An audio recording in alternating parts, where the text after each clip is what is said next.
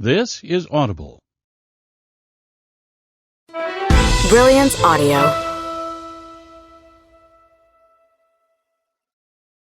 After Death by Dean Koontz. Performed by Eduardo Ballerini. Stand fast, therefore, in liberty, and be not entangled again with the yoke of bondage. Paul of Tarsus. 1. Michael in motion. A little night work. The stars are extinguished, and the drowned moon floats just under the surface of a translucent lake of clouds. Rats breed in the crowns of the phoenix palms, flea-tormented trespassers that mostly keep to their high nests and are seldom seen in this illustrious community, where the masters of art and industry live sequestered on guarded estates in denial of vermin. At 3:10 in the morning, as Michael Mace moves briskly through an elegant residential neighborhood, a plump, long-tailed rat freezes in its descent of a palm bowl, oil drop eyes filmed with a yellowish reflection of the street lamp light. He is no threat to the creature, but it decides otherwise and retreats at speed into the cascade of fronds from which it had ventured. Less than 10 miles to the south, streets that were once as stately as this one are now dangerous to rat and man alike. The filthy sidewalks and parks are impassable in places, obstructed by ramshackle encampments of the addicts and mentally ill who give an undeserved bad name to the smaller number of sober, sane, genuinely homeless people whose needs authorities ignore. Those farther precincts crawl with feral cats that know where to find rodents, cockroaches, and other delectables in abundance. By contrast, this moneyed community has no tolerance for such dreary bacchanals. The city council recently added officers to the police department in response to a sharp increase in crime, which spills across borders from adjacent jurisdictions where those in the ruling class see themselves as admirably tolerant and enlightened. A Dodge Charger, the choice of police in this city, turns the corner half a block away. Shadows expand and arc and then contract as headlights sweep the avenue, which once carried frequent traffic at any hour. Now the lanes are deserted. The sidewalks accommodate but one pedestrian. Illuminated, Michael neither seeks the cover of shadows nor breaks his stride. He has an urgent task ahead of him, one that might remain urgent for as long as he walks the earth. Past midnight, a man alone on foot is inevitably a subject of interest to law enforcement in a city as encrusted with wealth as this one. Yet the light bar on the roof of the patrol car remains dark. The vehicle gains speed as it approaches him. Perhaps the man behind the wheel is distracted and sleepy as he nears the end of his shift, or maybe he has received a call to go to the immediate assistance of a fellow officer. In the light of the car's computer terminal and digital citation printer as he flashes past, the driver seems like an apparition, less fact than form, his face a pale oval, spectral and without features. 2 blocks later, Michael arrives in a commercial district. The engine noise of unseen trucks and other vehicles arises, perversely reflected through the ranks of tall buildings so that it seems to issue from mysterious machinery deep underground. Here, lampposts stand unlit. The city obtains its electricity from a regional power company that in this time of shortages has restricted usage by both the implementation of penalties and high prices. In the interest of suppressing burglaries and home invasion robberies, outdoor lighting is largely reserved for residential neighborhoods. In these storied streets of restaurants and high-end shops offering luxury goods, businesses that once glittered from dusk to dawn are now dark after closing time. A plague of smash-and-grab robberies has been largely cured by installing display windows and doors of bulletproof glass, backed up by hidden stainless steel shutters that slam down with pneumatic force if the glass begins to give way under attack. The shutters thwart even vehicles used as battering rams. While still on the sidewalk, potential customers are scanned for weapons, guns, knives, hammers, whatever, even as they approach the doors, which can instantly lock if a threat is detected. Regular, valued shoppers and clients are unaware that they are identified by facial recognition programs, and thus are admitted, spared from the indignity of having to explain themselves if they are carrying firearms for self-defense. Because of these precautions, the shops with the priciest merchandise can maintain an illusion of timeless glamour and riskless privilege. A surprisingly clean bricked pave alleyway offers doors to rear entrances and merchandise receiving rooms that are as secure as the doors to munitions bunkers and presented with simple elegance rarely found in the back streets of commercial districts. Even the dumpsters are in good repair, freshly painted and discreet. In gloom that the veiled moon little relieves, preferring light but well adapted to darkness, Michael proceeds to a 5-story brick building on the right. A man-sized door and a double-wide garage roll-up are matte black and bear no street number or business name. There is an electronic lock he must release and a security system circuit he must sustain while he steps into a dimly lighted vestibule and quietly closes the door. He is so new to this life and his abilities that he still amazes himself. The law firm of Woodbine, Kravitz, Benedetto & Spackman owns this building, occupies all 5 above-ground floors, and employs 61 people. To Michael's left is a door that leads to 2 floors of subterranean parking. He pushes through a swinging door directly in front of him and follows a ground-floor hallway that leads past rooms of records and the offices of certain members of the legal support staff. At the end of the hallway, he passes through another swinging door. The wealth and power of the firm are implied by the cavernous amount of unproductive space dedicated to the lobby, which at this late hour is revealed only by soft, indirect lighting. Black granite floors, honey-toned quarter-cut anagra paneling, a domed scallop ceiling leafed in white gold, millions of dollars worth of large, dramatic, and in Michael's opinion, tedious paintings by Jackson Pollock present snarls of meaningless color that distract from the lustrous elegance of the piano finish paneling. 2 elevators feature stainless steel doors with a subdued Art Deco design. For security reasons, these lifts can be accessed only by entering 5 digits in a keypad. Each person who works here has a unique passcode. During business hours, clients and guests are escorted into the elevators by one of 2 receptionists. Although lacking a code, Michael can obtain that of anyone who works here and use an elevator if he wishes. But even if the pneumatic rail system is quiet, the sound might alert those he's come here to see. An emergency stairwell is required in the event of fire. One is detailed in the blueprints that are on file with the city's building department and readily accessible to him. The stairs are concealed behind paneling, on which hangs a large vertical format Pollock work that convincingly depicts and celebrates the mental chaos of extreme alcoholism. A concealed pressure latch in the frame of the painting releases the lock, and the hidden door swings out. The switchback stairs are concrete, not metal, and each tread is cushioned with ribbed rubber to minimize the danger of a slip-and-fall lawsuit. The regularly spaced LED wall sconces operate around the clock, 7 days a week. At the 5th-floor landing, Michael listens to his own breath drawn and expelled, which is such a soft sound that what he hears might be entirely internal, the rhythmic billow and abatement of his lungs. To an observer, his stillness could suggest that he is a dead man standing. But he isn't dead anymore. From this side, the door is not concealed, and the electronic lock is released with a simple lever handle. He steps into a room paneled in anagra. The floor is shimmering white quartzite, laid in 6-by-4-foot slabs instead of cheaper tiles.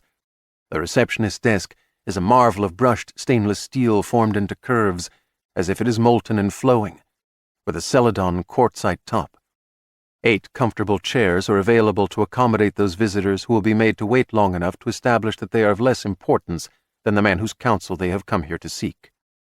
Currently, illumination is provided by only a pair of alabaster sconces that flank a door on the far side of the room.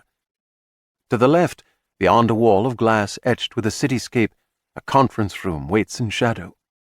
20 empty chairs around a long table. To the right, windows look out on streets impoverished of light and rich with threat. Michael steps around the desk and goes to the ensconced door. It opens into the office of Carter Woodbine, founder of Woodbine, Kravitz, Benedetto & Spackman. Ordinarily, Woodbine schedules appointments only between 10 o'clock in the morning and 4 in the afternoon.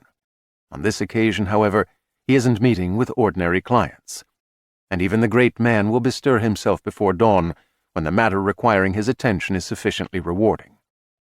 Like the public spaces in this building, Woodbine's office is an exacting and fastidious marriage of high drama and good taste. The desk is an uncharacteristically large work by Ruhlmann, circa 1932. The lamp upon it is not from Office Depot, but shines forth from the long-ago studios of Louis Comfort Tiffany. The dragonfly motif is a rare specimen executed largely in gold glass with vivid blue insects, and no doubt appeals to Woodbine because it suggests mystery and power, the two cloaks in which he's wrapped himself throughout his career. Although the attorney owns a 15,000-square-foot residence on 2 acres, a half-hour's drive from his office, he maintains an apartment here on the 5th floor. In addition to a living room, dining room, chef's kitchen, bedroom, bath, and gym, there is a concealed panic room that can withstand any assault that might be made against it. His third wife, 40-year-old Vanessa, 22 years his junior, lives with him in the mansion, but she has no access to his apartment, which she assumes, or pretends to assume, is of modest size and used solely when he's so overwhelmed by the demands of the law that he can't spare the time even for a short commute. This allows Woodbine to have a parallel life of quiet but intense debauchery at odds with his public image.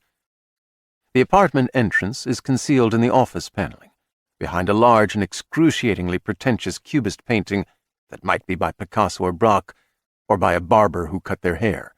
The lock responds to a signal when an electronic key is held to a blue triangle that symbolizes something in the painting.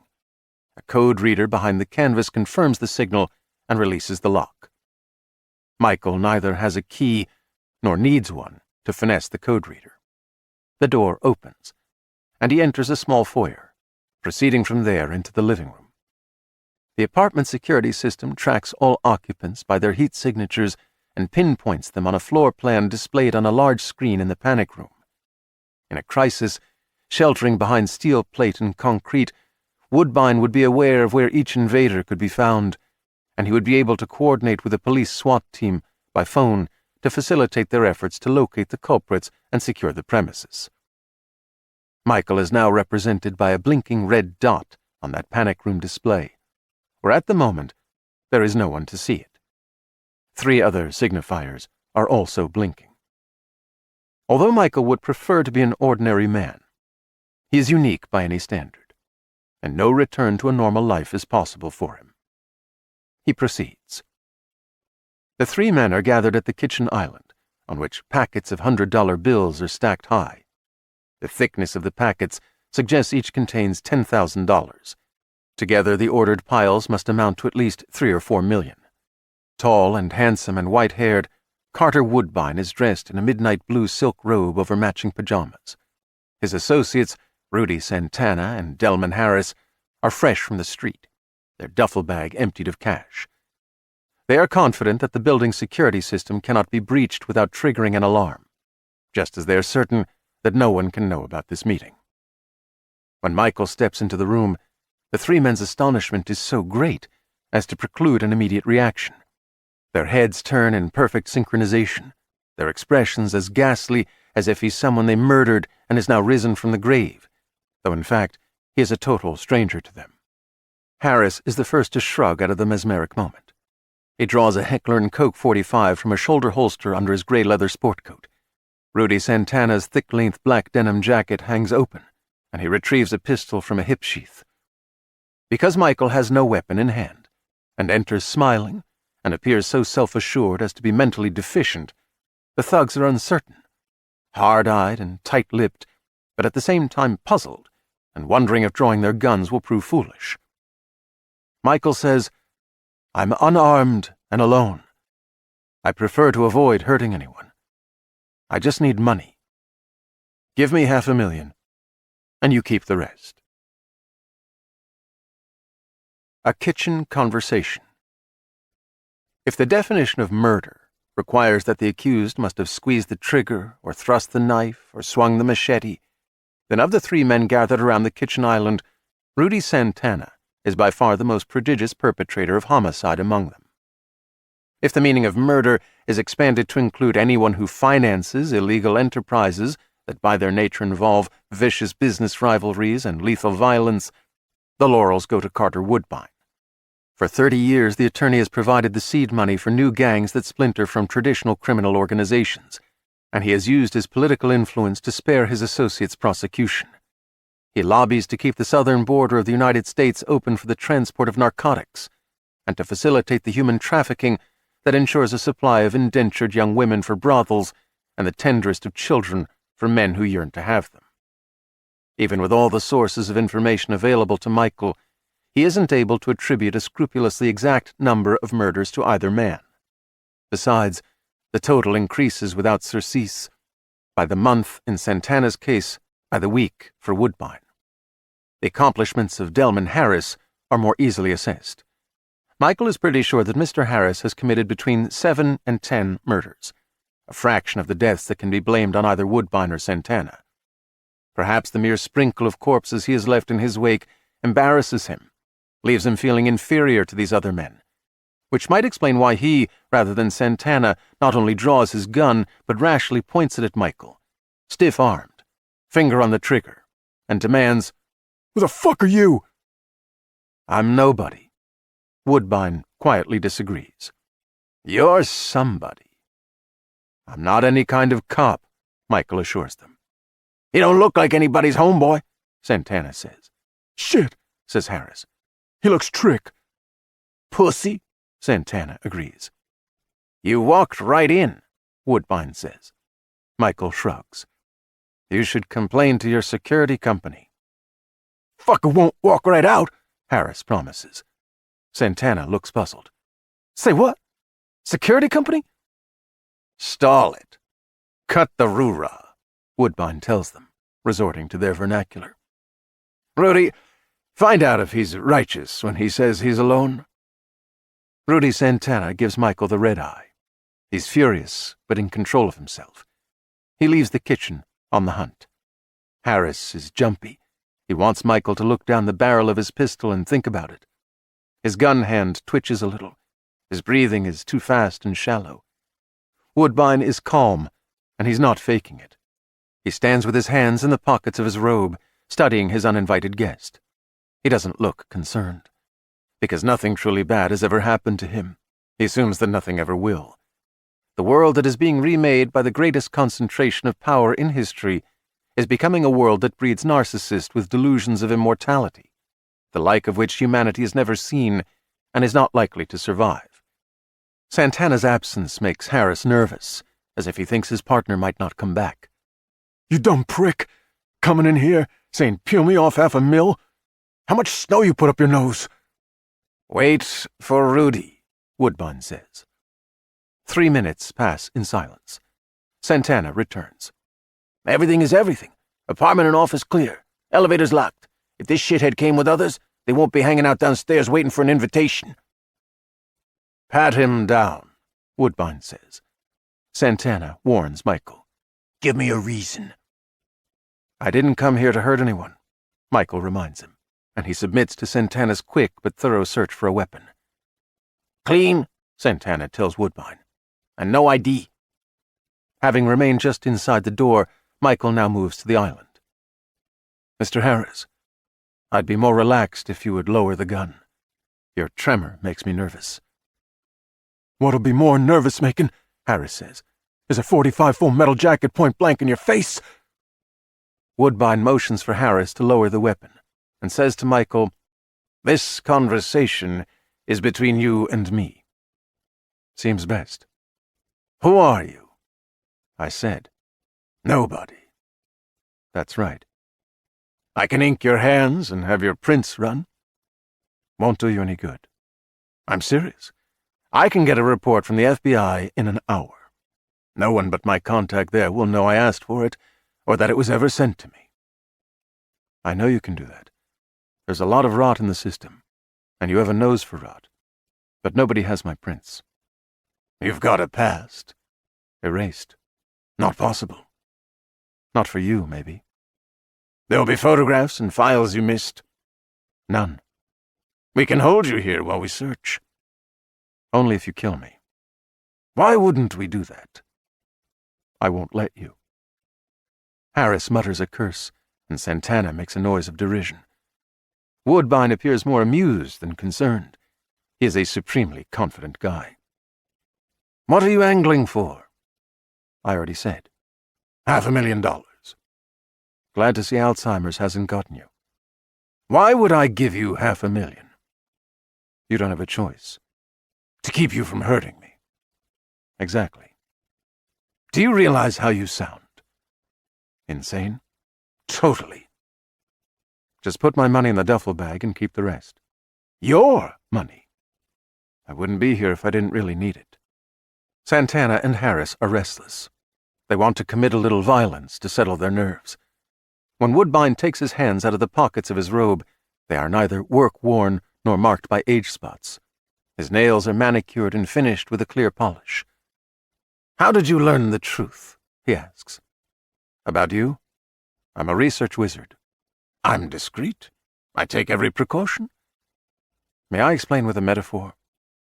Let's say the internet is a dense jungle of information, with trillions of clues to billions of secrets. Each of you leaves a trail whether you try to cover your tracks or not. I'm right out of Kipling. Rudyard Kipling. So you learned something at Harvard. See, I know the internet jungle better than Mowgli knows the real one. To my eye, you left a trail as wide as a herd of elephants. Drop the metaphor. Give me an example. Indicating Santana and Harris, Michael says, You use burner phones with these two Phoebes and others. I go through a couple hundred disposables a year. I destroy them all, and I don't buy them myself. I know. Mr. Santana's uncle Ignacio, the priest, buys them for him, and Santana gives your share to you. Santana is incensed. My uncle is a holy man of God. Don't screw with Tio Ignacio, you piece of shit. Quieting Santana with a gesture, Woodbine asks Michael, How could you know this? You use your limited-function burner phones when you talk to one another, but you use your smartphones for text messaging. Our texts are encrypted, profoundly encrypted. Yeah, I know. The best encryption in the world, developed by Moscow, used by the Russian Prime Minister. Even the CIA hasn't broken it. But you have. Let's say I built a backdoor into the computer system of the Russian equivalent of the CIA and planned a rootkit so I can come and go undetected. Rootkit? Hacker talk. That's not really how I work. I'm not a hacker. But I wanted to put it in terms you might understand. So somehow you tap our phones and read through the encryption of our text messages. That's how you knew we'd be here now. Michael shrugs. So sue me. You want me to believe you've left incriminating evidence with some friend of yours, and if you don't come back, he'll turn it over to the authorities, like in the movies. No, not at all. What good would that do me, considering how you can buy politicians, judges, honchos in the Attorney General's office, and key journalists? Woodbine stares at him for a long beat. At last he says, You fascinate me. Thank you, but that's not my life's purpose. He pulls the empty duffel bag in front of him and begins to scoop packets of $100 bills into it. Seeking guidance, Santana says, Carter, what the hell? Harris's smartphone is in an interior pocket of his sport coat, and Santana's smartphone is in the left back pocket of his jeans, and Woodbine's smartphone is in a pocket of his robe. Although none of those devices is set on vibrate, they begin to shake 3 times more violently than ever before. Simultaneously, an eerie keening issues from the phones at 3 times the volume they previously produced. A ululent shrillness, suggesting the angry shriek of an ungodly, monstrous insect. The batteries instantly overheat. The 3 men are so startled that they fall into momentary confusion. Santana cries out, Wah, wah, wah! And Harris curses, and Woodbine steps out of his slippers as he staggers back from the island, and they claw at themselves to get rid of whatever threat is manifested in their clothing. In the first 3 seconds, as Rudy Santana plucks the phone from his back pocket, scorching his fingers, Shit, shit, shit! Michael punches his face, breaking his nose, and Santana falls, and Michael stomps on the wrist of the gun hand, and Santana's fingers spasm open, allowing Michael to stoop and take the pistol by the barrel. In the following 3 seconds, Michael pivots to Harris, who has put his .45 on the island and is frantically shrugging out of his coat, which has begun to smoke, and Michael clubs him with the butt of Santana's pistol, just hard enough to put him out for a few minutes. Carter Woodbine presses his back against the refrigerator, sucking the thumb and forefinger of his right hand, which blistered when he retrieved his hot smartphone from a pocket and threw it across the room. In the throes of his reaction, he has shrugged his left arm out of the sleeve, so the open robe hangs from his right shoulder. Standing barefoot in his disheveled jammies, he looks no more impressive than a large child who's been caught on a forbidding post-midnight raid of the cookie jar. The smoking phones have fallen silent. After dropping Santana's pistol in the duffel bag, holding Harris's .45 in his right hand, Michael says, "Don't test me." Removing his wet thumb and forefinger from his mouth, Woodbine says, "I'm not stupid." Lacking evidence, I'll take your word for it. On the floor, cradling his injured wrist in his good hand, blood bubbling in the deformed cartilage of his nostrils, Santana breathes through his mouth, spitting out curses between inhalations. Michael scoops bundles of cash into the duffel bag with his left hand. "How did you do that?" Woodbine asks. "Do what?" "You know what. With the phones." "Trade secret." "You think you're cute." "My mother thought so, but I never could see it." "I'll find you." "Knock yourself out." "You're dead." "Been there, done that. Didn't care for it." He has taken maybe 10% of the cash on the kitchen island. The bag is heavy. "I should set the rest on fire, knowing how you got it and what worse you'll do with it." At the prospect of losing it all, Woodbine decides respectful silence is the best response. As he zippers the bag shut, Michael says, "What is it with people like you?" Repressed rage forces Woodbine to speak through clenched teeth. "What people would that be?" "Those who had every advantage but went bad." "There isn't bad or good." "Then what is there?" "Opportunities. You take them or you don't." "What name do they give that philosophy at Harvard?" "Nihilism. It works. Looks like you live by it too." "I only take from nihilists. Doesn't make me one." "So you feel virtuous?" "No. It just makes me a different kind of thief." Michael backs out of the kitchen with the .45 in his right hand and the duffel bag depending from his left. In consideration of the Heckler & Koch, Carter Woodbine is slow to follow. They'll probably try to use a landline to make a call. It won't work. Michael steps out of the apartment foyer into Woodbine's public office and closes the door that is hidden by the Cubist painting. It bears the signature of Picasso. He studies the work for a minute, twice as long as is fruitful. He crosses the room and is about to step into the reception lounge when he hears Woodbine struggling with the Picasso door.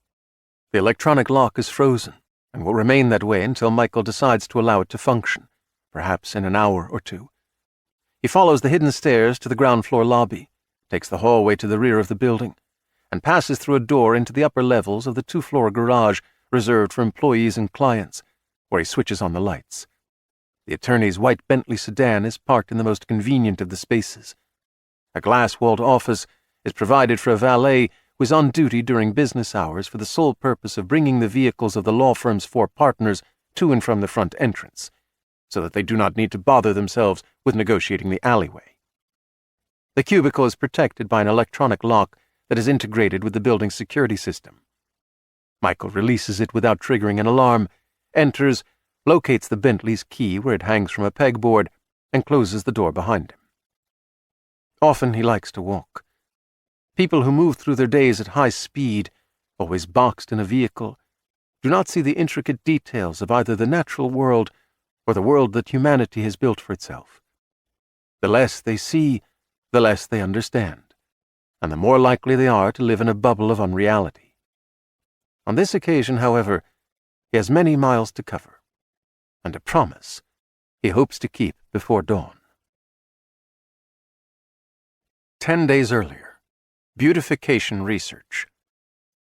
The food in the cafeteria is less tasty than Army K rations, but at least the ambiance is better than the crumbling and cratered streets of some butt-of-the-world city where the meal would likely be interrupted by a firefight. Considering that this facility is a public sector-private sector partnership between the Internal Security Agency and 2 technology firms, each valued at more than $1 trillion, it's unfortunate that the food service is provided by the government rather than by the Human Resources Division of one of the tech companies, which would have a better understanding of nutrition and flavor. Employees have no choice other than to eat lunch here, because before leaving the premises, they must undergo a 75-minute decontamination that no one wants to endure twice in one day. Lunch boxes from home are forbidden for reasons known only to the bureaucrats who devise the protocols and who labor in a warren 3,000 miles away, where no one can make contact with them. Michael sits at a counter table with his best friend, Shelby Shrewsbury, who may be the only immunologist in the United States who is also a specialist in cerebrovascular function and the blood-brain barrier, 6'5", 235 pounds, and African American. Shelby, a genius, earned his first medical degree when he was 22. But Michael possesses just slightly higher than average intelligence. Shelby plays the piano, violin, and saxophone. Michael has mastered the harmonica. Shelby has the face of a movie star. Michael, not so much. They have been best friends for 38 years, since they were 6, and their families were neighbors in a lower middle-class community, where for different reasons, Michael and Shelby were viewed as nerds by most other kids. Shelby, the senior biological scientist on this endeavor, has equal authority to that of Dr. Simon Bisturi, who serves as the reigning technology expert.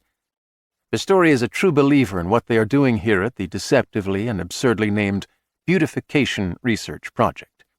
Shelby, however, is profoundly skeptical about the wisdom and morality of his work, a point of view he has concealed in order to be in a position to go public and blow up the entire scheme if that becomes necessary.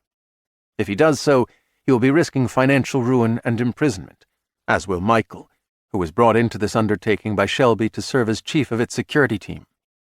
In this age when the fruits of corruption and the pursuit of power at all costs seem to motivate too many in the highest echelons of society, Shelby and Michael are no less outsiders than they were as kids. Most of those in the current ruling elite would dismiss them as nerds if they only knew what principles guide them. They never discussed their status as potential whistleblowers. At the moment, here in the cafeteria, they are discussing Shelby's romantic longing for a woman, Nina, whom he's met just 3 times and has not yet asked for a date. He encountered this jewel in her capacity as the accountant handling payroll and taxes for his cousin Carl, who owns 3 laundromats. Shelby was charmed not merely by her looks, but also by her intelligence, wit, and industriousness. So, Michael says, instead of asking her on a date, you hire her as your accountant. I'm not sure if that's smoother than it is dumb, or dumber than it is smooth, or not smooth at all. Shelby has an unconscious habit of rolling his eyes as an acknowledgement of his mistakes and shortcomings. Yeah, well, I've never handled rejection well. I curl up and suck my thumb. You're tall, dark, handsome, successful, amusing, and reputed to be smart. No woman is going to reject you. I had plenty of rejections before I met and married Tanya. Back then you were just tall, dark, handsome, amusing, and reputed to be smart. You weren't successful yet. I was too tall, broad as a truck, big hands like a strangler for hire, with a tendency to glower. I'm still all those things. Just smile and your face lights up, cute as a kitten. Shelby's eyes roll in their sockets, as if he's one of those novelty dolls with counterweighted eyeballs. That's just it. When I'm around Nina, I'm so worried about making a good impression that I forget to smile. I'm so nervous and earnest, I look scary. Pushing aside his plate of half-finished cream beef on whole wheat toast with carrots and red beet slaw, Michael shakes his head. It's a mystery how you produced 2 children with Tanya. Tanya wasn't just beautiful. She was uncannily insightful. 10 minutes after we met, she knew me better than I knew myself. Maybe this Nina also knows you better than you think she does. Knows just what a prince among men you are. Shelby swallows a forkful of beet slaw, and his face puckers. He washes the slaw down with iced tea, and his face puckers again. Don't you think that's more luck than any man should expect? To meet 2 women who totally get who he is in his heart? After pretending to think about that, Michael says, Are there really stranglers for hire? Given our ever-darkening world, why wouldn't there be? Do they use their bare hands or a wire garrote? Hands, wire, rope, scarves, rubber tubing. They have to switch it up, otherwise the job would get boring. Another thing is the age difference. I'm 44, and Nina's 30. Humbert salivates over Lolita. I'm making a civilian arrest, you pervert. Maybe it's funny to you, but it's a serious consideration. When Nina's 65, I'll be 79. Yeah, you're right. And when she's 110, you'll be 124. Be careful, or your eyes will roll right out of your head. Shelby sips more iced tea. I think the people who make this stuff also make the brew you drink before a colonoscopy. You know what I think? Although it's been 8 years since cancer took Tanya. You feel that getting serious about Nina is like cheating on Tanya. No, it's nothing like that. Betraying her. You can't betray someone who has passed away. Dishonoring her memory. Shelby sighs. You're relentless. You'd have made a great prosecutor during the Spanish Inquisition. Your kids are grown, and you miss having them in the house. What does that have to do with anything? You live alone. You're not the kind of guy who can live alone. Right now, you're a lonely, forlorn, miserable stylite who could be happy if you'd allowed yourself to reach out to Nina. Stylite? Been reading more than your usual comic books? You said her son is special? Shelby's scowl softens into a sweet expression. John, he's a good kid. He's the kind of kid who's the hope of the world. So if Nina will date you, and if she's sufficiently lacking in judgment to fall in love with you, and if then she's foolish enough to marry you, you'll not only have a wife, but a little family, a new adopted son to mentor and inspire and make as neurotic as you are. Shelby sighs. That's a dream worth having, isn't it? So turn it from a dream into a reality. I think maybe I will. Don't think, just do it. None of us knows how long we've got, pal. Next week we could be gone. Fate favors no one, especially not a too-tall, truck-wide, glowering potential strangler like you. Looking past Michael toward the entrance to the cafeteria, Shelby mutters, What's our S.O.B. doing here? That would be Dr. Simon O. Bisturi, the co-director of the project, technology expert and primary pain in the ass. 99% of the time, he has his lunch sent up to his office. On the rare occasion when he shows up here, it's not for food, but for the chance to kvetch to someone, anyone, about whatever has his shorts in a knot at the moment. Simon Bisturi is not a happy man. Michael taps Shelby's lunch tray.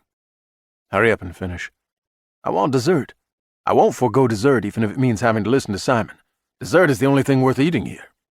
He's probably pissed off because he's heard about some major success with the killer robot dogs. Although Bisturi believes in the work they're doing, he thinks they'll need 5 more years to have success. The position he really wants is that of the project director at a facility north of San Diego, where many billions are being spent to create a 4-legged AI robot soldier with significant firepower, based on the skeletal structure and highly flexible spine of a dog. They don't look like dogs. They look like something from hell. No one will want to pet them. However, Bisturi is convinced they can be designed, produced, and battle-ready a lot sooner than any breakthrough is likely to occur here at Beautification Research. Dr. Bisturi is a scientist, but he's more about success than science. Success and glory. Damn, Shelby says.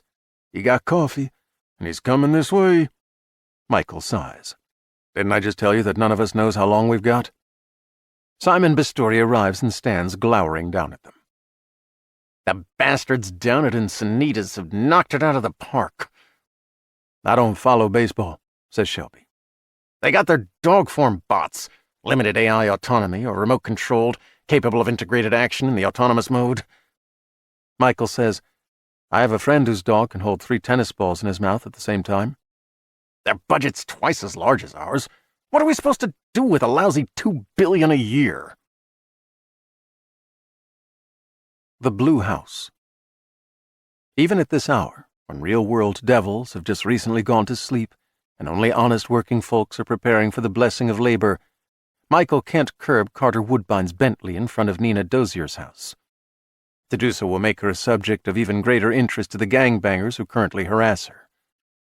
He parks the sedan in the lot of a dentist's office, where the greater disorder of her neighborhood meets the lesser disorder of another community. En route, he'd stopped to take $100,000 from the $500,000 and had secreted those 10 packets in the spare tire well of the car's trunk. Now he slips the strap of the duffel over his right shoulder, his hand within the open top of the bag, holding Santana's pistol in a relaxed grip, and he sets out to walk 8 blocks.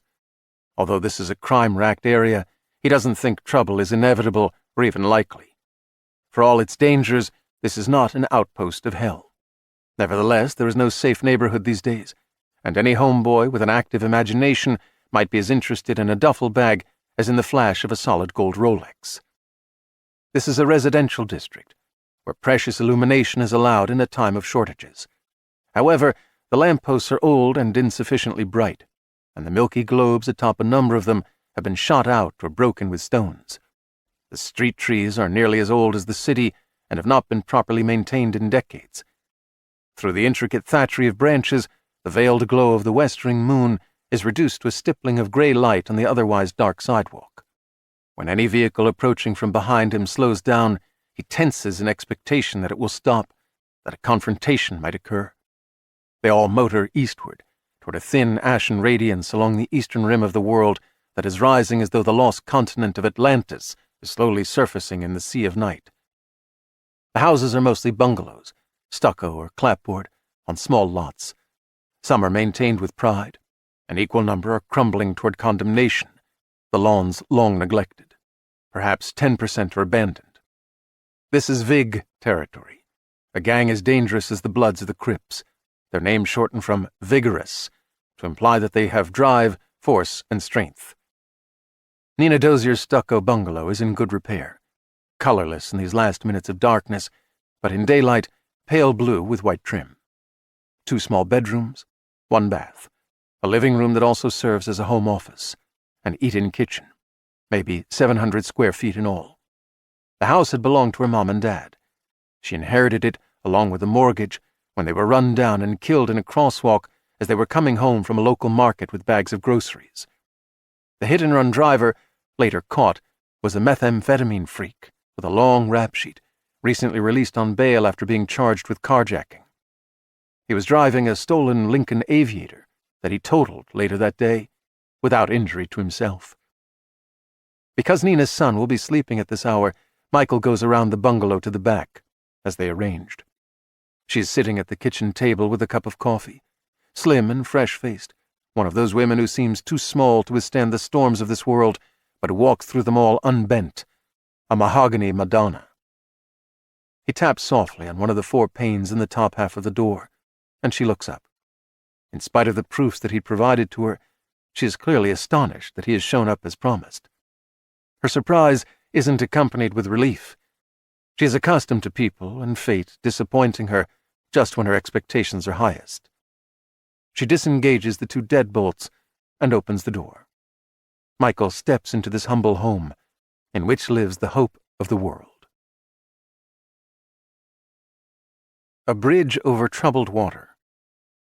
Nina fills a heavy white china mug with coffee for Michael, refreshes her own, and sits across the table from him. She needs the caffeine, for she has slept not at all this night. In fact, since he first approached her the day before yesterday, she's been in a state of anticipation that has made it difficult to concentrate on her work or on anything else. At 30, after putting herself through college, she is in her 6th year of business as a certified public accountant. Her clients own small businesses in the neighborhood. She keeps their books, prepares their taxes, and makes sure they are in compliance with state laws regarding employees. None of them is getting rich, and neither is she, but she counts it an accomplishment, almost a triumph, that she can support herself, provide for her son, and grow her savings such that she might be able eventually to give the boy a chance for a better life than she has shaped for herself. In this hard and darkening world, she is proud of what she has achieved, and grateful that she is wiser than she once was, that she doesn't need to depend on anyone. When she was 16, she made a profound error of judgment. His name was Aleem Sutter. He was a charmer, charismatic, a liar who could make a young girl believe he was true to the bone. He knocked her up and then walked away. Everyone said she shouldn't carry the baby to term, but she did. She hoped that when Aleem learned he had a son, he would help support him. Didn't happen. However, almost from the day the baby was born, though he should have been a burden, he was a joy. Never fussy, always smiling, curious and inquisitive from the start, quick to learn, John became quicker year by year. He is 13, good-hearted and reliable and truthful, everything that his father was not and still is not. As any mother should, Nina believes that her boy is special, though she never imagined that a stranger would one day knock on her door to tell her that Shelby Shrewsbury thought a boy like John could be the hope of the world. A stranger who would amaze her with his uncanny powers. But along came Michael. For 13 years, Nina has lived for her child, now with more love and hope than ever. though there are risks, dangers. The abilities that Michael has demonstrated seem magical, but Nina understands that his gifts were born from a strange confluence of science and wild luck. The odds that such a wondrous thing would flow from horror and tragedy are beyond calculation. She thinks of it as a miracle, but Michael does not. He insists he is no messiah, no anointed redeemer, nothing more than a guy who was in the wrong place at the wrong time, when, in the midst of catastrophe, one thing went right. He recognizes the corrupting nature of power and the need for humility to avoid becoming one more monster aligned with those who would consign most of humanity to bondage. From the duffel bag on the floor beside his chair, he withdraws a wad of $100 bills fastened with a rubber band and puts it on the table. As I promised, this is one of 40. Although she believes in him, she hesitates to touch what he offers. Because John is sleeping in a front room, she speaks softly, and so does Michael. Where did you get all this? I took it away from some bad men. How bad? Drugs and human trafficking. Dirty money, she says. The uses they would put it to would have only made it dirtier. You'll use it well. You'll make it clean again. So much? I might need a year or more to understand how best to use this crazy power before I dare to do what needs to be done. During that time, for Shelby, I want to know you and John are all right. He was my best friend. I owe him. There's nothing else I can do for him. He wants her to sell this house and move somewhere that drive-by shootings are rare, where gangbangers don't rule the streets, where she and John can't be found, where they'll be safe. A month ago, Aleem Sutter came back into her life. He's now the boss dog of the Vigs in this country. Having a gang-age son who's living straight is embarrassing to him, and suggests to his homeboys that he bends to the will of a woman. He's sniffing around the edges of their lives, wary of Nina, but he's rapidly growing bolder. I give up my accounting. How do I say I earned this money? Stop using a credit card. When you pay cash, your wealth becomes invisible. Some things can only be paid by check or such. Each month deposit what cash you need in your account. The IRS, they'll smell out the discrepancy sooner or later. You won't have to deal with the IRS anymore. That's a nice dream. I've set it up so the IRS's computerized records will show you paying quarterly and filing annually. But you won't ever pay again. What do I say when they audit me? I've set it up so they never will. You set it up. You saw what I can do. Yeah, okay, but sweet Jesus. I've coded your IRS file with an automatic audit reject. How does that work? A few hundred people in government are so powerful, they've exempted themselves from audits. I tucked you among them. How do they get away with that? It's a tight-held secret. Besides, people who tell them they can't do something, those people meet with grave misfortune. Corruption everywhere. We're playing their game only to bring them to justice. She stares into her mug. Reflected in the dark brew, her eyes swell and shrink freakishly with the movement of the liquid, as if some force that speaks only through symbol and suggestion is warning her that what she is doing will deform her vision and her soul. Michael says, Aleem has seen a lawyer. What do you mean? The GPS record for his Cadillac Escalade is accessible to me. Yesterday, Aleem parked for 47 minutes at the building occupied by Buckland and Ames, a law firm that vigorously defends gangbangers like them. He's got another appointment there today. This has something to do with me? Mr. Buckland enters notes about meetings on his laptop.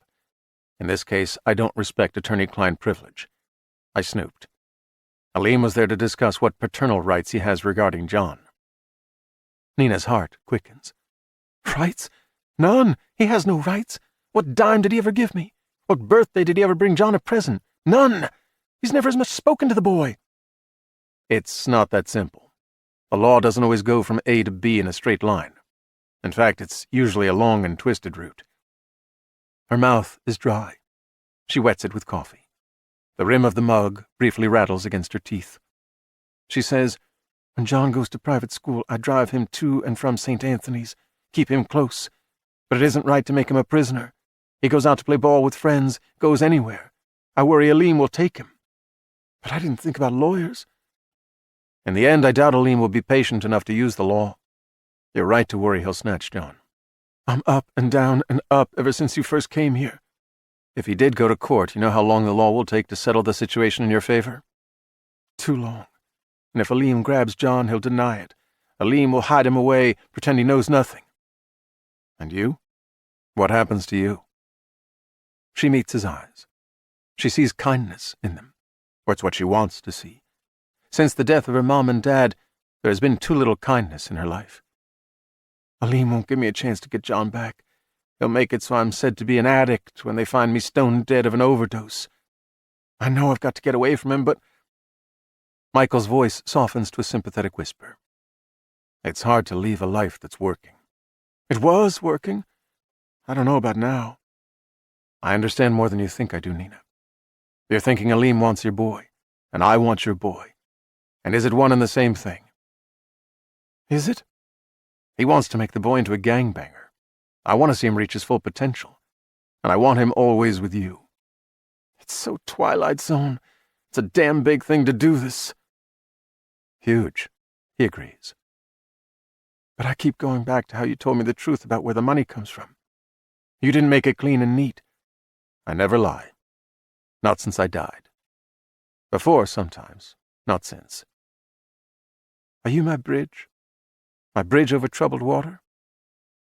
I will be if you'll let me. Because of Shelby Shrewsbury.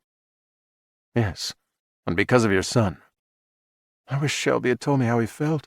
He seemed like such a good man. He was the closest I've known to a saint. Not just my best friend. Maybe my only one. Good men haven't often crossed my path. Take this new path. Maybe that'll make all the difference. The boy. The sky is overcast and the morning light bleak. But following Nina's decision, the kitchen is filled with a spirit of quiet hope, as though what has begun here is the sanctification of a world gone wrong, which might in fact be the case if Michael's intentions can be fulfilled. She puts the duffel bag full of money in the pantry and gives him an opaque plastic bag with a drawstring closure, which she uses for groceries.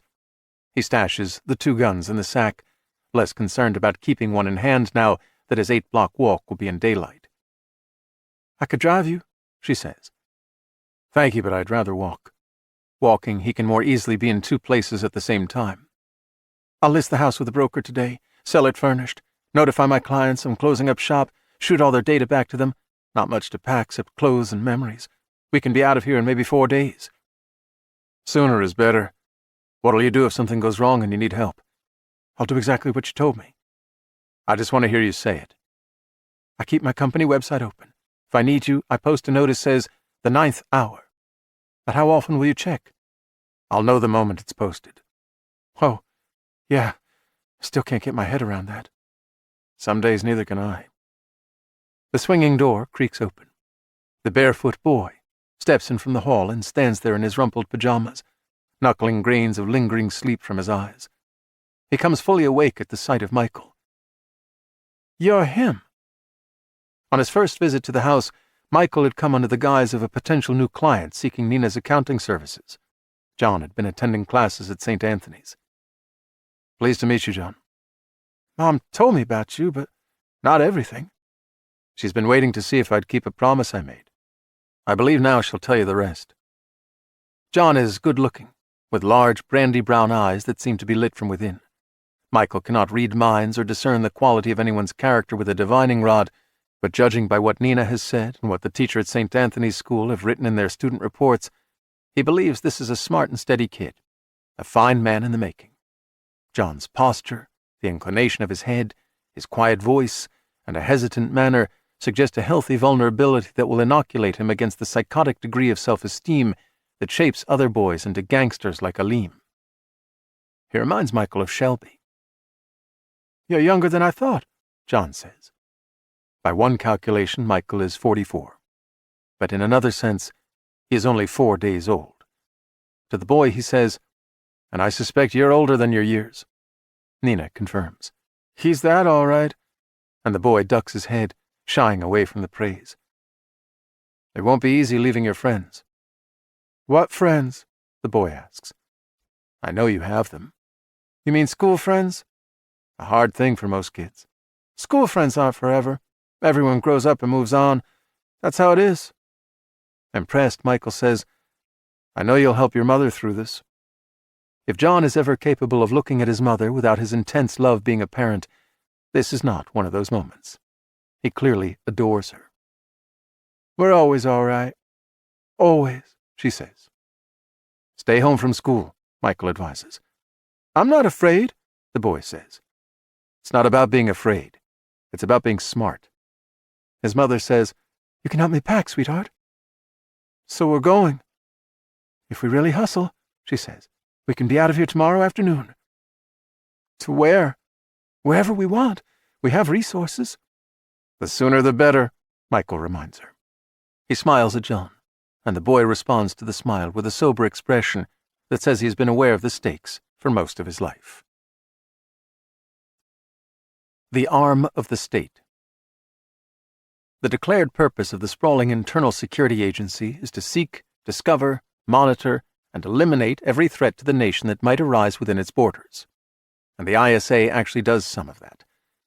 As the agency has evolved, however, its primary purposes are to guarantee the perpetuation of the labyrinthine and unelected bureaucracy that in truth runs the country, ensure the prerogatives of the ruling class, and to monitor that only the right kind of people are gorging themselves at the public trough. With the tens of billions of dollars in its annual budget, the ISA is a vast wasp's nest that can dispatch swarms of agents to every real, fabricated, and imagined crisis. Among those busy hornets of the law, Durand Calaphas is unique. While some other agents might be dedicated to the job, Calaphas is obsessed with it. He has no wife, no children, no significant other. His mother and father are living, but he finds them too tedious to be worth his attention. His IQ is 178, well above the number that would qualify him as a genius. James Bond is licensed to kill, but considering the importance of the cases assigned to Calaphas, he is not merely licensed, but pretty much required to kill on a frequent basis. He has no compunctions about killing, whether it is justified or not. The ease with which he commits lethal violence has given him the highest case closure record in the organization. Consequently, while other operatives work in pairs and larger units, Calaphas's desire to work alone is honored, much to the relief of the numerous other agents who would be afraid to partner with him.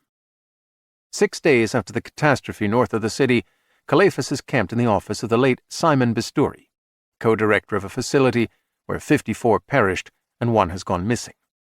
He has spent the past 6 hours drinking bottles of green tea sweetened with honey while reviewing high-definition security video on a 55-inch LED screen. He has become fixated on 46 seconds of video captured by cameras in the makeshift morgue that was established in this building in the wake of the disaster. Ostensibly, this facility was a private enterprise, the research division of a beauty products company tasked with developing formulas for moisturizing creams, wrinkle eliminators, exfoliants, makeup, lipstick, and other products. In fact, it was a top-secret project co-financed by the federal government and 2 high-tech firms whose names are more familiar to Americans than are the names of their senators. The microorganisms being developed here were neither viruses nor bacteria, but a hybrid of nanomachines and archaea, the former made by human scientists, the latter by nature. Until 1978, archaea were thought to be bacteria, but they are quite different. Bacteria are ester-based organisms, while archaea are ether-based and the more stable of the two. Because neither nanomachines nor archaea can cause infections, no one foresaw a need to conduct this research in a Level 4 isolation lab under the strictest of protocols. But at least the building was constructed to maintain a hermetical seal that is 99.65% effective. When the lungs and then the bloodstreams of the staff were invaded by the latest version of the hybrid microbe, these men and women weren't infected in the classic sense of the word, but they perished in minutes. One of the dead, no one yet knows who, proved sufficiently courageous and perspicacious to trigger a lockdown before anyone could flee and bring this mysterious contagion to the outside world. Every possible exit is covered with multiple cameras, none of which recorded the departure of an escapee. Nevertheless, of the 55 who are on duty, 1 man is missing, as if he turned to mist. All evidence suggests that he perished with everyone else. Yet his corpse is not among the dead. 3 hours after the event, when a remote inspection of the premises through its security cameras showed no living survivors, ISA specialists had taken advantage of the facility's hermetical seal, pumping the building full of a series of gases that destroyed all microorganisms and corroded all man-made nanoparticles. The sterilization and phagocytic cleansing were deemed complete after 6 hours, whereupon agents entered the building wearing inflatable plastic suits and airtight helmets, breathing oxygen from bottles strapped to their backs. For 6 hours, they tested surfaces in all labs and other rooms for evidence that lethal organisms had survived the purging gases. And 16 hours after the initial alarm, the building was flooded with purified air and aggressively vented to be sure that no pockets of gas remained in the structure. This required 2 hours. No longer specially suited up, agents spent the next 8 hours exhaustively photographing all the dead in situ and moving the bodies into a large chamber that had been the cafeteria but that had been converted into a temporary morgue where rows of folding tables served as catafalques. Portable chillers kept the temperature between 34 and 36 degrees. End Day 1. By the late afternoon of Day 2, the ISA had identified 4 military coroners who qualified for security clearances regarding the most sensitive matters, and who also had no reservations about signing non-disclosure agreements so stringent that they would be financially ruined and imprisoned for violating them. Those 4 were brought to the site, where the largest laboratory had been converted into 4 fully equipped autopsy stations. For 4 days, these highly experienced forensic pathologists have been bringing their skills to bear on the 54 corpses chilling in the former cafeteria. Now, in the project director's suite, Durand Calephas sits in a comfortable Herman Miller office chair that he has rolled to within 3 feet of the enormous wall-mounted screen. He uses the Crestron control to study those 46 seconds of enigmatic video over and over again, sometimes selecting quadrants of the image to enlarge to full screen, sometimes watching the sequence in the format in which it was filmed. On the screen, the time display certifies that this video was shot 40 hours after the deadly event, 4 days ago. By then, the forensic pathologists had been brought here. At that time, they had been in a nearby lab equipped with autopsy stations, being briefed before going to work. The scene is the cafeteria that's been converted into a morgue. 3 banks of ceiling lights are operated independently. So as not to tax the portable chillers by adding heat, only 1 bank of lights is on, the smallest of the 3, over the long serving station with its empty food wells. The rest of the room is dimly limned, but not dark. Maybe it's some flaw in the camera lens that makes the scene appear to be underwater, the quality of light reminiscent of that issuing from an illuminated aquarium that hasn't been kept as clean as it should be. Although still wearing the clothes in which they died, the victims lie beneath sheets on 55 tables. No one is in attendance of the dead. The first inexplicable development occurs on a table in the middle row of 5. The camera that records the moment is mounted on the ceiling, one of 3 in the room. The shape beyond the shroud is alike to all the shapes on 54 other tables. Suddenly the sheet rises, as if the corpse beneath it has attempted to sit up. The white cotton cerament slides away onto the floor, revealing the third inexplicable development begins 37 seconds after the first, when the door to the room eases inward, admitting a narrow blade of light from the corridor. No one enters. After 3 seconds, the door opens wider. The hallway appears deserted. Perhaps the door wasn't tightly closed and has swung open of its own weight. No. Now it swings shut and remains closed. Durand Calephas is not a superstitious man, the furthest thing from it. But it seems to him that a spectre opened that door, peered out to be sure no one was in the corridor, and then quickly exited the makeshift morgue. As one who believes this world has no great moment or meaning, that the earth is little more than a killing ground to be enjoyed by those who have a taste for blood sport, he is not convinced to revisit his philosophy by these ghostly occurrences. Intrigued, he replays the 46 seconds to exhaustion, straining for an explanation, until he sees a fourth thing that he has repeatedly overlooked. Because of the poor lighting, and maybe because this particular camera produces video of a lesser quality than the others, he needs to review the evidence often before he notices 3 moments in the sequence, when faint, pale plumes manifest out of nothing and quickly dissipate. For a few minutes, they mystify him. But just as he is prepared to attribute these manifestations to glitches in the stream of digital video, he remembers that the morgue is chilled to between 34 and 36 degrees. The plumes must be exhalations of the resurrectee, who somehow remains unseen by the camera. Ghosts do not respire. Neither can there be such a thing as an invisible man. Calephas's phone rings. The call is from Hugo Schumer, one of the agents securing research files and overseeing the pathologists who are performing the autopsies. All 54 cadavers have been identified. The one project staff member on the duty roster not yet accounted for is the head of security, Michael Mace. Taking a breather.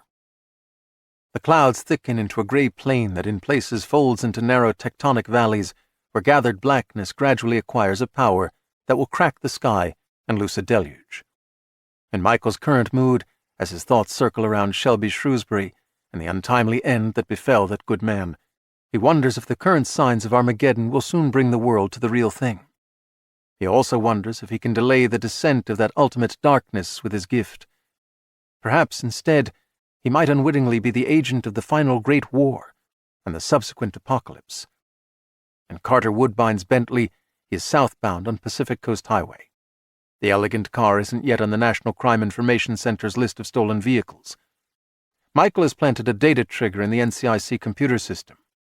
He will be alerted when the Bentley's license plate number appears in that registry, and he'll immediately remove it from there, and then trace backward to delete it from the files of any city, country, or state law enforcement agency that provided it to the NCIC. No beat cop or highway patrolman will be looking for these wheels. Besides, the crooked attorney is unlikely to report it stolen and risk that Michael, if apprehended, will explain where he got the $400,000 in his possession. Michael is likewise able to replace Woodbine's name with his own in the Department of Motor Vehicles records, assigning ownership of the car to himself, should he care to do so. If his purpose were theft, he'd clean up the chain of title by invading the records of the automobile dealership from which the Bentley was purchased and replacing Woodbine's name with his own as the buyer, whereafter it would be necessary to penetrate the files of the bank through which the attorney issued payment to the dealership and erase evidence of the transaction. All that effort would require a few minutes, but it would be a waste of time. Soon Michael won't be living under his own name, but rather under a long series of false identities crafted with such fine attention to detail that they can't be disproven. He has borrowed the Bentley only for a day or two. To the right of the highway, empty parking lots lay in service of a wide deserted beach. The sand slopes but 2 or 3 degrees to a sea that takes its color from the sky, as always it does, ash-gray now, and with no grace of foam on the chop. A wind has come out of the north to whirl fine sand and paper litter into pale-robed and hooded ghosts that haunt the day like the spirits of monks sworn to some strange faith, weaving southward on a fitful pilgrimage. Michael continues to Newport Beach, cruising along the fabled yacht harbor, past Waterview restaurants on the right, with luxury car dealerships and boatyards on the left. Farther south, in that neighborhood of Newport known as Corona del Mar, a bustling place of busy shops, he turns right off the coast highway into a village of tree-lined streets, where quaint single-story homes have mostly been replaced by large houses in an architectural potpourri.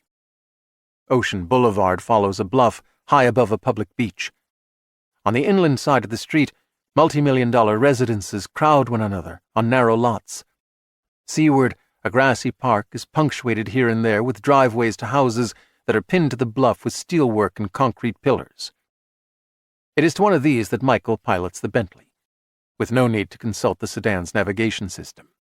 The house is ultra-modern, not impressive from the street, toward which it presents only a dark slate roof, a sleek wall clad in slabs of white quartzite, heavily tinted windows, and 3 garage doors of brushed stainless steel. Having intruded into the computerized records of a company that facilitates the booking of private homes for vacationers all over the world, Michael knows that the owners of this place, Frederico and Jessica Columbia, are currently enjoying someone else's spacious apartment in Paris for the next month. The family from Paris, at the moment vacationing in Brazil, will arrive to occupy this house in 6 days. In 5 days, a housekeeping service will prepare the premises in advance of the French guests. For 4 days, the place offers Michael a refuge. He parks in the driveway and walks to the front door and pulls open the drop lid on the large, decorative mailbox. Frederico and Jessica put a 3-week stop on mail delivery while they are out of the country. Michael has gone online to rescind that order, and mail should be delivered starting today. At the moment, the box is empty. Although he's sure that no one is in the residence, he rings the bell and waits, and rings it again. The deadbolt is automated. Michael lacks an electronic key, but there's also a keypad that can be used by relatives or housekeepers or property managers, to each of whom a personal code is issued. The codes are programmed in the house's security system computer, which is always online and accessible by Vigilant Eagle, the alarm company that services the home. Having gone swimming deep in the data sea of Vigilant Eagle's computer, Michael knows those codes. He inputs the 5 digits assigned to the property management firm, which unlocks the door and simultaneously turns off the burglar alarm. The residence has 4 stories that shelve down the face of the bluff. Michael enters a stunning 20-foot square foyer featuring a black granite floor and blue glass ceiling. The space is paneled in stainless steel, into which has been etched a 360-degree forest scene with ghostly deer among the silvery trees, illuminated so cunningly that the source of the light can't be directly seen. This highest level is also occupied by an indoor swimming pool that lies beyond a hidden door to the left, and the garages that can be reached through a hallway accessible beyond another hidden door to the right. Directly ahead, elevator doors and a stairhead door are integrated into the dreamlike forest scene. He proceeds to the garage, where he is parked in front of the first space. Lacking a remote control, he needs to come here and raise the door with the wall switch. He drives the Bentley inside and lowers the segmented door and returns to the foyer and takes the elevator down to the next level. The top floor of the house sits on solid land, but the floor under it is pinned to the face of the bluff, which gives its main rooms a panoramic view of the Pacific Ocean. The elevator and spiral stairs open to an alcove off the living room. In addition, this level offers a dining room and a chef's kitchen to the left. To the right are a library, 2 powder baths, and a generously proportioned guest suite. The remaining bluff side floors below contain the master suite, 3 other family suites, a fully equipped gym, and a 10-seat home theater. Here on the main floor, the bleached sycamore library, white and modern, includes a bar with a colorful backlit art glass wall. An under-the-counter refrigerator contains a selection of beers and cheeses. 1 wine cooler holds Chardonnays and Pinot Grigios and Champagnes, while the other is reserved for superb Cabernet Sauvignons. In various cabinets of the bar, he finds a selection of nibbles, canned nuts, pretzels, crackers of several kinds, as well as glassware, flatware, plates, and a variety of cloth napkins. He opens a can of almonds, another of macadamia nuts, prepares a plate of cheeses surrounded by crackers. After putting the food on a table beside an armchair that faces the view, he opens a bottle of Caymus Cabernet. He pours a few ounces into Riedel stemware, returns to the chair, puts the bottle on the table beside the cheese, and sits with the wine glass in both hands, close to his nose, enjoying the aroma before taking a sip. To Shelby, who will not be forgotten or go unavenged, he says, with the intention of getting pleasantly drunk. He doesn't know if he can get drunk anymore, since rising from the table in the makeshift morgue, but damn if he isn't determined to give it a try. Over the past 4 busy days, sleep has eluded him. He doesn't appear to need it any longer, as though the hours that he spent in death, or something like it, have provided all the sleep he'll need henceforth. He wonders why, of 55 victims, only he came back to life. He suspects that something unique in his genome provided him with protection. However, with the forces surely arrayed against him, the why of his resurrection is not his primary concern. 2. The Hollow Men. Michael multitasks. The wind flows swift out of the north, and the sky swoons low and pregnant, with rain soon to break. The sea is a grey mystery in which the varied population of that world, in the billions, swims its plains and valleys, crawls its lightless floors and the slopes of its submerged mountains, unseen and indifferent to the landborn who build great cities and the weapons to destroy them.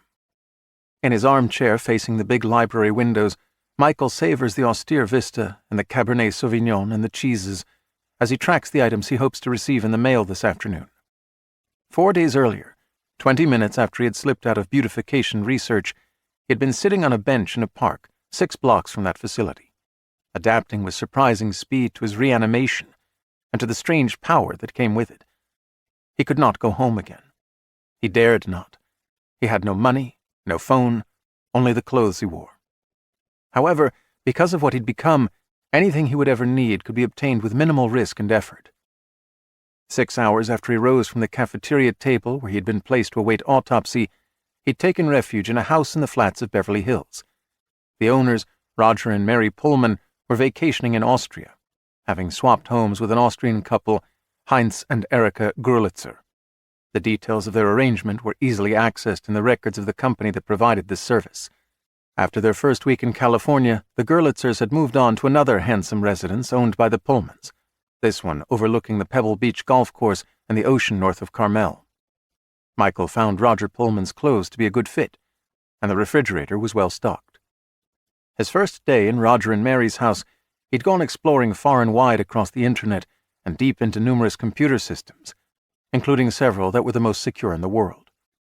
Being prudent, he first identified his next refuge, the house slung on the bluff in Corona del Mar, where now he enjoyed wine and cheese, and surfed the web and the dark web for a source of funds that he might take for himself without legal or moral consequences, which is how he turned up the nasty truth about Carter Woodbine, attorney and financier of drug trafficking. Also on that first day of his new life, he had gone spelunking in the gloomy caverns of the California DMV's poorly designed and antiquated system.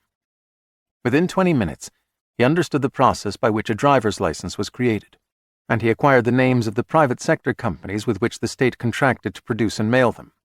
He was able to transfer the photo on his existing license to the blank template on which all licenses were formatted, entered a name he invented, and inputted his own height, weight, eye color, and hair color. He decided to make himself 4 years younger than he actually was. Why not? And chose July 4th for his birthday. For an address, he supplied that of the Corona del Mar house that he would next occupy. When all the required data was entered, after he claimed the status of a new resident of the state, the system automatically assigned him a driver's license number. Then he repeated the process 2 more times, using different names. A license application might ordinarily take a month or even 6 weeks to be processed through the unoiled Rube Goldberg machinery of the improbably vast and infernal bureaucracy before the precious, laminated card with its tamper-proof holographic details arrived from the DMV. However, Michael had found it easy to flow the cards that he created to the top of the manufacturing and issuing system, and then to sluice them neatly into the proper channel for priority mailing. They should arrive here today. 3 proofs of identity that will withstand the most intense scrutiny if he needs to use them. He watches the first of the wind-driven rain slant in from the north, skeins of glistening beads that unravel past the bluff-side house without wetting the glass, which is protected by the roof of the exterior deck. He sips the Cabernet and simultaneously peruses the data archives of the local post office's address scanner, in which he discovers that 9 pieces of mail bearing this street number were sorted during the night and are now aboard the delivery truck that serves the neighborhood. At the same time, he's able to admire a squadron of pelicans gliding south in formation, on their way to shelter from the storm. Having immediate and unrestricted access to every corner of the digital universe, without need of a desktop computer or laptop, with neither a tablet nor a smartphone or other device, Michael feels a little like he felt as a boy in early adolescence, when sometimes he experienced exhilarating dreams in which he could fly effortlessly, like the gliding pelicans. Chasing a ghost. Sudden torrents beat on the triple-pane, hermetically sealed windows of the late Simon Bistori's office. Wind-driven rain that falls without thunder or pyrotechnics, in a particular quality of sullen daylight, in an intense volume, can summon a precious memory and fill Durand Calephas with yearning. This is not a sentimental feeling, not in the least maudlin or melancholy. It's a sharper variety of nostalgia, a keen longing to relive a moment of triumph, combined with a fervent hope that he'll one day experience something as profoundly satisfying as that best moment of his past. He swivels the office chair to watch the silver rain that slices through the gray morning. Although his current task requires urgent attention, he allows himself 2 or 3 minutes to imagine that he is 4 years in the past, on an assignment that led him to an unexpected enemy of the state. The handsome Nantucket-style shingled house on the harbor, the French windows full of soft light, a promise of warmth in the cold rain. The wife glimpsed in the kitchen, busy with baking. The puddled patio furnished with teak chairs and tables. The dock, the gangway, the slip, the 56-foot coastal cruiser, snugged in the single berth. Light in the below-deck portals. The drumming rain masks what small noises he makes while boarding the boat and descending the spiral companionway. Gifford is at work in the galley, preparing to use a metal cleaner on the stainless steel sink. He looks up, surprised, and says, "Felicia didn't say you were coming." A short conversation ensues. However, Durand has not paid this visit to hear Gifford's excuses or his confession. He zippers open his raincoat as if to take it off, draws a somnifacient dart gun, and scores a direct hit in Gifford's neck. The man collapses, unconscious. Calephas drags him into the vessel's only stateroom, which is furnished with built-in cabinets, a bed, and one armchair. He hoists Gifford into the chair. A gun safe is fixed to a rail of the bed frame. The number code to open it is Gifford's birthday. Calephas retrieves the pistol, puts the barrel in Gifford's mouth, and blows out the back of his skull. He positions the gun on the man's lap. The ISA will make sure that the coming investigation will be cursory. In that moment, Calephas knows he is a giant among men. He has the courage and the fortitude to do anything required of him. Absolutely anything. He's destined for greatness. In this age when most people have such soft spines that it's a wonder they're able to stand erect, it is a rare individual who can, at the call of duty and without remorse, kill his brother. The memory is not sweet. He is not the kind of man who could delight in such a memory. He isn't a sociopath. He is merely dutiful and realistic about the future that lies inevitable before him. This will soon no longer be a world where family, friends, and faith are foremost. That world is fading fast. The fate of humanity depends on severely limiting our loyalty only to the system that sustains us and to the determined visionaries who sustain the system. Calephas can't delight in such a memory, but he can take deep satisfaction from the fact that killing Gifford proves that his commitment to the new truth is complete, and that he won't become a reactionary who seeks even a moment's solace in the old, imperfect past. He swivels his chair away from the window and returns his attention to the computer. Every employee record at Beautification Research includes a photograph, except one.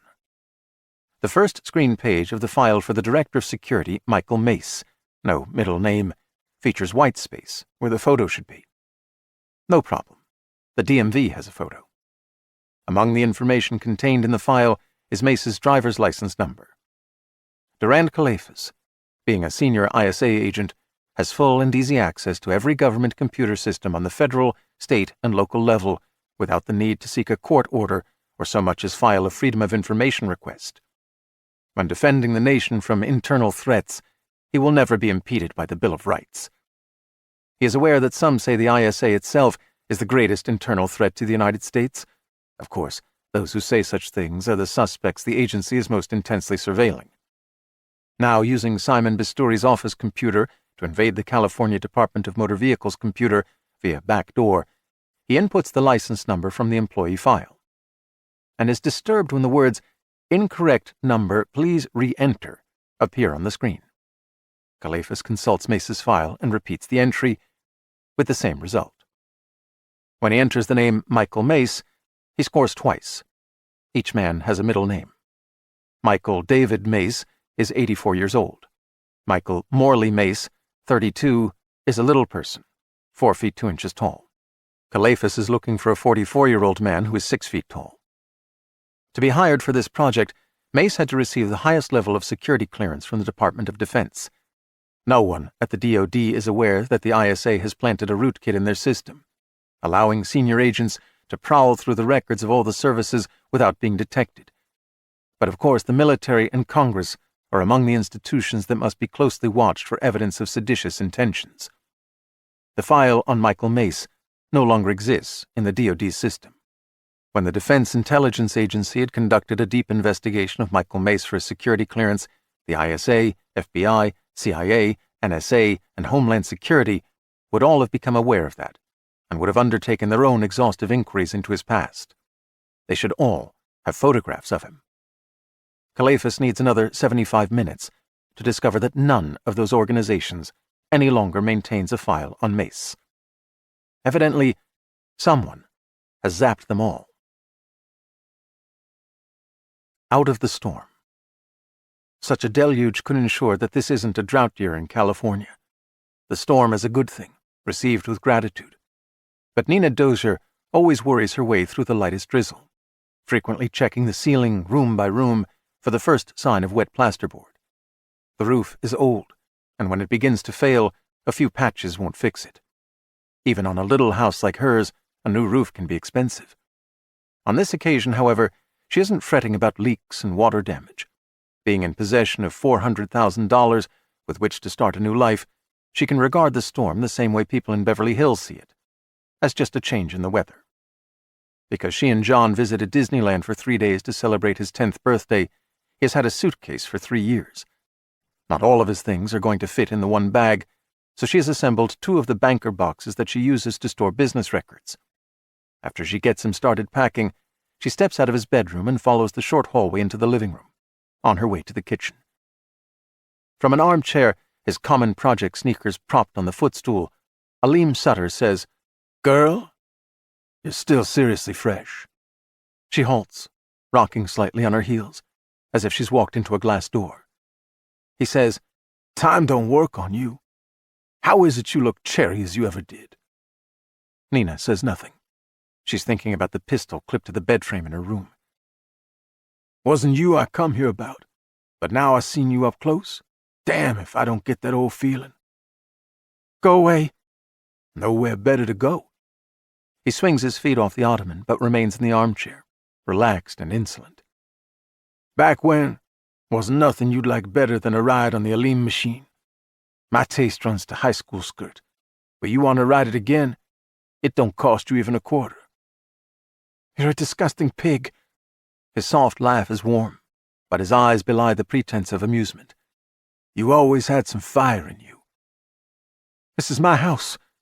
"A shitty little place to raise a kid." "I told you to get out." "You said go away. Ask a lawyer. He'll explain imprecise is just advice. To get a conviction, use the right diction. I learned me a lot of law since back when you was making my baby." "Get the fuck out, Aleem." He rises from the chair and stretches extravagantly, arms extended as if he's nailed to a cross, rolling his head to loosen his neck muscles. After a yawn, he says, "What you just done there is you undermined your status as a victim. Every word you say, you got to think to yourself how saying it might be like pissing on your precious status as a victim. A pretty girl talks dirty, a man might think she coming on to him. So what he does don't count as a crime." "I'm calling the police." His voice is laced with mockery. "Why would you do that instead of you just break up with me? We got something beautiful. How you know my needs and I know yours. How we satisfy each other. Our old flame burning bright again. But hey, if you go hormonal on me, you say hit the road, I got so much respect for you, baby. I'll leave. No argument. RESPECT."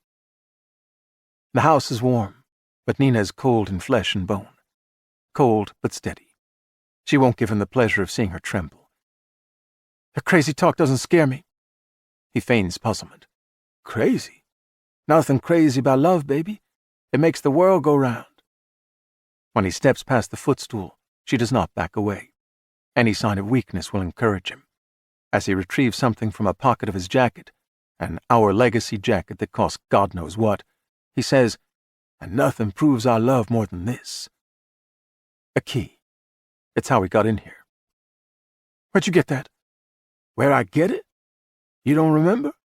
"Don't say I gave it to you." "You know me, sugar. I only say what's true." "Don't say it's from me." "You want it back?" "I want it. There's no back involved." "You want the other one too?" She says nothing. "Remember? You give me a second, in case maybe I lost this one." "You can't have him." "Him? A key don't have no him or her about it." "Damn you." And here I thought you was a church lady. Put both keys on the table there. You want the third? The fourth? He takes a step toward her, then another. They are 5 feet apart. He returns the key to his jacket pocket.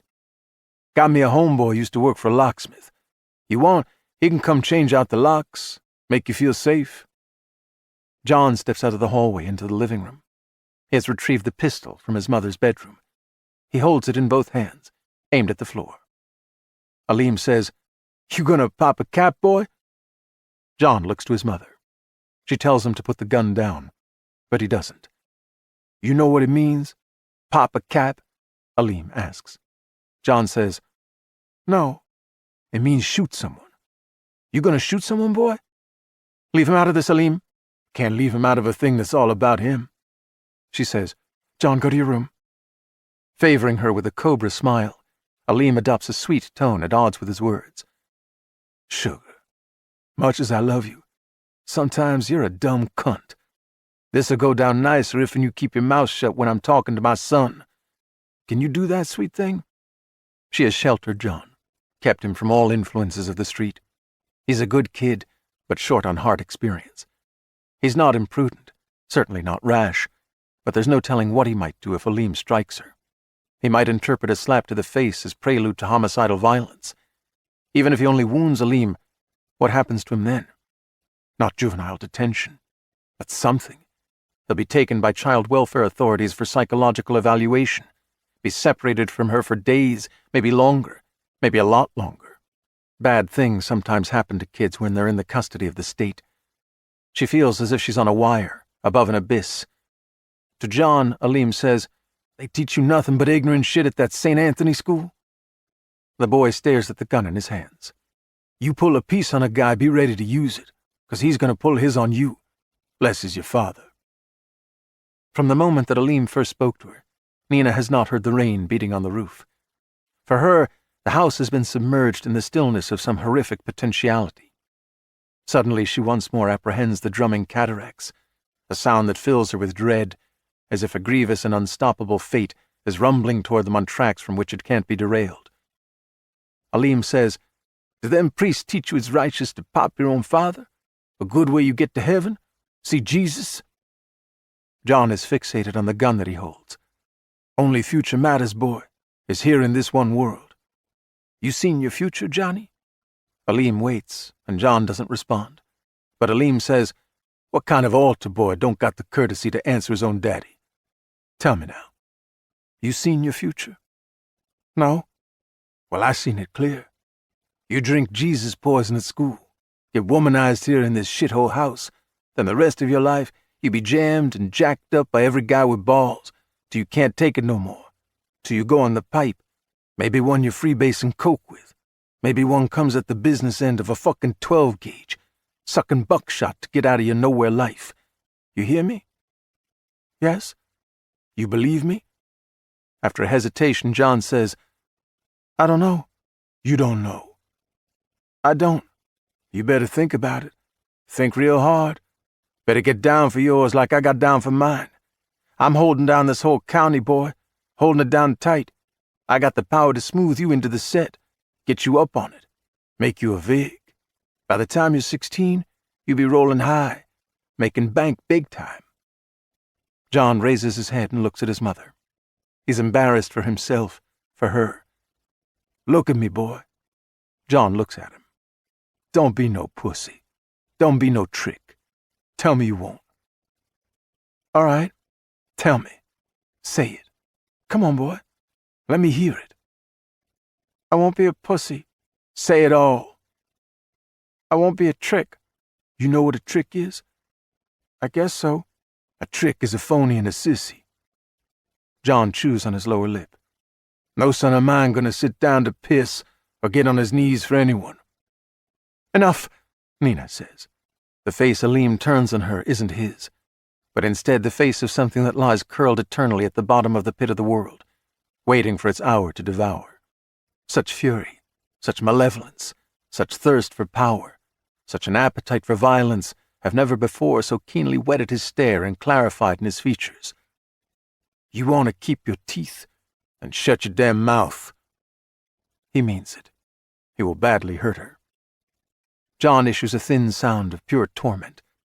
Although the pistol is still pointed at the floor, it swings back and forth like the pendulum in a grandfather clock, as if counting seconds toward a moment never to be forgotten or redeemed.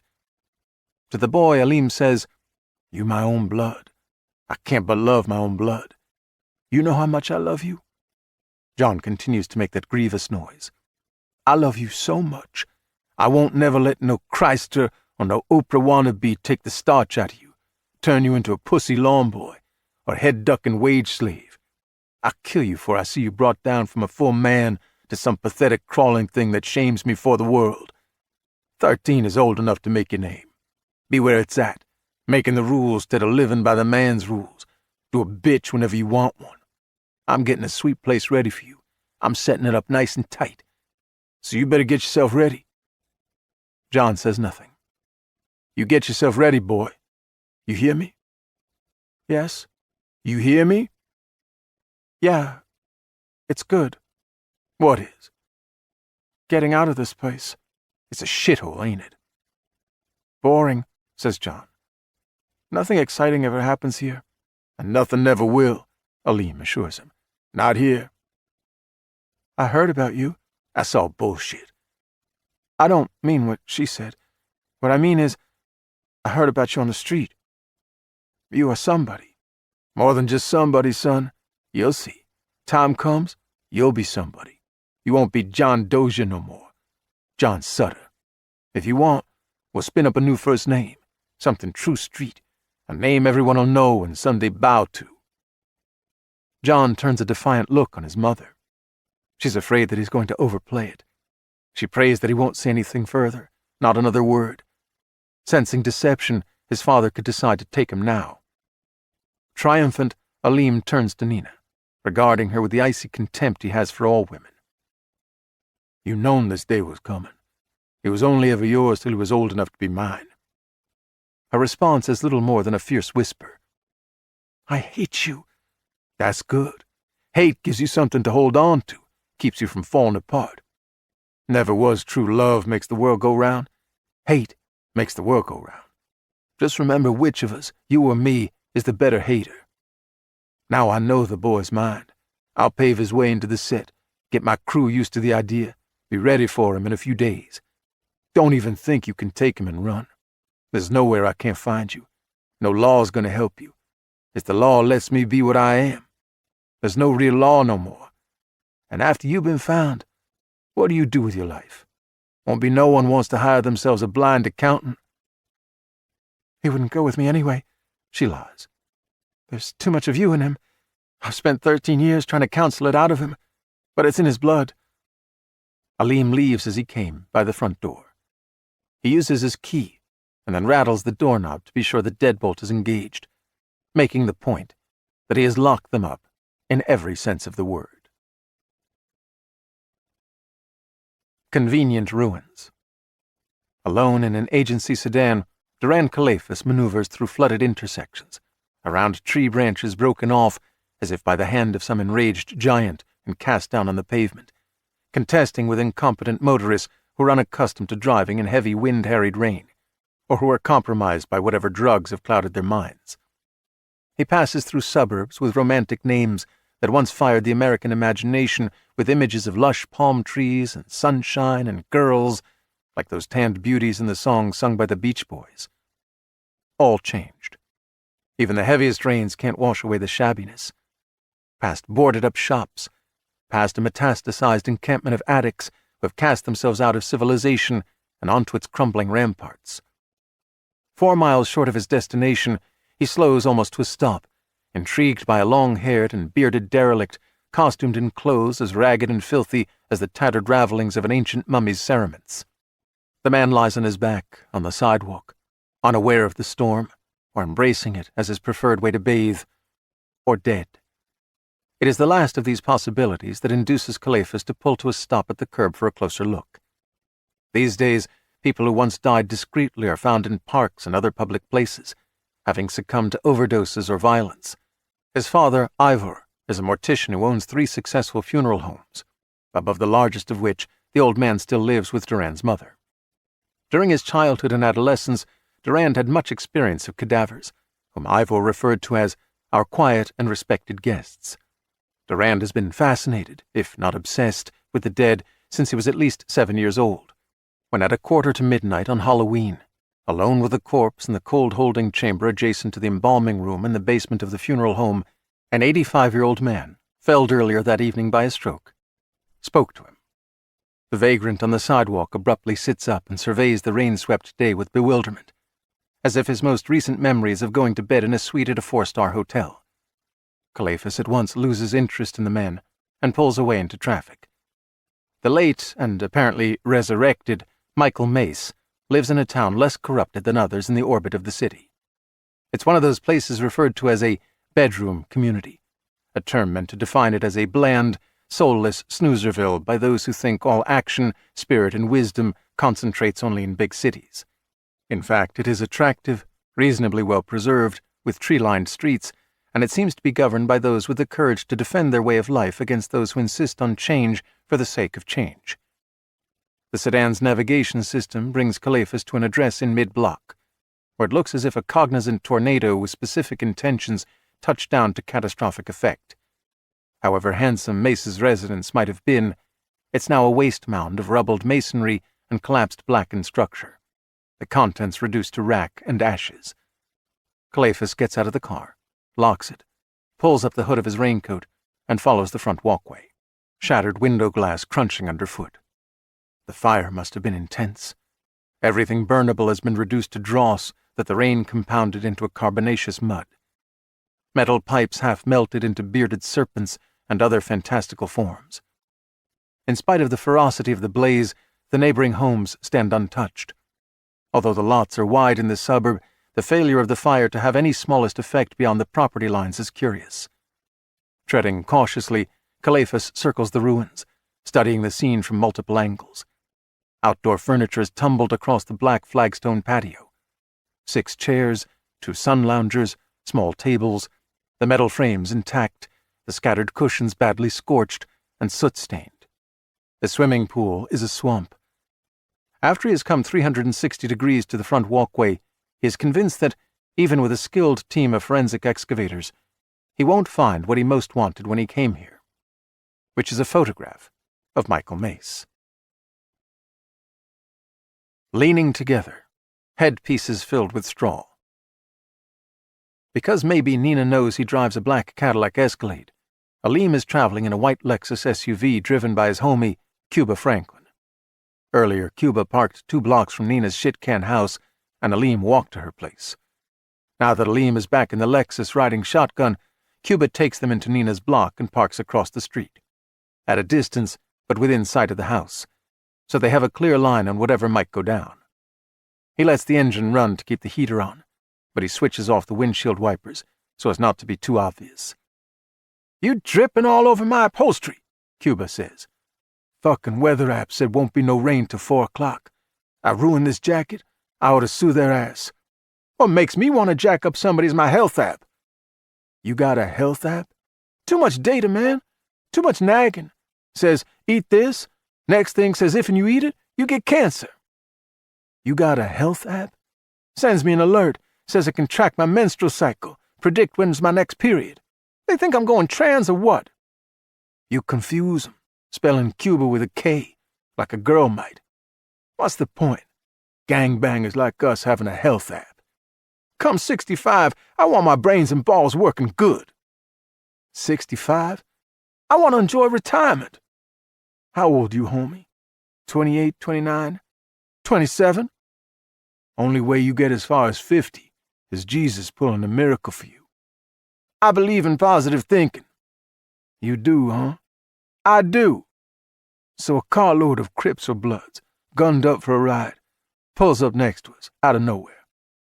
"This is too deep into Vig ground." "Nowhere's too deep. They got themselves a full auto breakdown loaded with slugs and a big dick magazine." "You got a worse case to make your point." "They hose us through your window. How does positive thinking make a difference?" "It's better than negative thinking." "It is, huh?" "Damn right." "How's it better?" "You worry about a thing, you're calling it to you." "That's your philosophy?" "A piece of it, yeah." "So now I'm gonna worry about a good-looking bitch knocking on this window to give me the sweetest piece of head I ever got. Hope this don't take too long before it happens." Cuba laughs. Aleem says, "You see the error of your philosophy." "No way. I'm laughing in spite of myself. It don't mean you're Socrates." "Don't matter how long you live, homie. Matters that you get what you want when you want it. Matters that you jack them up instead of they jack you up. Matters that no one never wants to die enough to disrespect you." They sit for a moment without speaking, cocooned in the roar of the downpour, which to Aleem is the sound and the promise of power, matching the quiet but persistent roar within him, the power within him to enforce his will with violence and be known as a war god of the streets. Cuba says, "What Miss Nina do when you told her how it's gonna be?" "What's she gonna do sides what she did? She hangs her head, says, 'Yes, sir.' She knows better than back-talking me." "But you don't trust her?" "Ever known a piece of tail you could trust? Not even my mother." "There you go. How long we in this? If I spooked her bad, she'll split after dark. If not, she'll hang here a day, maybe two, get her business done." "You sure she put the house for sale?" "Clarice, the ugly bitch, sells dirt in this hood. She knew she didn't tell me. Her little shop better have fire insurance." "Maybe we just snatch the kid now." "And the brother who needs more convincing? What about him?" "We just do it. Then Antoine, he'll come along." "Or won't. Not a chance worth risking. Antoine got ambition." "Who don't?" Cuba says. "Antoine got it big time. For now." "For now?" "Not so much come day after tomorrow." Cuba thinks about that. "Antoine gonna be enlightened?" "A sudden education." Cuba spends time thinking about it, and then says, "Somebody might have a chance to move up come day after tomorrow." "You got somebody in mind?" "I might." Aleem smiles. "You ready to make a recommendation? I'll value it highly. Most highly." The afternoon slowly darkles, and rain falls in such volume as to float an arc large enough to spare all the species of the world from extinction. A virtual journey. Aware that the GPS in the post office vehicle indicates that it is in front of the house, Michael puts aside his wineglass and takes the elevator up one floor and crosses the foyer, where the etched steel forest is forever without weather, where the still and silent deer gaze perpetually in witness of those who come and go. He steps outside into the rain just as the mail truck pulls away from the curb. He takes 9 envelopes from the box beside the front door, returns to the house, leaves 6 envelopes on the foyer floor, and descends to the library with 3 pieces of mail, all from the Department of Motor Vehicles. The licenses, each with his photo but featuring a different name, should get him through the coming year. However, he'll soon be the most wanted fugitive in history. As those hunting for him become more aware of his capabilities, they'll adopt strategies and tactics that force him to change identities as frequently as a chameleon changes colors as it scurries across the vibrant palette of a tropical forest. Having drunk 2 generous servings of Cabernet, he concludes that changes to his metabolic process have rendered him immune to the inebriating effect of alcohol, which is a disappointment, though he does feel somewhat relaxed. With a wine as good as Camus, he's happy to drink it for the flavor alone, and he pours a 3rd glass. In the armchair, Michael stares at the Pacific, where earlier Catalina had loomed in the distance and container ships had wallowed at anchor in the long lineup for the port of Long Beach. At the moment, all is formless. Rushing rain, billowing mist, the ocean a grey amorphia of swells and swales and flung spume. He is at all times linked to the Internet by electromagnetic waves produced and managed by his own strangely altered physiology. Without need of a computer, he can for the most part reach into any website or digitized archives with which he is familiar, pour through its content, and access whatever information he needs in seconds, while remaining entirely aware of and active in the real world. In addition, if he plans a data trigger in a system, he'll be instantly notified when the event that he has anticipated in fact occurs. The alert will come in the form of a brief text message he created with the trigger, appearing as neon blue letters in his mind's eye, as though he's a clairvoyant receiving a vision. Sometimes when he is seeking to assemble and understand a complex chain of information, or when he knows what to seek but not quite where to seek it, he must enter the funhouse maze that mirrors this world in infinite fractal passageways, which is the Internet and all linked computer systems. Plunge into it, rather than merely reach into it. In such a case, for the duration of his explorations, he loses all conscious awareness of the real place in which he exists. He closes his eyes and prepares to enter the wonders of that alternate world built of ones and zeros, which can seem as fluid and chaotic as any moment of any storm. He has learned that negotiating its mega-complexity of channels is easier if he visualizes himself proceeding in a form of transport, such as a car quickening through a multi-layered labyrinth of highways, or a sleek cigarette boat speeding through a planet of endless Venetian canals. This time, he imagines himself behind the wheel of a self-driving Tesla, speeding toward the destination that he speaks aloud to its AI driver. His body remains relaxed in the armchair as the Tesla rockets him from the real to the virtual. Although he knows that his body reposes in the library, he can no longer see the room. He can neither hear nor see the storm-tossed ocean beyond the windows. Because total immersion in an abstract world of coded data ferried on electromagnetic waves would confound the senses and be so disorienting that rampant panic might rapidly spiral into madness, the Archaea nano-hybrid particles that have invaded Michael's brain provide him with the ability to instantaneously translate that data into images that match the form of transportation that he has imagined. In this case, it's a driverless Tesla on a highway system as fantastical as one that might be created if Christopher Nolan and George Lucas had collaborated on a science fiction film based on an idea by Jorge Luis Borges. As he perceives them, the lanes are a wild ravelment snaking through a vast darkness, lighted by off-ramp signs glowing in eerie green. He flashes through underpasses, races upside down through barrel loops, takes corkscrew feeder lanes that drop him vertically through uncounted horizontal layers of freeways, and descends an exit ramp under the sign Beautification Research. Without any consequence of impact, he passes through a wall of the virtual version of the building in which he died, and he comes to a stop. The information that he's taken this mental voyage to discover appears herewith on the windshield of the Tesla, as if displayed on a computer screen. From the archived video provided by a multitude of high-definition security cameras, he reviews the activities of investigators who entered the facility after its decontamination. Some wear black jackets emblazoned with bold white letters, ISA. Of the multitude of ISA agents swarming the building, one seems to be an outlier, never associating more than briefly with the others as he tours the premises. He spends time alone in Shelby Shrewsbury's office, and then proceeds to camp out in the office of Dr. Simon Bisturi. His head is shaved, his features bold, his profile like that on an ancient Roman coin. From within the imaginary Tesla, through the medium of his avatar, Michael now watches archived video of Bisturi's office, in which the ISA agent watches earlier archived video of the cafeteria that had been converted into a temporary morgue. He rewinds, and watches the video of the agent as the agent repeatedly rewinds, and watches a sequence in the morgue. Resurrected Michael sees the agent discover the moment when the sheet over dead Michael rises and then slides to the floor. Michael had awakened from death an hour before he rose from the posture of a corpse. For a few minutes, aware that he was himself, but also more than he had been before, he lay there processing the impossible. He dared not move until he understood his condition. Initially, his heart had not been beating. Neither had he been breathing. As he listened to the mortal stillness of his body, a double fear came over him. Horror that darkness would take him again and forever, as well as a dread of the future that might lie ahead of him and beyond all human knowing. If total terror had seized him, he would have thrust up from his makeshift catafalque at once. However, he knew much about the work being done at Beautification Research, and understood that, even as dangerous as it was, good might come from it as easily as evil.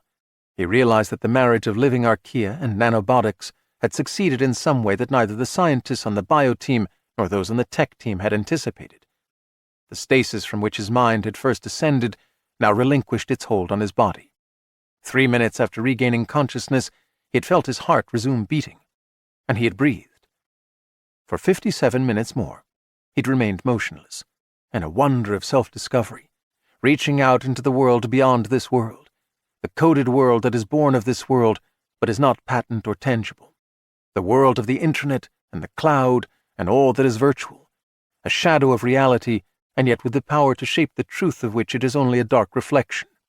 Soon he realized that he was no longer merely a user of the internet and all sites and systems linked by it, but also that he could be of it, not just as a fish is of the medium in which it swims, but rather as water itself is of the river. He had no need of a computer to plunge into the currents of data. In that chilly morgue, lying under a sheet, he had reviewed the security video and other archives of the facility to learn how the staff of Beautification Research became infected and to witness how rapidly they perished. he saw himself fall dead. He suspected he might be unique, the only one among the deceased to pull a Lazarus. If that proved to be the case, the government and the technology companies partnered in this enterprise would consider him to be a miraculously transformed lab rat that must be studied further, as a possible whistleblower who could expose them to public outrage and congressional investigation, as a likely litigant who might drain their bank accounts, and as a threat to their power by virtue of his own. One thing they would not consider him: a human being like them, with inalienable God-given rights and a heritage of freedom. As he had at last risen from the cafeteria table and the sheet had slid off him, he had reached into the video stream flowing from the camera and replaced the pixels that composed his image. Second by second, as he made his way out of the room and then the building, he erased the visual record of his escape.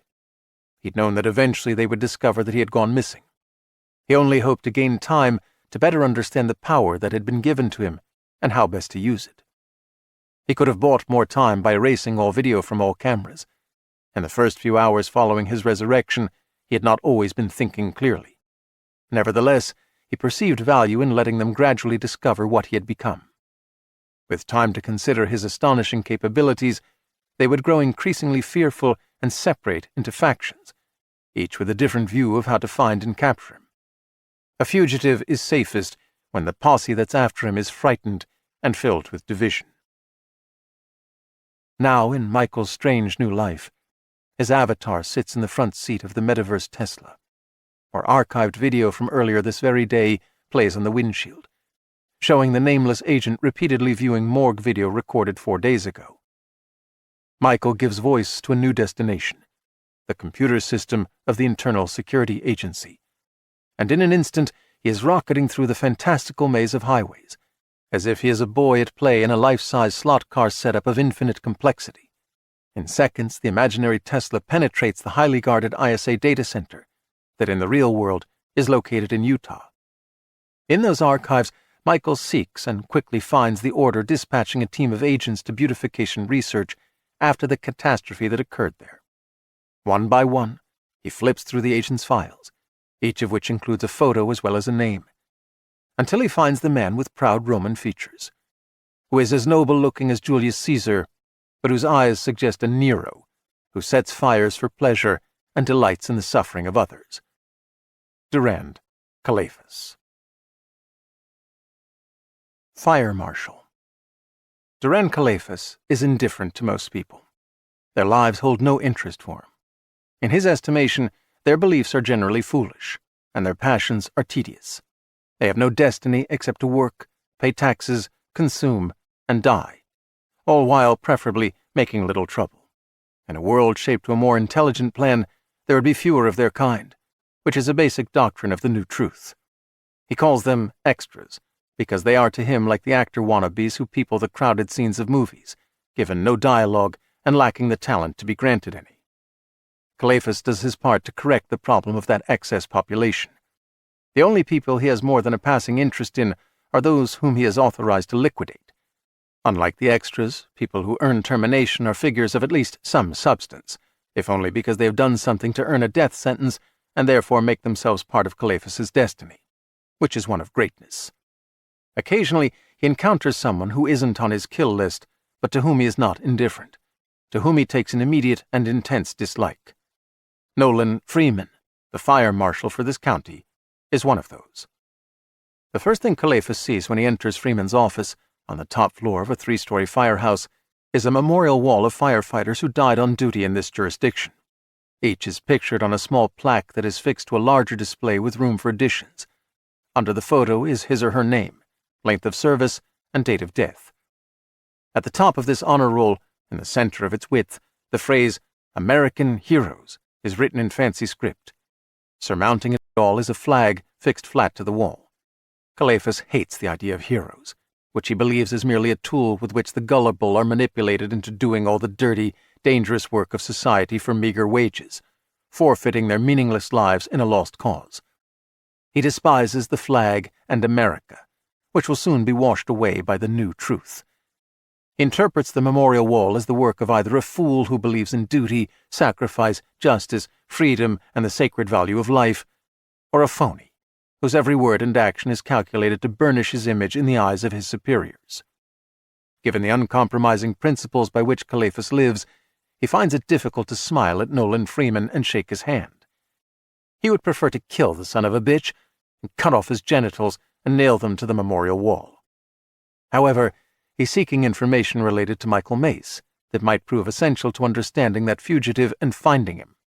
He must play the role of a dedicated public servant who believes in all the delusions that men like the fire marshal cherish or purport to cherish.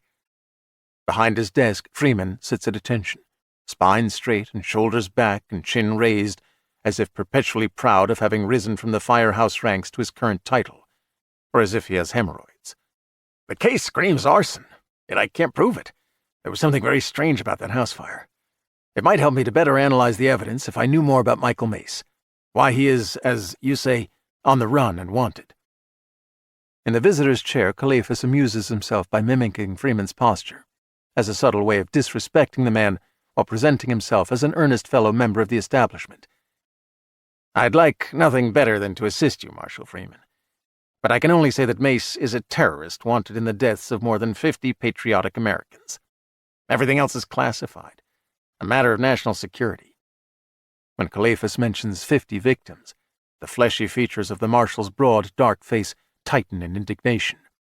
No doubt he sees himself as one whose anger is always righteous, the impersonal and unselfish displeasure at unworthy acts, which never needs to be regretted and for which no repentance is required.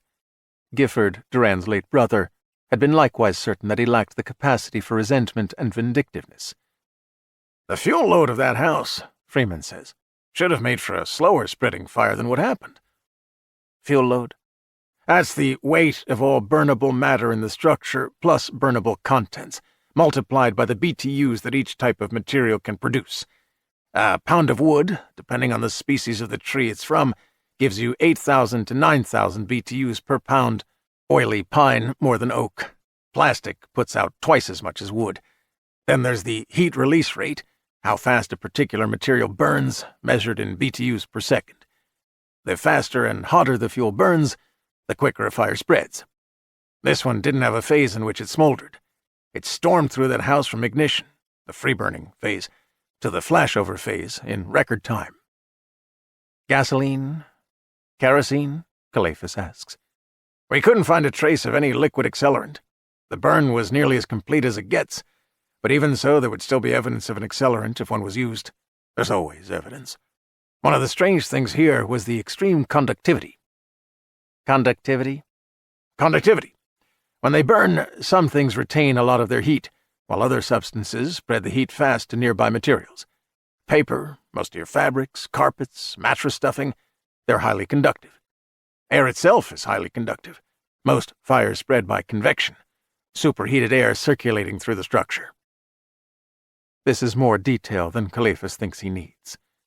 Freeman is showing off, relishing this opportunity to prove that someone like him can rise from nothing to this expertise.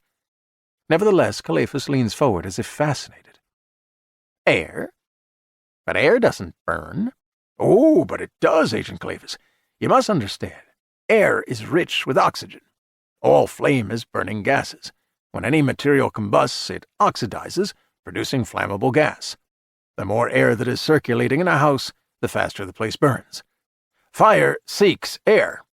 That's why flames burn upward. Freeman is smug about his superior education, as though the nature of fire is by far the most important knowledge in the world.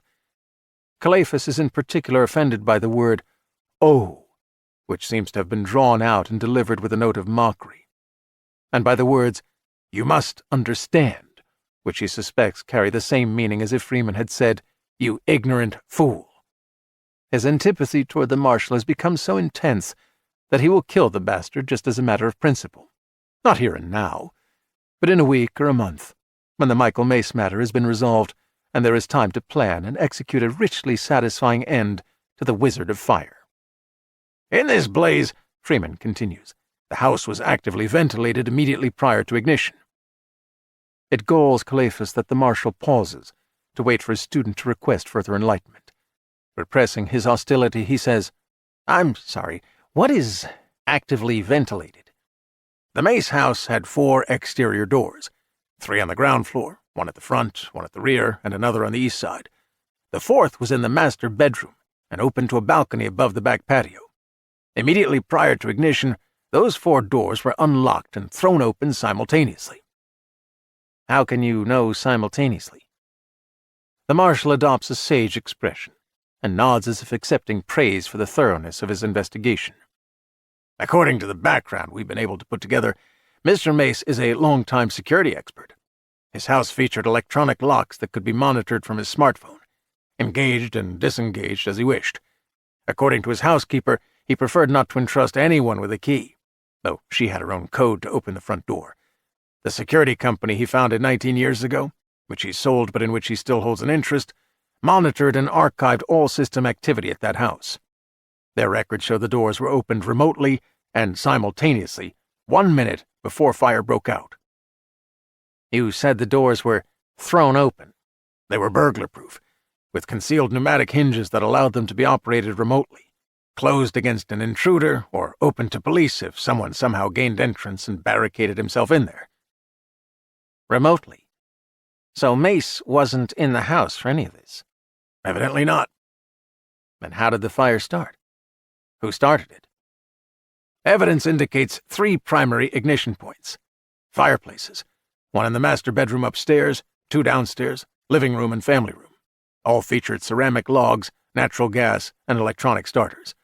The valve regulating the flow of gas to the house failed to restrict the pressure to a safe level, and once the fireplaces ignited, the flow appears to have increased in a measured but rapid manner until flames would have been gushing out of those 3 fireboxes, across the floors and up the walls.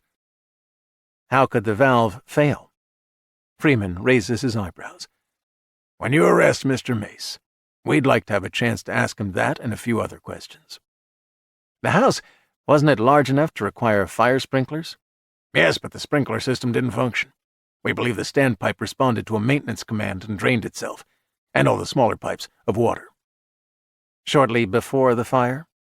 Nothing I can prove in court. Calephas becomes aware of the roaring of the rain on the roof, a sound that for a time entirely faded from his awareness. He looks toward a window, beyond which the world appears to be deliquescing, as if he might walk outside into the melt of this civilization, or simulation, into a grey nullity that provides no material with which to craft the simplest item. In childhood, until he was 15, he had experienced nights when, unable to sleep, he was overcome by the perception that the darkness beyond the windows was a void, that he was, and always had been, the only real person in the drama of his life, that all the rest of it had been a product of his imagination, which now began to fail him. On those occasions, perception at times hardened into conviction, and he lay trapped in a paralytic panic, until exhaustion overcame him and the deeper darkness outside flooded into the dark bedroom and poured into his eyes and spiraled him into the refuge of blind, dreamless sleep. However, the belief that you're the only real person on earth is a condition called solipsism, and he has come to understand that his situation is not so bleak as that. His situation is more amazing than that, and his destiny is magnificent. "Are you all right?" Freeman asks. Calephas turns his attention from the rainy day.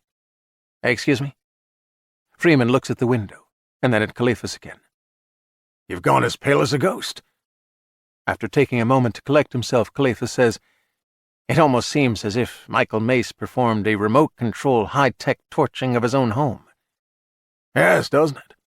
But why? Given his background as a security expert, he would have known that he'd come under suspicion.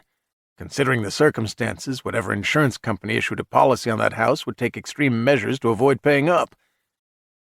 "He's on the run from the law," Calephas says. "There's no way he could collect the insurance anyway. Mace started the fire to destroy evidence." "If that was his intention," Freeman says, "he did a damn fine job of it." Out of here. With window shades closed and lamplight low and rain rumbling, the small house feels like a claustrophobic bomb-proof warren beneath a city under attack. Nina and John hurry on their appointed tasks with heads thrust forward and shoulders bent as though worried that the ceiling might collapse on them. She can imagine only one reason why Aleem didn't take the boy with him: to commit a kidnapping, even of his own son, he needs the approval of someone above him or equal to him on the ladder of gang authority. He could receive that dispensation tonight. Chafing at any restraint, which is his nature, he might decide to snatch the boy without gaining consent. The law offers Nina no assistance. The police are underfunded and demoralized. Key figures in the government are patrons of the gangs and get their cut of the drug trade. Her pistol was once her father's. It came with a belt holster. Her dad had no concealed carry permit, but sometimes he carried the gun anyway. Because criminals respect no legitimate authority, the law often restricts only the law-abiding, who are expected to go defenseless in the name of social order. She fits the holster on her belt and slips the pistol into it. When the luggage is loaded into her well-used Ford Explorer, after she and John put on rain jackets, she takes the duffel bag from the pantry and puts it on the kitchen table. She withdraws 4 packets of $100 bills, $40,000, and pushes 2 of them toward John. $20,000 each. It's our desperation money in case something happens to the duffel bag or it gets taken away from us. 40,000. My son, the math whiz. That's a lot. Not when we have to build a whole new life. He pulls a single 100 out of one packet and examines it with something like wonder. It's real. I gave up counterfeiting. How much is in the bag? He asks. Another 360,000. You serious?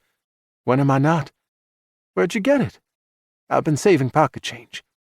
From how many people's pockets? It was a gift, she says. Who gives anyone 400,000? You better thank God somebody did. Your jacket has zippered pockets. Tuck those 2 bundles away. Keep them dry. He puts the loose bill in an exterior pocket. It's like a lucky penny. A lucky penny except 10,000 times over. He slipped the bundled bills into inner pockets. Who's that Michael guy? Well, Aleem didn't suddenly get a conscience. Why's that guy giving you so much? Pocketing her 2 wads of cash, she says, You remember Shelby Shrewsbury?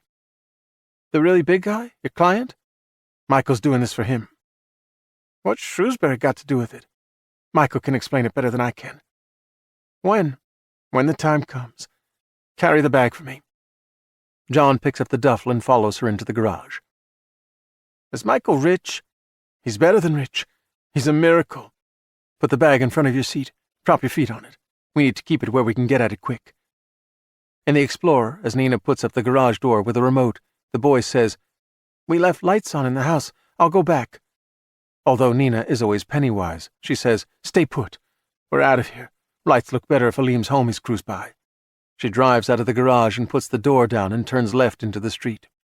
In a get-down gangsta mood, the wind brags loudly, shatters rain against the windshield, tumbles an empty trash can along the street. Filthy water rolls along gutters and shears up from the tires as the Explorer cuts across a flooded intersection. John says, He's white. Who is? This Michael guy. You have a problem with white? No, you better not. We don't do color. I know we don't. You better know. I'm just wondering. Tell me. Well, you know. Yeah, honey, I know. I need to say it. Say it to own it. Are you and him? No. He's cute. He's smart. Maybe it could be, him and me, once I had enough time to study him. But that isn't what this is. I'm just trying to understand. Me too. It's crazy, but it's real. Until he has a chance to explain it to you, just think of him as maybe like Moses. Moses Gompers across the street? No, not Moses the pothead. Moses. It's like Michael has seen the bush that burns without burning. He's come down from the mountain with a power in him and a way to set a wrong world right. You're kind of scaring me, John says. Well, I'm kind of scared myself. You don't scare. You've never been before. Not that you knew. Heading south for the freeway, she turns right. A white SUV had appeared behind her seconds after she'd driven out of the garage. It remains on her tail. Maybe it's a problem. Maybe not. Honey, get my phone out of my purse and switch it on. Be ready to make a call when I tell you.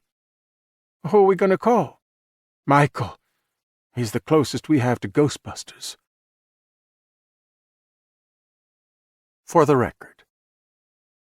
Now that I can see the vague shape of the future, which is more than most people ever see, and now that I know the man who means to track me down and kill me, I've come to the conclusion that I must spend my idle moments recording some essentials and archiving them in the cloud, in a place that only others like me could discover, should there ever be any others like me. Perhaps they might learn from my mistakes if I get myself murdered. Absolute knowledge is absolute power. Following my infection, apparent death, and resurrection, everything that can be known is mine to discover with little effort. Data flows into me in megabytes per minute, is absorbed, is understood. They say that absolute power corrupts absolutely.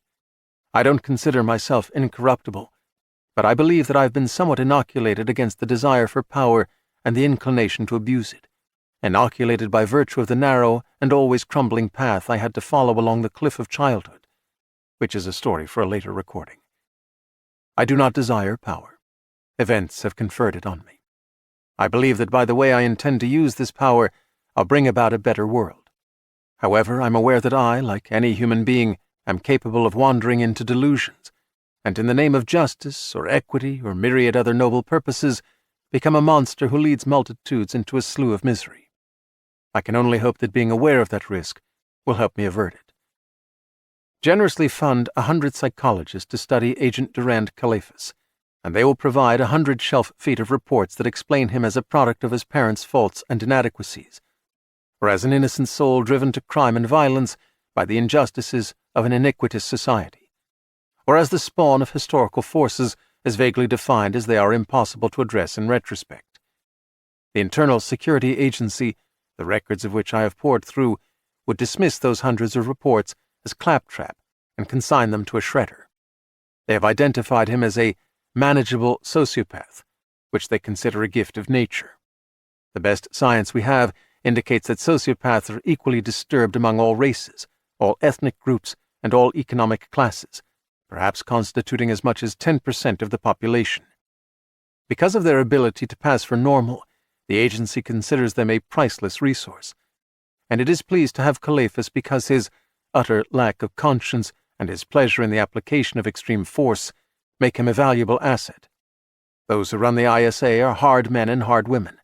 Ambitious and dedicated to their ideology, they believe that the means justify the ends, that evil actions sanctioned in the service of their agenda aren't only defensible, but also courageous. Their top-secret case files reveal their world as a dark wonderland of self-righteous deception, cruelty, violence, and atrocities committed as casually as Onan seeded the soil of Judea. Dr. Gifford Calephas, older brother of Durand, was a prominent and much-admired virologist, whose research was in part funded by the National Institutes of Health. Judging by all evidence, I believe he was a good and honest man. He came into possession of proof that a high official of the NIH had over the years taken tens of millions in kickbacks from numerous scientists that received the Institute's grants. He brought this information to the FBI, from whence it was leaked to a senator who was the brother-in-law of the NIH official and who shared the kickbacks. The senator was an ardent protector of the Internal Security Agency, assuring it ever greater funding. When Durand Calephas was informed that Gifford was a traitor and national security threat, only the most superficial and faked evidence was provided, but the assassin needed nothing more. If I end up dead again, this time permanently, and if by then another like me somehow arises to follow in my footsteps, the other will be you who is reading this. You might understand, as I do, that evil is real, and that the viciousness of your enemy has no limits.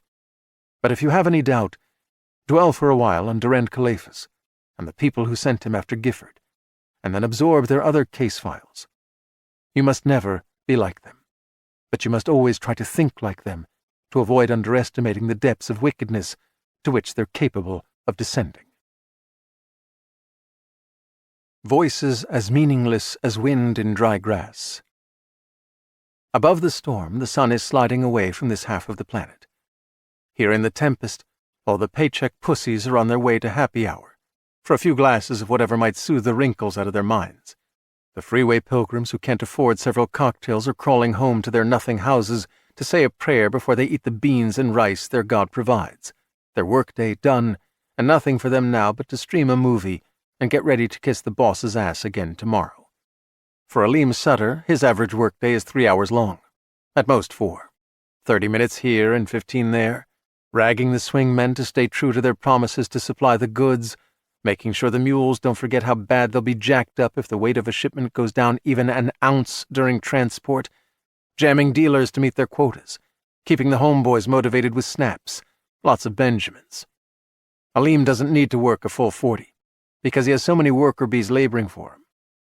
Right now, 2 blocks from his current position, 4 once-hot quiffs, now too old and skanked out to sell their booty even to cougar lovers, are spending 8 hours capping up bulk barbiturates and parceling them into 50-cent bags, tax-free cash work to augment the government checks they've been receiving illegally since they turned 50. When he isn't working, like now, Aleem is usually chilling out with his homies, or doing some tail, or what he calls adventuring, which is looking to get into some kind of trouble just to see if he still has the brains and balls to get out of it. Right now, riding shotgun in Cuba's Lexus SUV, he's tending to some domestic business, making sure his rights as a father are respected, following Nina's Explorer, trying to decide if the treacherous bitch is just going out for a quart of milk or making a run for it. Cuba says, "I hate this shit." "What shit?" "This weather." "We got a drought." "Not tonight, we don't." "Gotta have rain, brother." "We already got us an ocean." "Can't drink ocean water. Damn surfers pissing in it." "It's the salt," says Aleem. "I put salt on everything." "Drink salt water? Your gut blows up." "Blows up, huh?" "Blows up." "You the man, Aleem?" "Got that right." "You the man. I respect you, but shit." "Say what?" "Salt don't explode." "Eat a box of Mortons. See what happens." "Salt ain't a brick of C4. "So see what happens." "Aleem, where you get these ideas?" "Have you ever gone to school, Cuba?" "I gone 7 years before I off that teacher." "I forgot about that." "Had to drop out, change my name, join the gang." "Best thing you ever done." "I'm up on it," Cuba agrees. "You was what, 13? 12. Teacher always talking his big ideas." "Some of them got more ideas than brains." "He kept jamming me about my future. Had this big idea who I could be." "Who you could be?" "It wasn't to me I was." "Who'd he have in mind?" "In mind for what?" "Who'd he think you could be? Some bow-tied press-pants university jerk-off never does nothing but books?" "What kind of future is that?" "No kind. Hey man, your lady's making moves." Aleem leans forward, squinting through the rain-smeared windshield, between the whisking wipers. "She's juicing it. And she keeps changing lanes, tucking herself out of sight. Maybe she's made us." "Give her space. Let the bitch think she's done a ghost." He looks down at his smartphone, where the tracking app display reduces Nina, John, and the Explorer to a blinking signifier. 4 days earlier, when the kid was at school and Nina was getting her hair done at a parlor 2 blocks from home, Aleem went to her place and used his key and planted a GPS device of his own in her Ford. "It's Killer 45 Tech. Knock some double-deuce junk brand. Know where she goes, we can't find her. She's picking up speed now." Cuba says, "I can't see her no more." Frowning at the display, Aleem says, "She won't be going to Cheesecake Factory to grab dinner. Bitch is breaking for somewhere. Taking your boy like she never needed you to make him. What's wrong with a woman like her?" "She was a child. Her folks spoiled her. She's too big on herself," Aleem diagnoses. "No gratitude." "What happens the GPS app goes down?" "It won't go down." "What happens she ditches the Explorer?" "You're supposed to be all positive thinking." "I can be positive and stay real." "She don't got enough snaps to throw around on new wheels." "She's an accountant, man. She's been making bank. Accountants, they got suitcases full of Benjamins."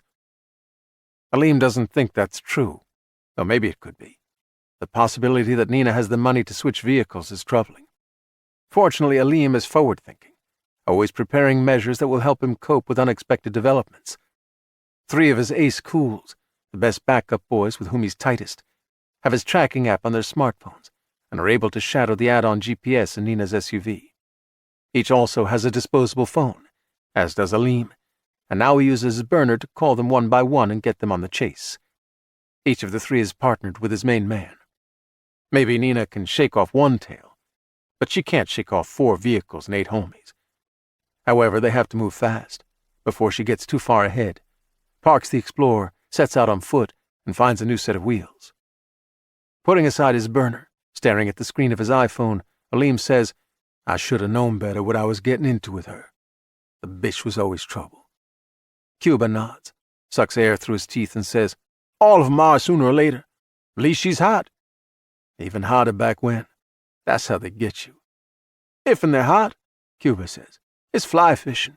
She's the hook hidden in pretty feathers, where the fish got no chance.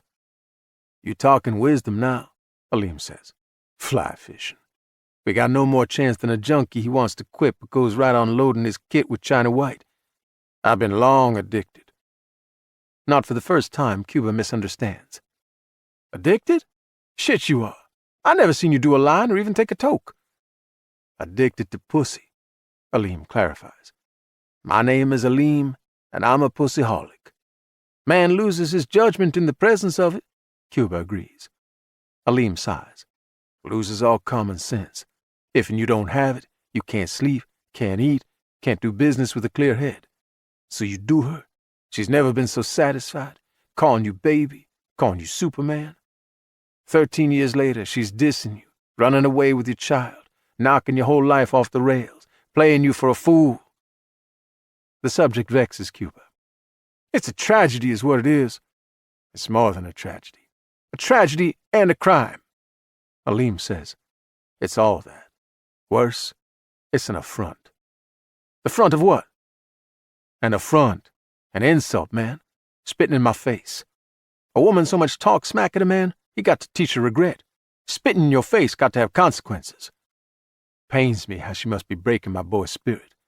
She has her way, Cuba says. He'll be dancing ballet and wearing makeup. That won't never happen. You take him from her. She won't just stop. Not her. Aleem is silent, staring at the blinking signifier, while Cuba pilots them through the thrashing rain.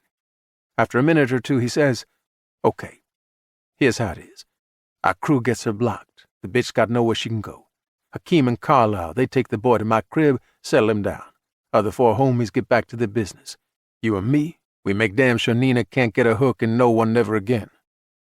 What's Antoine gonna say? Antoine, he ain't relevant no more. We don't tell Antoine. I keep the boy out of sight. Day after tomorrow, it won't matter what Antoine wants. He won't be giving orders to no one, nowhere, about nothing no more. Cuba likes the plan so much, he's nodding like a bobblehead doll. When he stops nodding, he says, how you see it going down with Nina? How you see it? Aleem asks. I don't mean no affront. You my brother, Cuba. Talk free. I mean, she was your woman. She's nothing to me now, except a pain in the ass. I'm thinking it's a wasted opportunity if it's a quick tray 8 in the head. What opportunity? She was your woman once. I would have been on her long ago. You want to tear off a piece before we pop her? Sure would be something to remember in my old age. Aleem is aware of Cuba's preference for heavy action. Whenever some fresh who's being pimped gets out of line to an extent that she can't be rehabilitated for the market, Cuba sets aside a full day to break her down so much that nobody wants to look at her again, let alone touch her. Aleem has never been present for one of those sessions, but he's seen the aftermath. He is intrigued. Nina's been such a threat to his reputation, and so smug in her churchified ways, that she deserves whatever she gets. I wouldn't mind storing up a memory myself, Aleem says. Cuba has such a sweet smile that few people could ever imagine what lies behind it. Let's catch up with her again, Aleem says. Cuba accelerates into the wind, the rain, the night, and the promise of a passion for which there is no Valentine's Day card. In the Twilight Kingdom. At a corner table with a panoramic view of the elegant room, Durand Calephas orders a $400 bottle of wine, which he might or might not finish. He is in no hurry. Later he will have the filet mignon, which lists on the menu for $76, side dishes additional, and will probably cost $82 in another month. His job comes with such a generous expense account that no purchase of his has ever been questioned, and his credit card, issued by the agency, has no charge limit as far as he is aware. This is the bold new age of modern monetary theory, which holds that excess has no consequence, because the government can tax the economy into prosperity and the treasury is bottomless, or something like that. The restaurant is around the corner from the street of streets, in this neighborhood where millionaires and billionaires have for decades come to shop for outrageously priced merchandise, which is where they will continue shopping as long as there is both vanity and social order. The former is never in danger of being exhausted, but the latter seems less certain in a country where many of those in the higher echelons of power seem to yearn for anarchy in the style of Batman's nemesis the Joker, for anarchy and the brute authoritarianism that will follow. Calephas hardly approves of this managed descent from democracy to anarchy to soft tyranny. The tablecloths are of fine cotton, so meticulously processed and tailored that they drape like heavy silk, with the soft curves that remind him of thick powdery snow that is sifted down in the utter absence of wind. The lighting is soft, the shadows sculpted and strategic, the candle glow glittering off polished glassware, stainless steel flatware, architectural elements leafed in white gold, and the jewelry of dazzling women who believe that ostentation is a virtue. Calephas is savoring his first glass of wine and contemplating the appetizers listed on the menu when Julian Grantworth appears and takes a chair at the table, uninvited. Julian is the deputy director of the ISA, currently on this coast because of the catastrophe at Beautification Research. 40-something, tall, as lean as a greyhound, with blue eyes and a social register nose, and otherwise the pinched features of one who suffers from chronic constipation, he's a fortunate son of the Philadelphia Main Line, the product of prep schools and Princeton. If he doesn't travel to London twice a year and spend 2 days with a team of tailors on Savile Row, then those tailors come to him each spring and autumn. Although Julian is Calephas's superior, he's always deferential, because he's afraid of his underling. "I'm sorry to interrupt you at your dinner, Durand, but I'm afraid there's been a wrinkle in the case." "Wrinkle," Calephas says, doing his best to pronounce the word in a way that expresses subtle amusement and subtler contempt that will keep Grantworth off balance. The power of Calephas, a one-man department within the ISA, is a result of his willingness to perform the dirtiest of dirty work while making no effort to protect himself from the legal consequences of his actions. He knows they monitor his phone and internet activities, assess everything he does, to determine if he's salting away evidence that might implicate them, which he is not. None of the others in the ISA would risk their freedom and privileges with such nonchalance. Some call him, as Julian Grantworth has done, but never to his face, a monstre sans souci, a monster without cares.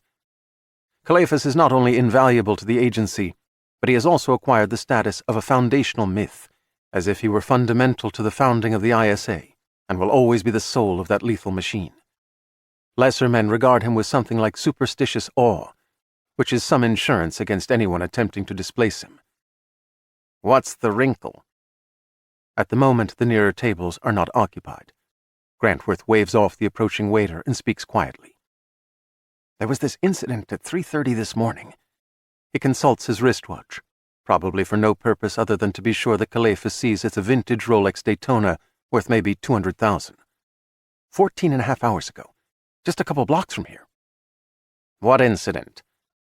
"One of our friends outside the agency, a man who believes in the new truth and has connections of enormous value to us, was robbed of $500,000 in cash." "What, he uses a wheelbarrow for a wallet?" "He's an attorney, but he's more than that." "Cocaine or fentanyl?" "Let's just say he represents various Central American and Chinese interests." "Let's just say." "He's in his office with 2 associates. At 3:30 in the morning." "He's an overachiever. The building is a fortress. Electronic locks, concealed doors with steel cores, high-end security system, a secret apartment. The thief waltzes through all that." "One guy?" "He's not even armed." "3 of them, 1 of him. And he isn't dead?" "It's best you hear the rest from our friend, Carter Woodbine." Grantworth slides the attorney's card across the table. "Woodbine is pissed, and he's calling on his relationship with us to find this thief." "As if we're his personal police force?" "Like I said, he's a valuable asset to us." "Your asset, not mine. I don't owe him anything." "Woodbine and those he's aligned with keep the drugs coming across the border in the volume we need. Mass addiction is a key to the social change that the ISA was formed to foment. The chaos and violence caused by a vigorous drug subculture, the dropouts who become mental and unemployable, all of that helps pave the way for the new truth." Grantworth taps the business card that Calephas hasn't picked up. "He'll be able to see you in his office at 9 o'clock this evening. Assuming that works for you. Put someone else on it. What I'm already chasing is bigger than this Woodbine can ever hope to be. Grantworth's smile is as thin as a line scored by a knife in a block of white cheddar. It's connected to your assignment. One of Woodbine's associates who was present when the robbery went down is a man named Rudy Santana. 6 years ago, he spent 3 days in a courtroom, as a spectator, giving moral support to the defendant who is an associate of his. Everyone has associates these days. More like he was giving the defendant the red eye to be sure he didn't rat out his homies. Grantworth shrugs. Anyhow, Santana says the man who took the $500,000 was a witness in that case 6 years ago. A security expert who is testifying for the prosecution. He couldn't remember the name. We've gone through court records and discovered it was Michael Mace. That was before he sold his company, before Shelby Shrewsbury hired him at Beautification Research. After rolling some wine around in his mouth, Calephas says, This attorney have any security video of Mace? No. He's a ghost. As at the lab in the valley. But Santana has a photo from the time of the trial. He's printed it out for you. And Woodbine has something else he wants to discuss with you. Something he's not keen to share with just everyone. Not even with me. You know what happened at that lab. Happened to Mace? We have a pretty good idea. Calephas figures pretty good idea means that the highly educated dimwits at the executive level have it half figured out at best. He says, Tech wizards have been enthusiastically predicting it for maybe 30 years, but they didn't think it through far enough. What it would be like, what power and abilities would come with it. Now, thanks to archaea, it's happening. Archaea, a microbial life form once thought to be bacteria, is capable of horizontal gene transfer, carrying genetic material from one individual into another, from one species to another. In nature, this is a random process, perhaps serving evolution, but perhaps of little effect. At Beautification Research, scientists had undertaken experiments to determine if archaea could be adapted to transport intricate nanomachines into human cells, with the hope of combining the knowledge and skills of the human brain with the greater data storage capacity, processing speed, and fluid knowledge sharing of computers. The billionaire tech cultists believe this is inevitable and will lead to a vastly improved human race millions of times more intelligent. They call this revolution the singularity. They dare to believe they'll live long enough for technology to advance to the point where they can transcend their biological limitations and become immortal cyborgs. It's fallen to Calephas to clean up after the scientists whom the tech royalty and the government funded. He says, as an elite class, they want to be the first to benefit from the singularity, a society of godlike overlords. That is an ungenerous assessment of their motives, Grantworth protests. They see themselves as benefactors of all humanity. Calephas smiles. How humble of them. He pauses to enjoy more wine. When the transforming event occurred, it was the result of an accident. 54 killed, only 1 elevated. Michael Mace is the singularity, the entirety of it. You realize that? Grantworth appears profoundly uncomfortable. Some speculation has begun to that effect. The irony, Calephas says, is that we don't know what makes him so special. Why him, and not the other 54? A breakthrough has occurred, but we don't know why, and it can't be replicated. It can be replicated, Grantworth disagrees, if we can find Mace and study him. The Cabernet has a superb bouquet, which Calephas enjoys as he stares at the deputy director over the rim of the wineglass. At last, intimidated by that stare, Grantworth says, What? Apprehending this man is about as likely as finding and arresting Bigfoot. If you don't feel you're up to the task...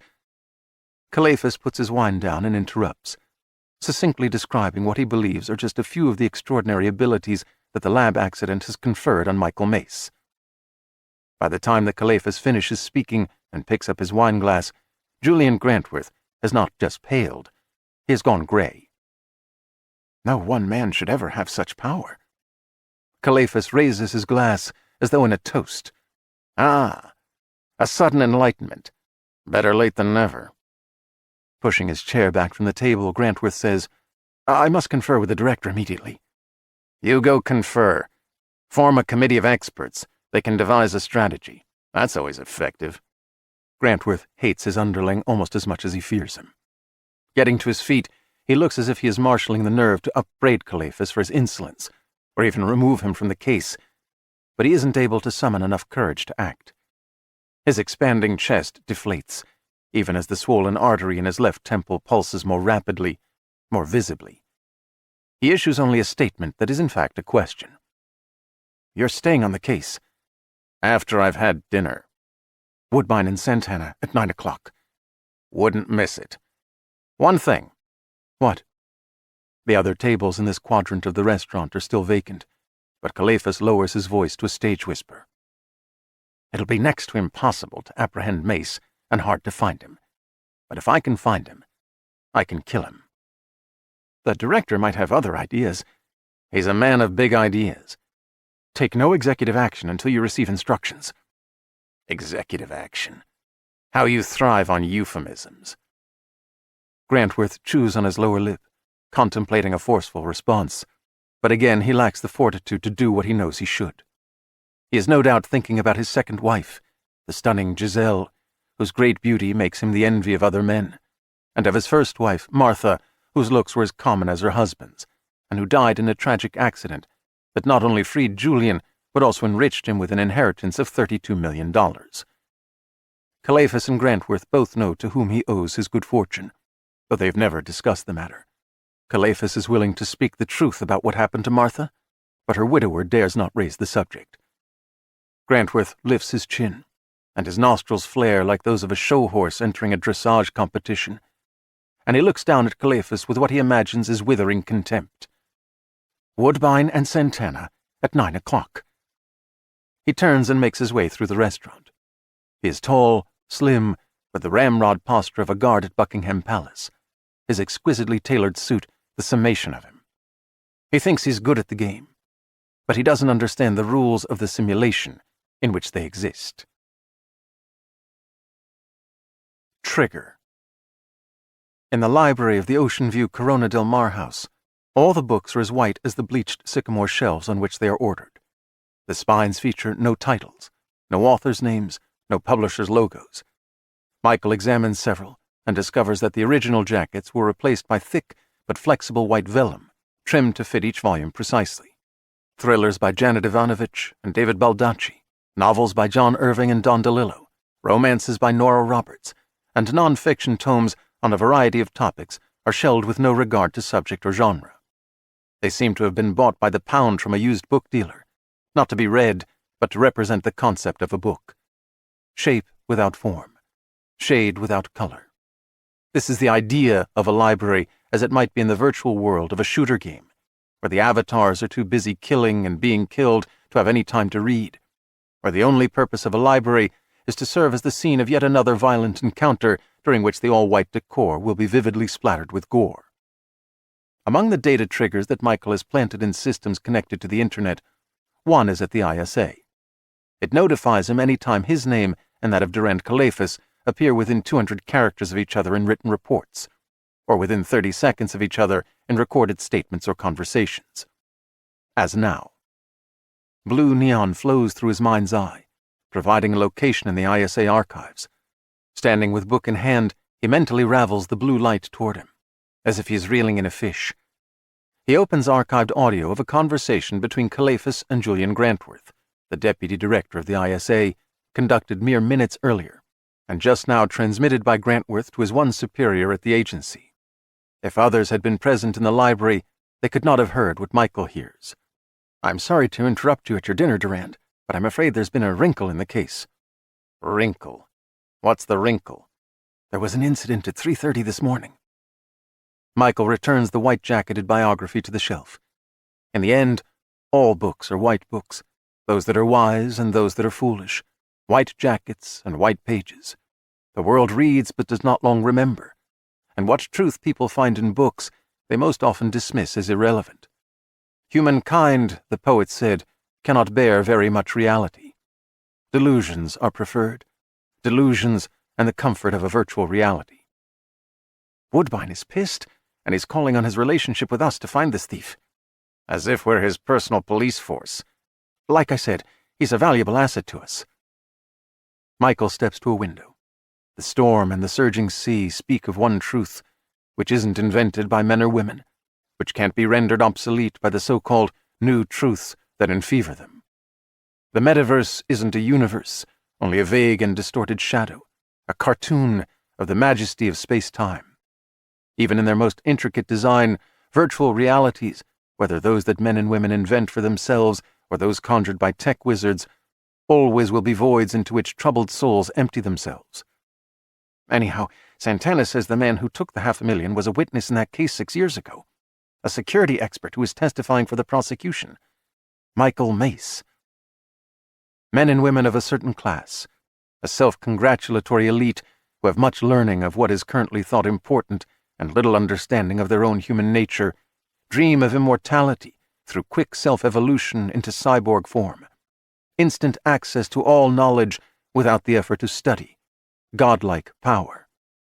This is yet another void, just the latest version of the fantasy of absolute authority that has wrecked so many civilizations over the millennia. Michael is the embodiment of the singularity, but he intends not to use his power as the dreamers dream of using theirs. Instead, he wants to live long enough to bring the world back to reality before it descends irretrievably into delusion. This attorney have any security video of Mace? No, he's a ghost, as at the lab in the valley, but Santana has a photo from the time of the trial. Rudy Santana has a photograph. Maybe it was originally on his phone, or Michael could have found and deleted it, but Santana has now printed it. Michael scrubbed every photo of himself from every website, from every file and device connected to the internet. He burned links to his past when he incinerated his house and everything in it. As a security consultant, he has long followed his advice to wealthy clients and has been camera shy, although a few hard copies of photos surely exist. However, he has imagined that the ISA, even with its vast resources, will need weeks to find an image suitable to assist them in a nationwide search. Weeks would give him time to squirrel away somewhere and prepare to do what he feels destined to do. Now, depending on the quality of Santana's snapshot, Michael might only have a day or two before the ISA is able to share his image with thousands of agents by the old-fashioned expedient of wanted sheets and posters printed with obsolete technology and then distributed by hand. A realization pivots him from the window. Now that they have so unexpectedly, fortuitously connected him to Carter Woodbine, they must know that he fled Beverly Hills in the attorney's Bentley. They are able to monitor its unique GPS signal and swiftly track it to its current location, the garage on the top floor of this residence. In fact, they should already be blocking off the street, surrounding the house. Having died once, Michael has no doubt that he can die again. Although he was reanimated, the next death will be final, because it will be so violent that it will put him beyond all possibility of resurrection. His enemies will see to that. He is the singularity, but the merging of man and machine does not provide immortality. A machine reduced to radioactive melt and scattered scraps of metal cannot be repaired. From his previous invasion of ISA's computer system, Michael has imprinted in memory everything in Duran Calephas's agency file, including his iPhone number. As he leaves the library, navigates the living room, and takes the stairs to the top floor, he also goes online, into a bottomless sea of microwaves carrying data. Because he already knows the number and GPS signal of Calephas's phone, he instantly finds the agent in a Beverly Hills restaurant.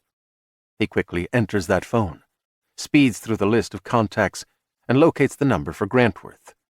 By the time he reaches the foyer, he is in the deputy director's phone, where he accesses contacts and grabs the number for the ISA director, Catherine Ormond Watley.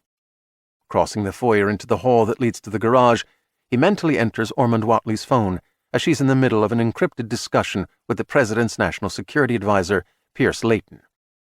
Michael hears what Catherine Ormond Watley says, and also hears what she hears after Layton's encrypted transmissions are translated into normal English, or into English that's as normal as Layton is able to speak it. They're talking about a cable network primetime host whom they would like to destroy professionally if they could do so without seeming to be behind whatever lie about him they might concoct and document with manufactured evidence. As Michael enters the garage and turns on the lights, he drops through the contacts on Director Cathy's phone and finds Carter Woodbine's number. He slides into the agency's audio archives and listens to the attorney's initial conversation with the director. He had taken the $500,000 from Woodbine shortly after 3 o'clock in the morning, but the attorney hadn't placed his call to Ormond Whatley until 1:35 in the afternoon, approximately 10 hours later. Strange. On the phone call, Woodbine seeks the assistance of the ISA, not only to recover the money, but also to find Michael and determine how the 5-story fortress that houses the law offices of Woodbine, Kravitz, Benedetto, and Spackman was penetrated. Stranger still, during the conversation, he never mentions that his Bentley has been stolen, which he must have known hours earlier. The attorney wants them to find Michael and the money, wants them to grill the thief until all secrets are spilled, but he doesn't want them looking for the Bentley. Michael walks around to the back of the sedan. The name of the Bentley dealership and the city in which it's located are on the complimentary license plate frame. He settles in the front passenger seat and pulls the door shut. He pops open the glove box, sorts through the contents, and extracts an envelope containing the validated registration card issued by the DMV. This is one of those occasions when he is seeking a complex chain of information and doesn't know exactly where to find all he needs. He must go exploring. Instead of conjuring a self-driving Tesla in his mind's eye, he imagines that Bentley is able to navigate the microwave connections and data flows of the Internet, symbolized by labyrinthine layers of superhighways, streets, and alleyways. He doesn't need to start the engine or put on the seatbelt, for neither the car nor he will leave this property. The garage fades. Michael accelerates into the virtual reality of the World Wide Web. In a few seconds, the sedan takes an exit ramp and comes to a halt inside the computer of the car dealership, figuratively speaking. Michael summons Woodbine's file from the customer records, and it appears on the windshield as though on a screen. Over the past 16 years, the attorney has purchased 2 Rolls-Royces and 3 Bentleys from this dealership. He paid cash for the 3rd Bentley 14 months earlier. He didn't take delivery himself, but had the car shipped directly to a high-end customizer, Classic Wheels, in Oxnard, California. A Bentley is not a car that anyone would chop, channel, sparkle out with cool details, and convert into a street rod.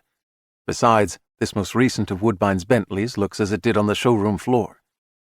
Seconds later, Michael is in the computer of Classic Wheels in Oxnard. The data display on the windshield isn't as slick as that of the Rolls and Bentley dealership, but he finds what he needs. In every vehicle with a GPS navigation system, the transponder that communicates with the satellites issues a unique signal. That signal is the car's, and therefore the owner's, ID, which is known to the DMV.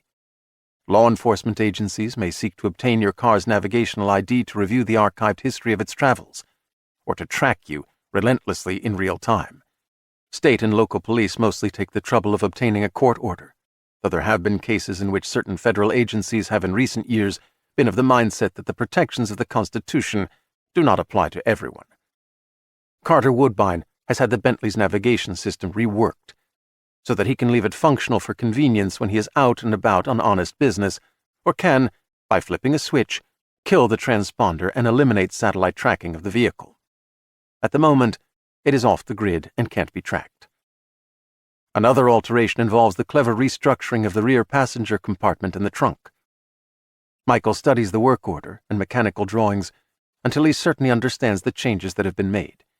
Because they materially affect the operation of the car and might raise safety issues, these are changes that are required by law to be reported to the DMV. This is the responsibility of the owner, not of the customizer.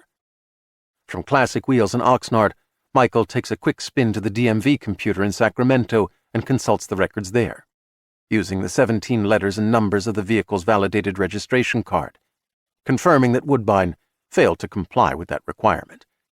The Bentley has been altered to serve as the attorney's getaway car if he needs one. Considering his connections to the country's power structure, it seems unlikely that he will ever be on the run from the law. But his preparation for every eventuality is why he's prospered in a dangerous business. The virtual, eerily lighted hallways swooping through infinite darkness now fade, and the reality of the garage coalesces around Michael. He returns the Bentley's registration to the glove box and gets out of the car and goes around to the driver's side. He settles behind the wheel and starts the engine. He powers down the window in his door, powers down the window in the front passenger door, raises the lid on the console box, powers up the window in the passenger's door, powers up the window in the driver's door, and shuts the lid on the console box, with no delay between each action. As he learned from the records of classic wheels, this 6-step combination activates the customized feature in the rear passenger compartment. The motorized bench portion of the back seat recedes into the trunk with a soft purr. Michael gets out of the sedan and opens the rear door. The backrest remains in place, but where the richly upholstered bench had been, there is now revealed a secret 6-inch deep compartment that runs nearly the width of the vehicle and measures about 18 inches front to back. This contains an AR-15 rifle, with 4 spare magazines and plastic-wrapped packets of $100 bills. He isn't prepared to count this sky-is-falling stash, but it's no less than $2 million. Carter Woodbine is certain to have offshore accounts totaling tens of millions, secreted in tax havens that have no extradition treaties with the United States. However, if catastrophe strikes and his political connections collapse, he could suddenly go from being a treasured friend of the high and mighty to a pariah. In that case, he will need this pot of money to get out of the country, slip deep into Central or even South America, buy overnight citizenship under a new name in some hellhole dictatorship, and then charter a suitable jet to convey him to a mountainous principality or an island nation where at least a significant part of his wealth is safely stored. Michael has taken from Woodbine not just $500,000, but perhaps as much as $3 million, when the value of the Bentley and its cash are added to the haul. In service to the furious attorney, exceedingly dangerous men, perhaps numerous and hoping to receive a generous reward, will be on the lookout for this car across Southern California. Nevertheless, at least for the time being, no police or federal agents will be seeking it. He returns to the house, to the library, to the wine and cheese and crackers, to the striking view of the storm that is comforting in its textured and bracing reality. In spite of the superhuman abilities that have been bestowed on him, he remains unaware that within the hour he will be swept from his refuge into desperate circumstances. 3. Bury the living. Eden. Following the 3-lane blacktop, Nina knows what the rain and the night conceal. Grassy hills rise in the east, and beyond the hills lies the lesser desert, and beyond the first desert waits the true and more barren desert. To the west is woven a webwork of small cities and suburbs that crowd the shores of the sea, far from L.A., but bustling with commerce and compulsion, with ecstasy and horror, grace and cruelty, where most people aren't time-ridden and wearier than they might know. This broad and fertile valley lies between those two worlds, a quiet refuge. She came here once before, 8 years earlier, when John was 5 years old and her parents were a year away from their encounter with a hit-and-run driver. The 4 of them enjoyed a rare family vacation, 3 days at a mom-and-pop motel with a swimming pool.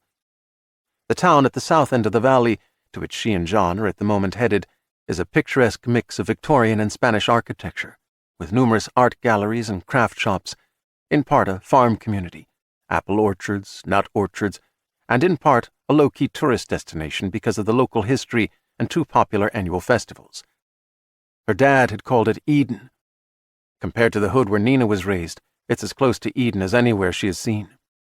Sometimes she daydreams of retiring here. How much better it would be to start a new life in this valley, not in 30 years, but now. As the road curves, the headlights sweep through the orchards. The producing groves are farther south. At this northern end of the valley, broad fields of trees have died in recent years and not yet been cut down, a consequence of foolish state water policies that have also destroyed tens of thousands of acres of once productive farmland in the Central Valley. At the moment there is abundant rain, but California is a place of periodic droughts that require wise preparations. Illuminated by the sweeping beams, the leafless trees bristle with withered branches that in the wind jitter like agitated arachnidan colonies in a dream infested with tarantulas. This is early-to-bed country, where those who work hard for a living rise before dawn. This ugly weather further discourages travel. The rearview mirror reveals dark, empty lanes. Hours have passed since Nina had a reason to suspect a tail.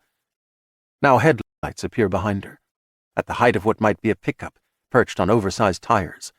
She imagines some teenager and his date hurrying to meet the be-home-by hour that was set by her parents. However, when she rounds a curve, the straightaway ahead is blocked by a pair of angled SUVs, big Lincoln Aviators. As she takes her foot off the accelerator, the vehicle behind her proves to be two. They approach fast, side by side. Having seen the double pursuit in the passenger side mirror, John leans forward, squinting through the windshield at the hulking aviators. "They aren't cops." "No," she agrees, desperately scanning the ground to the left and right as their speed falls. "Aleem?" John says. "Aleem all the way out here?" "All the way out here, because they mean to take the boy.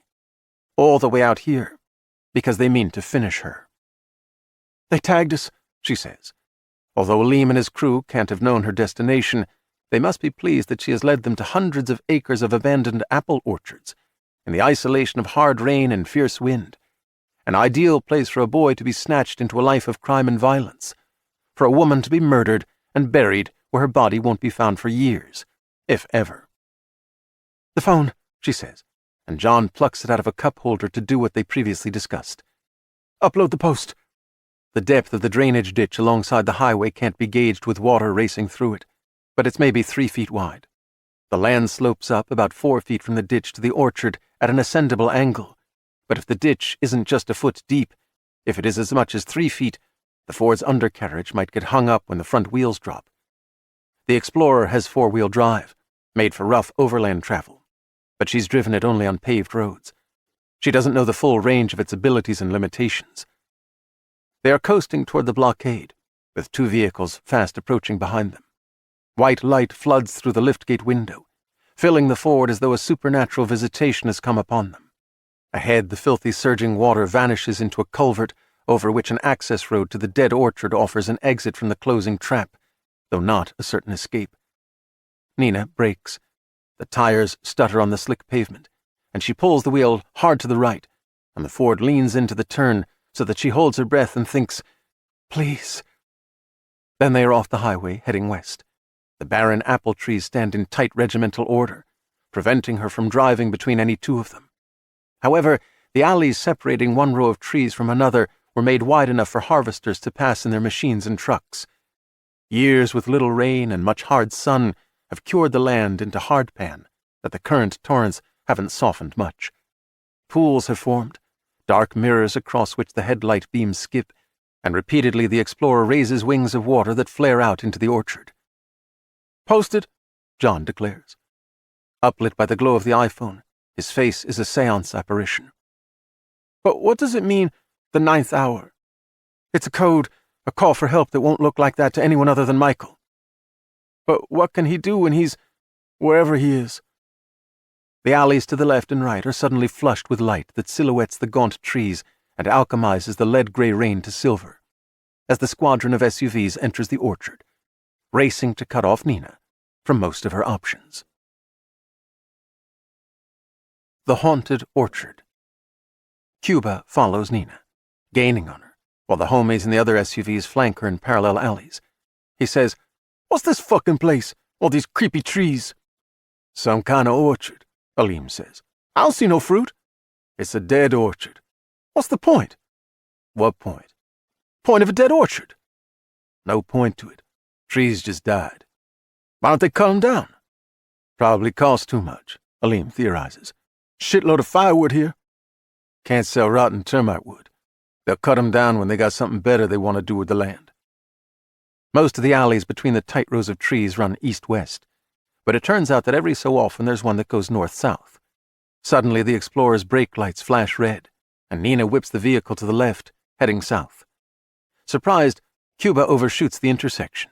He slams on the brakes and shifts into reverse. The tires spin, slewing up gouts of mud. They head south in the bitch's wake. Now, instead of walls of leafless wood flanking them, they're a row ends separated by wide east-west harvesting alleys. "Creepy damn trees," Cuba says. "So come back on your own time. Cut 'em down." "What they grow here?" "How'd I know? Peaches, apples, cantaloupes." "Cantaloupes don't grow on no trees." "What then? They grow on tables in the market." Cuba says, "They grow on vines." "Like giant bunches of grapes, huh?" "I seen 'em once." "You was high. What you seen was in that movie, Space Alien Seed Pods. They grow imitation people in 'em. Homie, get on the bitch before she's gone." "I'm closing. I'm on her." Cuba glances at the rearview mirror. "Shit, What we got now is we got a 5-car caravan. Aleem checks the side mirror and sees that the 3 other SUVs in the squadron have turned into the same southbound alley. They don't get parallel real quick, Cuba says. She can go anywhere. Even as he speaks, the 3 trailing vehicles peel off into intersecting alleys, 2 eastbound and 1 westbound, the drivers urgently looking for other north-south passages on which they can get parallel to the Explorer. It's a maze, Aleem says. Cuba says, It's a graveyard, like wood tombstones. Spooks me. Nothing dead here but trees. They say trees got spirits. What spirits? Like souls. Who says? Some people.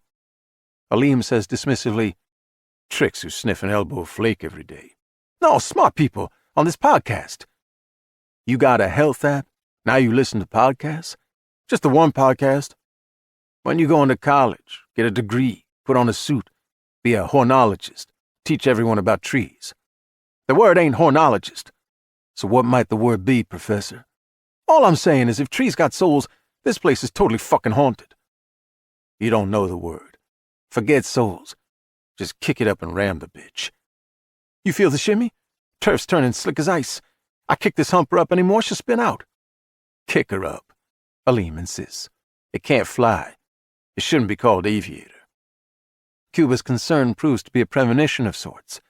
Ahead, the Explorer fishtails right, left, right, tree shadows leaping like spirits trying to escape the dead wood in which they have long been imprisoned. The rear passenger side bumper clips a tree trunk. Ram the bitch, Aleem shouts. Ram her! Ram her! Remote control. The dinner hour is well past, and the evening maturing. Michael is checking out the contents of the freezer compartments in the 2 large Sub-Zero refrigerators, in need of something more than cheese and crackers, when the words, "the 9th hour," in blue neon, stream into his mind's eye. He closes the freezer drawer and turns to the kitchen island and places his hands palms down on the granite top, which is cool and hard and real. He enters the Verizon telecommunications network as easily as opening a door, translates Nina's smartphone number into binary code, projects it into the system, and John answers on the first ring, all in 7 seconds. John and his mother are in serious trouble, but the boy is calm. 4 SUVs are after us. I don't know how many gangbangers, like a whole army. We're in San Diego County. I know, Michael says, for he has entered the navigation app on Nina's phone. The map display that appears in his mind shows their blinking signifier to be 200 yards from the nearest paved route, a state highway, and moving fast. He switches on their speakerphone feature so Nina can hear him. I know where you are, but why have you gone off-road? Roadblock, John says. We split into this orchard, a huge freaking dead orchard. Just sideswiped a tree, but we're okay. Nina says, We must be tagged. They're all around us, trying to cut us off. Stay cool, Michael advises. He summons a second display that glows in his mind's eye softly beside the first, this one from the International GPS monitoring system, framing the same plot of land through which Nina is racing. Fortunately, it's very lonely territory. There aren't a confusing multitude of blinking signifiers, only 13. Her vehicle, actually her iPhone, emits only 1. The Explorer is too old to have a navigation system. Each of the other SUVs issues 3 signals. In every case, one ID number on the display is that of the vehicle, and the other 2 represent smartphones carried by the occupants. Aleem has marshaled 7 of his homeboys to help him snatch John, and do God knows what to Nina. More likely than not, mother and son will both end up dead, because the boy won't be taken easily or let them harm Nina without going to her defense. Aleem and 7 others, he tells them. Keep moving while I deal with this. Keep moving or you're finished. The United States government, and most others in this age that is sliding toward universal tyranny, has instituted a clandestine vehicle control project that, like everything else, is no secret to Michael Mace since his resurrection. Years earlier, when it was recognized that the technology would soon exist to equip all new cars and trucks with a kill switch that could disable the engine via a microwave-carried command linked to the vehicle's GPS identifier, defenders of liberty protested vigorously. All politicians wishing to appear righteous swore that this outrage would never be committed as long as they drew breath. Some remain unaware that it's been done through the auspices of the Environmental Protection Agency, while others are aware and comforted by the knowledge. This power of mobility restriction has not been, and will not be, revealed for any ordinary law enforcement purpose, such as foiling a carjacking or bank robbery, or to stop a child abductor in flight with his prey. It must remain secret, so that should the country ever experience a serious insurrection, those in rebellion will be surprised and disempowered when the wheels they rely on will turn no more. In this instance, in the case of Aleem Sutter and his crew, Michael has no compunctions about violating the right they have assumed they possess, the right to kidnap and murder as they choose. Going to see the wizard. Duran Calephas leaves his agency sedan in the restaurant lot to be retrieved later. With the hood of his raincoat providing anonymity, he walks to his meeting. The rear entrance of Woodbine, Kravitz, Benedetto, and Spackman, attorneys and eager financiers of death by heroin and fentanyl, is 2 blocks away. But he travels 5 blocks to get there, to prevent traffic cams at intersections capturing an image of a man walking directly from the restaurant to the law offices. The roll-up door is raised, as he was told it would be. Inside, a lean man in black jeans and a black denim jacket worn over a red T-shirt stands beyond the reach of the in-blown rain. As Calephas arrives, this agitated specimen expresses his impatience with obscenities. His nose is bandaged, bruises extending under his eyes. Where the hell's your car? No one said you'd walk in. I had dinner nearby. This kind of weather invigorates me. You were supposed to be here at 9 o'clock. Is it 9? Calephas asks. You're 25 minutes late. Really? That much? You didn't call or nothing. Like I said, I was at dinner. You don't have no watch? A quite good one, Calephas says, pulling his coat sleeve up to reveal a gold Rolex. It was my brother's. His widow wanted me to have it, to remember him by. The man answers that with a hard stare, as if he has killed people for less than being late for an appointment. You kept us waiting. After dessert and coffee, I had a good port. You know how it is with port. You want to savor it. You don't just slug it down. Exasperated, the man repeats, You kept us waiting. And who might you be? Santana. Woodbine's being pissed off in his apartment. Harris, too. They've been here since 8:30. Then why are we chatting and making them wait even longer? After considering Calephas in silence for a moment, Santana says, Something wrong with you? How do you mean? How do I mean? If you're asking if I'm ill, the answer is no. If you're asking if I've had too much to drink, I haven't. But maybe you're implying something else. After another silence, Santana says, I see you now. Do you? Real clear. Because I could always administer a vision test. As Santana goes to a control box mounted on the wall and puts down the big roll-up, Durand considers a glass-walled cubicle with a sign above its door that reads, Valet. Against the back wall of that space is a pegboard on which only a few electronic keys hang. As an experienced player, he often notices things that seem mundane, but that eventually prove to be essential to a winning strategy. Santana opens an interior door, and Calephas follows him into a vestibule. Leave your raincoat. Don't go dripping all over the place. As they proceed along a hallway toward the lobby at the front of the building, Santana speaks a name and says, Know who that is? He's a United States Senator. Santana mentions another name. Calephas says, Investment fund boss, oversees trillions. The third name is Catherine Orman Watley, the director of the ISA, to whom Calephas answers, if he answers to anyone. Them 3, Santana says, is so tight with Woodbine, they're Siamese twins. 4 twins. You get what I'm saying? With some effort. Get it out of your head how Woodbine's just some mouthpiece you can keep waiting while you have port. I don't work for no pocket change pussy. The man is on the ladder, not just on it, high up. Good for him. Good for you. Look, I'm sorry. It's been a long day, that's all. Although of a style different from that of 17th century France, the lobby rivals the Hall of Mirrors in the Palace at Versailles, as an effort to impress on commoners that he who resides here has pockets deeper than the sea. The elevator is accessed with a code that Santana enters in a keypad. The cab rises in silence, so smoothly that they don't seem to be moving. Respect gotta be paid, Santana says. I won't embarrass you, Calephas assures him. This will be a far more interesting meeting than Calephas has expected. That understanding comes to him not as a premonition. It has become his considered intention to make it interesting. Viewpoints. Sometimes Aleem is too enthusiastic for his own good. He knows this. He is profoundly self-aware. He is a get-it-done guy who has no patience for the hindrances of the world. The worst hindrances are people, and he has killed more of them than he should have. He doesn't regret excessive murder, or think it is immoral. Nothing is immoral unless you believe it is, and even if you believe something is immoral, you're wrong. That's Aleem Sutter's philosophy. When he admits to having killed more people than he should have, he's only acknowledging that sometimes offing a treacherous butt-face isn't worth the risk involved. If he better managed his enthusiasm, he would on some occasions do nothing more than cripple the dude for life. Or if the hindrance loves his mother, Aleem would be better advised to just disfigure the bitch and threaten to waste her to keep her little mama's boy in line. The ecstasy, the overpowering exultation of shooting an adversary in the face or spilling his guts on his shoes can, if Aleem's not careful, spin quickly into a frenzy, such delirious excitement that he might make a big mistake. He knows that he must guard against healthy enthusiasm deteriorating into frenzy. He is more self-aware than anyone he has ever known. At the moment, he urges Cuba to ram the Explorer. He knows that his anger at Nina has swollen into rage, and that rage can sour enthusiasm into the most violent and least wise of intentions.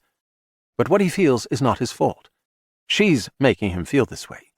She takes the boy and runs, and then she doesn't just give up at the roadblock like she ought to, and now she's forcing them to chase her through this zombie forest. It's as if, right in front of his homies, she keeps telling him that she's going to cut his pecker off, or as if she thinks she has essentially already cut it off, humiliating him. She makes the situation even worse by handling the Explorer as if she went to some Hollywood school for stunt driving and graduated at the top of her class. Except for clipping the right rear fender on a tree trunk, she's pumping that four-wheel so expertly that Cuba not only is failing to catch up with her, he's beginning to fall farther behind. Don't let this happen, Aleem warns. Everything is everything, boss. Everything isn't all right, and the fact that Cuba calls him boss is proof that the ass-kisser knows it. You want a piece of that quiff? Aleem says. Better catch her soon. Longer it takes, more likely I'll break her neck before you can strip her down for action. I'm up for that, Cuba says. Up for that? Up for what? Do what you need, then so will I, just so she's still warm. Man, you're spookier than dead trees. Grinning, Cuba admits, I got my ways. In the passenger seat, John sits at attention, the phone a rectangle of light in his hands. What's Michael doing? Saving us. How can you be so sure? You'll see. Nothing's happening. Only been a minute since he answered our post. The 9th hour. Is it ever? The vast orchard seems to span a burnt-out world, the black and haggard trees with their tortuous rick-rack of branches standing to monument the death of humanity in a last war of all against all. The gangbangers' SUVs like robotic scourges prowling the aftermath to eradicate remaining survivors. Nina has never been so terrified as she is now. These barren but ordered woods evoke horrors as diverse as scenes in a James Cameron movie and Golgotha falling into midday darkness. Yet in peril, as also in loss and grief, she sees, as she always does, moments of strange beauty.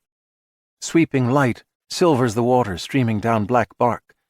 The air is briefly but richly diamonded with wind-tossed raindrops. For a moment, the twig-work of backlit branches seems to form logograms that float in the air with mystical meaning, like comforting messages in some language that she has known in a previous life and will know again in a life to follow this one. Some might say that it's a fault, but she thinks it's a gift, to perceive beauty and the hope that it represents in even the ugliest moments of life. Nothing is more desperate, with more potential for horror, than being pursued by Aleem and 7 of his cold-eyed barbarians swanked out in their ornamental gold, each with 2 knives and more lethal surgeries to his credit than a death camp doctor.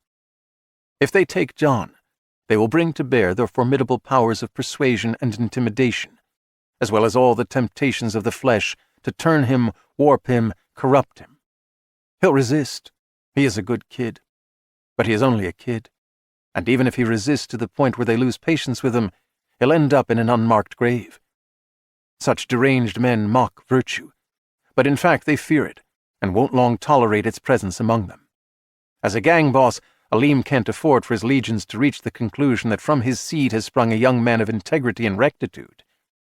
Earlier this very day he had said, I'll kill you before I see you brought down from a full man to some pathetic crawling thing that shames me for the world. That had not just been roo-rah. He meant it. Likewise, she entertains no illusions about her own fate if they catch her, as many of them as want will pull a train on her, and when they're finished, they'll kill her hard and jam her, naked, in a deep hole. She's never owned another vehicle, and has put 140,000 miles on the Explorer, so it's almost like an extension of her body as she takes evasive action through the maze of Applewood, waiting for Michael to work a miracle. In spite of the Explorer's age, she has less concern that the vehicle will fail her than that the orchard will surprise her when a dead tree pulls its rotting roots out of the saturated soil and crashes onto her. Moments ago, she swerved around a fallen tree that half-blocked an intersection. She has driven over several wind-shorn branches that clattered against the undercarriage, but they were rotten or already badly fractured, and they did no damage. Her luck is not likely to hold. A rattling arises at the back of the Explorer on the starboard side. Maybe the damaged fender is coming loose. She doesn't dare cut her speed. The bad boys in their glamour wheels have found other north-south alleys. Accelerating recklessly, they are pulling parallel to her once more. Whatever Michael is able to do, Nina must escape the orchard. In spite of the ordered rows, this is unpredictable terrain that will throw her a hard surprise sooner than later. Furthermore, she needs to get far enough ahead of her pursuers to have a few minutes to search the vehicle for the transponder they have planted on it. If she can't find it quickly, she and John will have to continue from there on foot. The rattling noise escalates into a violent knocking. Cuba has his philosophy. Think positive. Don't draw something bad to you by worrying about it, which Aleem dismisses with a term he once heard in a movie when he was streaming because he couldn't sleep. Magical thinking. Reviews said the flick was hilarious, but it was about as funny as hemorrhoids. In it, one fool actor accused another of magical thinking, which Aleem immediately knew was a true, important concept. Most people he's known engage in magical thinking to one degree or another. They are convinced that believing a thing is true, in fact, makes it true. He has many uses for people who go through life inventing their own truth. Once you know what fantasy they live in, they're easy to motivate and manipulate. Aleem's philosophy is simply what the street has taught him.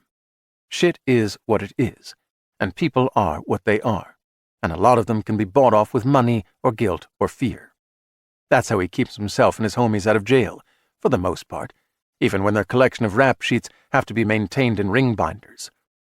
If a politician or district attorney wants to believe you're a victim of the system, you play the victim and manufacture convincing evidence against your accuser or the cop who arrested you. If the magical thinkers want to believe you're an advocate against injustice, you talk the talk and donate money or hours of your personal time to the true-believing community activist groups. On the other hand, if they have spines of butter and want to believe you're all-powerful and too dangerous to confront, you reinforce their assessment by taking a page from The Godfather and putting severed horses' heads in their beds. It's never actually a horse's head or a bed.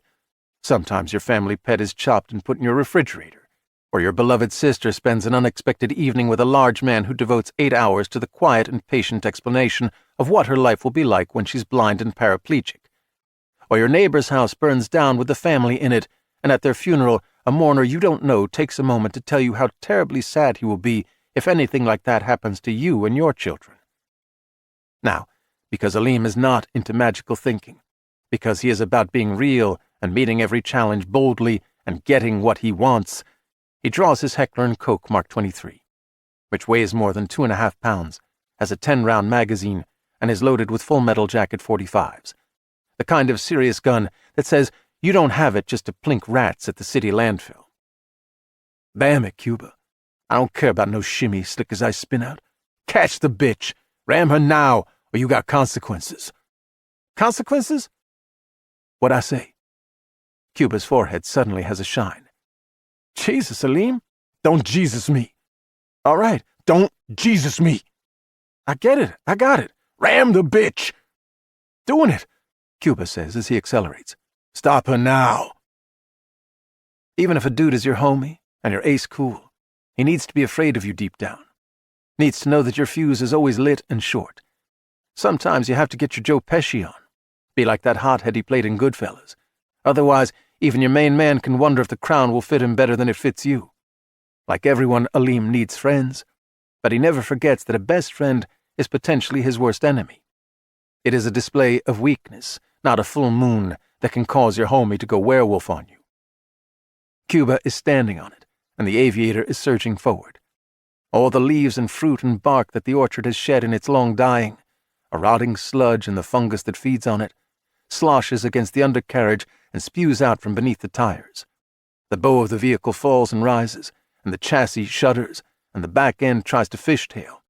But sweating Cuba holds tight to the twisting wheel. They are coming up fast on the vintage Explorer, which has a smaller engine and can't outrun the Lincoln, coming up fast and faster. Aleem feels his face flush with excitement as he imagines the Explorer brought to a halt and jammed against a tree, imagines yanking open the driver's door and dragging Nina out from behind the wheel and throwing her down in the muck. When the boy sees that, he'll know who owns this family, who has the power, and always will. They're seconds short of ramming the Ford when the aviator's engine fails. The Lincoln doesn't sputter or cough, just cuts out. The Ford pulls away. The Lincoln loses momentum in the swampish mud and forest mast, quickly coming to a halt. "What's this shit?" Aleem demands. Pushing the starter, Cuba says, "Wasn't me. Get it going." It's dead. "Like shit. Try again." Dead. It's dead. Put that away. "Put what?" That cannon in your hand. I didn't do nothing. We got lights, wipers. Battery's not dead. "No shit." Just the engine. I didn't do it." The taillights of the Explorer are dwindling into the storm. Aleem turns to peer through the passenger window. In parallel alleys, 3 sets of headlights are screened by dead trees and driving rain, but all remain visible enough for Aleem to discern that they're stationary. Only the Explorer is still on the move. Cuba sees the situation too. How'd they do this? Who? Gotta be cops. "What cops? You see cops?" We're screwed if it's cops. "There's no cops."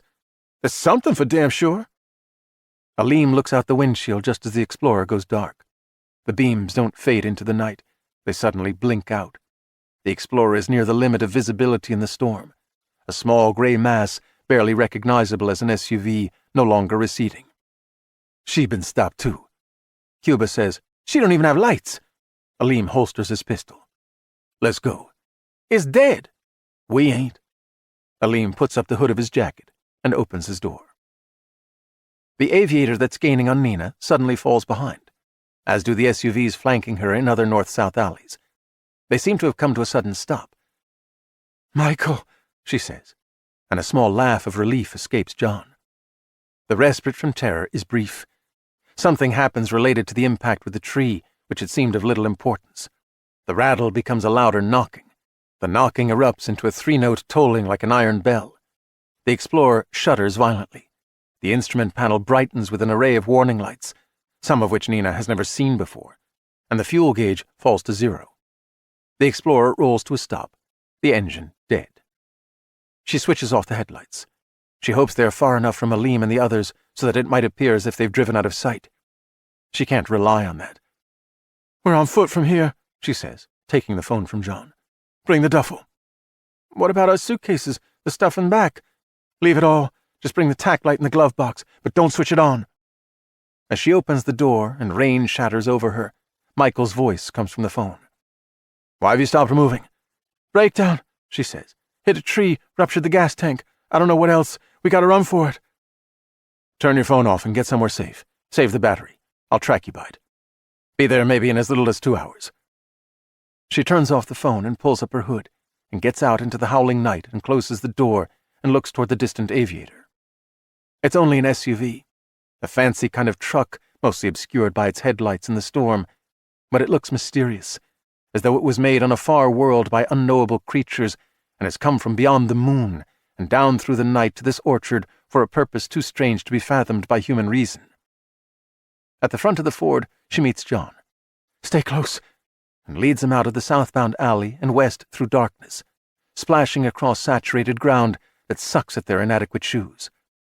She isn't blind, but the colorless landscape is black and grainy shades of gray, like a CT scan, and her sense of vision is reduced to something like computed tomography that requires the training of a radiologist to accurately and easily read the way ahead.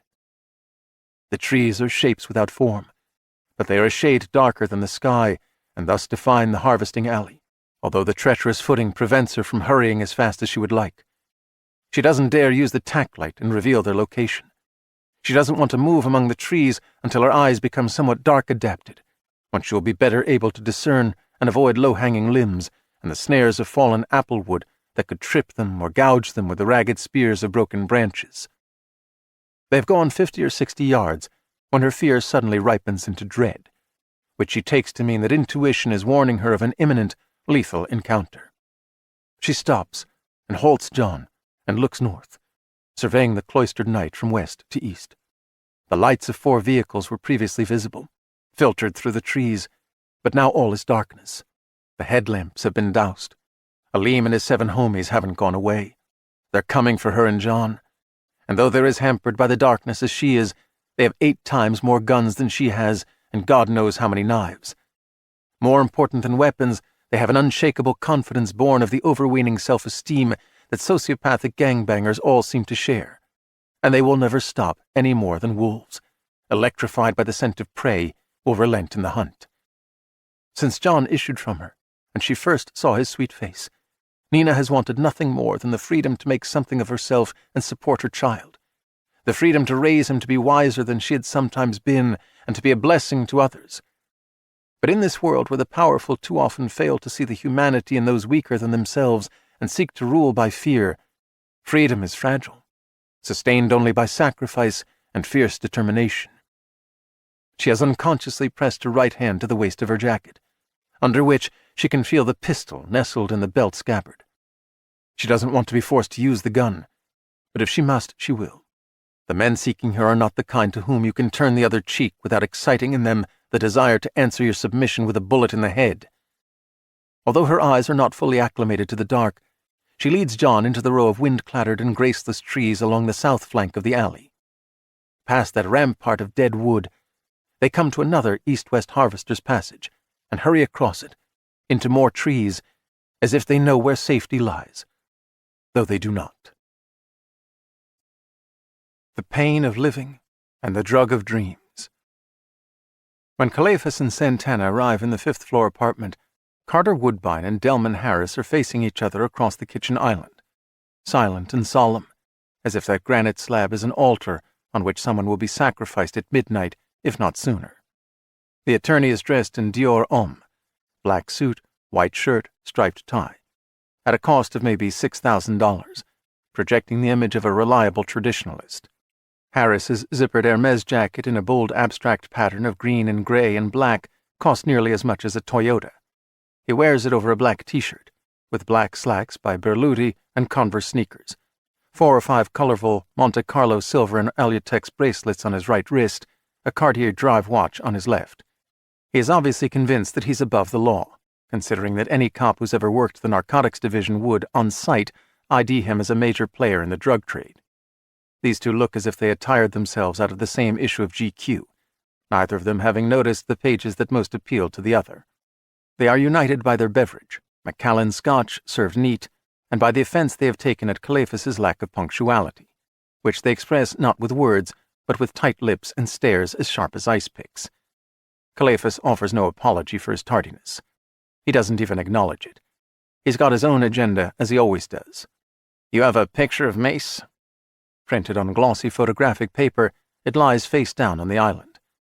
Without a word, Woodbine turns it over. Calephas doesn't find anything impressive about Michael Mace's appearance. The guy looks like a TV game show host, whose smile and pleasant banter with contestants help the lonely, the unemployed, and the homebound get through the pain of living.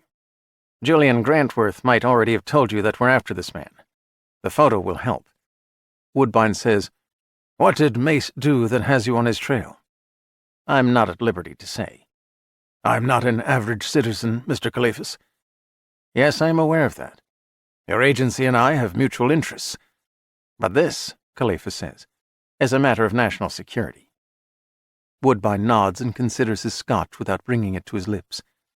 "National security. So let's speak in private. It'll still be national security in another room." "Come with me," Woodbine insists. Calephas remembers what Grantworth said at the restaurant. "Woodbine has something else he wants to discuss with you. something he's not keen to share with just everyone, not even with me. Leaving Santana and Harris without a target for their bitter incensement, Calephas follows the attorney through the glamorously furnished apartment to the gym. The room measures perhaps 20 feet by 20 feet. It contains no exercise equipment. "It used to be lined with circuit training machines," Woodbine says, "but I'm of an age when all that bores me. I had it removed." The exercise equipment has been replaced by one item, a chaise longue upholstered in a fabric with a leopard skin pattern. As Calephas ponders the furniture, Woodbine feels the need to explain. "It's a meditation room now." The walls are paneled in floor-to-ceiling mirrors, as is the door by which they entered. If a window exists, it's been concealed by a mirror.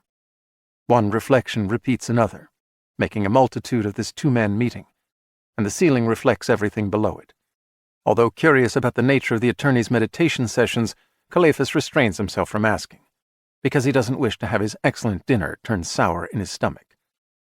Woodbine says, "This Mace character, the crazy things he can do, I realize that's a national security matter. You can't tell me, and I don't want to know. However, I have a mutual opportunity to discuss with you." They lock eyes. Woodbine must see something that he needs to see, because he continues. "For some of us, there's going to be more opportunity in the new America than you ever dreamed. That's why I'm aboard for it. You're aware that your agency and I are business partners?" "It was suggested, yes." "It's a lucrative business, enough profits to go around, plus the agency and I share certain ideological goals." "The new truth," says Calephas. "If you did a bit of business with me, it would be no different from your director, Catherine Ormond Watley, or deputy director doing business with me, which they do. It's all in the family." After a silence in which he seems to be reflecting on a series of profound personal losses, Calephas says, "The agency is the only family I have now." The attorney conjures a courtroom expression of sympathy. "I'm sorry to hear that." Calephas shrugs. "It suits me." The attorney places a hand over his mouth, as though deciding whether he dares to say what he wishes to say, and he gazes at the mirrored ceiling, where he looks down on his upturned face, an uncertain soul who is his own and only God. He decides to proceed. "I didn't tell Grantworth, but Mace drove away in my Bentley." "Some car." "I want it back." "Why didn't you tell Grantworth?" "I had the Bentley customized." "I assume you didn't just add tail fins." "I can switch off the transponder when I'm not using the navigation system." "So you can't be tracked." "That's not illegal." "Not yet." "The customizer also built in a secret compartment, not for drugs. It contains an unregistered AR-15 and $3 million in cash." "Run for it money," Calephas surmises. "I'm not likely to need it, but I sleep better knowing it's packed and ready. I'd rather the ISA doesn't know I made such preparations. It looks like the agency doesn't have my full trust, and that's not really the case." They consider each other indirectly. Woodbine turns his head to the right, and Calephas turns his head to his right, which is the attorney's left, so that they are looking at opposite mirrored walls in which their reflections curve away to infinity. "So what's this opportunity you mentioned? If you find the Bentley, you can take the $3 million for yourself and bring the car to me, and we're square." They face each other again, and Calephas says, "You must really love that car." "It's not the car." "I didn't imagine it was." "It's the rifle, the AR-15. "You made some use of it." "One incident, 4 dead." "You're an activist attorney," Calephas says approvingly. "Once the gun had a history, why didn't you get rid of it?" "I meant to, as soon as I had a replacement." His mouth curls into a snarl. "Then along comes fucking Michael Mace." The attorney is a well-practiced liar, but Calephas is a living polygraph. The details about the customized Bentley are true, and the $3 million is true, but the claim that 4 were killed with the gun is a lie.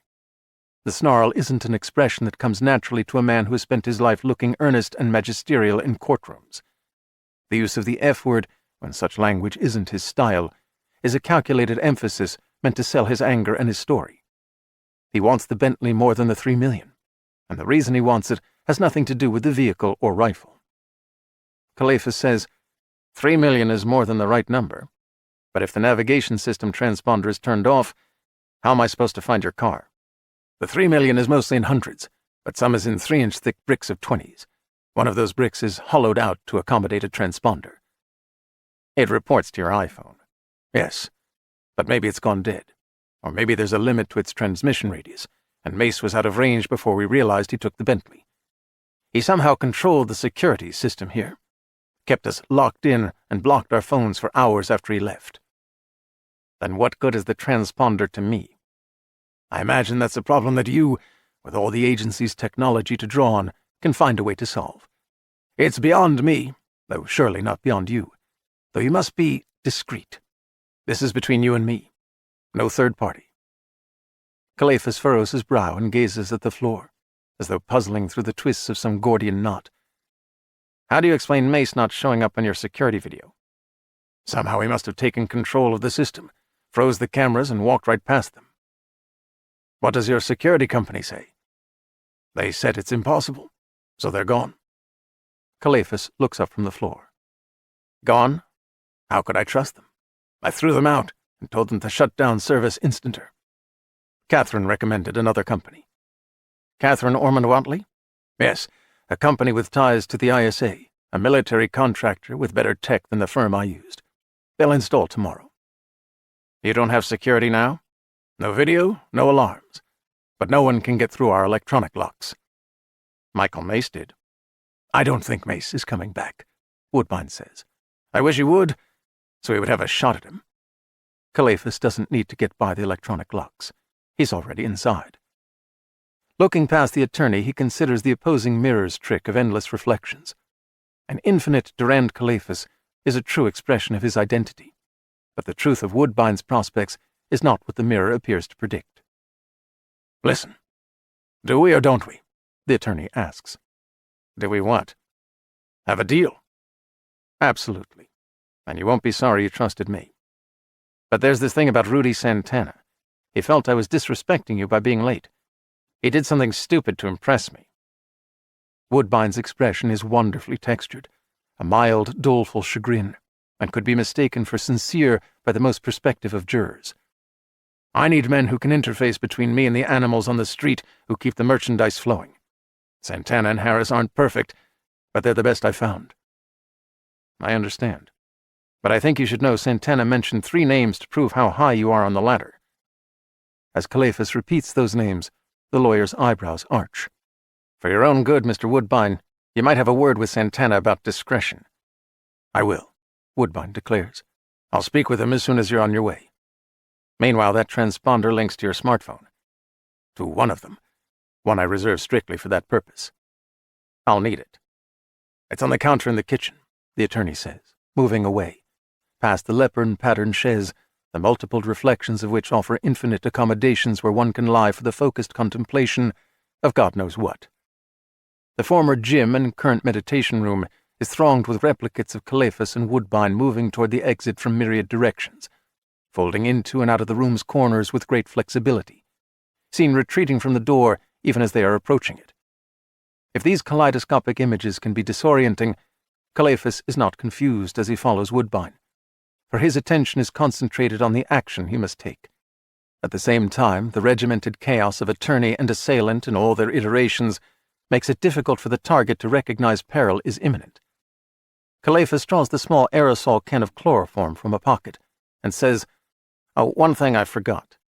And Woodbine turns, and Calephas sprays his host in the face. All the Woodbines around the room, whatever their size, whether coming or going, collapse to the floor. The esteemed partner of Kravitz, Benedetto, and Spackman, who are elsewhere engaged in criminal enterprises, is not dead, only unconscious on the meditation room floor. For the time being, that is how his assailant wants him. When Calephas enters the kitchen, Rudy Santana and Harris are drinking scotch and watching a TV that has risen out of the island on a motorized lift. They're entranced by the cleavage of an actress and are engaged in a spirited discussion about whether her splendid breasts are larger than those of another actress they admire and would like to jump. They are for a moment oblivious of Calephas. No one's life is a smooth ride from the womb to the grave. The poor and the rich, the wise and the foolish, the smart and the dumb, the beautiful and the ugly, all suffer on occasion as they journey through the world. Physical pain, mental anguish, worry and failure, loneliness and sorrow are visited on everyone, even if not in equal distribution. Calephas has arrived at the conclusion that we endure the pain of living by taking refuge in dreams. We dream of striking it rich, of falling in love with and being loved by an ideal mate, of being acclaimed for what talent we might possess, of jumping the bones of an actress with epic cleavage. In Calephas's opinion, these dreams are drugs as surely as are marijuana and cocaine and heroin, and all but one of them can be the death of you if you don't indulge it in moderation. The only such dream certain to bring you genuine pleasure and spare you the suffering that people can cause you is the dream of exercising absolute power over others. But only if you act on the dream. As Santana and Harris belatedly look away from the cleavage on which the camera lingers, glasses of Macallan Scotch in their right hands, Calephas acts on his dream. He puts one metal-jacketed round point-blank in Santana's face, another in Harris's throat, and he steps around the corner of the island and looks down where they have fallen in sprays of blood and brains and spilled scotch. Rudy is dead, the architecture of his face remodeled beyond anything Picasso might have imagined. A rasping noise escapes Harris, along with blood that spurts between the fingers of the hand that he has clamped to his throat. Calephas says, "The Hermes jacket is high fashion, but being fashionable is a particularly shallow dream," and drills him with another round. A little night music. Aleem doesn't do bad weather. Snow is cocaine, which he sells, but the real stuff has no appeal for him. Ski gear makes every dude who wears it look like he belongs in an advertisement for stupid pills. To learn the slopes, you've got to fall down and make a fool of yourself a few hundred times, and Aleem has too much self-respect for that. The only men who slop around in the rain are those who have no choice, because either they're job slaves who have to work when it's wet, or they're under some woman's thumb, running errands that she won't do unless the sun is shining and birds are singing, or they're mental cases who sooner or later are going to drown like turkeys do, just standing in the rain with their mouths open. To Aleem's way of thinking, when shit is falling out of the sky, the only right places to be are a pool hall, a backroom poker game, a casino with cocktail waitresses who have cleavage worth looking at when the cards aren't, or in bed with a couple of fresh ladies. Bad things happen to people in bad weather. They slip and fall and end up in a wheelchair, or they take a hit of lightning, or they catch pneumonia and spend weeks coughing up blood, or whatever people do when they have pneumonia, because Mother Nature is a mean bitch. Yet here he is out in the storm, slogging through mud, his shoes already ruined, everything he's wearing destined for a dumpster. And why? Because 14 years ago, Nina Dozier wanted him so bad that she tricked him into doing her until they could have his baby.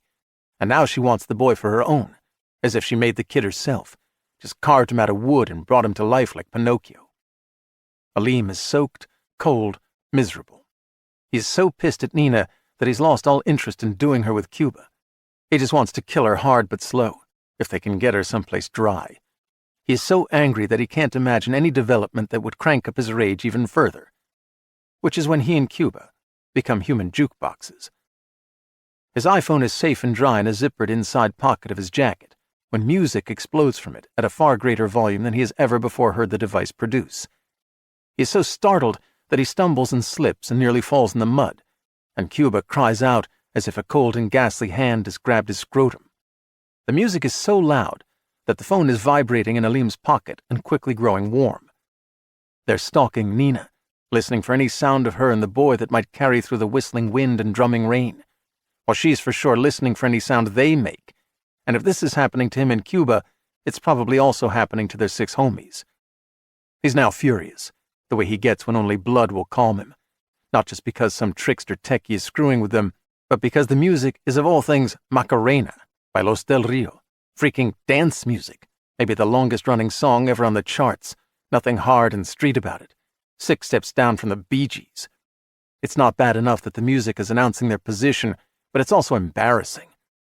Aleem zippers open his jacket and reaches inside and zippers open the pocket and extracts the phone and tries to switch it off. But he can't. The phone won't shut down, and it won't let him get out of the music app. And there's this lame video, pure punk cheese, of idiots in Spanish costumes dancing and grinning, thrashing around a ballroom as if they ought to be foaming at the mouth. He fingers the volume slide, and it moves down, but the music continues to boom into the night. Cuba is shouting obscenities, agitating his phone as if Los del Rio can be dispensed from it like salt from a shaker. Frustrated, he throws it down in the mud and raises one foot, but he can't bring himself to stomp on it, maybe because it's not a cheap burner, but probably also because his contacts include the number of 10 or 20 fresh ladies, none of which he has committed to memory.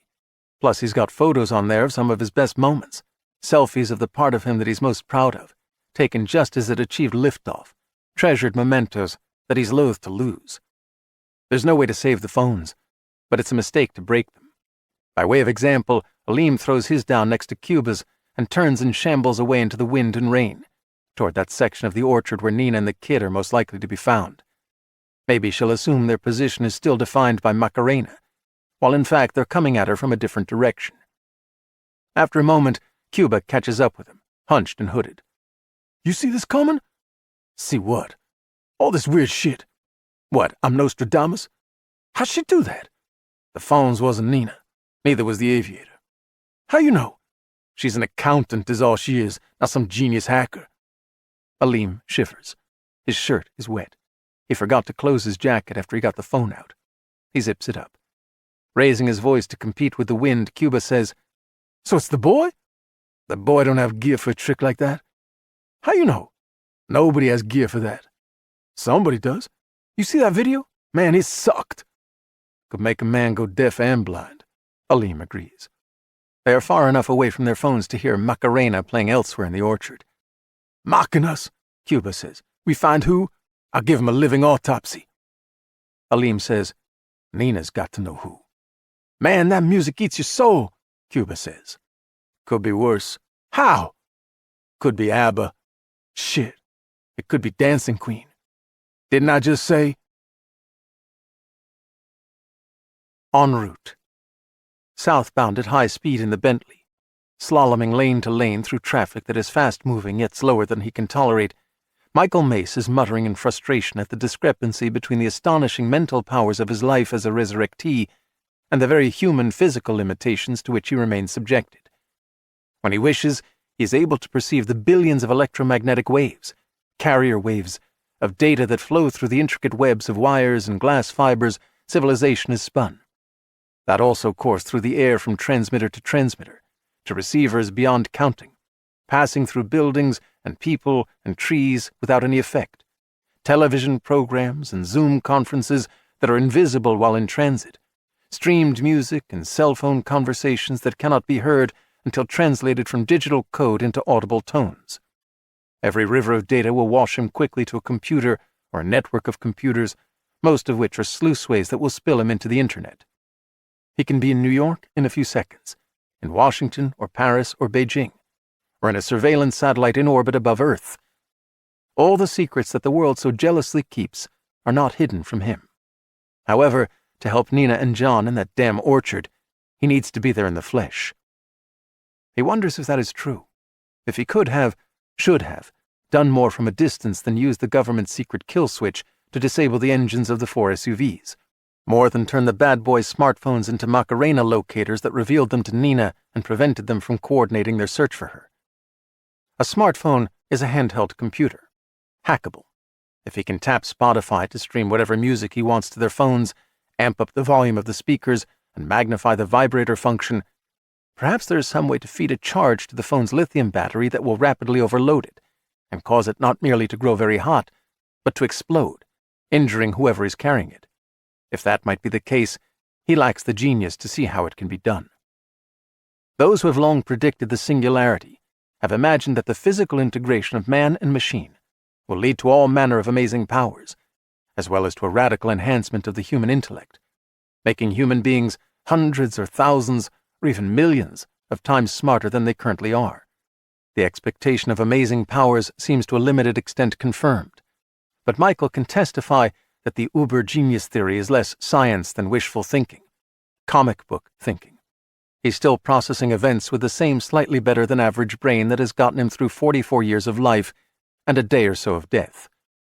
Perhaps his reflexes are better, even markedly better than they were when he was 20, because in spite of the rain and the road condition, he's finessing the Bentley through traffic that's for the most part doing between 60 and 70 miles an hour, while he stays between 80 and 100. He doesn't need the navigation system that Woodbine left switched off. He knows where he's going, having entered Nina's phone and confirmed the location of her GPS signal. He isn't expecting a highway patrol car to be parked along the shoulder, radar cone exposed to the rain. On a night when there will be 3 times as many accidents as usual because of the weather, the police avoid further distracting motorists by declining to give chase to the most egregious scofflaws among them. Indeed, it's not a radar trap that puts him at risk. After racing around an 18-wheeler at 90 miles an hour, he sweeps past a CHP black and white, a Dodge Charger that's cruising 20 yards ahead of the big truck. Cutting speed now is pointless.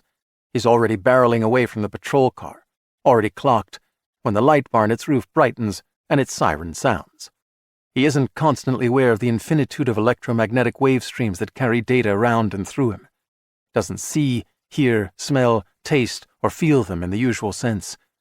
The powerful nanotechnology that was conveyed into every cell of his brain and body by the archaea provides him with a sixth sense that's difficult to comprehend in human terms. His sixth sense is like a second self. That cybernetic persona, his shadow self, is continuously alert to all frequencies, capable of identifying the systems using them for transmission and instantly reading the content. The billions of cells that constitute Michael also compose the most sophisticated transmitter and receiver of data in the world. It contains billions of conventional tuning capacitors paralleled by small variable capacitors, which allows his shadow self to scan the entire spectrum of frequencies and fine-tune to precisely the one he desires at any moment. He's not actively aware of this shadow self until he seeks its service. Then he needs only to think what data stream he wishes to enter, at which point he can see, hear, understand what information it carries. More important, however, is his capacity to control that data stream and insert instructions into it. That is his primitive understanding of how Michael and Shadow Michael work, which in fact he can no more explain than a 5-year-old piano prodigy can explain how, after hearing a sonata by Mozart only once, he's able to play the piece impeccably and with passion beyond his years. Although Michael needs merely to think what he wants from his shadow self, he usually speaks the request, for a lifetime habit of vocalizing can't be broken in a few days. Just as Amazon's Alexa can often translate a slightly inaccurate search request and provide the information needed, so Shadow Michael knows what Michael wants even when his request isn't a precise description of the subject. After returning to life and ghosting out of beautification research during his days in the Beverly Hills house of Roger Pullman, whose clothes he still wears, his understanding of his strange power had rapidly evolved because it was part of the function of the nanotech shadow self to instruct him with tutorials that unspooled like vivid daydreams. Now, fleeing with the cruiser in pursuit, he says, "Insert me into California Highway Patrol's system of in-car computer terminals and digital citation printers, the nearest mobile unit." He retains an awareness of the highway ahead of him, as well as a keen recognition of the challenges of the traffic and weather. But another scene appears in the upper right-hand quadrant of his range of vision, rather like a screen-in-screen on a TV. The inset image is provided by the camera in the computer of the pursuing patrol car. He can see half of the driver's face, a square jaw, a nose broken more than once, one eye set deep under a formidable brow. The officer finishes speaking into the microphone of the police radio, and a dispatcher begins to answer him. But Michael shuts down that avenue of communication. He has control of the patrol car's computer and equipment associated with it. He douses the flashing light bar on the roof, kills the siren. He switches on the outside speaker by which the officer can blast instructions at motorists, cranks it up to the max, pulls a Sirius radio signal out of the air, and feeds Proud Mary by Creedence Clearwater Revival through the system at such thunderous volume that he can hear it in the Bentley. The black and white loses speed and falls back from him. From the computer he can slide into the car's basic electronics, so he pops the trunk lid release and shuts off the headlights. He turns the heater and fan to the highest setting, giving the patrolman some Mojave Desert in the middle of the downpour that has overwhelmed the windshield wipers, which have been shut off and locked. In the upper right-hand quadrant of his vision, Michael sees the frantic officer, who's virtually blinded without headlights and wipers, guiding his disabled vehicle to a stop on the shoulder of the freeway. The cop will have a cell phone to call for assistance, but in this weather and under the circumstances, he probably didn't get a chance to read the Bentley's license plate number. And before Michael exited the squad car, he erased the video recorded by its bow and stern cameras. If the plates are reported to the National Crime Information Center, Michael will receive a blue neon warning in his mind's eye, and either delete the listing or change some of the numbers around to confound the authorities. Rain falls, darkness deepens, and Michael races south toward an interstate exit, a lonely state highway, a quiet valley, and a dead orchard, where Nina and her son need the kind of help he can provide only with the AR-15. Earlier he retrieved it from the compartment under the back seat. It's now wedged barrel up between the passenger seat and the dashboard. One extended magazine with 20 rounds has been inserted in the rifle. The 3 spares lay on the seat. As a security specialist and licensed bodyguard, he is trained in the use of various firearms, including this one. But he's never shot anyone. He's never killed anyone. He is highly skilled with the AR-15, and he knows full well that Aleem and his crew are killers, who give nothing to the world but misery and grief. But he has never killed anyone. Being prepared. The chaise longue is low to the floor, which facilitates the transfer of the unconscious attorney onto it, where he lies face up in the center of the former gym, as well as in countless reflections of reflections, like an army of sleeping clones. His arms trail off the furniture, hands resting palms up on the floor. His wrists are secured to the legs of the chaise with long plastic zip ties. He is murmuring, muttering, a few minutes from regaining consciousness. Calephas is never without his Springfield Armory .45 tactical response pistol, a second pistol that can't be traced to him, an aerosol can of chloroform provided by the agency, and a combat knife with a spring blade. He also always carries 4 zip ties. During his lifetime, the world has become a place where such convenient instruments of restraint are ever more frequently essential to the conduct of business. Since childhood, Durand Calephas has believed in being prepared for unexpected opportunities. He was 13 when he began to carry a knife, a simple switchblade. A week past his 15th birthday, he put it to interesting use. For the month of July, he was staying with his grandmother, Jane Jones, in rural Ohio. Jane was a twinkly-eyed, white-haired, cookie-baking, pie-making, apron-wearing cliché, whose unvarying and tedious daily routine confirmed what Calephas sometimes believed back then, that he was the only real person in the world, and that everyone else was a product of his imagination.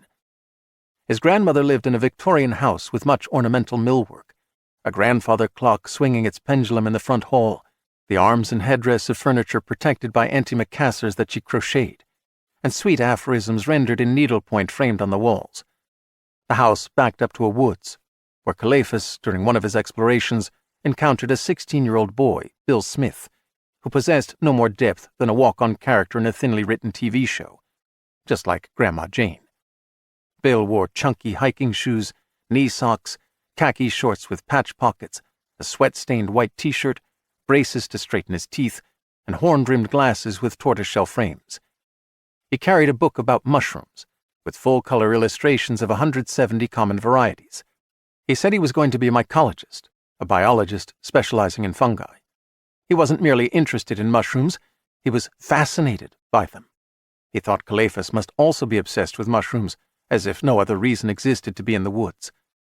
Calephas followed the wannabe mycologist around for more than an hour, expecting this prince of nerdhood to become semi-transparent, and thereby prove that he was a dreamed presence in a dreamed world, imagined into the scene to keep Calephas entertained. When Bill found a colony of Cotinarius alboviolaceus, an edible variety that he declared delicious, he began to harvest them in a plastic bag, which was when Calephas got the idea to test Fungus Bill's reality by harvesting him. Although he was a year younger than the amateur mycologist, Calephas was by far the stronger of the two. He drew his switchblade and fell on the startled boy, cut his throat with one furious slash, and then drove the blade between ribs, into the nerd's heart. He sat beside the corpse for a while, waiting to see if it would fade away. But it didn't. This was when he began to reconsider his belief that he was the only real person in the world. If Bill Smith was real, then so might be whoever found his body, and the police who would investigate the murder. A 15-year-old boy like Durand would not be the first suspected in such a case. Nevertheless, he took steps to ensure that he was unlikely to fall under suspicion at all. He pulled off Bill Smith's khaki shorts and underwear, cut away the primary evidence that the nerd was male, took the severed package deeper into the woods, and dropped it through a vacancy in a rock formation, into the inaccessible cave below. Now the authorities would be searching for some adult pervert with a macabre collection of genitalia in his home freezer or in jars of formaldehyde. A fresh-faced boy visiting from Colorado would excite no interest. Having come into the forest bare-chested, in sneakers and cut-off jeans, he needed to deal with the blood he'd gotten on himself. A stream cut through the trees and fed a swimming hole in its passing. Calephas bathed in those cool, mossy-smelling waters and sat in a meadow until the sun dried his hair and clothes. In spite of the blow to his philosophy of life that these events had delivered, when he returned to the Victorian house, his grandmother still seemed to be a thinly imagined figure in a lame TV drama. All these years later, the most recent Bill, Carter Woodbine, Esquire, groans and opens his eyes and rolls his head from side to side on the chaise. His chloroform-abused nose issues a clear, watery discharge. He tries to move, but his zip-tied hands prevent him from sitting up. Standing over the chaise, Calephas waits until his captive is awake and giving voice to his outrage in a flood of invective. He focuses Woodbine's attention by knocking on the man's forehead as though on a door. "Is anyone at home?" The frivolous nature of this insolence at last alarms the self-assured attorney, and his contorted expression of indignation fades out as fear fades in. He has never before been at a loss for words, either as a servant of the law in a courtroom or as a caring patron providing capital and connections to visionary entrepreneurs in the dark market pharmaceuticals industry. However, when Woodbine looks into Calephas's eyes, he sees something there that silences him, and from which he is powerless to look away. "I have your iPhone. I need the passcode," Calephas says. In fact, he might not need the use of Woodbine's phone, because he can probably find the Bentley by other means than locating the AirTag signal. Being a prudent man, he always likes to have a backup plan in case the sure thing turns out to be not so sure after all. Instead of providing a passcode, the attorney says, "Santana?" "Dead." "Harris?" "Dead." "If I give you the code?" Calephas has the pleasure of saying, "Dead." "And why should I cooperate?" They both know the answer. In this otherwise deserted fortress, with its state-of-the-art soundproofing and triple-pane windows retrofitted with a quarter-inch bullet-resistant laminate, the sounds of the world beyond don't intrude. No volume of screaming arising within these rooms can be sufficient to gain the attention of anyone beyond its walls. Calephas says simply, "Do you relish pain to the extent that you would like me to spend the night in the application of it?" Instead of replying to that question, Woodbine provides the passcode to his phone. When he has answered a few other questions and senses that this brief interrogation has come to an end, his eyes are swimming with what might be bleak and bitter sorrow. The only witness to any weakness he reveals is the man who will murder him. But the attorney bites back any plea for mercy he might be desperate to express. Whatever arrogance had been instilled in him at Harvard Law, he didn't acquire machismo there. His years of associating with the likes of Santana and Harris have evidently evoked in him the idea that the proper response to impending and inescapable death is austere fortitude, even if he has to fake it. He says only, "I'd like to understand." "Understand what?" "Your ISA." "They pay me, yes." "You believe in the new truth?" "As I interpret it." Calephas reaches under his suit coat and draws a gun from the belt scabbard on his left hip, the weapon with which he shot the men now entering rigor mortis in the kitchen. The attorney turns his head to the right and gazes at the receding multitude of reclining Carter Woodbines in the mirrored wall. Perhaps he is considering that infinity of selves, and is reconsidering his scorn for those who believe in an immortal soul and life eternal. Addressing the reflections of Calephas, he says, "Well, then we're allies." Calephas corrects him. "There are no allies in this game." "I already offered you the $3 million. Allowing himself a sigh, Calephas says, "It's not about the money, though of course I'd be glad to have it." "Not about money? Then what's it about?" "The score. It's about the score." Turning his head to face his executioner directly, Woodbine appears to feel imposed upon, as though it's unfair that, oppressed by dread and despair, he should have to make room in his emotional wheelhouse also for the form of anxiety that is called perplexity. Score?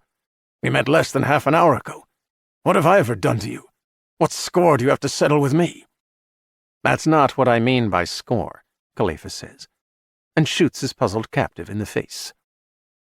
He holsters the pistol and draws a pair of gloves from a coat pocket and sheathes his hands. These are not fine leather that might excite someone who thrills to a certain fetish. 92% cotton, 8% spandex.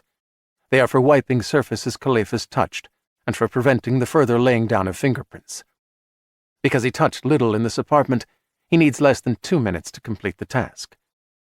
Confident that the building is unguarded on this night between one security company and another, the cameras blinded and the video recorders shut off and the alarms without voice, Calephas leaves the apartment and passes through the deceased attorney's office.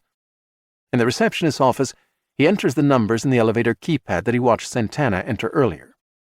He rides down to the ground floor and follows the hallway from the lobby to the back vestibule.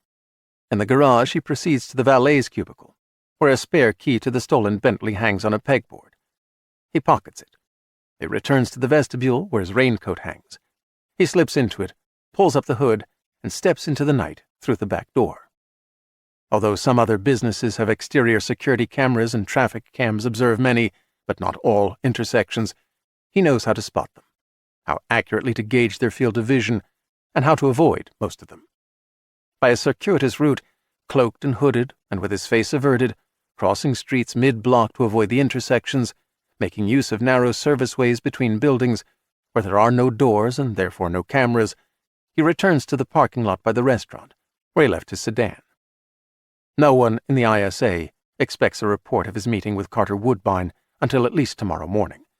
If Calephas is right about what, in addition to $3 million, is stowed in the secret compartment of the Bentley that the attorney wanted so badly, if he can locate the transponder in the hollowed-out bundle of currency, and he will, in mere minutes, then he will find and kill Michael Mace long before morning. Dead once, the fugitive can be made dead again, permanently this time. Whatever Mace might have become, regardless of the gifts the singularity has granted him, he isn't immortal. For if he were, he wouldn't be on the run for his life. When Mace is dead again, which he will be before dawn, the murders of Woodbine, Santana, and Harris can be pinned on him. That done, Calephas will have won the prize of all prizes. He has no doubt that this is the highest level of play, and that his cumulative score, racked up over the years, will soon make him the master of the game. All the signs are here to be read. A great treasure, almost within his reach. Hidden within the treasure, a secret something. The magic key, the Ark of the Covenant, the crystal of infinite power, the one ring that controls them all, whatever, the possession of which is the entire point of the game. And guarding the key or ark or ring is Mace, with powers that will defeat all but the most clever and determined player, which is Durand Calephas. All the signs here are to be read. The world is real in its way, but it's a virtual reality, a simulation, created by things of a higher order. The world is a game. Those who live in this construct are as alive as Calephas is, not imaginary as he once believed, and for one of them there is a game to be won and a prize. Behind the wheel of his car, he pulls back his hood and starts the engine.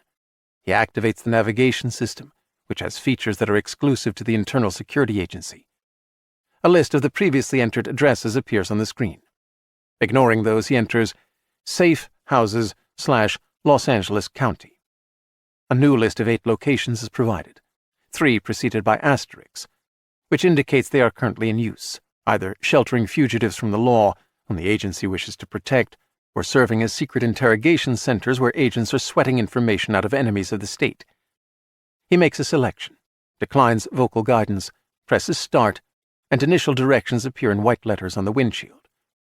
Warning himself not to become overconfident and to respect the cunning of those who designed this challenge, he drives out of the parking lot, into the night and the rain and the city, toward the hope of triumph, toward an escape from the game, toward a new life in which the played becomes a player in a higher and true reality beyond this one. The red-eyed scavengers are creeping. Henceforth, forever appleless, The orchard trees stand in solemn order like monoliths that once had a potent meaning. Now, tortured by time and disease and bad water policy, they offer the one message about life no one wants to hear. Their branches skeletal, trunks cracked like ancient stone cenotaphs, dead roots rotting into significant soil. Nina and John splash along a harvester's alley, where 4 rusting farm machines of indeterminable purpose loom large, canted on split tires or broken axles, evidently abandoned because they were worn out and no longer possessed any resale value. In the gloom and rain and mantling mist, the machines are eerily suggestive of Jurassic period life forms. Mother and son hurry past them, cross the alley, pass between withered trees in yet another row, and come at last into a clearing where geometric slabs of darkness imprint barn-like buildings on the darker fabric of the night, some 2 stories and others 3. This is the complex where, back in the day, freshly picked apples were brought by the hundreds of thousands to be washed, polished, packaged, and either shipped or otherwise processed. Nina imagines that on a night with moonlight, these weathered clapboard walls, standing on concrete block foundations, softly glow silvery gray and have a certain melancholy beauty. Now they are black and sinister. The structures are not so forbidding that she can forsake them for the wilderness of dead wood that is her only other option. The map on her phone can direct her to the highway that bisects the valley, but at this hour and in this weather, traffic in this rural area is minimal. She is less likely to encounter a helpful motorist than to fall into the hands of Aleem's homies, at least 2 of which will surely have made their way out of the orchard to patrol the road on foot. Unfortunately, she fled home without her phone's charging cord. The battery is down to 26%, and she must preserve it in order for Michael to find her by the GPS signal. She can check the phone briefly to discover true west and follow a harvester's alley to its end, where the fertile flats give way to rugged, rising land. Beyond those wild slopes and ravines, within a mile or 2, perhaps 3, lie busy multitudes in a chain of towns nearer the coast. Even here in the orchard, however, the ground is treacherous. Already both she and John have stumbled and fallen more than once. 2 points of mild pain afflict her, one in her left knee, the other in her left ankle. Nothing is broken, but nothing is as it should be. In the brush-covered hills beyond the orchard, sustaining a fractured ankle or leg would be a serious risk, even if she weren't already limping. Besides, they need to stay somewhere that Michael can more easily come to their assistance. "Here," she says. John agrees. "Yeah, but where here?" They move among the buildings, none of which is the same scale or style as any other, suggesting that construction occurred over several decades, as the orchard grew to require ever more servicing, with an immense crop that had to be processed in a timely manner. A few bear huge block letters on the gable walls, above the great doors, and although the white paint is badly faded, the words can still be read, seeming to identify different processing strategies. One building declares cider and juice, and the largest announces whole fruit. Here is special accounts, and there is specialty products. The smallest is labeled offices, and the second largest, lacking block letters, might once have been a long garage, in which the company vehicles and farm equipment were stored. Their pursuers are unlikely to decide to devote a precious hour or more to these rambling buildings. For one thing, in the dark and under the cover of the storm, Nina and John could conceivably move from one building to another in a prolonged cat-and-mouse game. More to the point, Aleem knows that she never hides from anything, that she always pushes forward. Because he isn't aware that she's been hurt and slowed by a limp, he will most likely assume that she's quickening south, toward the help that lies beyond the orchard, in the first homes in the outskirts of the valley's only substantial town. Nina favors the largest structure because its immensity seems to provide more hiding places if a search of this crumbling complex occurs. She leads John to the mall once shuttered by a great door, and inside.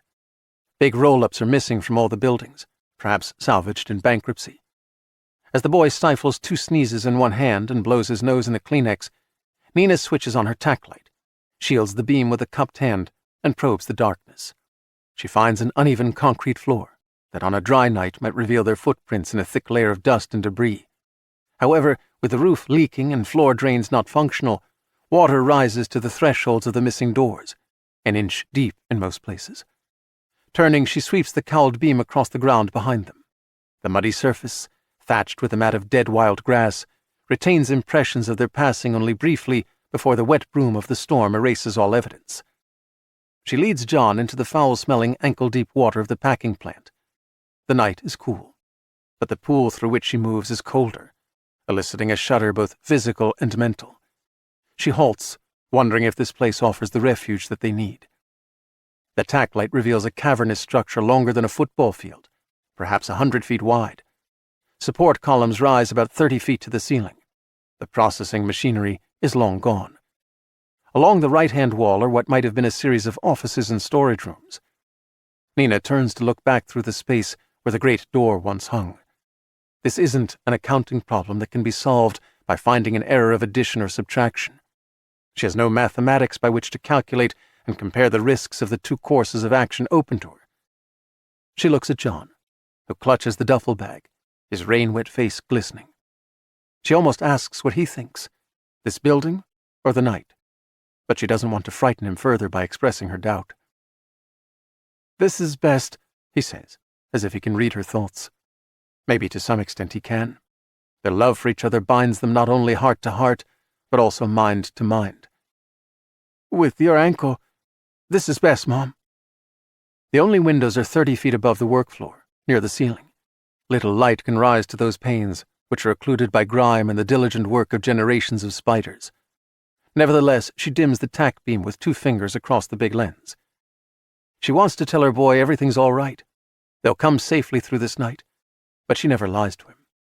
In her mind's eye, she can see Aleem and his homies, those rats with their faces concretized by the lust for power and hatred that is the essence of them, challenging her with that hard stare they call the red eye, which demands submission and threatens murder. There is no safe place tonight. She kisses John's brow and leads him through the foul-smelling water in this walled lagoon, toward the rooms along the right-hand wall. Safe House. This particular property in the ISA portfolio is a safe mansion rather than a safe house, on an acre of land behind a gated estate wall, in a gated community of multi-million-dollar residences. The architecture is Tuscan, as the community's design committee imagines that to be, though they seem to have in mind a different Italy from the one in Europe. It has 7 bedrooms, 10 baths, a home theater, as well as indoor and outdoor swimming pools, among other amenities. Calephas puts down the window of his sedan and gets his hand wet as he enters his 9-digit agent ID number in the keypad. The handsome gate rolls open as he puts up the window. He follows the drive to the portico at the front entrance. Several dangerous people of interest to the agency have been interrogated in this residence for days, or even weeks at a time, without being charged with crimes and without the interference of attorneys. They generally are brought here in a state of sedation, in the trunk of a car, and are kept in a windowless basement room. Once vital information has been extracted from them, and their guilt has been confirmed, they are processed by a power pack cremation system that reduces them to ashes and bits of stubborn bone, humble remains that are more easily disposed of than awkward corpses. The primary purpose of the place, however, is to temporarily house people, often entire families, from other countries, people who serve the New Truth movement and whom the agency wants in the United States without informing immigration officials about the backgrounds of these individuals. Here they are assigned new names, given life histories to memorize, supplied with documents to support their new identities, and put on the agency payroll. In a few cases, they are provided with the services of a superb plastic surgeon. Leaving his sedan in the protection of the portico, Calephas climbs 4 steps and enters his 9-digit agent ID in a keypad by the front door. The electronic lock disengages a trio of deadbolts, and the door swings open, and he steps inside. The safe house is overseen by Bob and Joy Klink, who have an apartment here. Having been made aware of his arrival when he passed through the front gate, they are waiting to greet him in the foyer. They know Calephas, but Bob examines his agency ID anyway, and Joy requires him to submit to a retinal scan with a handheld device. "Buzz us if you need anything," says Bob, and they depart. Calephas proceeds to an office for visiting agents. He needs a workstation programmed to provide, with minimal keystrokes, access to all computer systems in which the ISA installed undetectable rootkits. That is, every system of significance in federal, state, and local government, as well as those in the private sector. He withdraws Woodbine's smartphone from a jacket pocket and switches it on and enters the passcode. He activates the link to the transponder that the attorney planted with his run-for-it money, and a map of the current vicinity appears on the screen. But nothing further occurs. Maybe the transponder is dead. As he puts his iPhone on the desk to prepare it, he realizes that Mace, with his extraordinary abilities, might have learned the name of the agent assigned to find him. If he has Calephas's phone number, he'll be able to track its transponder. Using the intercom, Calephas buzzes Bob Klink to request a new iPhone from the safehouse supply, specifying that it must not be registered to him. Bob is remarkably efficient. He produces the phone in 5 minutes, along with a refreshing bottle of Calephas's favorite ale. I also must have a car from your motor pool, one with a disabled navigation system so it can't be tracked. You'll need to keep my agency car here until I return for it. Using the computer, Calephas enters a Department of Defense satellite system that can track any registered transponder, and he inputs the number he got from Woodbine. In a minute, the screen fills with a map. A blinking red dot puts the vehicle, and Michael Mace, in South Orange County, speeding toward San Diego County, as if he's heading for Mexico. The transponder is active after all. The glitch was with the app linking it to Woodbine's phone, or with the phone itself. Even as Calephas watches, the Bentley exits the interstate and proceeds inland on a state highway, which isn't what Mace would do if his destination was the border. The DoD system can continuously track a few thousand vehicles simultaneously. Calephas instructs it to stay on the Bentley and to link with his new agency iPhone until further notice. The map on the computer now appears on the smaller screen of that phone, the red signifier blinking. He backs out of the Department of Defense system and shuts off the computer. He pockets both his new phone and Carter Woodbine's, which he'll plant on Mace's corpse. In the basement, the safehouse armory lies behind a steel door. Access is granted when he enters his agency ID number in the keypad. The 40-foot square room is a wonderland of weaponry. He selects a pre-packed carrying case that contains an AR-15 and 4 loaded magazines with 20 rounds each, all snugged in a formed foam lining for rattle-free transport. A pair of state-of-the-art night vision glasses might prove useful, as might a police lock release device. Although he avoids negative thinking, he takes a lunchbox-sized medical kit that contains prescription painkillers, antibiotics, anti-nausea medicine, wound site coagulants to slow bleeding, and other items that might be useful in a time of stress. His replacement car is waiting in the portico. It's dark gray rather than black, but otherwise identical to his previous vehicle. He puts his requisitions on the floor and back. Behind the wheel, he starts the engine. He props his phone in a cup holder so that he can see the screen with the map and the blinking signifier. The game is on. The end game in sight. We are encompassed with snakes. Aleem and Cuba have no flashlight, but they have confidence in their superior animal instincts and their predatory skills. They are men among men, testosterone-powered walking versions of the 70-ton Marine M1 AI battle tank, like in that cool movie, shelling the shit out of any dumb bastard or bitch who gets in their way, always plowing forward, always taking ground. The night doesn't scare them. Neither does the storm. The trick is to keep moving south, toward the end of the orchard, toward the hick town, which is Nina's only hope of help. At any moment she and the boy are going to come into view, slogging along, neither of them with the stamina to outrun their pursuers. Although all the wood here is dead, the orchard reminds Aleem of the jungle in El Salvador, which was the last time he was among so many trees. He is well traveled. He's been to El Salvador twice, Colombia once, and even to Venezuela. There was a time when a gang boss rarely went farther from the hood than half a tank of gas could take him. Leave your turf too long, and some fool would take it for his own, and then you'd have to wrench it back at some cost in blood and money. These days, however, a man in Aleem's position has to be not just a warrior, but also a diplomat. Now that certain politicians and bureaucrats find it profitable to open the country to more drug traffic, gangs from Central America are operating everywhere from the suburbs to the heartland. Those machete boys are crazy violent, but even they recognize it's bad business to conduct open warfare and pointless turf battles. It's a big country, and for the foreseeable future, still rich enough to support huge numbers of hard-working criminals. To negotiate mutually beneficial turf boundaries in major cities, some cool specimens in the State Department, on their own hook, from time to time fly leaders like Aleem south to lands of higher humidity, more snakes, and truly incredible numbers of large insects, to establish trust and a sense of community with others in his line of work. Usually those conferences take place in urban settings, but on one memorable occasion, the boss of bosses with whom Aleem spent 2 days in discussion, Pepe Blanco, had a luxurious horse ranch on a 200-acre grassy plateau surrounded by jungle.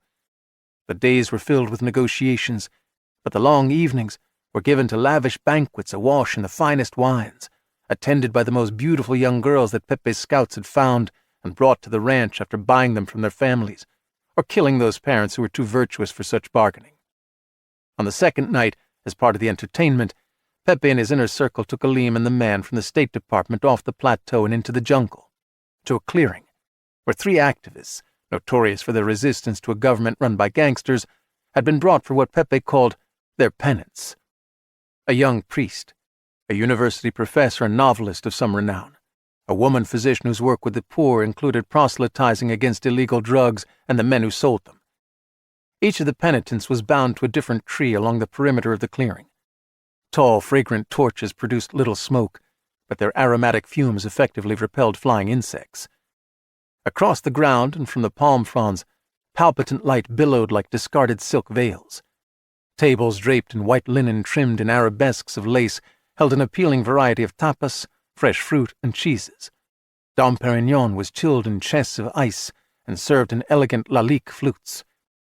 3 holes, each about 6 feet deep, had been dug with a backhoe, and now 6 husky men with shovels stood ready to fill them. The physician, bound hand and foot, was thrown into a grave. She cursed her executioners as moist soil was spaded onto her by the industrious workmen, and then she began to cry out the names of her children as she disappeared beneath the raw earth. Pepe and his guests were much amused, although the man from the State Department, T. Denby Danford, expressed concern. He fretted that such cruelty was unnecessary, when a bullet to the back of the head would provide the same result as being buried alive. When even Denby realized that his distaste for this soiree was causing offense to the celebrants and souring their mood to such an extent that a 4th grave might be dug, he kept his opinion to himself, turned on the charm, and took refuge in more champagne. Soon, not even muffled cries came from the physician's grave. As the workmen finished filling it and tamping down the soil, a classical guitarist and a bongoist provided festive music, until the time came to bury the professor, who was also a popular novelist. Interred with copies of his books, he screamed defiant accusations, using words that puzzled Alim and most of those present. Finally, the fool's mouth filled with dirt, and he was unable to find air to breathe, whereupon the musicians returned to their instruments in high spirits. The young priest proved to be by far the partier's favorite. He evoked the most laughter as he resorted to the Lord's Prayer, while the busy shovelers worked up a sweat, especially when he spoke the words that Christ had spoken as the nails pierced him, "Father, forgive them, for they know not what they do." It was an evening to remember, a celebration of the values that brought them together, a bonding revel. Alim was exhilarated, filled with pride to be Pepe's brother from another mother, filled with hope for the future, brimming with ambition. When they returned to the grand house on the grassy plateau, he was offered a girl of 16, Margareta, for the night. He told Pepe that 2 days in this place had tempered him, as steel is tempered to make a better sword. He was such a hard man now, he might damage one lover beyond repair. Therefore, in consideration of Margareta's health, it would be better if a second girl were also provided so that neither would be ruined forever in the process of satisfying him. This tongue-in-cheek braggadocio delighted Pepe. 17-year-old Selina was sent to Alim's room with Margareta. He used them well and long and with no respect, but when at last they left him before dawn, he remained sleepless in the recognition that the most stimulating and thrilling moments of the night had not involved those lubricious girls, but instead the 3 people lying 6 feet under the jungle floor without benefit of coffins. Now in his orchard of dead trees, where Macarena no longer echoes, soaked to the skin for the lack of rain gear, his mud-caked shoes heavier by the minute, with 4 decommissioned vehicles to be somehow repaired and started and driven away, with as many as 8 discarded phones to be retrieved, Alim has reached the end of his patience. He no longer wants to rape Nina in company with Cuba, and he no longer wants to watch Cuba take her apart over several hours. His fury at her for putting him in this position burns in his mind with such intensity that it will consume him if he doesn't soon make her pay.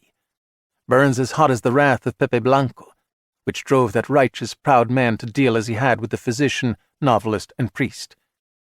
Neither putting a bullet in Nina's head nor stabbing her 100 times will be sufficient to repair the damage she has done to Alim's pride. nothing short of burying her alive will satisfy him. Her and the boy. John has been witness to his mother's total lack of respect for his father, and to Aleem's humiliation at the stubborn woman's hands. After so many years in Nina's company, the kid has for sure been infected with her pig-headedness.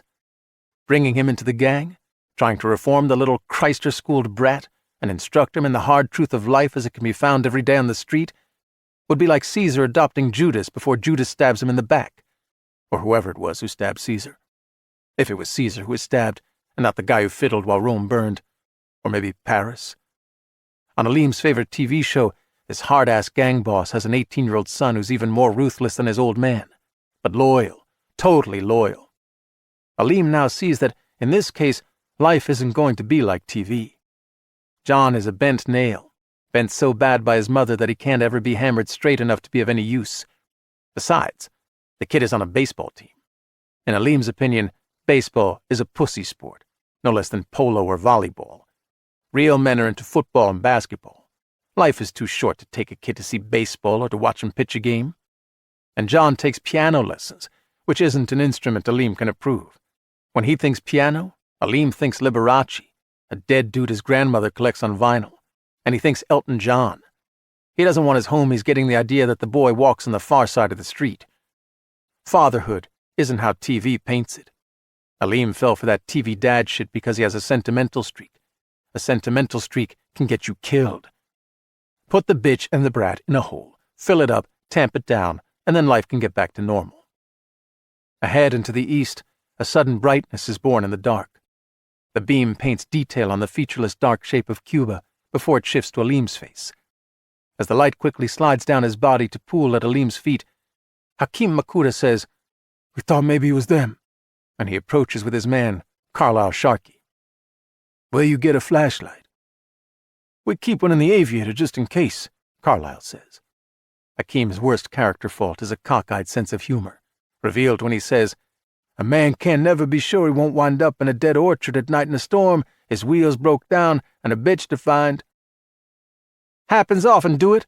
Cuba asks, humoring Hakim. "Often enough so I don't go nowheres without my bitch finder Carlisle. If he the last man on earth and one woman left somewheres in France, Carlisle, he'd smell her exact location." "And I'd know what to do with her," Carlisle assures them. Another light swells out of the trees to the west, and then yet another, as Jason James and his main man Speedo Hickam arrive to make it a quorum. Orlando Fisk and Masood Ayub have most likely returned to the highway to patrol the perimeter of the orchard. "Everyone got damn flashlights," Cuba says. It's obvious that, in addition to having flashlights, everyone is wearing hooded raincoats, except for Cuba and Aleem. Before anyone can comment on that, Aleem places the blame for his condition where it belongs. "Didn't expect to be humping around in the rain, hunting the bitch. We figured she'd be screwed at the roadblock." "She weren't," says Hakim. "No shit." Carlisle, who has no discernible sense of humor, says, "Wish I really could smell out the bitch, Aleem, but that's just Hakim being stupid." Speedo Hickam says, "What the hell happened to our wheels? All gone dead at the same time." "We don't know," Cuba says. "Carlisle favors a supernatural explanation," says Hakim. "I said unnatural," Carlisle corrects. "I don't mean ghosts and shit. I ain't that kind of fool." "What you saying then?" Cuba asks. "Space aliens?" "What I'm saying is we don't know what's going down here. We shouldn't walk blind into it." "So just bone out? Run away scared? You're not talking like a Vig now. That's blood talk. Crab talk." Crab is what they sometimes call a crip, and Carlisle is offended. "Don't be jamming me, Cuba. I ain't no more scared of nothing than a tiger pisses himself he sees a shadow." Hakim says, "That's some tangle of words, bro. You got a translation?" "Don't talk like a basehead. You know what I mean," Carlisle replies, avoiding the admission that he lacks a translation. Speedo Hickam changes the subject. "What about them barns or packing plants, or whatever they are?" "What packing plants?" Aleem asks. "Past the next row of trees. Lot of rat holes there where she might go underground." Aleem shakes his head. "Nina ain't the type for no rat hole.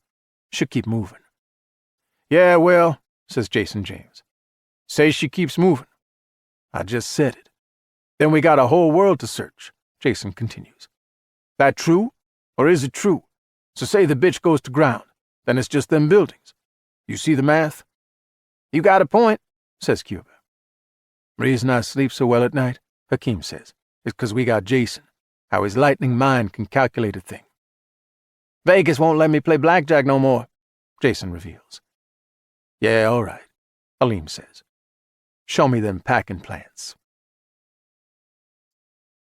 Rat hole. The cold water exacerbates the pain in Nina's strained ankle, preventing her from putting her full weight on her left foot. She leans against a wall while John hurries ahead with the tack light, roiling the water in the sodden flotsam in it, opening doors and inspecting the spaces beyond, softly calling back to her to report what he finds. Of the 7 rooms along the right-hand wall of the packing plant, 2 are small lavatories. The other 5 are larger, each about 30 feet wide and nearly as deep. 2 must have been offices, because they have windows that look out on the vast work floor. The other 3 were probably storage rooms. 2 storerooms are empty, but when John opens the door to the 3rd, he stage whispers, "Here, Mom, look at this." When she steps through the door, she discovers a chamber half filled with trash stacked haphazardly in one corner. Broken ladders, 15 or 20 moldering wooden crates, rusting 5-gallon metal drums, plastic containers that resemble large laundry baskets, a wheelbarrow with a bent brace and missing wheel, an office chair from the torn seat of which rises a white cobra of foam padding, large panels of plywood, a scattering of empty burlap bags, opaque plastic sheeting spooling off a 4-foot-long cardboard tube. We can hide under this stuff. Hide behind it, John says. I can move things around, make a space for us. The whole mess will shift and fall down on you. No, Mom, I can see how to do it, he insists. We'll ease in behind it, sit with our backs to the wall. They open the door, see nothing but trash, and they go away. They go away. There's no time. 3 minutes is all I need, he says, propping the tack light on an overturned bucket and settling to work. Maybe 4. I see how to do it. Hurry, she says as she steps out of the room. At opposite ends of the building, each of the gable walls is open to the night, where the big roll-ups once were. She pulls the door shut behind her, blocking the spillover from the tack light, and though darkness folds her into its cloak, she feels exposed. What life have you, if you have not life together? Michael remembers the late Shelby Shrewsbury riffing on how, from the human perspective, storms seem chaotic, though they are not, because they are the invisible result of nature's meteorological laws, the ineluctable influence of temperature on the speed of airflow and the speed of airflow on temperature, the balance between pressure and gravitational force, friction between the wind and the earth, the intricate action of waves and tides in the atmosphere, the condition of the atmosphere-ocean interface. All of that and much more form a mechanism so complex that we can perceive many of its moving parts and how they interact without ever being able to predict with certitude what weather this machine might produce tomorrow, and even less what it will produce next month. When the sun is in an active phase, Shelby said, the earth warms, and when the sun is in a phase of very low activity, all life on earth is driven toward the equator to endure the long centuries of an ice age. The sun is the one and only master of the climate, and though its thermonuclear reactions seem chaotic, they are no more so than the weather on earth that they affect. The truth is, Michael, the only genuinely chaotic thing in the universe is humanity. So it seems as Michael quickens along the interstate, for the heavy traffic moves faster than the weather warrants, as if not only he, but also everyone on wheels this night is hurrying somewhere to save a life. Although they lack Michael's enhanced reflexes, the drivers often follow a mere car length or two behind one another and change lanes without signaling. They jockey recklessly for position, as if nothing is more important than arriving at their destinations 10 seconds faster than they might otherwise get there if they drove with any recognition of their mortality. He finds himself mourning Shelby, not for the first time since being resurrected, but more poignantly than before. The big guy was a light in life as surely as the sun. In spite of being the same age as Michael, for 38 years he had filled the role of a big brother. Shelby's remarkable intelligence ensured he was an outsider from an early age. By middle school, when he became tall and strong, his peaceable nature and humility provided another reason for most kids to ridicule him. In the school they attended and in the streets of their neighborhood, physical power was more honored than wisdom or accomplishment. Any guy as big as Shelby was expected to use his size to intimidate and get his way in all things. Brute strength combined with a determination to dominate was much admired. Shelby's gentleness invited mockery, to which he responded with a smile or a joke. In the small minds of his tormentors, His response confirmed that he was what they mocked him for being: phoebe, wimp, coward, loser, even though Shelby frequently broke up fights when a smaller kid was targeted by a bigger one or by a group. On those occasions, he chastised the instigators of the violence and said something that was true, but which nevertheless led them to mock him further. What life have you, if you have not life together? In childhood and adolescence, Michael had been an outsider, for reasons different from those that condemned Shelby to that status. His mother, Beth, had been known throughout the neighborhood as a mental case. Some adults called her Batty Beth, but to most kids, she was Bugshit Beth, or worse. She earned the names, because she didn't engage in physical violence, only the emotional kind, with her son as primary target. She wasn't committed to a psychiatric ward, therefore never diagnosed. Maybe she had not always been a colorful eccentric, but Michael had never known her otherwise. She married at just 17. Her husband Lionel, Michael's father, was 7 years older, a city employee in the street department. Shortly before Michael's first birthday, Lionel was killed when the brakes failed on a flusher, a water-carrying street-cleaning truck, and he was crushed against a building wall. Because the flusher proved to be poorly maintained and obvious negligence was involved, the city avoided a courtroom by promptly authorizing a settlement, part in cash and the rest in the form of an annuity that would pay Beth a monthly sum for the rest of her life. Over the years, she complained that her attorney sold her out and took an under-the-table payment in return for accepting far less than was warranted. Maybe that was the case, maybe not. One thing for sure is true. Michael never heard her say that she loved Lionel or that she missed him. When Beth was in her best mood, she called her son Mickey, or Mickey Mouse, or Mouse. On those days when her grip on reality unraveled further and her spirits darkened, she either didn't speak to him or called him boy thing, or various obscenities. That unstable environment, with a heavy burden of humiliation attending it, inspired his interest in the security industry, which to him was all about safety and stability, preventing irrational people from ruining the lives of the rational. Deadbolts, electronic locks, perimeter alarms, motion detectors, bullet-resistant glass, panic rooms, the strategies and tactics of bodyguards. He wanted to know everything he could learn about how to make life safer for others, and in the process, for himself as well. Later than should have been the case, as recently as a year ago, he came to understand that 18 years of life with his mother had also inspired in him a fear that committing to marriage might trap him in a domestic situation alike to what he had escaped when he was 18. There were women in his life, some whom he loved, but when a relationship became too promising, he eased away from it. Now as he exits the freeway for a state road, motoring into sparse traffic and away from suburban lights, the night becomes immense. The wind and rain seem to be sweeping everything off the curve of the earth into a void. Those long-ago words Shelby spoke come to him again, with greater power than ever. What life have you, if you have not life together? Those were not, Shelby said, his own words, but were those of a poet who more than half a century earlier foresaw the evolving isolation that an ever more mechanized society would impose on those who existed within its coils and circuits.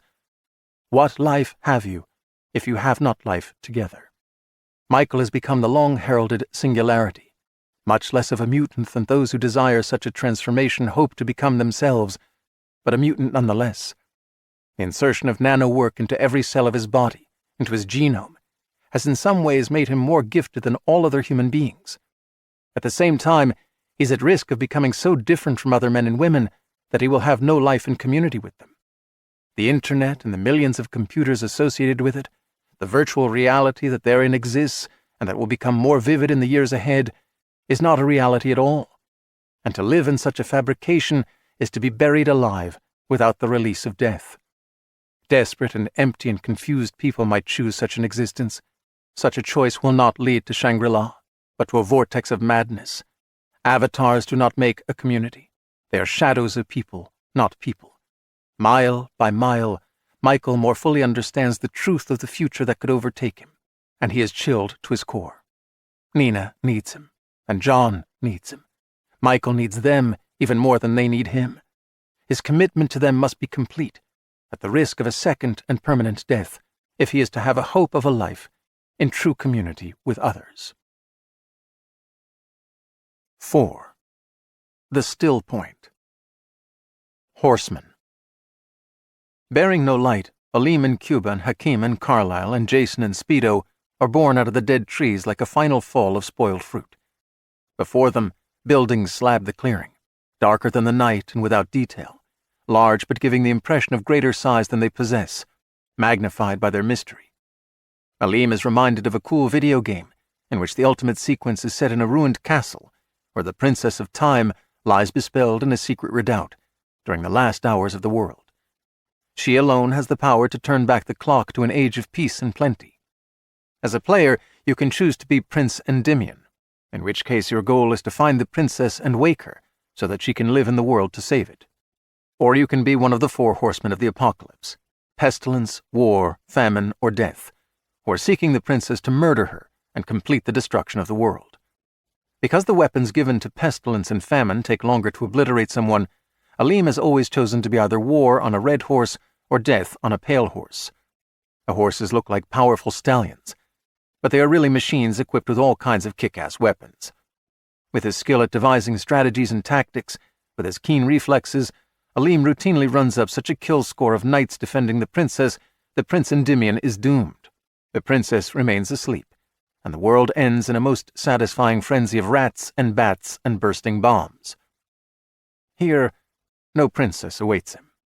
Just maybe one uppity bitch who needs to be brought to her knees, apologize, plead for her life, and be buried alive with the boy she's turned into a hopeless pussy.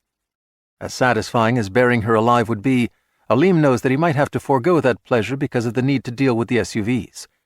Although Cuba has hoped to use Nina for a while, he'll have to be satisfied to wet his combat knife in mother and son and fantasize the sex later. So much to think about. So it is when you're the king wolf in the pack, everyone relying on you. If the vehicles won't start, then wipe them down to eliminate fingerprints. When the smartphones are retrieved, if at least one is functioning, Aleem will call someone to drive here and take the crew home. Otherwise, Jason can hustle into town and find a public phone. Come morning, report the vehicle stolen. Blame a rival gang. If the 8 of them were never here, they don't need to explain Nina's Explorer. Anyhow, no one but Aleem's homies know John as his son. Once Nina was knocked up and Aleem didn't want to deal with that, she was ashamed to have fallen for his sweet Rush, a gangster like him, and she told no one who the father was.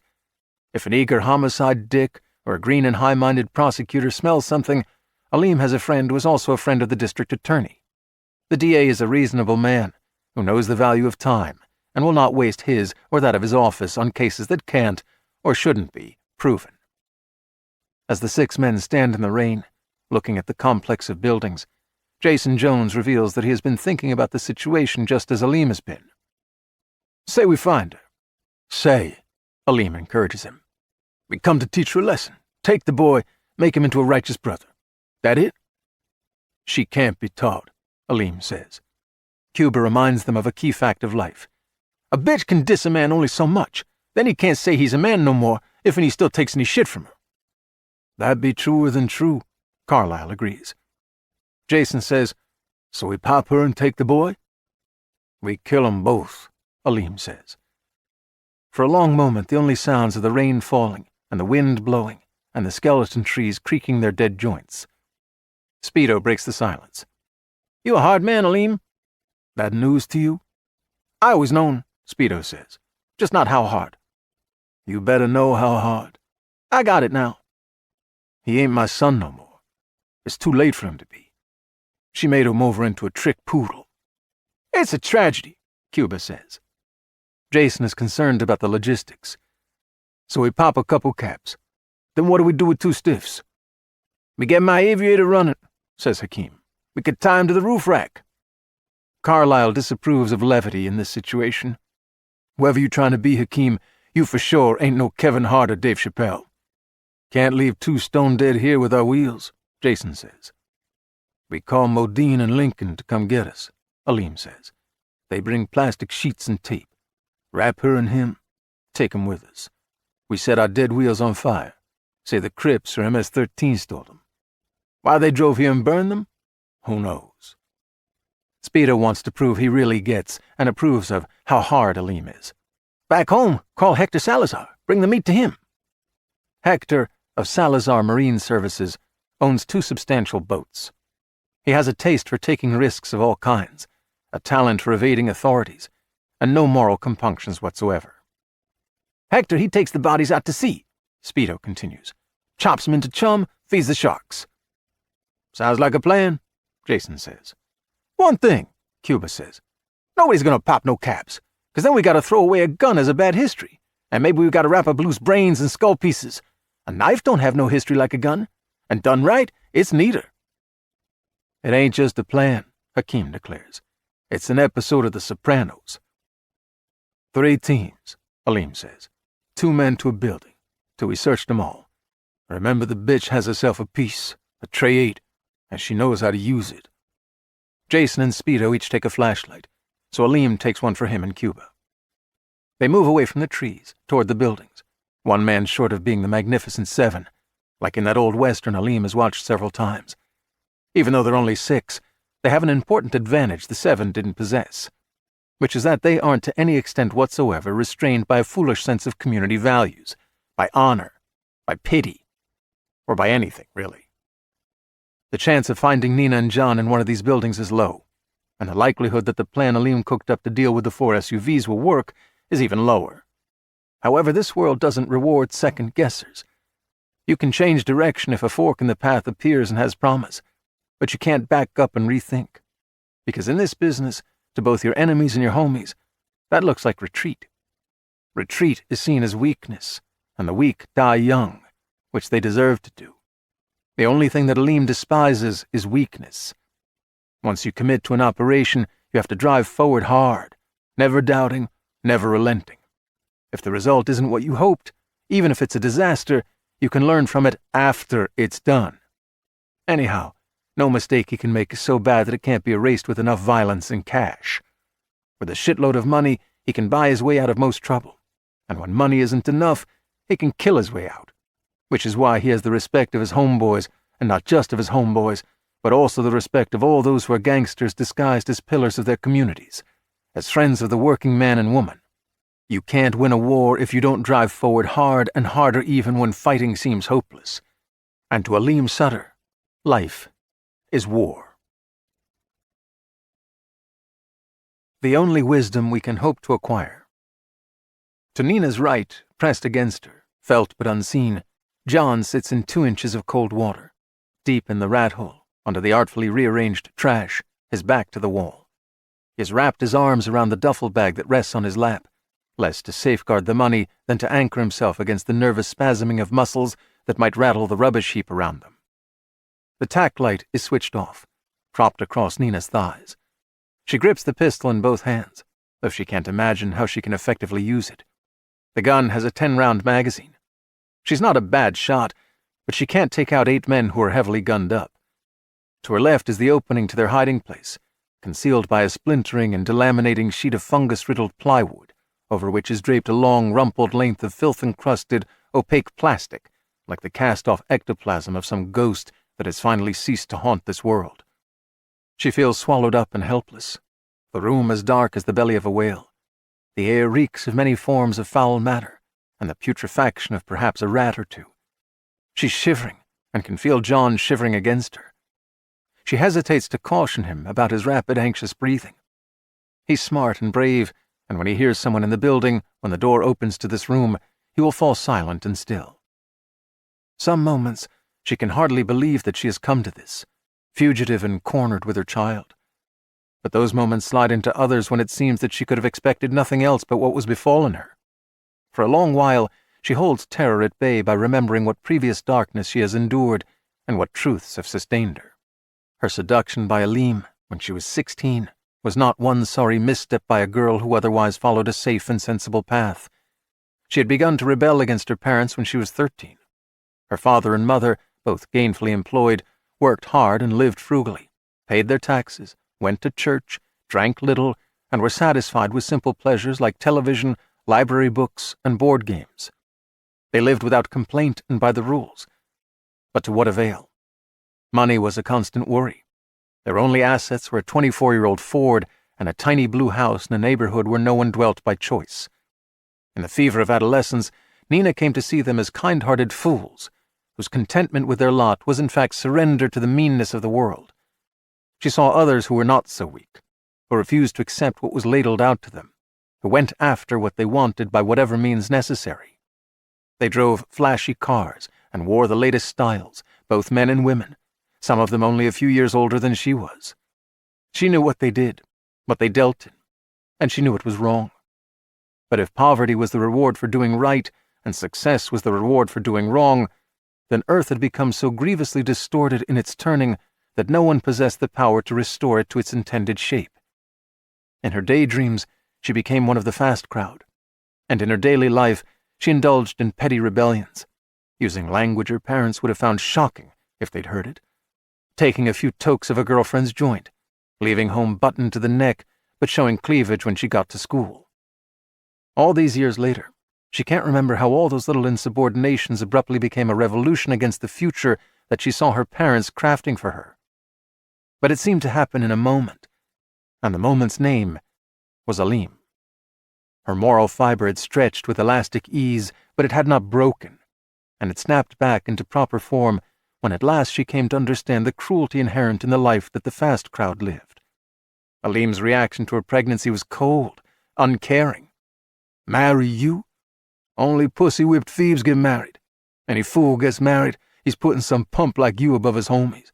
That don't go down good. No good at all.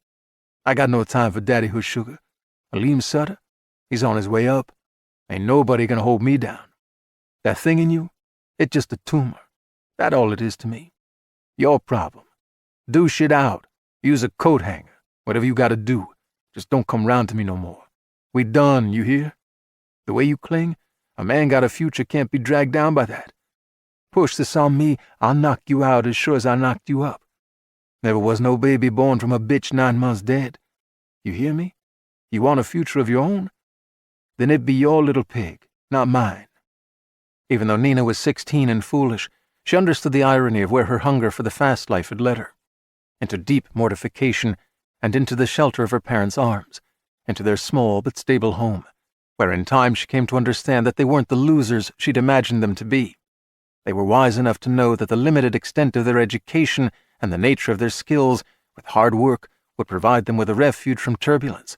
Wise enough to know that this was a great blessing in an ever-turbulent world. Simple pleasures are no less pleasurable than costlier pursuits. Pleasure is all in the heart, a matter of delight rather than dollars. A faithful dog can provide more joyful moments than a yacht. It's only envy, a sickness of the mind, that causes disdain of simple things and greatly overvalues extravagance. In her parents' loving care, in time and with some effort, Nina arrived at the one virtue essential to peace of mind: humility. We can work hard to better our lives, but the world is not ours to rule or to shape other than it was first shapen. Her mother said there was no wisdom greater than humility, and her father said it was the only wisdom we can acquire that allows us to progress successfully and happily in life. Now, 8 years after losing her parents, she misses them no less than she did back in the day. She is not given to the conceit that her mother and father look after her even now that they are no longer of this life. She needs no ministering ghosts. She would not call them back from their higher place to this lower world, even if she knew how. Yet she feels, or needs to feel, that she and John are not in this squalid place alone, that there is mercy in the matrix of the world, and that they will be shielded by an act of grace until the gangbangers leave and Michael arrives. As the minutes mount into half an hour, as the second hand on the radiant dial of her watch sweeps her and John into an unknowable future, the pervasive smell of death has so suffused her that it has also become a taste on her tongue.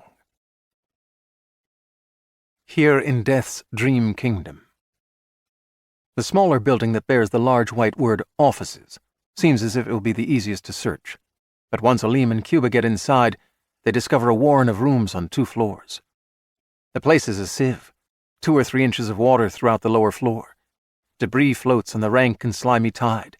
Empty beer can, foil bags once filled with potato chips or corn chips, pale condoms ballooning like jellyfish or slithering like translucent snakes.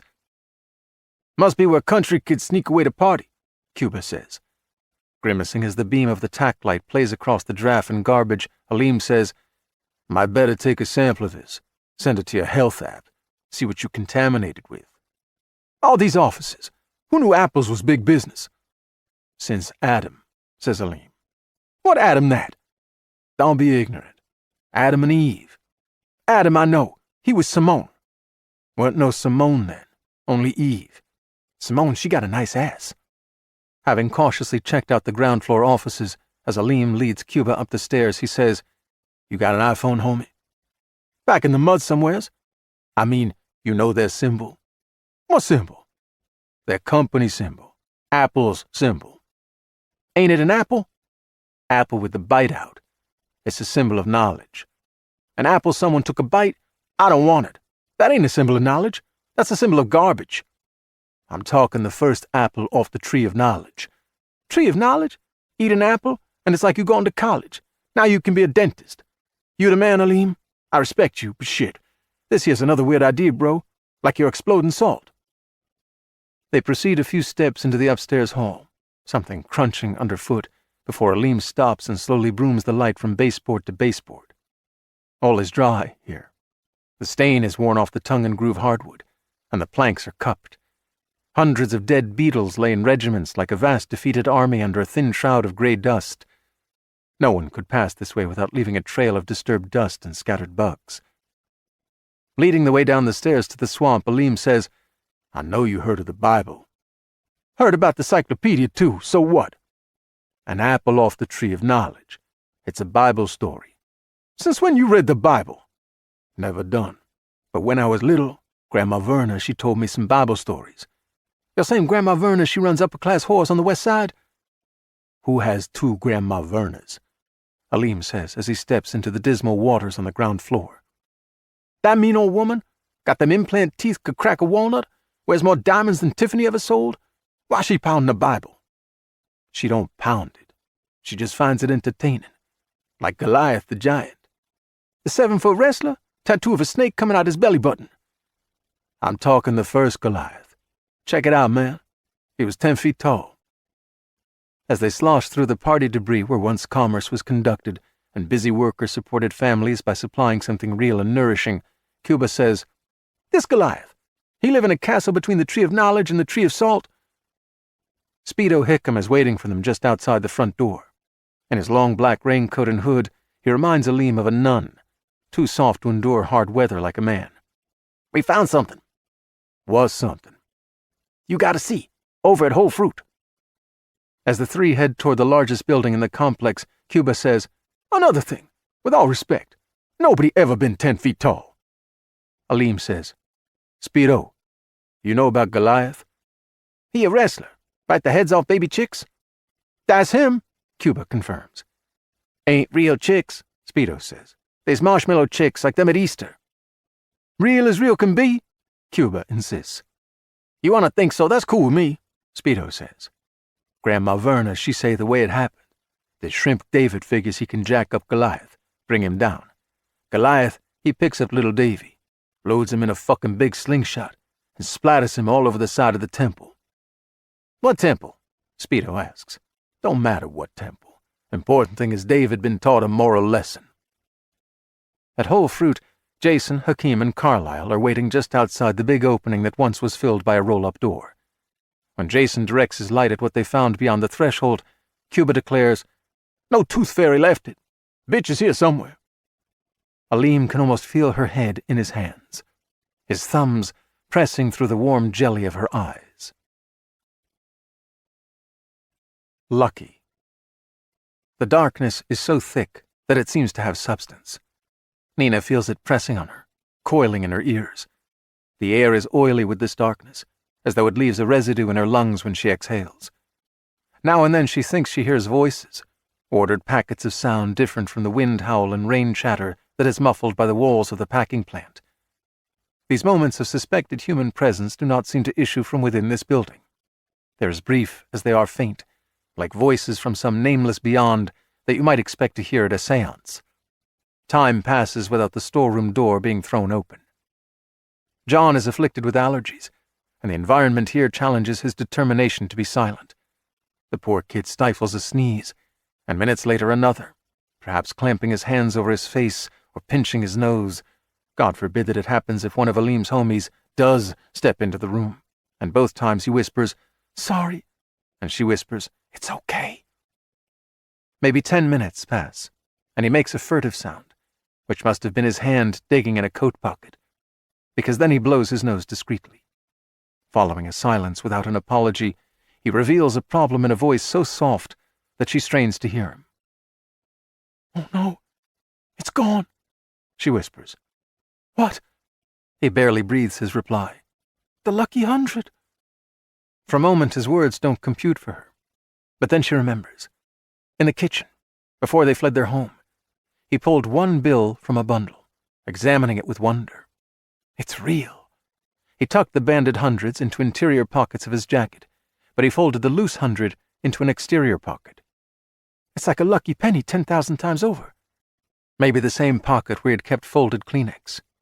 Now it must be in the water around them. "Forget it," she whispers. "We have so much more." After a frightened silence, he says, "Maybe I didn't lose it here." He'd first blown his nose when they stepped into the building, just inside the threshold. "The wind will have carried it away," she assures him. "Maybe not." "The wind will have taken it," she insists. The bitter bite. He takes the turn at considerable speed, the heavy Bentley pressing to the pavement as though it possesses a gravity greater than that attendant to all other things on earth.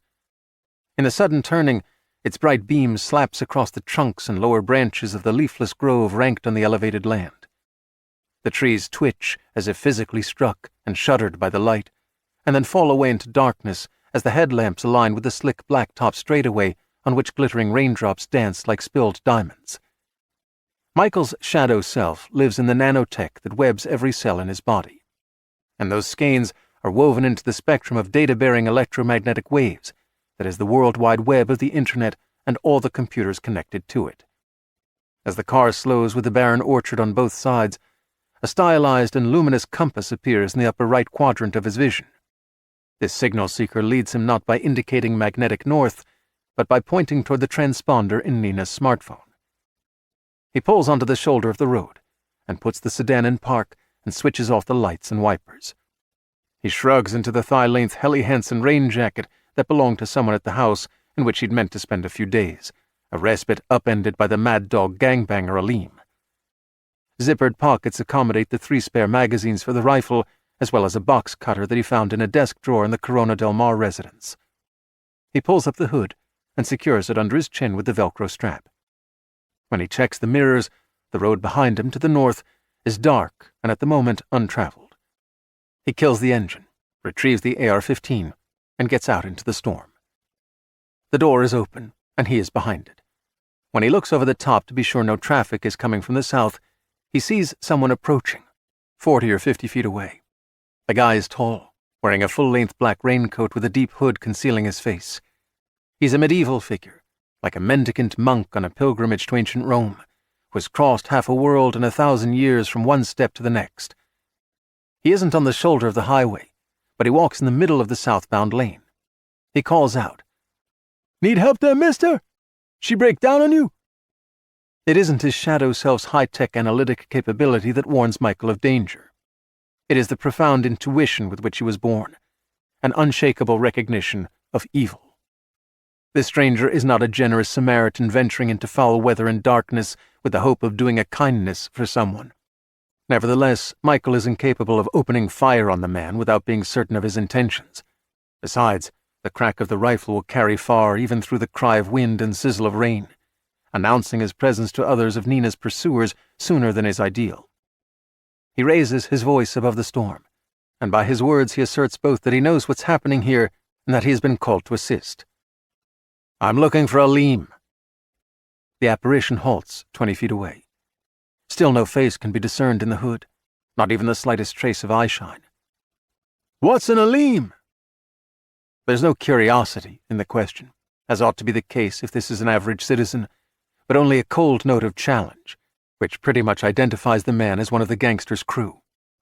As he responds, Michael reaches back into the car, feels for the added kill switch on the steering column, finds it, and flicks it, activating the GPS and navigation system. "I was told Aleem needs transportation. Here I am." "Told how?" "He phoned Brett Buckland, and Brett phoned me. I live in the area. You know Brett Buckland, Aleem's attorney?" "How Aleem phone you?" The longer Michael stands behind the open car door, the more it appears he's using it for protection, and the less it seems that he is who he claims to be. He can't go forth with the AR-15 in hand and assume the response will be judicious. The stranger hasn't seen the rifle, and might take it as a threat no matter how casually it's carried. Michael props the weapon against the open door, butt plate on the pavement, and steps into the southbound lane. "No, he didn't phone me. He phoned Brett Buckland, his attorney in the city." "All our phones went to shit."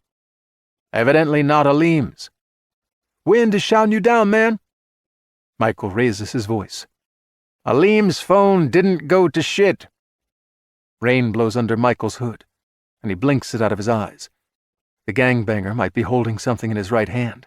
Michael can't quite be sure. The darkness and weather are aids to deception. "So you're saying Aleem called Buckland?" "That's right." "Then Buckland, he phones you."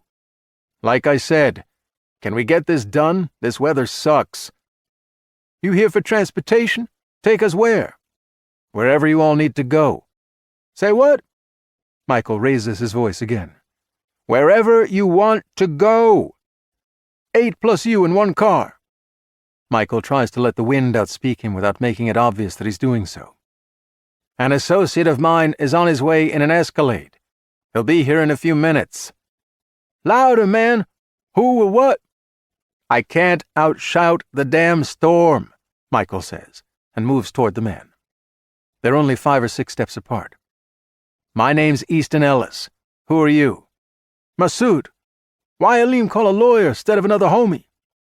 "None of your homies live here in Shitkicker Valley," Michael says, going online as he speaks, entering the navigation services system, sliding down the transponder signal into the Bentley, taking over its electronic controls.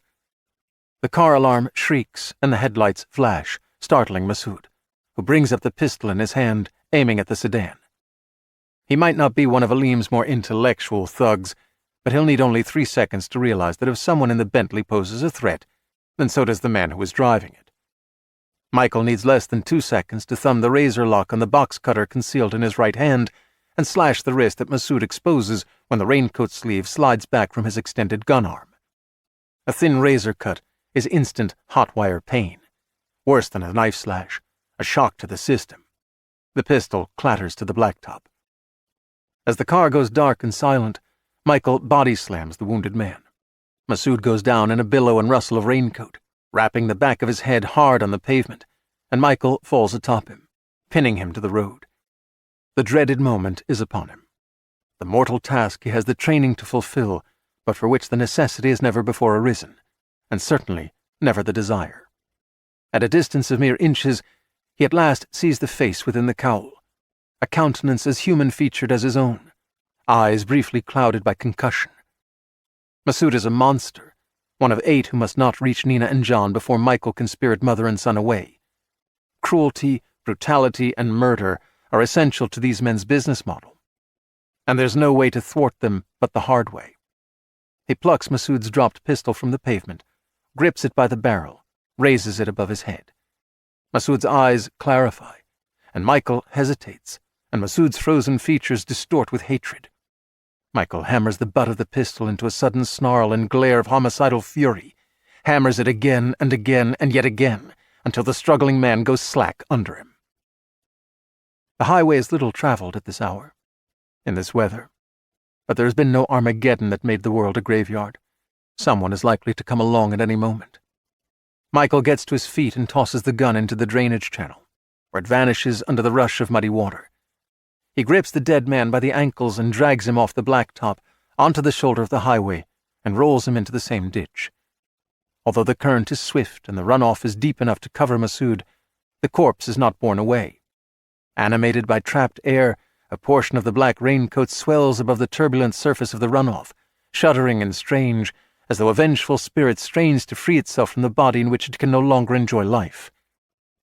Badly shaken by what he's done, Michael looks at the tortured shapes of the apple trees, which stand in cryptic testament to the history of humanity. He remembers Nina telling him this valley is as near to Eden as anywhere she's ever seen. That was when the orchard was productive. Knowledge is transformative and elevating, but it isn't a reliably sweet fruit. They say that from the first Eden, innocence came naked into the outer dark with the bitter knowledge of lost immortality and a grim recognition of a new life measured in meager years that quicken to the grave. Worse, they soon learned that although they must submit to death, they could also subject others to it on as little as a whim, and for some that became a pleasure. Michael takes no pleasure in it, and he hopes that he won't have to kill anyone else. His duty to Nina and John, however, will require him to do what must be done. Killing and murder are different things, and killing evil men to prevent them from murdering others is not wicked work. Just the same, he'd rather not be burdened by such memories as the sound of flesh splitting and facial bones shattering under the hammering butt of a pistol. He returns to the Bentley and retrieves the AR-15 and closes the driver's door. He hurries south, looking for an entrance to the orchard that bridges the flooded drainage ditch. Unnerved by memories. One end of the sodden $100 bill floats in the rippled surface of the packing house flood, and the other end is pasted to the concrete threshold over which the murky water laps and recedes.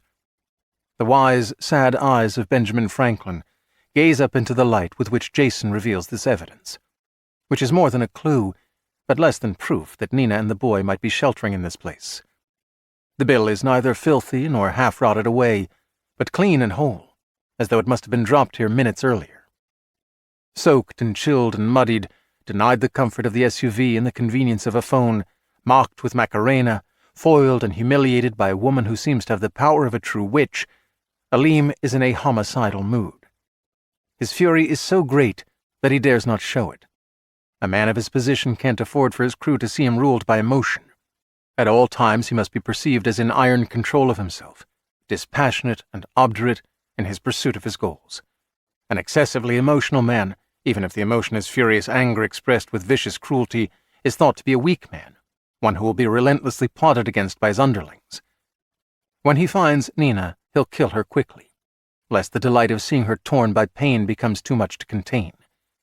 To compensate for abstaining from the pleasure of torturing her, he'll destroy her spirit. He'll cast her into despair by shooting John twice in the face in front of her, before blowing her brains out, thus killing her twice, and he will do so with apparent indifference. Puzzled by Aleem's silence and his continued focus on the $100 bill, Jason says, "You with me here?" "Speedo," Aleem says. "Go back and find your phone. See does it work now. If it don't, then hike into town, call Modine and Lincoln." Speedo is a tough little bastard, but he's the smallest among the crew, the least useful in this action. Besides, of them all, he's the one who can most easily pass for a church boy whose only gang is God and all his angels. Girls think he's sweet and funny. Old ladies look at him and figure he spends his time delivering meals to shut-ins. Most men seem to view him as an earnest young hustler who probably delivers newspapers before school, mows lawns in the late afternoon, and works at the car wash on Saturdays. "Remember," Aleem says, "they bring plastic drop cloths and strapping tape, so we can wrap 2 burritos for Hector Salazar." Speedo is amused. "Give Hector some takeout for his afternoon at sea. I'm on my way, bro." Through all of that, the wet currency at their feet has held Aleem wrapped, so that Jason says, "We going in?" "Give me a minute," Aleem says. "I'm thinking out a strategy." That's a lie.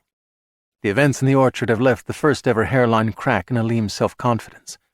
The $100 bill seems to be an omen, like the painting of the wolf in The Portent, which should have been a movie with sequels, except they killed off the entire cast and left nowhere to go with the story. After he saw that flick, he wondered if there might be truth in the concept of karma, if maybe the shit you did to others would sooner or later be done to you. The thought had bothered him for a day, maybe 2, before he got over it. But now the $100 bill has brought back memories and spooked him. When Aleem was 17, 18, the gang was led by Tatum Crate, whom nobody ever called Tatum, whom everyone called Mamba, or sometimes Dr. Mamba. Everyone but his father, Walter Crate, who despised him and called him Tum Tum. Then a real Mamba bit Walter, who died. After the results of the autopsy were revealed, the medical examiner declared the cause of death a rattlesnake bite, because for one thing, Mambas weren't native to Southern California, and for another thing, He understood that that was what he needed to declare to ensure that nothing terrible would happen to his 11-year-old daughter. Mamba saw Aleem as a young man of promise and groomed him for a leadership position, first by secretly assigning him the job as the axe in the Human Resources Department. Sometimes a swing man gets greedy and too often steps on a shipment, cutting it too hard with baby laxative until it's bunk. Or an authorized dealer finds his own source and underreports sales. Or a mule is seen on a pier pretending to fish side by side with a known DEA agent. Termination must ensue. So young Aleem cultivates an image as a party animal and get-along guy. No one he asks to a one-on-one meeting suspects where it will lead.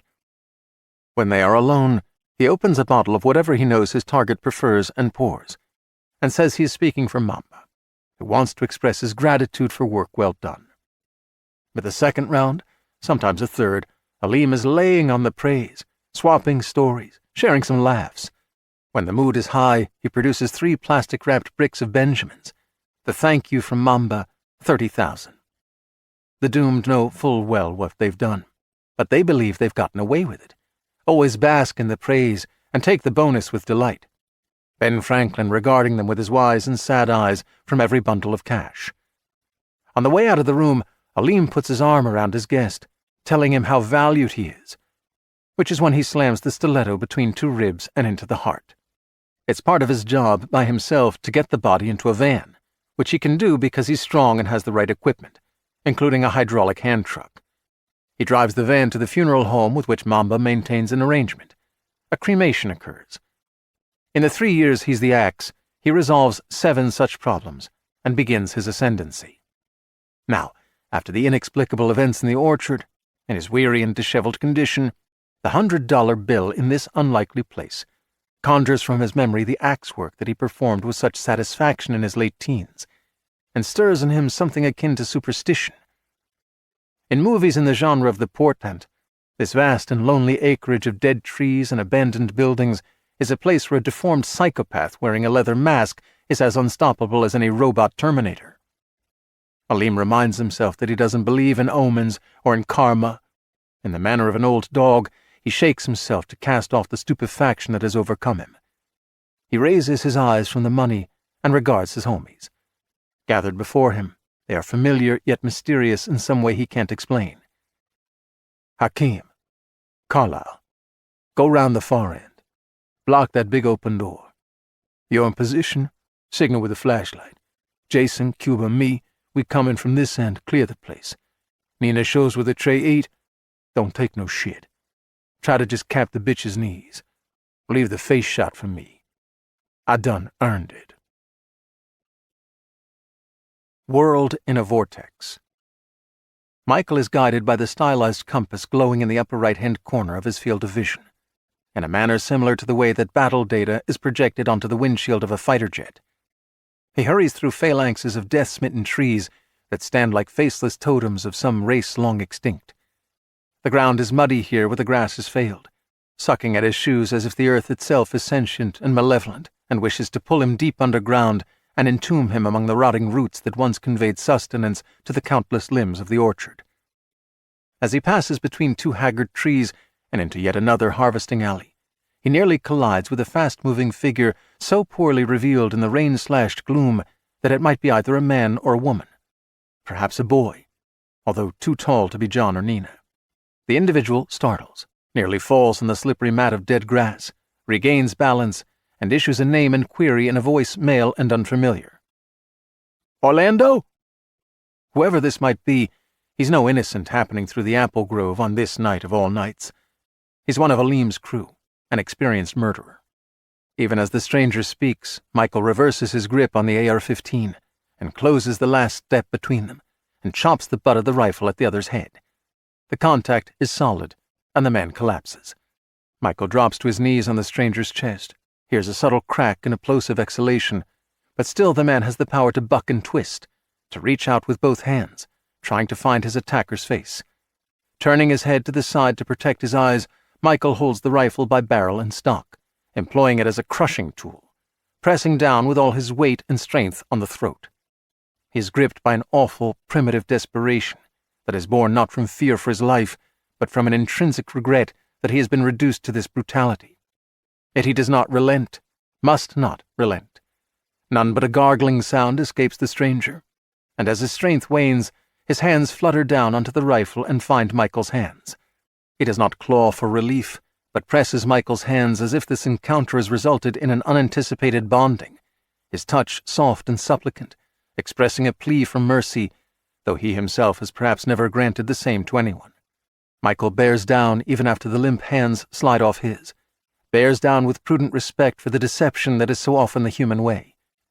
When at last he lifts the rifle from the throat, the only response from the stranger is the rising odor of the blood and vomit that fill the mouth that shapes a silent scream. Michael rolls off the corpse into a muddy puddle, where he lies on his back for a moment, rain beating on his face, the rifle held across his chest. The swift wind has many voices, skirling over him as though with varying opinions, at once forgiving and unforgiving, speaking of righteous necessity, but also of penitence, the heady wine of violence and the sobering bread of peace, and it seems to him that there is truth in all of it. He gets to his feet and hesitates, considering the corpse. No nearby ditch exists in which to roll the body. In the immensity of the ruined orchard, the likelihood is low that one of the dead man's companions will stumble across him. As he seemed to have been on an urgent task, however, he is sure to be missed soon. His unexplained disappearance will alert the others to the existence of a potential threat. Shaken, in no way reassured by the outcome of his first two skirmishes, with a sense of time running out, Michael moves forward. He is guided by the virtual compass, which proves only that Nina's phone is switched on and signaling, not that she remains alive. The wind diminishes significantly as he makes his way to the next tree line, as if the storm might be in the process of exhausting itself. But though the rain now falls in plum skeins, it descends in no less volume than before. He passes between trees so disfigured that they seem not formed by nature, but rather assembled by some avant-garde artist working with the splintered bones of numerous species, both earthly and alien, to sculpt mockeries of creation. Beyond lies open territory, a complex of buildings, and 5 men clustered in the pale backwash of 2 flashlight beams that are aimed at the ground. They are standing in front of the largest structure, at a doorless entrance above which Michael can make out the words "Whole Fruit" in ghostly white letters against dark weatherboarding. The virtual compass glowing toward the periphery of his vision points directly at this packing plant, and now changes in color from amber to red. Nina and John must be somewhere inside that building, cornered or already captured. It's essential that Michael know which is the case. Remaining between 2 trees, though phoneless himself, he reaches into the telecom system with which Nina purchased service and calls her. Evidently she is holding the phone, for she answers on the first ring. Although the 5 men are 60 or 70 yards away, Michael whispers, "Have they found you?" "No," she whispers. "Where are you?" "Looking at a building called Whole Fruit." "My God! Thank God!" 5 of them are outside. Maybe they're about to come for you. I think I can take them, most of them. Can you stay low and hidden?" "Not for long. He interrupts. Stay low. Low and hidden. And disconnects. As far as he can tell, the 5 men are focused on Whole Fruit and on one another, none scanning the night for a threat, but he can't be sure. Although he will be a small, dark form moving through the vast rural darkness, through curtains of rain, he is loath to step out from the cover of the trees. However, these men are 50 or 60 yards from him, and he needs to close the distance before opening fire. The only chance he has of taking out these 5, and one other somewhere, 6 remaining of the 8, is to maintain the advantage of surprise until he has significantly reduced their numbers. After killing Masood, he hoped that he would not have to kill anyone else, although he knows it to be a hope unlikely to be fulfilled. The second killing, even more intimate than the first, has weighed on him no less. It has reminded him that the true foundation of duty is not hope, because it is human to hope for the wrong thing. Duty is based on something more profound than hope, on faith that what is too wrong to endure will be made right, rectified by a system of justice that underlies all of nature, far beneath the subatomic level, a system that may right a wrong in a day or through the passage of time or outside of time. The schedule isn't ours to protest or endorse. His duty is to act with all the skill and wisdom he possesses, not with hope, but with conviction. The nearest building is directly south, and about 25 yards from his position. Whole Fruit is maybe 30 yards farther into the southwest, past a smaller structure that bears the word offices in big block letters. He can't see the name of the building against which he intends to shelter, for the flank of it is toward him, and the word or words will be emblazoned on the gable wall, as is the case with the other places. In recognition of the treacherous footing, and because even a dark figure crossing a dark landscape is more likely to draw notice if it is proceeding at a run, Michael leaves the trees and makes for the nameless building at a quick but prudent pace, bent low, fearing a cry of recognition. He reaches the structure without discovery and stands with his back against the wall, 10 feet from the corner and just out of sight of the gathered men. Ideally, he would have had time to practice with the rifle, to learn the idiosyncrasies of its operation. He has had much practice with AR-15s, but every weapon has a unique personality. Accuracy depends to some extent on an intimate knowledge of the piece with which he's working. Even this much closer, he can't hear the men's voices above the hiss, plop, plonk rattle of the rain and the near absence of wind. The dull tolling of his laboring heart thrusts lifeblood through tens of miles of arteries, arterioles, capillaries, venules, and veins, an astonishing construction to which the addition of the nanotech in his cells, comprising his shadow self, amounts to little more than an add-on for convenience, like outfitting a Tesla with WeatherTech floor mats. He eases to the corner of the building and looks toward Whole Fruit. The 5 men remain tightly grouped, the better to receive their due justice here and now, rather than outside of time. A brief debate. Cap the bitch's knees. Leave the face shot for me. I done earned it, Aleem concludes. Jason, Hakeem, and Carlyle are good with that, but Cuba has an issue. Say we take Nina without we have to shoot her. That her decision, Aleem says. Then we don't get to go directly to the face shot. Jason says, I think I see where you're going. All the trouble the quiff give us. She got to get more payback than just a 4-5 in the face, Cuba says. Carlyle, being Carlyle, says, if in that 100 were hers, she probably don't got more than another one. That blue dump she live in, doing tax works for laundromats and nail shops, she ain't got half what it takes to pay me for the shit she's put us through. My man, says Hakeem. Only stupid Philistines think money's the only thing makes the world go round. Impatient with his homie's geographical prejudice, Carlyle says, What shit you talking, Hakeem? Peeps in Philadelphia, they ain't no dumber than anywhere else. Cuba clarifies his concern. Me and Aleem see eye to eye on the way here. How she ain't nothing to him no more.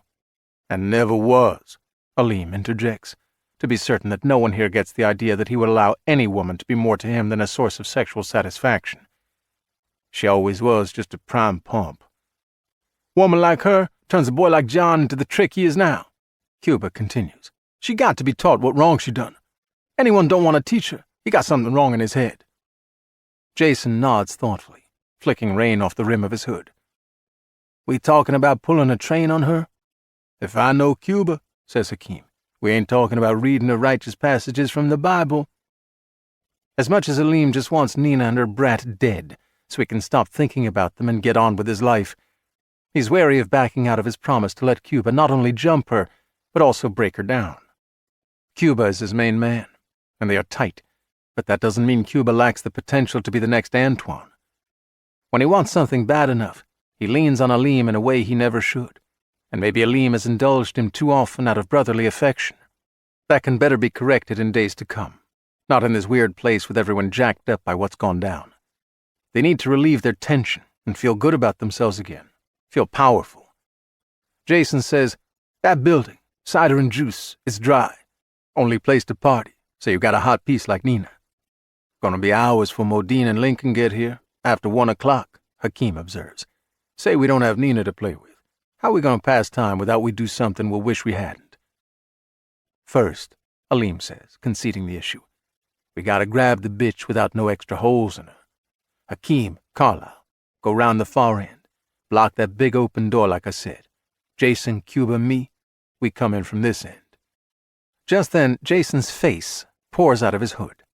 Because the sound of the shot comes a fraction of a second after that gush of biological debris and is muffled by the rushing rain, this radical event appears supernatural, diabolical.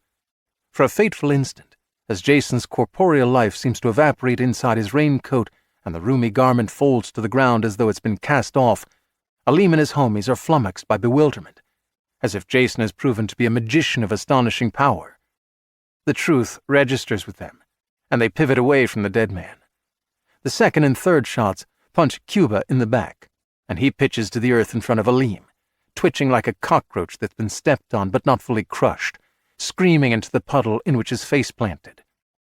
Aleem Sutter knows guns the way a carpenter knows a hammer, not the way a man with military training knows guns. When Aleem resorts to a firearm rather than a more intimate weapon, he kills those whom he needs to kill in deserted warehouses and abandoned factories where the bodies can rot undiscovered for years, or he surprises them in dark alleyways, or he blasts them from a moving vehicle. He never experiences firefights in which survival depends in part on the ability to quickly deduce the point from which incoming rounds originate. Although he's seen the pistol that Nina possesses, though he searched her house in her absence and knows she doesn't, or didn't previously, own a high-powered rifle, he's seized by the conviction, unlikely as it is, that she's the shooter, and is cutting them down from the cover of whole fruit. He crouches and hurries away from the cavernous opening in the gable wall. He turns the corner of the big building, rises to his full height, and races west along a 20-foot-wide sward of dead grass and mud between whole fruit and specialty products, away from the killing ground, as the rifle bangs out rounds as fast as the shooter can squeeze the trigger. A phone call. To Nina, the shots sound as if the rounds are powerful enough to penetrate walls, and the board walls of this place are probably already weakened by termites in time. In the rat hole, she and John slide down as low as they can. After the last of the shots and shouts and screams, a silence settles but for the incessant rain. For a minute or so, the absence of shooting is worse than the clatter of it, because she worries that Michael took return fire, 5 against 1, and that he is either dead or badly wounded. Then her phone vibrates in her hand. She takes the call, her voice hushed. "He's all right. He's not been hit." 4 of them are down, he says, his voice as quiet as hers. "Dead?" "Or as good as, plus 2 I got earlier." Shaped by hard experience, Nina has become something of a church lady at heart, a homebody, a cookie baker, a tinkerer in the garden, crunching numbers for a living, not a lover of excitement, a seeker of peace and simple pleasures, who values the lives of others hardly less than she values her own. So she is surprised to feel a bloodthirsty thrill travel through her at the news that Michael, amazing Michael, has killed 6. Surprised, but not in the least dismayed. She's aware of the original and accurate translation of the commandment, "Thou shalt not murder," and it is Aleem and his kind who transgress all interdicts that make civilization possible. If there are none who will stop their kind, kill their kind, then they will murder, murder, murder, until no one is left to be their victims. The violent will bear it away. 1 ran, Michael says. Went around the side of Whole Fruit. The 8th man I haven't seen yet. Stay where you are till I get them. Or they get you. This isn't their turf. They don't know who I am, where I came from. Their cars, their phones, now this. They're panicked. They don't panic. They panicked all their lives. Cowards afraid they'll fail if they have to live by hard work and meet the world each on his own. Maybe, but they're still dangerous. Not so much when they aren't in a pack. Stick where you are, Nina. It won't be long, and we'll be on the road. He terminates the call. Nina has held the phone a little bit away from her ear, so John could hear the full conversation. He says, "I want to be like that." "Like what?" "Like him. You're already on your way. I don't mean the singularity thing. I know what you mean, honey. He'd still be what he is without that. It's not what matters." She reaches out in the darkness to touch her son's face. "What do you think?" he asks. "About what?" "About him." She says, "He's something." "He is, isn't he?" John says, hope piquant in his voice. Nina says nothing more. She knows the leaning of her heart, which has occurred unexpectedly during this wild day. There is a time to every purpose, and now isn't the time for that. If a thing isn't ready to be, then wanting it too intensely is an affront to the ordained order of the world. For thinking so, she could be accused of being superstitious, but she thinks so nonetheless. She allows herself only a silent plea. Deliver him from evil. The Wine of Violence. Patrolling the highway on foot to prevent Nina and the kid from getting into town from the southern portion of the orchard, Orlando Fisk has felt left out of the action, if there is any action after the breakdown of their vehicles and the weirdness with their phones.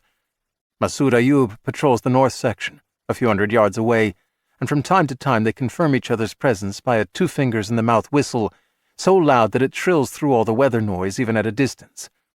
Orlando continues to whistle now and then, though it's been a while since Masood whistled back. This concerns him, but he doesn't know what to do about it. If he heads north to check on Masood, and as a consequence Nina and the boys slip past him and find help, Aleem will kick the shit out of him. Orlando is a team player, a do-what-you're-told guy. He's not comfortable taking the initiative. On the other hand, he's also a guy who likes action, who needs it almost like a junkie needs his junk. Orlando has a low boredom threshold.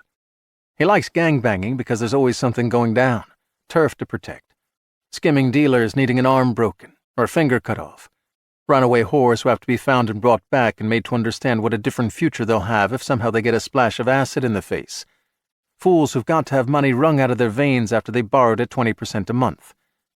Orlando and Masood are wide-spectrum enforcers, teaching hard lessons to those associates and customers in several businesses that the gang finds most important to its bottom line. There was a time when Orlando mourned the end of the workday and endured his hours of rest, feeling forlorn and forsaken. He has never needed more than 5 hours sleep a night, which leaves at least 8 to fill before sitting out in the company of Masood with a list of enforcements for the day. For many years, Orlando didn't know what to do with himself when he wasn't on the job. TV doesn't offer much of interest. He has no hobbies. He once decided to learn to play the guitar, but the effort so frustrated him that eventually he took a hammer to the instrument.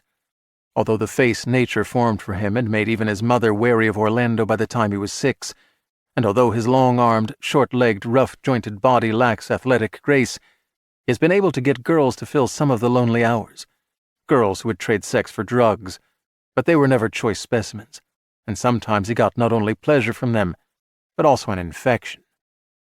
His life changed 3 years earlier, when Alana came into it. He was 34 then, and Alana was 25. She was fresh, as pretty as any girl he'd ever seen, sexy but not slutty, totally mobile, as the homies say, meaning that she could be taken anywhere without embarrassment, not that Orlando went anywhere he couldn't also take a slut. They met through a dating service, Enchantment Now, and Orlando's face didn't frighten her off, even though it was actually his photo. Written for him by his mother, his "What Matters Most to Me" statement attracted Alana 2 hours after being posted. "I hope to meet a woman who works hard like me, keeps no secrets, and goes to church. If you are a homebody like I am, if you drink in moderation but shun the phony party scene, if what you want most of all is to fill the lonely hours with someone who cares deeply for you, please consider me." His mother thought, and still thinks, that he worked in a bank, verifying the details in loan applications. He felt awkward on the first date with Alana and thought it didn't go well, but the next day she called him and arranged a second date. They've been together ever since, and it's a beautiful relationship. Alana is a fine cook, and he enjoys helping her prepare dinner in the cozy kitchen of his Craftsman-period bungalow.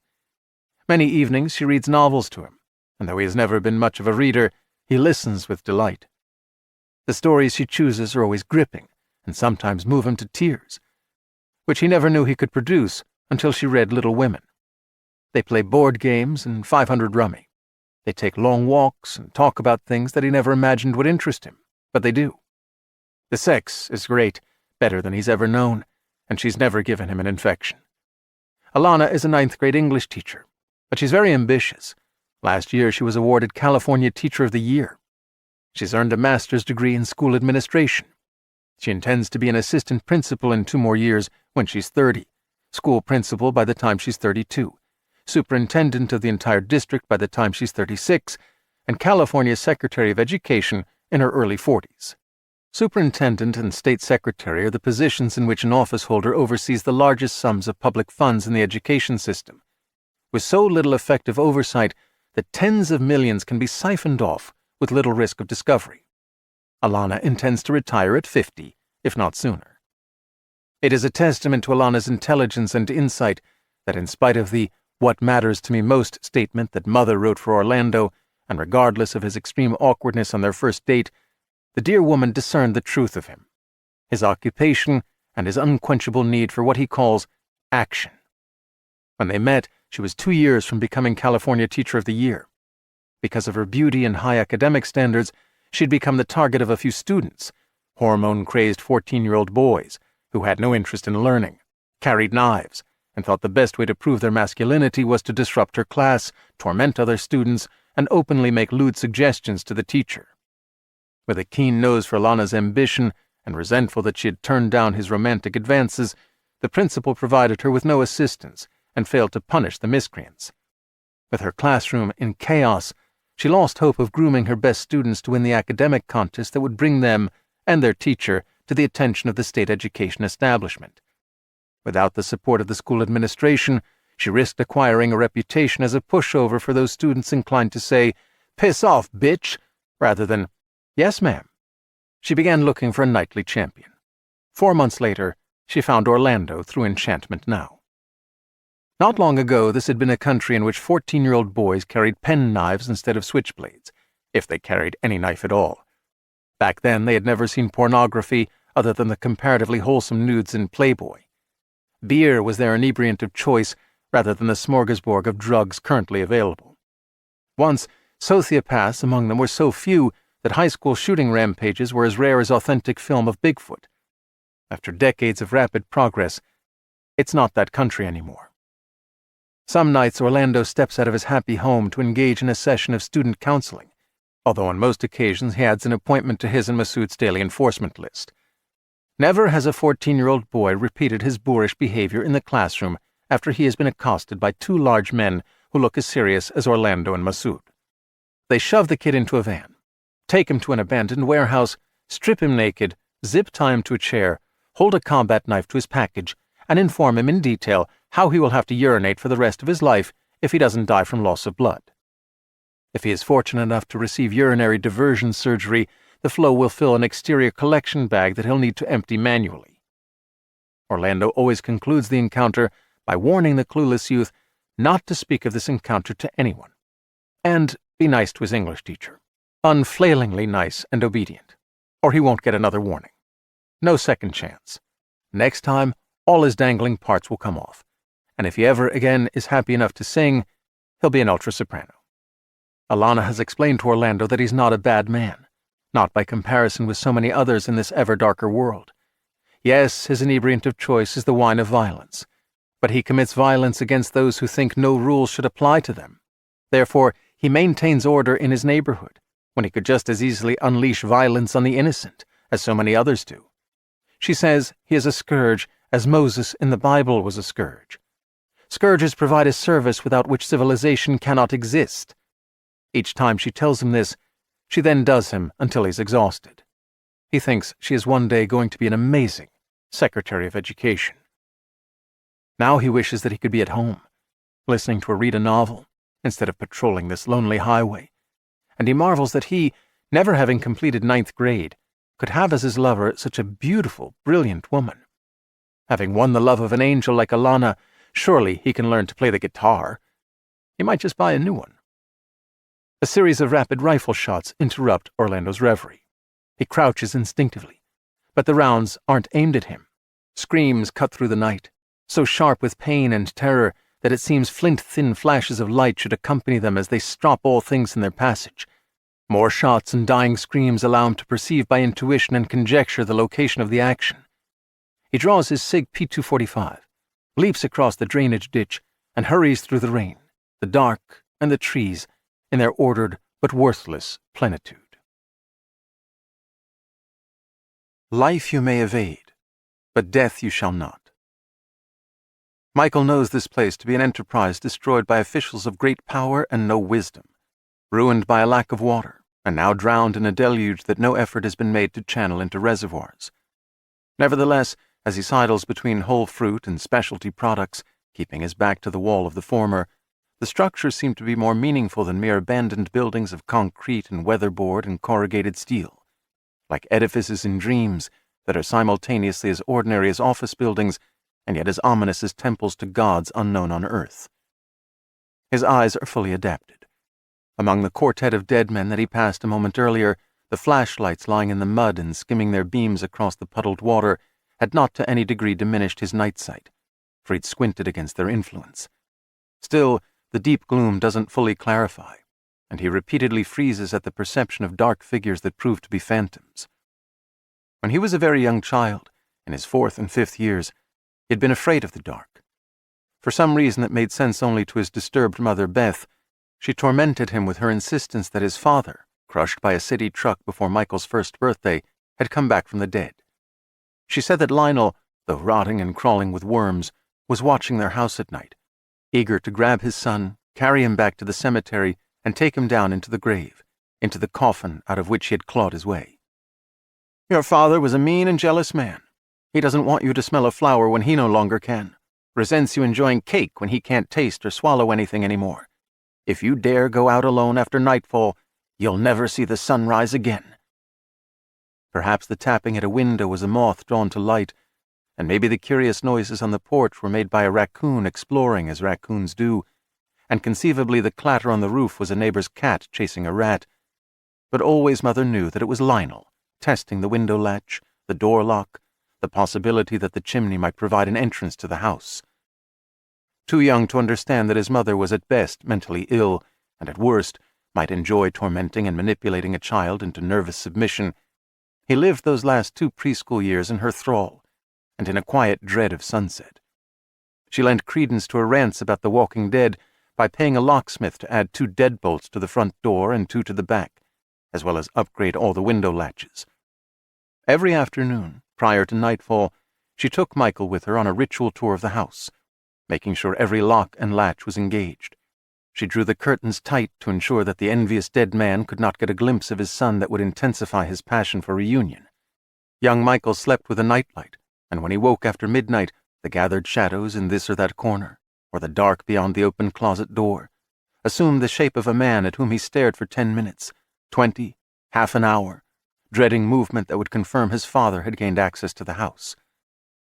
Nearly 4 decades later, having long shed his fears of the walking dead, Michael is none the less wary of the phantoms presented by this rainy night, because one of them might prove to have substance and a gun. When he reaches the end of the long building, he looks north, past the black gable wall of Whole Fruit, then south, along the back of Specialty Products. To the west, the interminable procession of dead trees continues. That sight increasingly depresses him with its endorsement of the theory that there are people who create and build and people who can only destroy, and that the latter are winning, because their task requires less thought and labor. Aleem most likely didn't turn right and enter Whole Fruit, in front of which his dead companions lie. He doesn't know for sure that Nina and John are hidden in there, or where to find them. He'll want to put distance between himself and the site of the shooting, find a refuge from which to assess the situation. He believes that he's gone from 7 homies as backup to just 3, when in fact, it's 1. In either case, he's possessed of a gang mind, deciding tactics according to the strength of his numbers. He isn't his best in one-on-one encounters. He'll be rattled by this change in circumstances and by his inability to identify who has come to the aid of Nina and the boy. Not least of all, this environment is alien to him. His world is the city and its suburbs, and the only thing this orchard has in common with his usual territory is its decayed and decaying condition.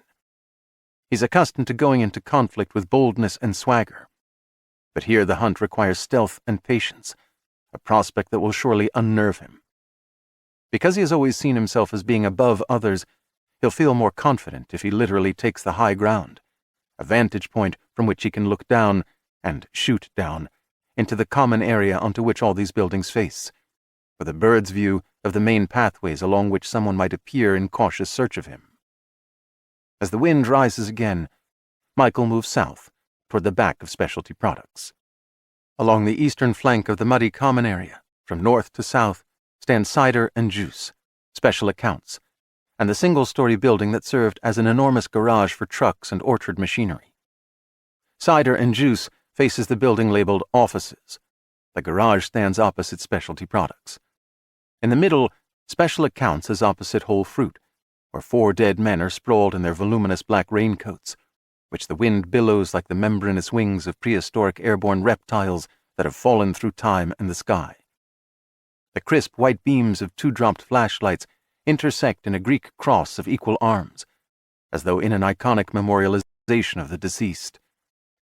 From a glassless window at the end of the hallway on the second floor of Special Accounts, Aleem commands a view of the common area and of the wide passageways flanking Whole Fruit. The passageways between other buildings are beyond his monitoring. However, if the shooter is here to rescue Nina and John, and if Nina and the kid are hiding in Whole Fruit, as the $100 bill seems to indicate, then he might try to bring them out through the common area. Very likely, he won't be looking for Aleem and remaining members of the crew. These decrepit buildings can't be searched in silence or in this blinding dark, and using a light would make him an easy target. Aleem doesn't understand who this gunslinger could be. The guy comes out of nowhere, blazing away like John Wick in those bitchin' movies. Because you can't totally trust anyone, Aleem might think one of his homies who is not yet dead, Speedo or Masood or Orlando, is taking out the entire inner circle of the gang to give himself a clear path to the top. But Speedo's head is a pot of thin soup that is never at full boil. He's no more likely to envision himself as the leader of the pack than he is to decide to rush off to medical school to be a heart surgeon. Masood loves kittens. He always has 3 or 4, and when they become grown cats, about 2 years old, he kills them and gets new kittens. A man who has a soft heart for kittens is not a man with political ambition. Orlando Fisk is a harder guy than Speedo or Masood, and he takes pleasure in jacking up people until they break. However, these past few years, with his hot schoolteacher cooking for him like Julia Child, and also cooking like a porn star, Orlando is in a relationship that he never imagined a knee-buster as ugly as he is could expect. He's become domesticated, and he isn't going to risk what he has for a chance at something he never previously seemed to want. Aleem doesn't know anything about farming, whether apples or corn or soybeans, but he knows enough about cash flow to be sure that whoever owns a dead orchard can't afford a security guard to watch for trespassers. Besides, no security guard is going to ruthlessly blow the crap out of people with whatever version of an Armalite rifle this guy is using. Then who the hell is he?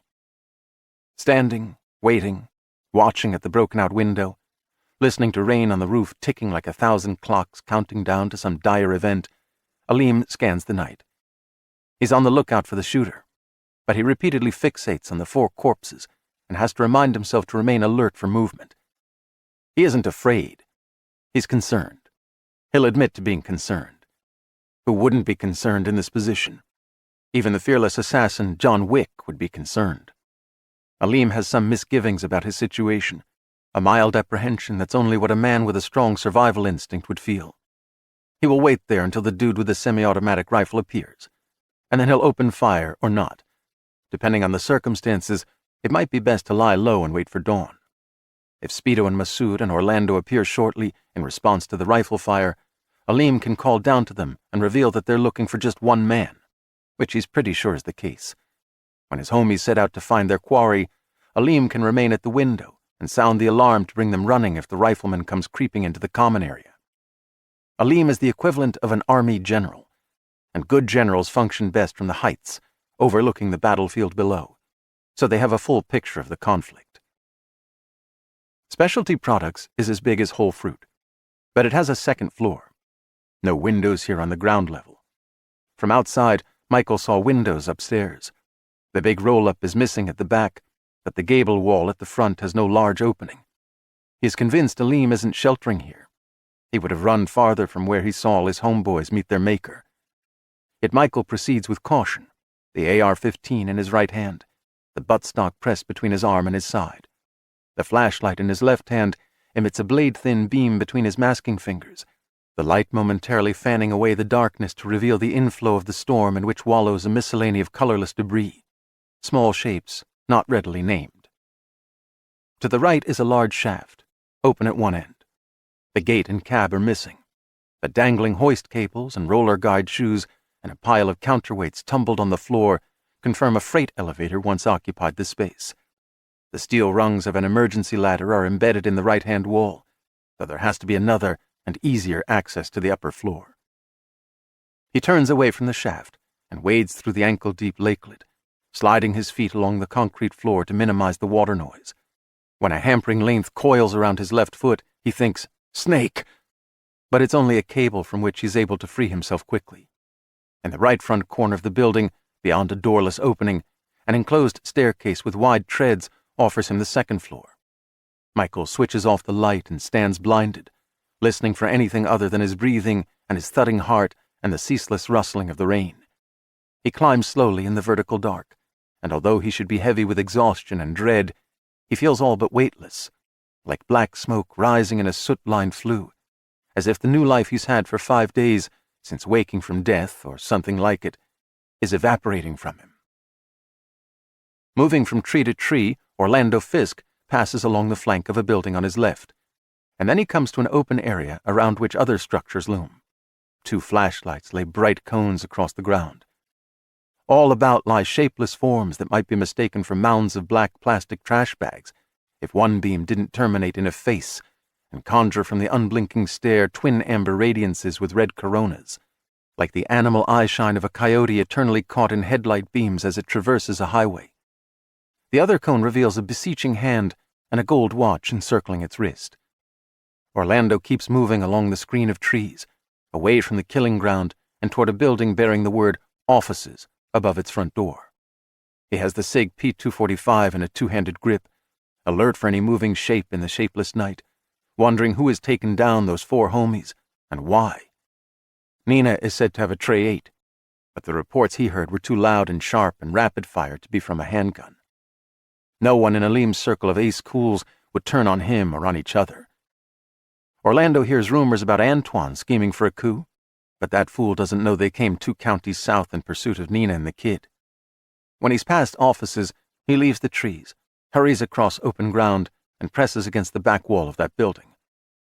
Studying the darkness, he waits for the intuition to guide him, but his usually reliable intuition has lost its voice. Although he tries to puzzle together what he's heard and seen into a coherent picture, he can make no sense of the situation. This is the worst, knowing he needs to kill someone, but having no idea whom. Then Orlando moves just because it's his nature to feel safer in motion, always to choose action over inaction. When he arrives at the missing roll-up door at the back of the 3rd building, he glimpses a dim radiance in that otherwise unilluminated cavernous space. The pale emanation sweeps left to right, then right to left. The beam is so constrained as to produce no backwash, and it isn't possible to make out a figure, let alone to determine if he's friend or foe. The light is near the far end of the building, but Orlando can't deduce if the carrier has proceeded from this west entrance or has just stepped inside from the east end. The beam turns directly to the right and holds still for a moment, fixed on something. When it switches off, Orlando drops to one knee, his left side against the frame of the big doorway, presenting as minimal a profile as possible while maintaining a shooting position, in case the light winks on again and the man with it makes his way in this direction. Michael comes off the top of the stairs and steps to one side. Whatever chamber he's in, the air moves in cool currents and carries the scent of rain, evidently entering by certain broken windows and exiting by others. Even a night without moon and stars is less dark than a lightless enclosed space. Soon he begins to discern the vague rectangles by which the night breathes through the room. As he moves toward the front of the building, the window glass that litters the floor crackles underfoot. A rustling startles him, but before he can click on his light, a soft "hoo, hoo, hoo" defines the noise as the fluttered wings of a resident owl, annoyed to have an uninvited visitor and adjusting to its roost. This nocturnal raptor will wait until the rain stops to venture into the night in search of prey. But if it becomes too disturbed, by noise or light, it might soar out a window with a cry of protest. If it's a great horned owl with a 4-foot wingspan, its sudden flight will be something of a spectacle. Aleem and the one other remaining gangbanger will likely suspect that the location of the mystery gunman has been revealed. Michael moves cautiously forward and stops a foot from a window that looks down on the common area and at 3 structures arrayed east of it. He's directly opposite a single-story building that might be a garage. To the left of that is Special Accounts. In the open ground between Special Accounts and Whole Fruit, 4 dead men sprawl around the crossed flashlight beams, like black-robed satanic priests prostrating themselves in expectation of a demonic presence soon to appear at the intersection of lights, in answer to their invocation. If Michael's analysis of Aleem's psychology is on the mark, the creep is more likely to be on the 2nd floor of Special Accounts than anywhere else. There he has the best view of the entire common area, and can particularly monitor Whole Fruit, where he seems to be aware that Nina and John have hidden. The gable wall features 3 windows on the second floor. None is any longer graced with glass. Michael stands at an angle to all 3. He has the clearest view of the southernmost window and an okay line on the middle one, but the farthest offers him little or nothing. If he's been fortunate enough to deduce Alim's response to the death of his 4 lieutenants, maybe luck will be with Michael a little longer, just long enough to send Alim Sutter to hell with the others. The owl rustles its wing again and scratches with its talons at whatever perch it occupies. The moist draught continues to flow out of the night and through the room. The air seems to have the faintest scent of blood on it, but that odor is the product of his imagination and his irrational but entirely human sense of guilt for having killed even those who would have killed him. As rain slants inside and patters on the floor, he shifts his attention from the nearest special accounts window to the middle one, and it's at the latter that at last he sees movement, a shape. Too nervous or too eager for vengeance, the man can't hold himself back at a prudent distance. Whether he's Alim or the other bastard not yet held to account, he's one of them, and must be eliminated. Then he actually leans out of the window to take a quick and better look north and south. He isn't hooded, and his identity is no longer in doubt. Alim. Michael brings up the rifle, sights in, and squeezes off 4 rapid rounds. The first is a hit, maybe only in the left shoulder, and the screaming starts after the second, but it stops abruptly with the third, which might or might not have scored. The 4th shot is wasted on the place where Alim has been. Disoriented by the crash of gunfire, the owl swoops around the room, feather-dusting the walls, and Michael ducks, and the bird finds the window, soaring away in search of safer shelter. Alim is either dead or down and in bad shape, but the 8th man is still out there. Whether the remaining thug is in a position to see what just happened, or instead must rely on sound alone to determine the situation, he is likely to know from where Michael took those shots. Depending on his appetite for confrontation after all that has occurred, he might be coming. So get out now. Get out fast. Michael returns to the stairs, switches on his light, rolls it down the old canted steps to illuminate the way. He quickly follows the spinning beam, left hand on the barrel handguard of the rifle, right hand on the pistol grip, finger light on the trigger. On the landing, with one foot, he sends the light rolling again, down the lower flight of steps. At the bottom, he takes one hand off the AR-15 to retrieve the light from the murky water, clicks it off, shoves it in a deep patch pocket of his jacket. Having entered the building from the back, he leaves by the front, stepping into the common area, sweeping the rifle left and right. Nobody there. Nobody obvious. He's not crossing to special accounts, not going to climb to the 2nd floor and confirm that Alim is dead. There's no time for that, and the risk is too great to be taken. If Alim isn't dead, he will be in minutes. He'll bleed out. There's no one to call the EMTs, no medical help near enough to save him. Michael keeps moving fast, dodging, head ducked, making as difficult a target as he knows how, heading toward Whole Fruit next door. One guy is still out there somewhere, but it's a fool's game to go looking for him on sloppy ground that doesn't preserve tracks, among these buildings that constitute a 3-dimensional spider's web of traps. Let the enemy do the searching. The bastard knows where Nina and the boy have taken refuge, so he'll go there just like Michael's going there. The location of the showdown ordained, if not the outcome. He steps around the cross-lighted quartet of dead gangbangers and moves boldly into the building, the compass in the corner of his vision now glowing blood red. He retrieves the flashlight and holds it loosely in the hand with which he grips the forward handguard on the rifle, which isn't ideal, but the only choice he has. He splashes through the shallow flood and arrives at a series of rooms on the right, at a door that makes the compass needle throb. He throws the door open. Without venturing across the threshold, he declares, "It's me, Michael." In the influx of light, a length of opaque plastic billows. A moldering slab of plywood topples. Nina and then John crawl out from under what seems to be a solid mass of trash. The sight of mother and son stirs in Michael emotions that he doesn't fully understand, that speak of something more than the satisfaction of having done for them what Shelby would have wanted to do if he had lived. Whatever else he is feeling, and whatever it means, he will have to delay consideration of it until they are out of the orchard and on their way to a refuge where they can safely put the past behind them. In that place, he can also determine how to use his gift to unwind the coils of destruction that humankind has wound about itself during decades of progress from reason to unreason. A troubled guest on the dark earth. Curtained by the rain, shrouded by the night, cloaked likewise by a shadow of deception that is provided by the prince of this world to those who serve his violent purpose, Orlando Fisk slinks unnoticed, staying close to the wall of the packing plant, toward the common area where the dead lie. He pauses only when the shooter, rifle in hand, departs the building from which he killed Aleem and crosses the mouth of the wide passageway, crouched and quick, to the front of the same packing plant. Orlando knows it was Aleem who was taken down only moments ago, because in the scream he could recognize his homie's voice. He is a connoisseur of screams, having heard so many in the most intimate of circumstances over almost 2 decades. The personality of a man and the tonal quality of his voice are not altered by sharp pain or the terror of impending death, but are in fact amplified in their unique characteristics, if one has the ear for that kind of thing. As the mysterious gunman passes, Orlando doesn't seriously consider taking a shot at him. His SIG P245 is a reliable weapon. However, when he factors in the distance and wind and swiftness of the target, the chances of a kill are just north of nil. And his quarry has a semi-automatic rifle, a weapon with range and perhaps with an extended magazine, which allows him to answer a shot with a sleet of return fire that will be devastating. Orlando continues along the building and comes to the corner and hesitates, and then eases forward, just his head, to reconnoiter.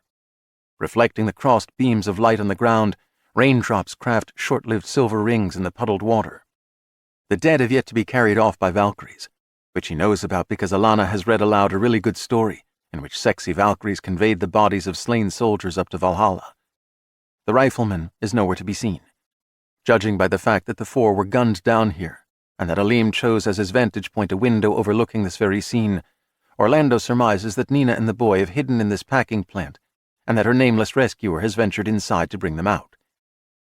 He turns the corner, exposing himself to anyone who might be lurking anywhere in the common area, and he sidles along the gable wall toward the entrance to Whole Fruit.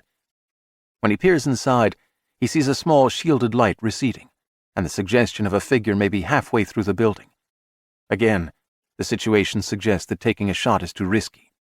Orlando can imagine several ways things could go wrong for him if he tries to follow the shooter into that dark and flooded structure. As an enforcer for the gang, he has not been called upon to be imaginative in his daily labors. There are a limited number of ways to pinch, pummel, pierce, abrade, and maim an individual and still leave him or her in a condition to make right the wrong that has been done to the gang. And if it's a case in which the offense is unforgivable, then the simplest methods of resolution are the best. A bullet in the back of the head, or a wire garrote cinched around the throat with grave determination. But a loving woman has expanded his mind. During the years Alana has read to him on most evenings and on rainy weekend afternoons, he has developed an appreciation for cunning characters and clever plot twists. One such twist now occurs to him, and it is irresistible. He steps away from the gaping entrance to Whole Fruit, out of sight of the rifleman, in case that individual should happen to look back, and he studies the distribution of the corpses, the angles at which they lie to one another, how legs are bent and arms are tucked or not tucked, how one hood is rucked back from an exposed head but 3 are not, and other fine points of death's artful composition. They all wear the black hooded raincoats that are gang issue, as he does. Unfortunately, he lacks the time to drag one of them away and take that place as his own. However, when the rifleman returns with Nina and young John, he's going to shepherd them around this grisly scene as quickly as possible. He will be surveying the night for threats, yes, but he will expect any danger to be erect and in a shooting posture, or on 2 feet and moving fast. He won't be focused on the dead, who can do him no harm. If he's not focused on them, he's not going to notice that they number 5 instead of 4. His mind racing, but his heart beating slow and steady with the conviction that the author of a clever ruse will see it play out as planned, just like it does in novels, Orlando decides that he should not face the door to the packing plant. If by chance the rifleman glances down and sees eye movement or blinking lashes, the trick won't work. Orlando lies on his side near the late Cuba, out of the crossed flashlight beams, with his back to the building, head turned toward the north end of the common area, where he believes the 3 are most likely to proceed. His raincoat is zippered open to mid-chest, his right hand tucked inside, the pistol held against his heart and in a firm grip. His left arm is thrown behind him with the palm up, as he imagines it might have been cast in his death throes, and the skirt of his coat is arranged just so. When they are past him, eager to flee the orchard in whatever vehicle the riflemen arrived, Orlando will sit up and shoot them from behind at close range. All that is required of him now is a little patience. Replacing the magazine of the AR-15 with a spare, Michael warns them with a single whispered word. Quiet. Clutching the duffel bag, John follows his mother out of the storeroom where they were hidden. Michael says, "There's one still alive." As she's putting her gun away, Nina decides to keep it in hand and pocket her flashlight instead. In the dim radiance of Michael's shielded beam, mother and son seem to float on the air like mere images of people who were once of this world, but now linger here to haunt. With gestures, he indicates that he will lead and Nina should follow John.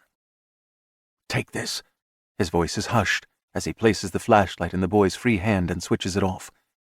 "Use only if I say." Swallowed in darkness, the boy says, "Okay," with no tremor or hesitation. "We'll pass some dead men," Michael whispers. "Just look away."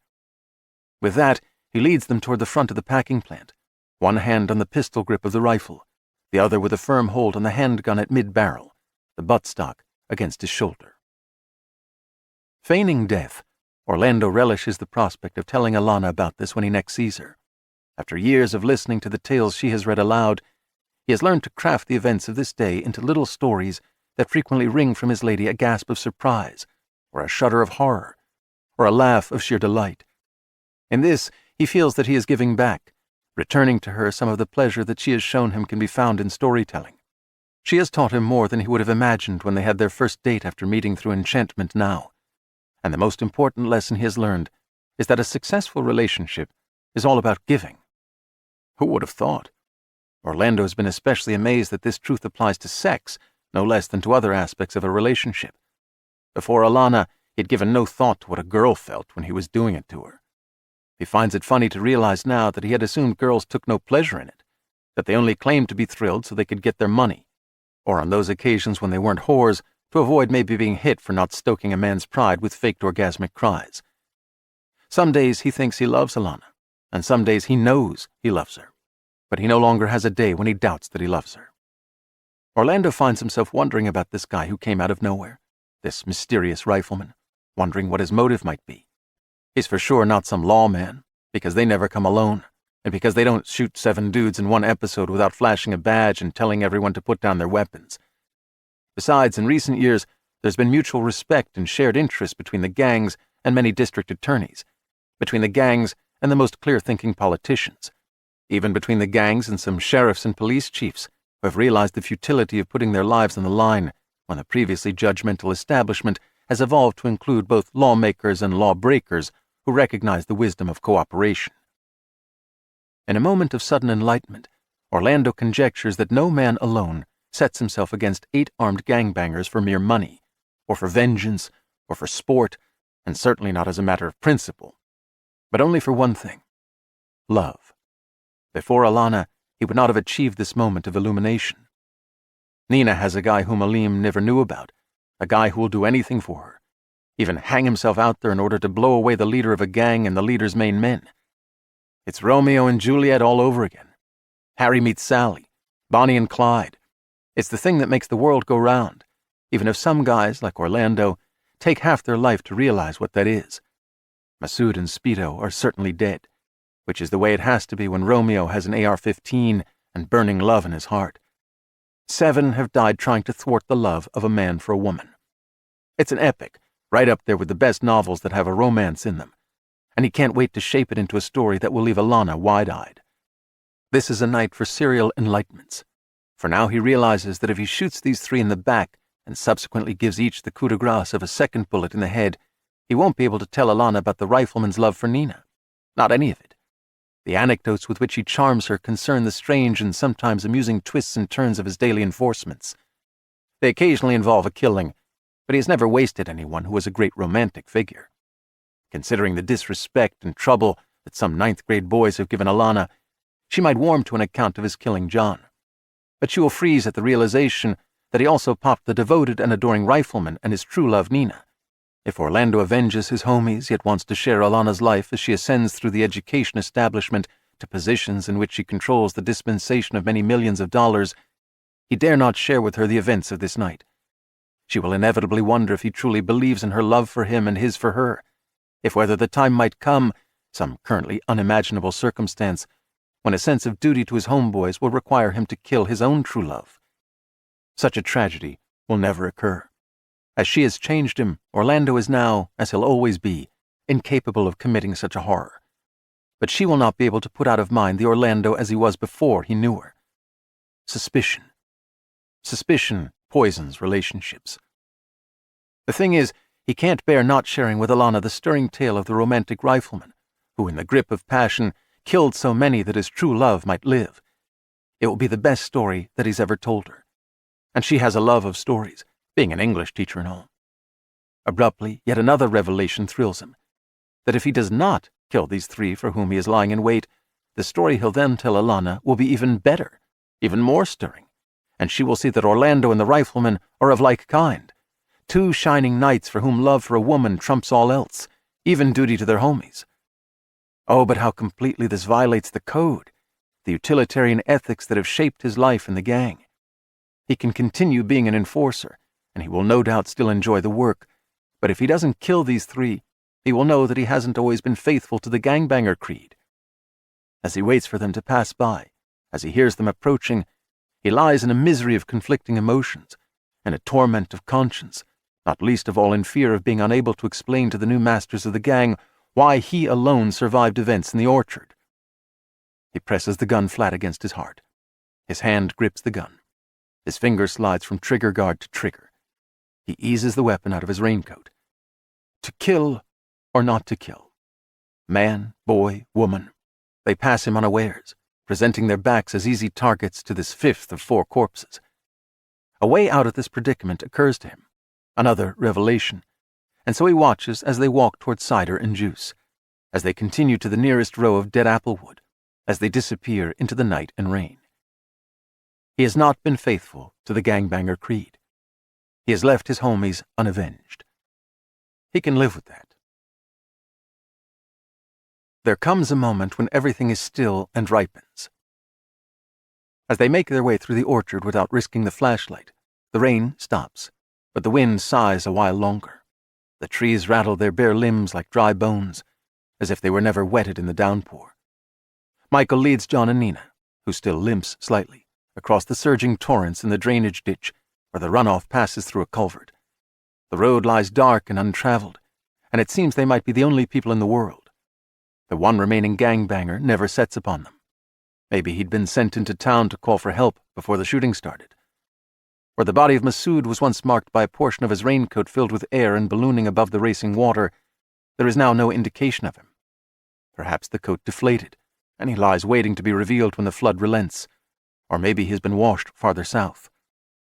The Bentley stands alongside the highway, where Michael left it, such a handsome and unlikely conveyance that it might be taken for a mirage. They are wet and muddy, but it doesn't matter what a mess they will make of the interior, for even a Bentley is just a car.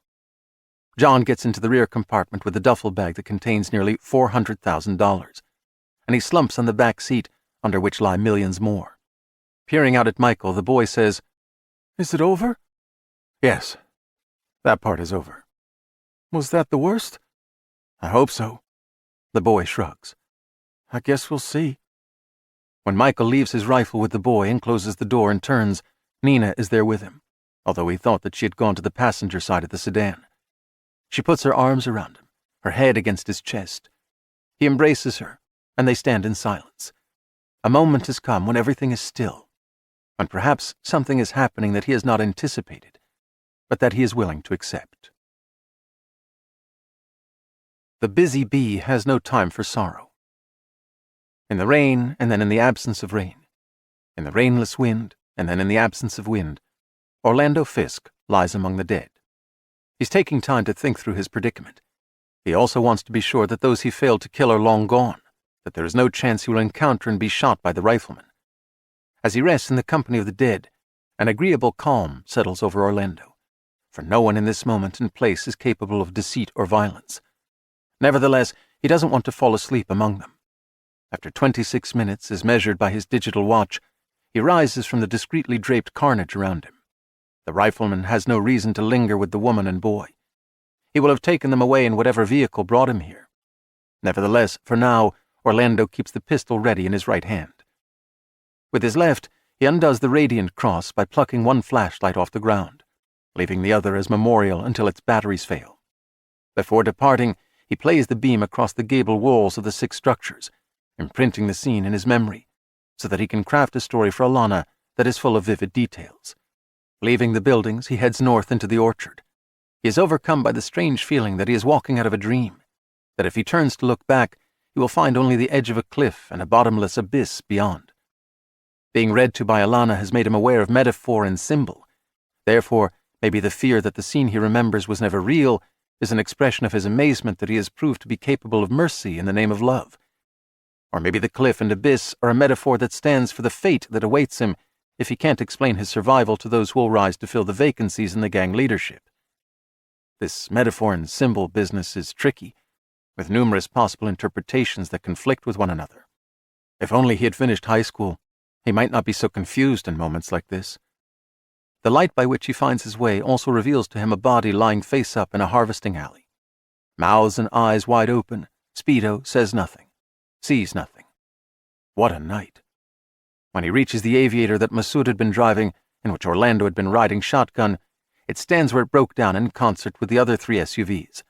The front passenger side door remains open as he left it. On the seat lies his iPhone, where he threw it in disgust as Macarena shrieked forth. The screen brightens.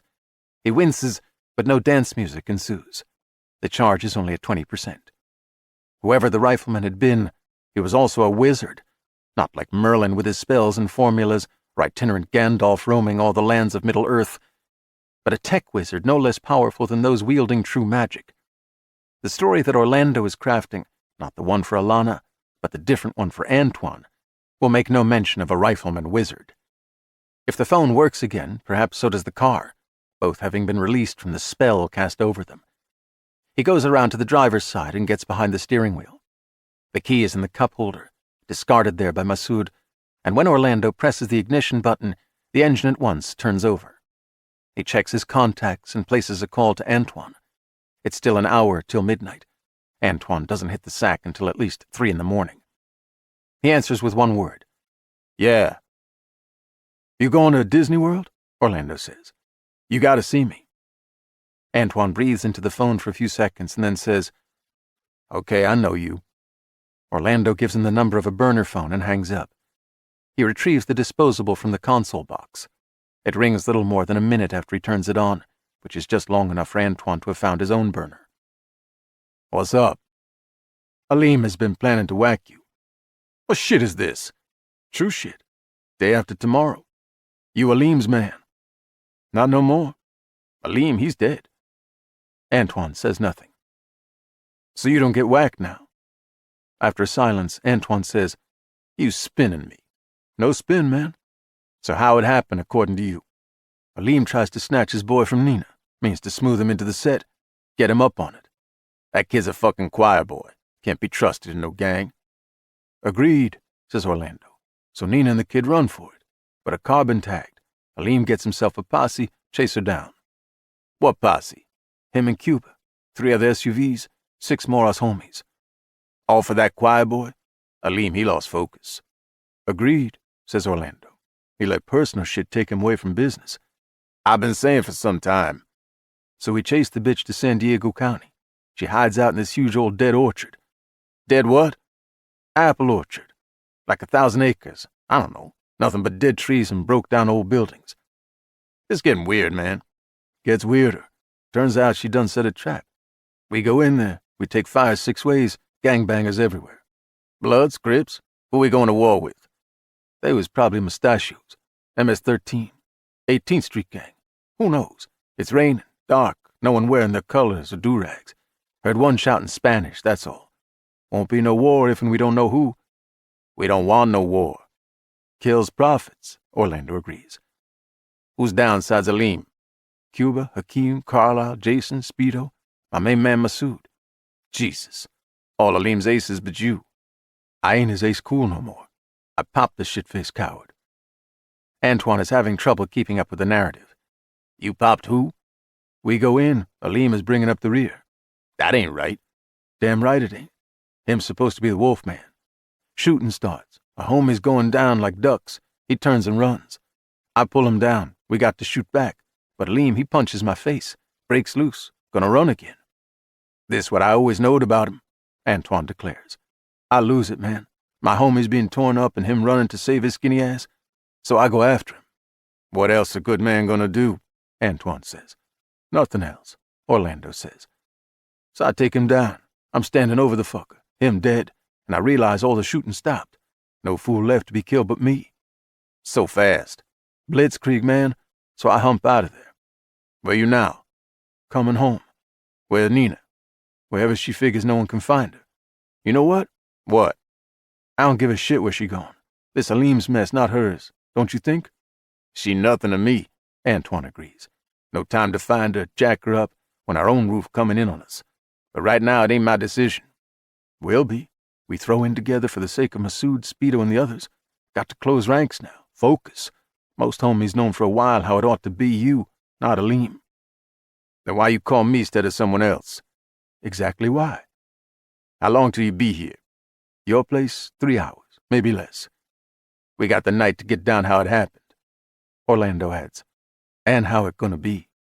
Break it to the homies before tomorrow's news. Way I see it, Orlando says, everything is everything. Everything is everything, Antoine agrees. We all gonna be a better team than how we were. That be truer than true. One more thing. I'm here. Sorry about Masood, bro. Must be hard, you main man. Comes with the life, Orlando says. We know what price we might gotta pay to be free like we are. They terminate the call. After taking time to review the conversation, comfortable with every exchange between him and Antoine, Orlando gets out of the aviator, kneels beside it, takes a deep breath, and slams the right side of his face into the back door. The pain is hard enough to be reassuring, but he repeats the act. There's good blood, although no facial bones are broken. By the time he gets to Antoine's place, the bruising will be extensive. For a coward, Aleem had a hard punch. 5. In the game. Tilt.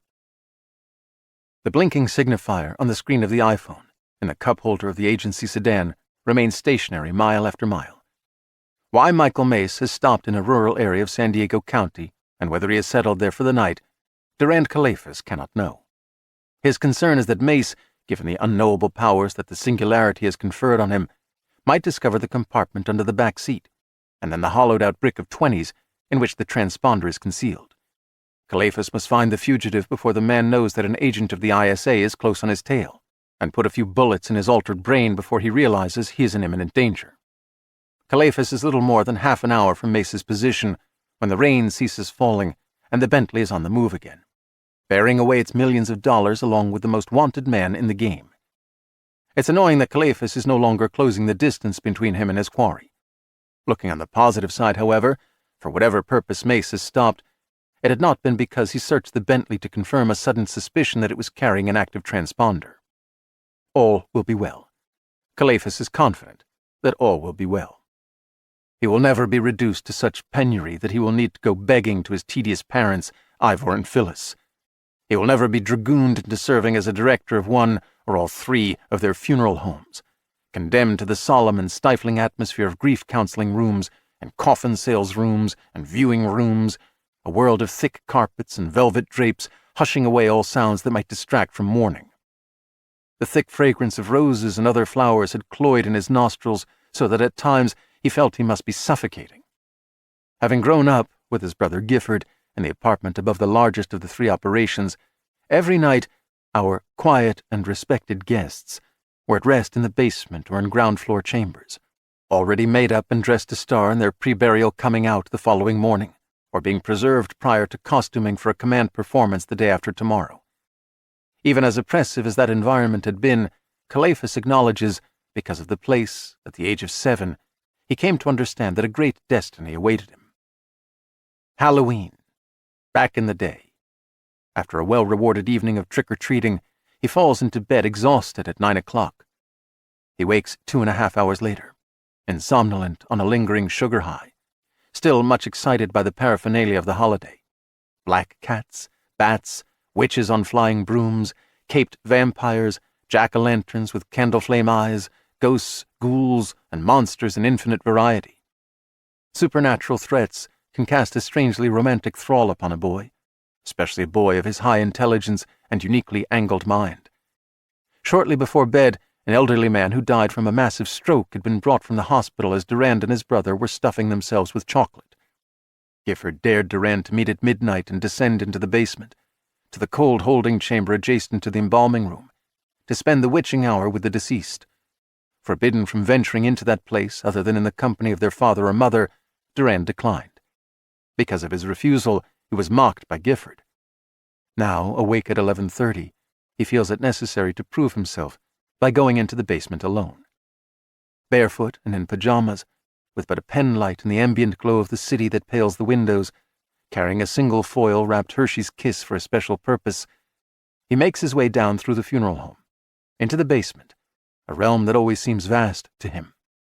The cold holding room, which Gifford sometimes calls the meat locker when their parents can't hear, has a white ceramic tile floor. In fact, everything therein is either white or matte-finished stainless steel. Normally the room itself isn't as arctic as it is this night. In one wall, 3 refrigerated morgue drawers can accommodate quiet and respected guests. Death is busy this Halloween. 2 drawers contain deliveries. Because the 3rd drawer isn't functioning properly, the temperature of the chamber itself has been set low enough to cause Durand's breath to feather from him in frosty plumes. The 85-year-old man, concealed beneath a sheet, is on a gurney in the center of the room. Father and his team of technicians will set to work at 5 a.m., and all viewings and funerals will be conducted precisely on schedule. This is a windowless space, and after young Durand closes the door and turns on the overhead fluorescent panels, he switches off his penlight. He is very cold and somewhat uneasy, but he is stone determined to hide the Hershey's Kiss where his father won't likely find it, so that tomorrow he can tell Gifford where it is and thus prove he has been here. He opens a cabinet door and drops to his knees and tucks the candy behind bottles of whatever, farther back than anything the embalmers and cosmeticians might need for the work that currently awaits them. He circles the gurney on which the approximate shape of a man lies under a sheet. He hasn't seen this customer, and he wants to be able to describe the deceased to Gifford as absolute proof that he didn't just plant the Hershey's Kiss and hastily retreat. He's seen many dead people, of course, mostly in their open coffins after they've been spruced up and dressed for heaven. For the most part, he doesn't find cadavers scary, but instead boring. It's an unusual situation, however, this being Halloween, and the body freshly dead, and Durand alone with it, so that the skin on the nape of his neck crawls, and his throat feels tight. 3 times young Durand pinches the sheet between his thumb and forefinger, intending to peel it back and reveal the face of the corpse. Again and again and again, he releases the shroud without fulfilling his intention. He grips the pull on one of the morgue drawers, but he has previously seen the 2 deceased men who came in during the late afternoon. Describing them to Gifford will only reveal that, in spite of having come this far with the Hershey's Kiss, he lacks the courage to confront, one-to-one, the corpse for whom no drawer is available. He's embarrassed by his fear. He has never before been alone with the dead here in the basement at such a late hour, only in viewing rooms on the main floor. This is somehow different, maybe because here they are underground. That's where the dead go when they are done with life, underground. It's their territory, especially from midnight to dawn. Durand is trembling. His dread angers him. Other kids his age, even older kids, treat him with respect, almost with awe, all because he lives with dead people, sleeps upstairs untroubled, while in the basement, dead people are doing who knows what. Some kids are even a little scared of him. They're eager to hear his latest stories about living with corpses, although after an unusually weird or gruesome anecdote, he can see they regard him with some trepidation. He enjoys being respected, and being feared is even better. Just 7, he already understands that being feared is a source of power, and that people who are fearful can more often be made to do what he wants rather than what they want. Fear is for the weak. His fear infuriates him, and he is shamed by the rapid frosty exhalations that plume from him. At last he flips the sheet back, revealing a deader that is, at first, no more to be feared than any other. His head is crowned with a thin tangle of white hair, and the forehead is mostly smooth except for a purplish cut above the left eye, which he might have sustained by falling against something when the stroke hit him. There is a wound, a gap in the flesh, but no blood. Maybe because someone washed it off after the old man died, as they were preparing to send him to the funeral home. He's flat on his back, facing the ceiling, but his eyes are closed. Durand likes it better when the eyes are open, allowing him to gaze into them. He never fails to win a staring contest with a corpse, regardless of how big and mean-looking it is. This one's face is as pale as chalk, wrinkled, bristling with beard stubble. His mouth is open, not wide, less than an inch, as if he intends to reveal some secret but has forgotten what he meant to say. Durand is just tall enough to look down on the gurney and see the whole face of this latest quiet and respected guest. Confident that he can adequately describe the man to Gifford, he pinches the sheet to draw it back into place, which is when the head turns toward him, and the eyes open, and the corpse makes a croaking noise, as if a frog has taken up residence in its throat. Durand drops the sheet and startles backward. The debtor's eyes aren't empty, as have been so many eyes that he has stared into, and they fix on him. From the mouth issues a pearly vapor much fainter than the rich exhalations that steam from Durand. A word whispers from between the cracked pale lips. You. Although he feels compelled to run, Durand is unable to move. The fear he despises has returned, along with shame that burns in his cheeks in spite of the deep chill in the chamber. Shame at the fright that coils around his bones and cinches his joints and immobilizes him. Shame at the weakness the fright represents. The blue eyes of the respected but no longer quiet guest are so bright and hot with intention that it seems they ought to burn twin holes through Durand. The man says, "Give me." Durand's father has shared tales of the mortician's trade from times long gone, prior to his own practice of the arcane art, when on occasion a person thought to be dead, delivered for embalming, suddenly regained consciousness, sat up, and asked for a shot of whiskey or a roast beef sandwich, the whereabouts of his wife, or the location of the nearest bathroom. As modern medicine advanced and the certainty of the patient's passage could be confirmed by cardiac monitors and electroencephalograms, such rare occurrences became rarer still, and eventually unknown in the developed world. What lies before Durand, its grizzled face turned toward him, is so extraordinary that it represents one of the worst errors by a physician in this decade. Or here, as midnight nears, evil Halloween energy has conjured a dead man back to life with wicked purpose. Although not rising from the gurney or moving other than his head, the apparition contorts his face from a beseeching expression into something less benign. His eyes narrow, and his mouth twists into a cruel snarl. You, give me. Months earlier, Durand's great-aunt Pelagia suffered a massive stroke that left her paralyzed until she died a few days later. If that is the condition of the man on the gurney, he poses no threat. As Durand's fear subsides somewhat, he is overcome with the feeling that this bizarre event is not about the old man, and not about some doctor who might have screwed up, that it's about Durand and only Durand, because he's special. Not just special, unique. He's heard the word destiny. With his IQ of 178, he understands it far better than would a 7-year-old of lesser intelligence. This strange encounter is a challenge, a test. There's something he is meant to do, something that will determine whether he'll become a superhero or a supervillain. He has known for a while that he's going to be a super something. He doesn't care which it is, just as long as it's a lot more exciting than growing up in a funeral home. The paralyzed man's angry expression fades into puzzlement. He rolls his eyes, taking in as much of the cold holding chamber as he can from his position. "Give you what?"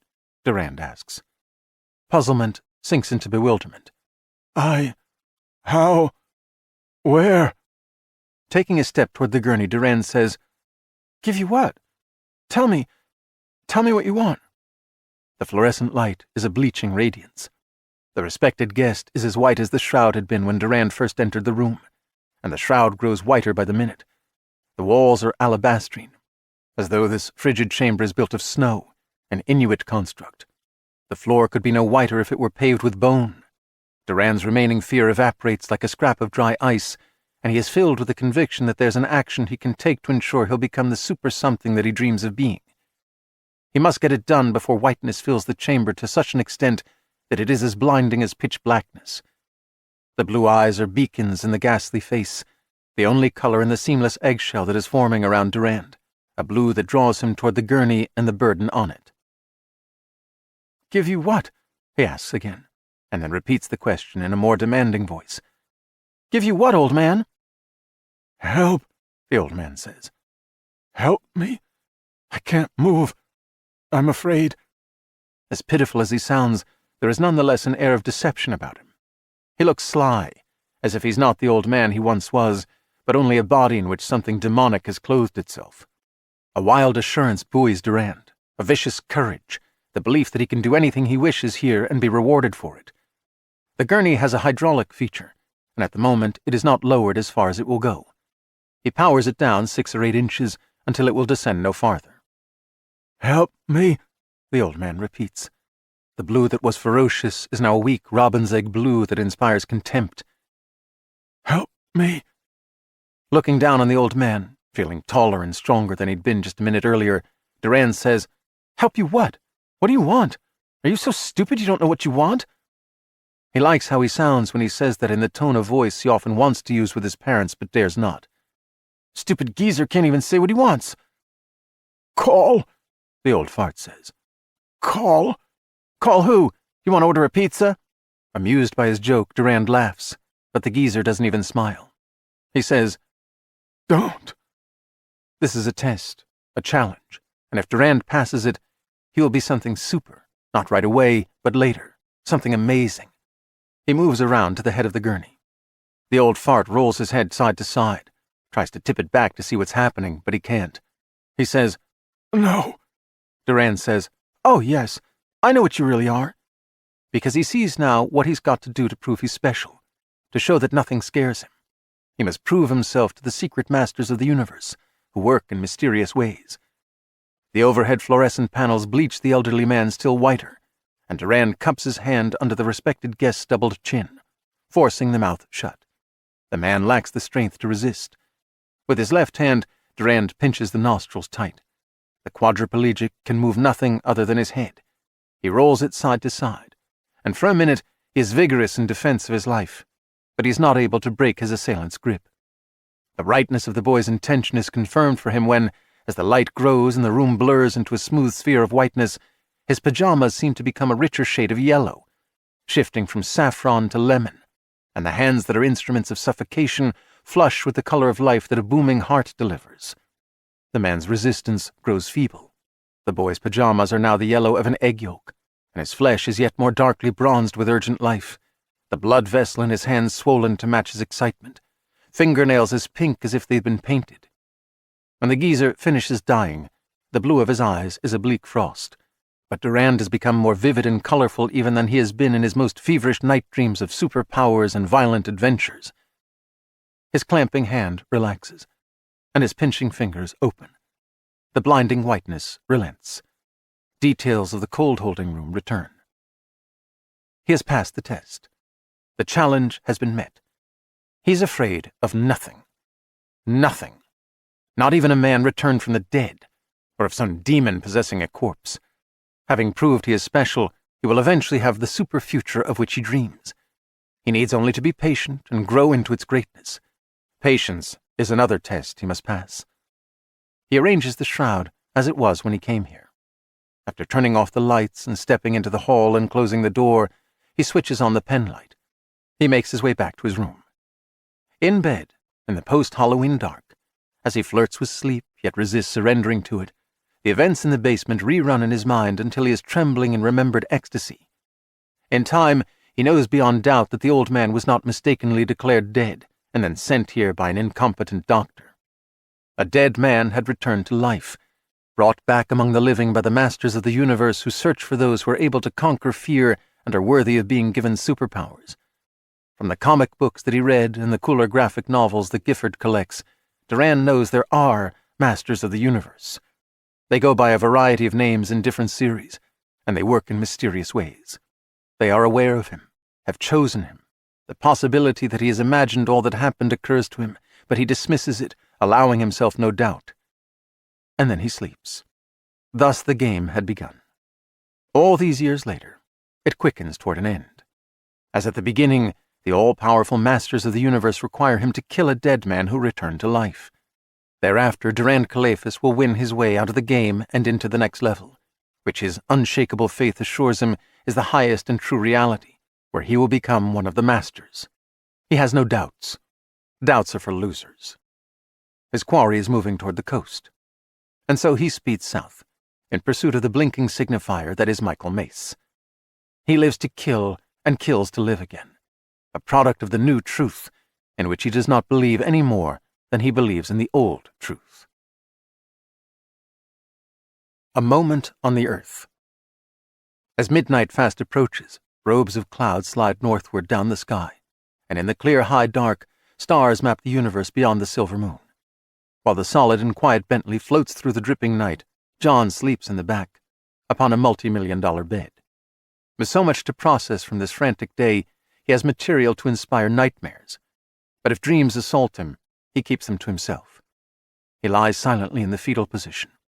Perhaps the purr of the sedan and the susurration of the tires on the highway approximate the sounds of life in the womb, the sustaining rush of umbilical blood, and bring him peace. He's so young, Nina says. How can he cope with all this? What will it do to him? Make him stronger, Michael says. I hope that's true. That's who he is. Most children are adaptable, survivors, if they're allowed to be, if adults don't layer their own neuroses on their kids. John's never going to need safe spaces like the infants in universities require these days. He won't waste his life being offended by microaggressions. He knows the world is a hard place for everyone, that taking solace from, or finding virtue in, being a victim is a sure path to lifelong misery. He'll roll with whatever life throws at him, and he'll always find a way to be happy. I wish I could be sure of that, she says. How can you be?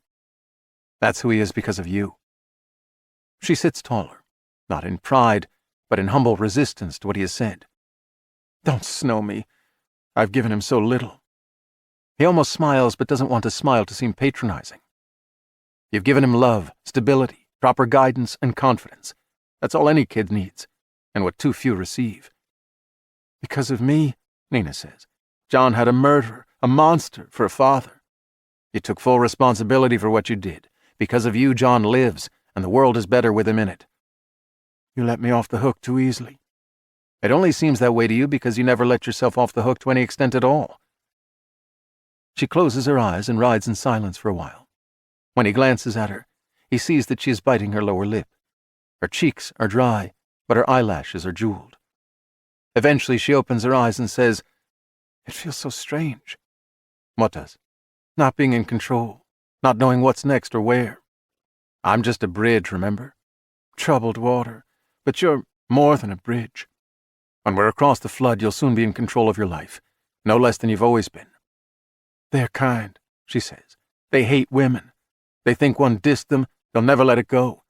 One day I go out to the street to check the mailbox. They drive by shooting.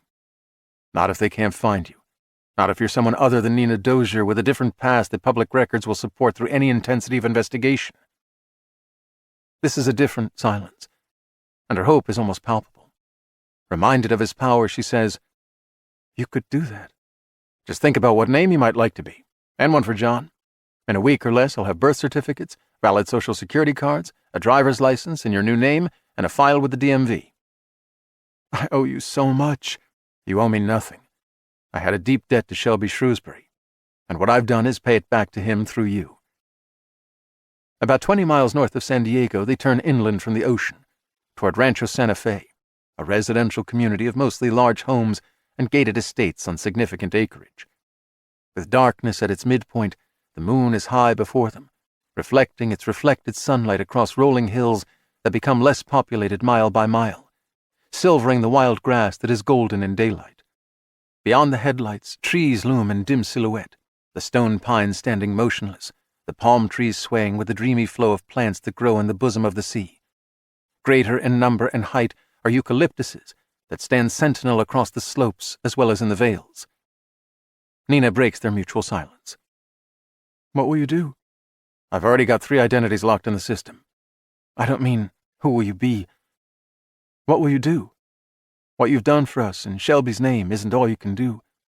There's more you want to do, I think. Much more. Whatever it is, I can't even begin to imagine the impact.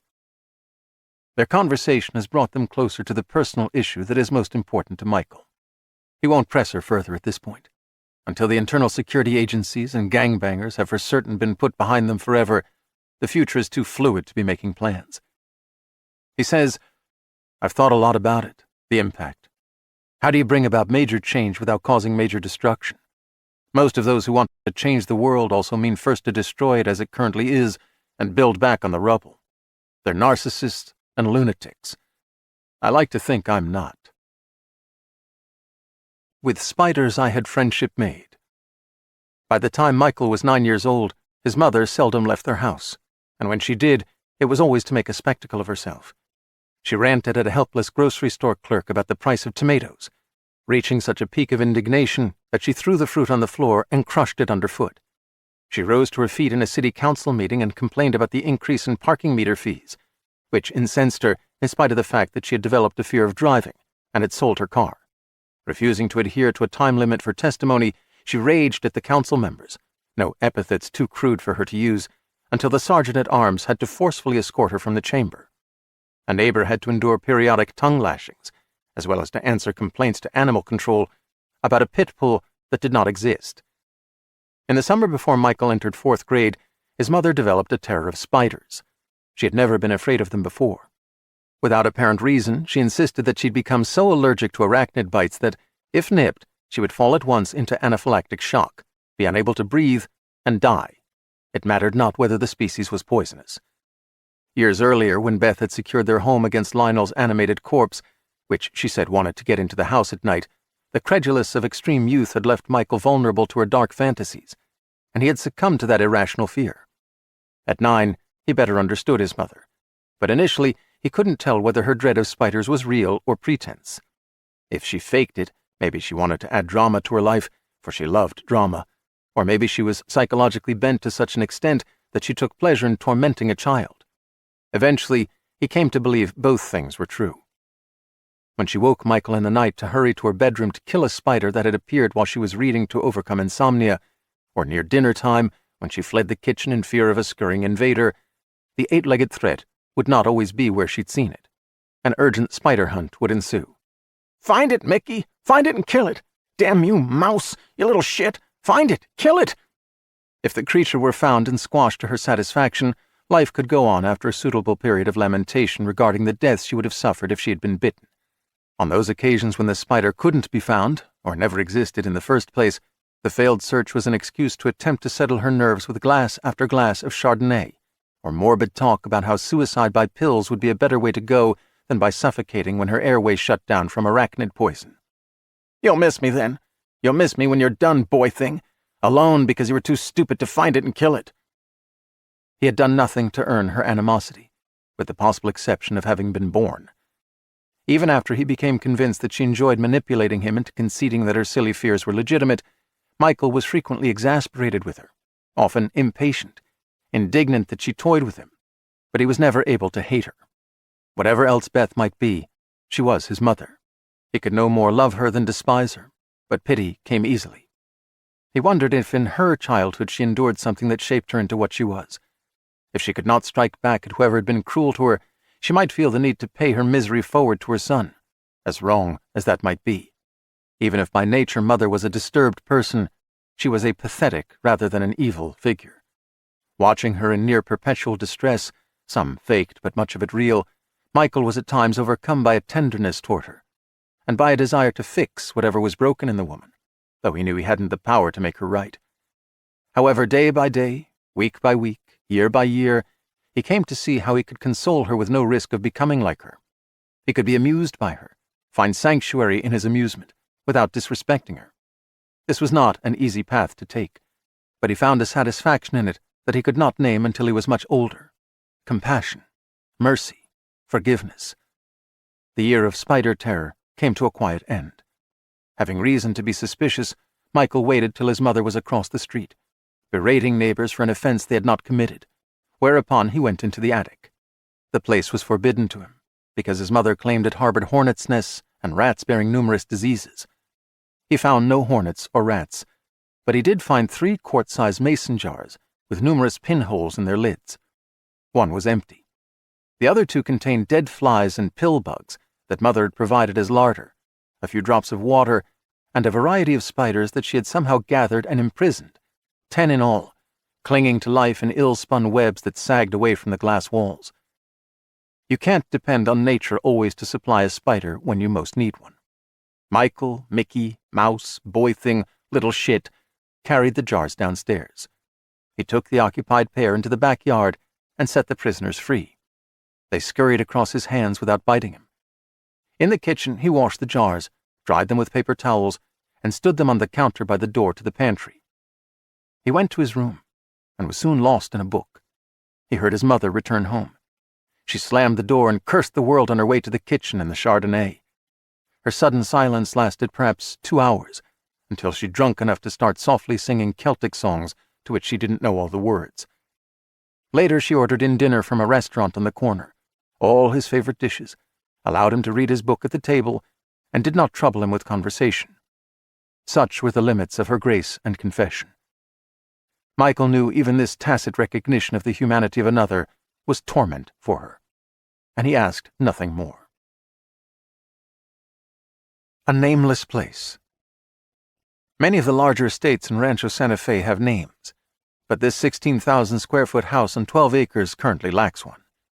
It changed hands a year earlier, and the new owners, having no interest in horses, removed the name from the entrance monument because it made reference to equine pursuits. They have 3 homes in other states and don't currently live here, but they are developing plans to extensively rebuild and expand the house, as well as to replace the stables with a museum to display an antique car collection. Meanwhile, they are exploiting the property as a vacation rental, for they have an aversion to holding assets that don't produce a return.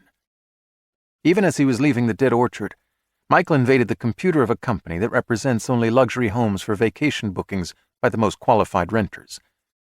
He has seldom earned enough in any 4-month period to pay for 2 weeks in this residence, but on this occasion the cost is 0. A family from Boston will arrive here in 5 days. The property manager and 3-person staff that will take care of the lodgers are on holiday, but will return in 3 days to prepare the house. By then, Nina and John will have rested, and Michael will have found a refuge, preferably out of California, where they can go to ground for a few weeks. In that next place, he will assist mother and son in acquiring new identities. There, too, he'll be able to think hard about what he wishes to achieve with this strange gift. Together they can discuss how long and by what arrangement they might remain together, 3 against the world. He hopes they will want that as much as he does, but it isn't his place to assume what is best for them. The property features white ranch fencing that extends from a pair of massive stack-stoned columns flanking a formidable bronze gate. A post beside the driveway offers a call button and intercom, as well as a lighted keypad. There's no one in the house to answer the call, or shouldn't be. As John wakes and sits up in the back, Michael powers down the driver's window and enters the guest code that's been assigned to the family that will be in residence here for 2 weeks. The halves of the ornate gate swing slowly inward. The boy says, "Does a king live here?" "A tech king owns it. He developed microchips that process data 5 times faster than those that existed before him." Crazy. Imagine if they were 10 times faster. "He'd own the world," Michael says. The long driveway is overhung by colonnades of live oaks. Low mushroom lamps pour pools of light onto the cobbled pavement, which ends in a large moon-washed motor court. The 2-story house is somewhat reminiscent of the work of Frank Lloyd Wright, with a low-pitched roof, broad overhanging eaves, and linear masonry. Michael parks near the front steps. He retrieves the AR-15 and the 2 spare magazines he hasn't used. The boy brings the duffel bag, and when they climb the steps, Nina plays the beam of her tack light over the terrace-like front porch. All the windows are dark, and no voice calls out to demand they explain their presence. Crickets and various night birds perform their timeless chorales. The security package hasn't been modernized. No electronic lock exists for Michael to release.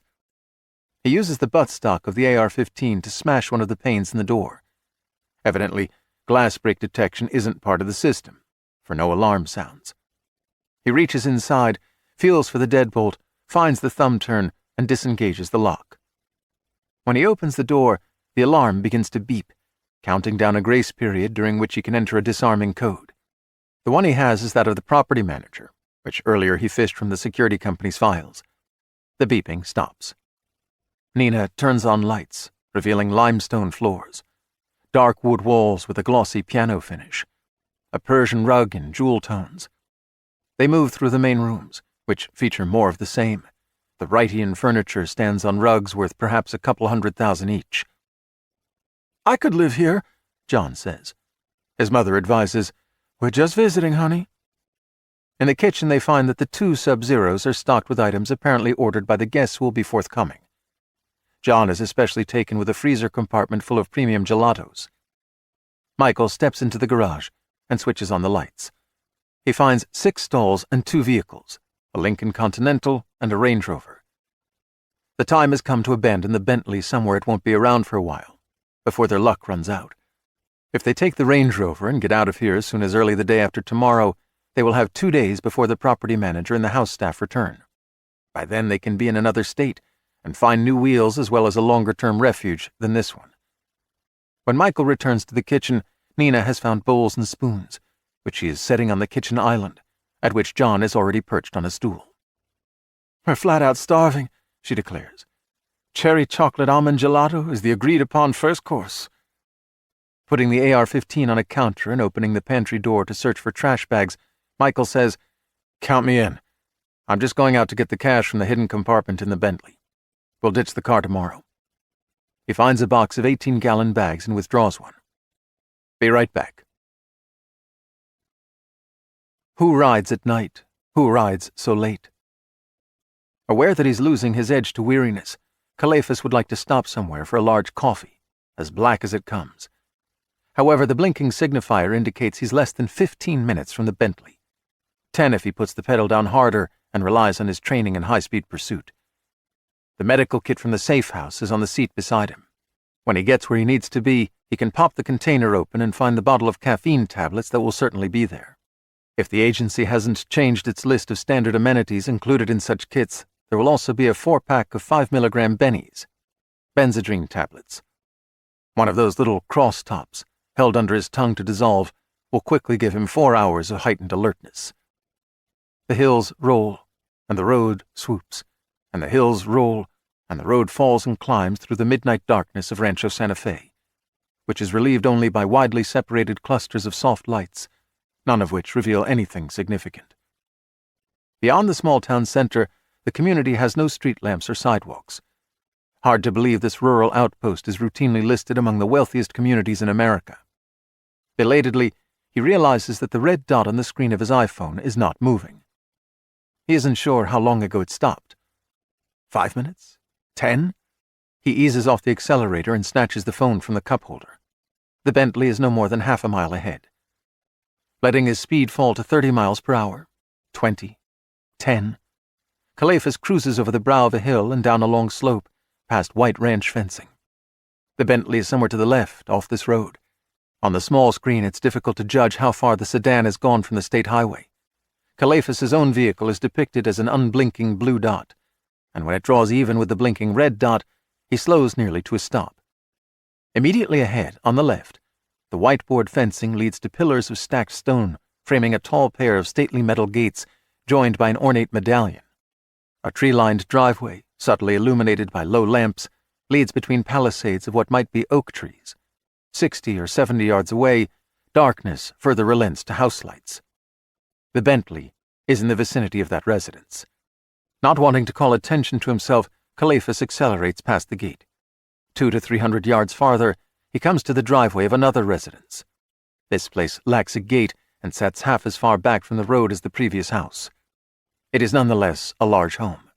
Although most windows are dark, light glows in rooms both on the first and second floor. Until he has a better understanding of the situation, Calephas isn't keen about approaching the estate where the transponder in the Bentley's cash hoard continues signaling. Michael Mace, the long-anticipated singularity, is a formidable adversary on his own. With whom might he have joined forces? No better place exists to learn more than from a neighbor of whoever has given Mace shelter. He drives ahead another 100 yards, until he arrives at a lay-by cupped in a semicircle of eucalyptuses. He parks off the pavement and kills the headlights. Rummaging through the medical kit, he finds the bennies. He pops one out of the blister pack. If dissolved under the tongue, the Benzedrine will produce an effect slightly faster than if swallowed. He doesn't mind the bitter taste. From the glove compartment, he withdraws a custom-threaded sound suppressor from his Springfield Armory .45 and fits it to the pistol. His shoulder holster accommodates the weapon with silencer. He works his hands into the soft, gray, cotton and spandex gloves that he wore when wiping down the surfaces in Carter Woodbine's apartment, following the untimely death of the attorney and his associates. He turns off the engine, gets out into the night, and locks the car. The air is redolent of eucalyptus oil. He inhales deeply a few times and stretches and rolls his head to work out a kink in his neck. Already, his weariness is sliding off him. Without raincoat, dressed in his dark suit and white shirt and tie, he might be an itinerant Pentecostal messenger, so indefatigable that he carries the truth of the Holy Gospel to doorstep after doorstep without regard to the weather or the hour. An issue of some importance. Nina and John sit side by side on stools at the kitchen island, bowls of gelato before them, working their spoons with pleasure. The cherry chocolate almond is delicious, perhaps the more so because little more than an hour earlier they escaped being murdered. The truth of that is almost impossible to process in any way that makes sense or that risks spoiling her appetite.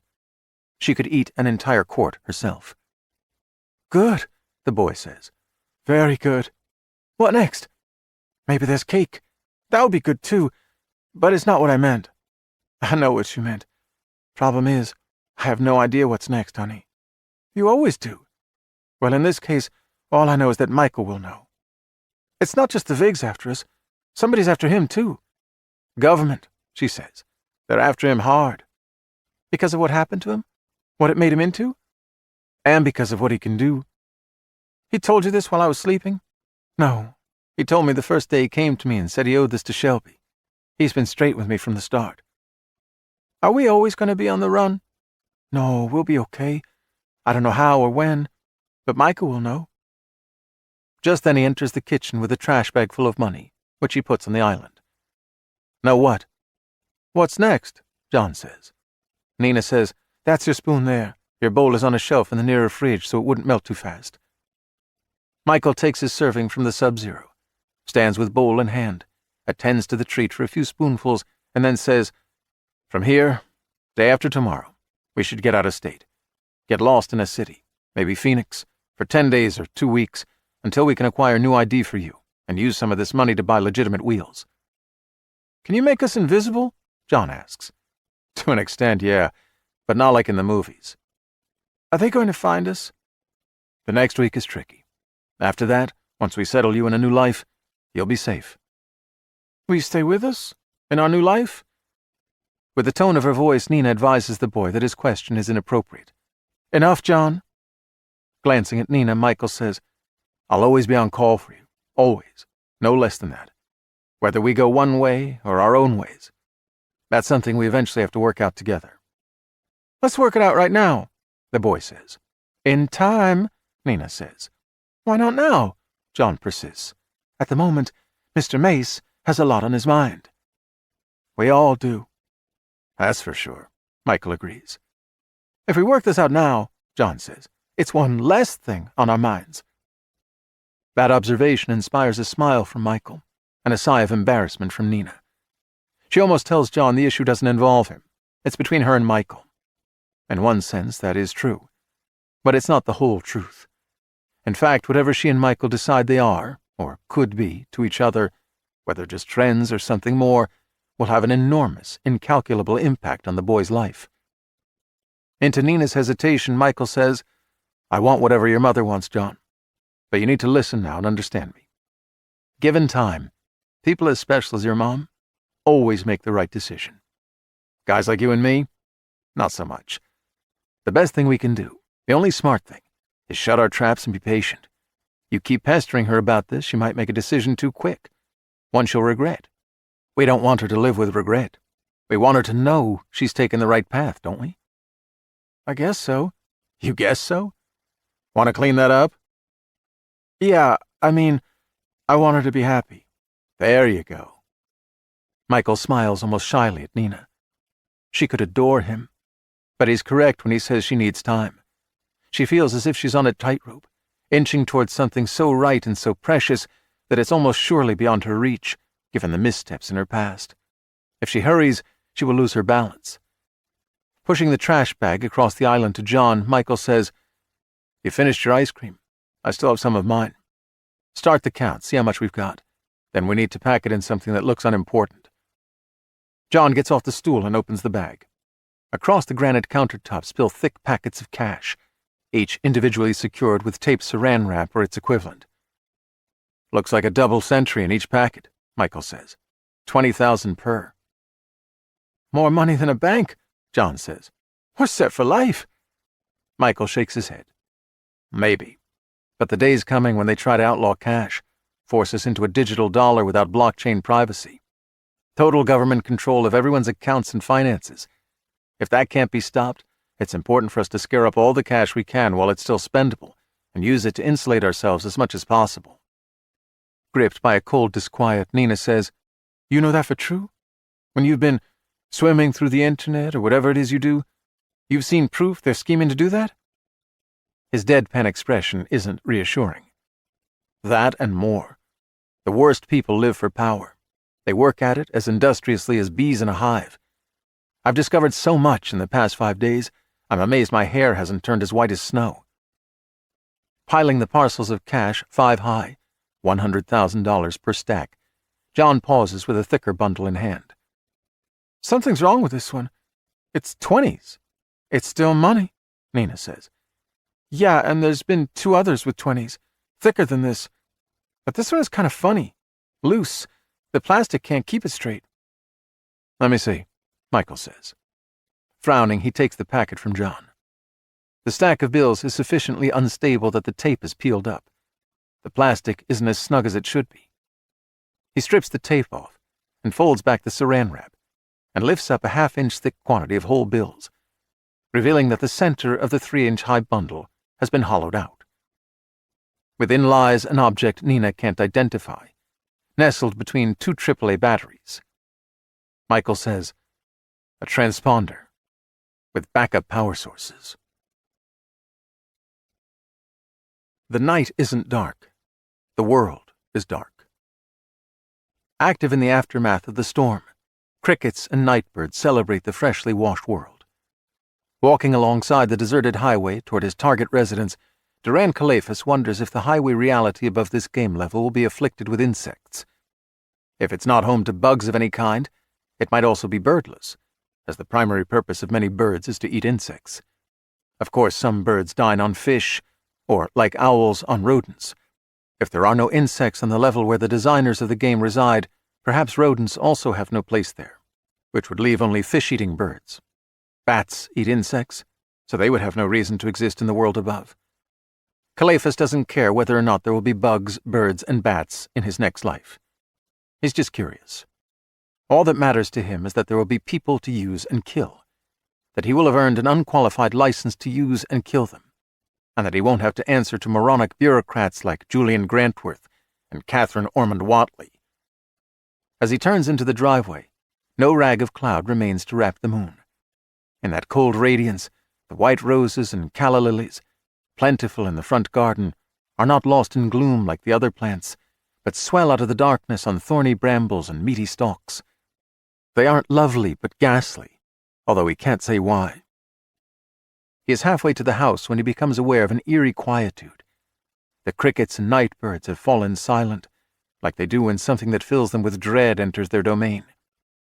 Alerted by this sudden disturbing hush, Calaphas stands statue-like, listening intently.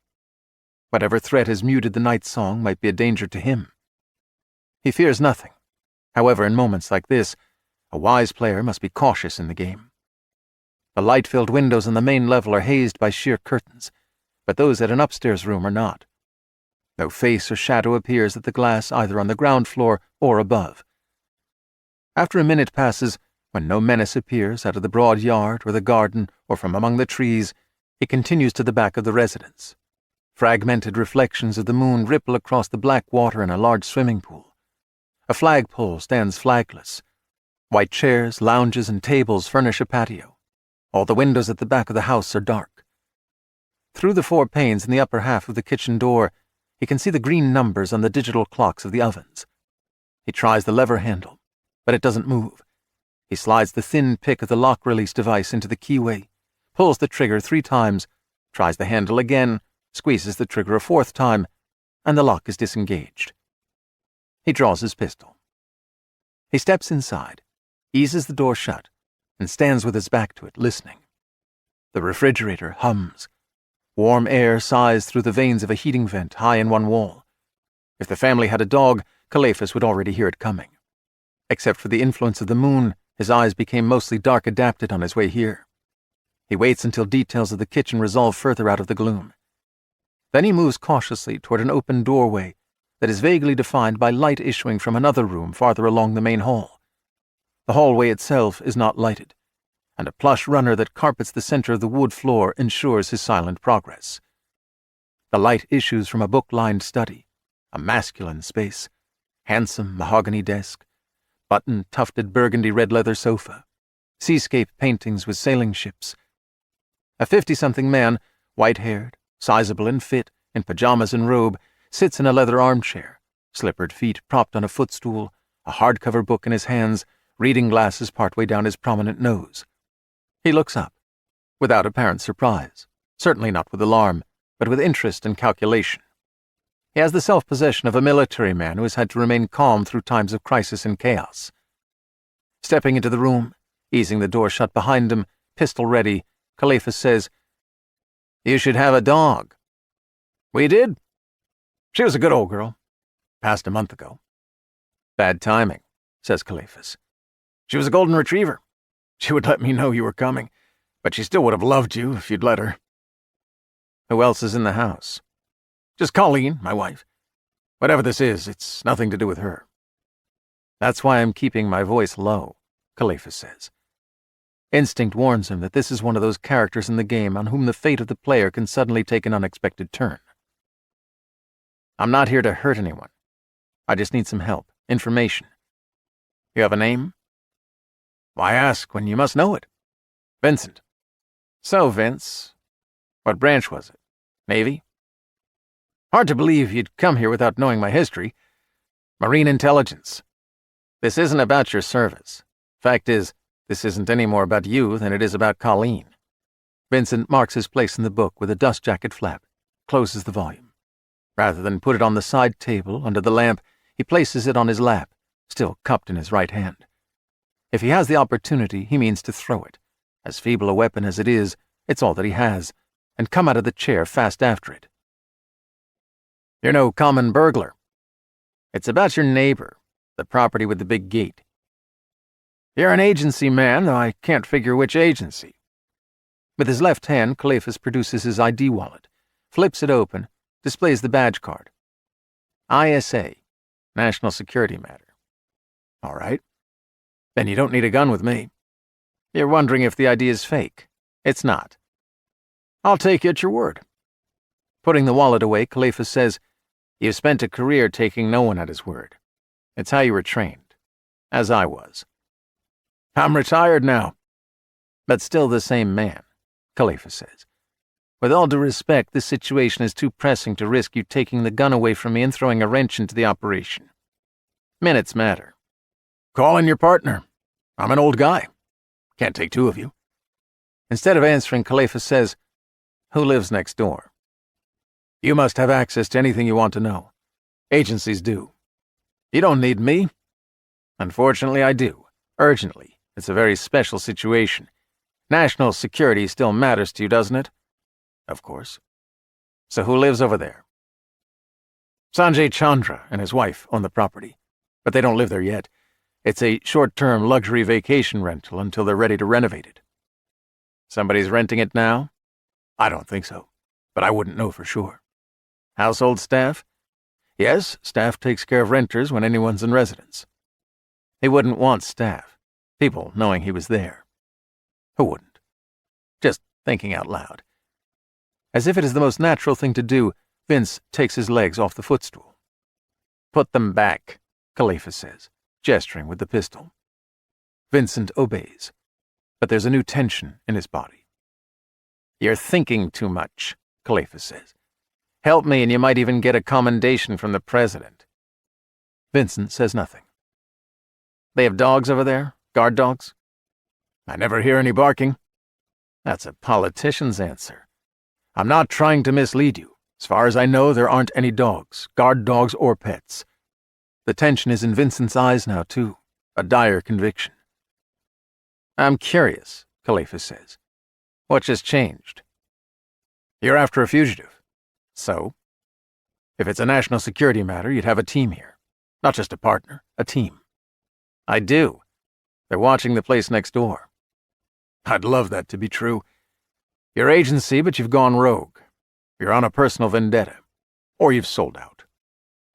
He carefully sets the book on the table beside his chair, resigned to his own fate.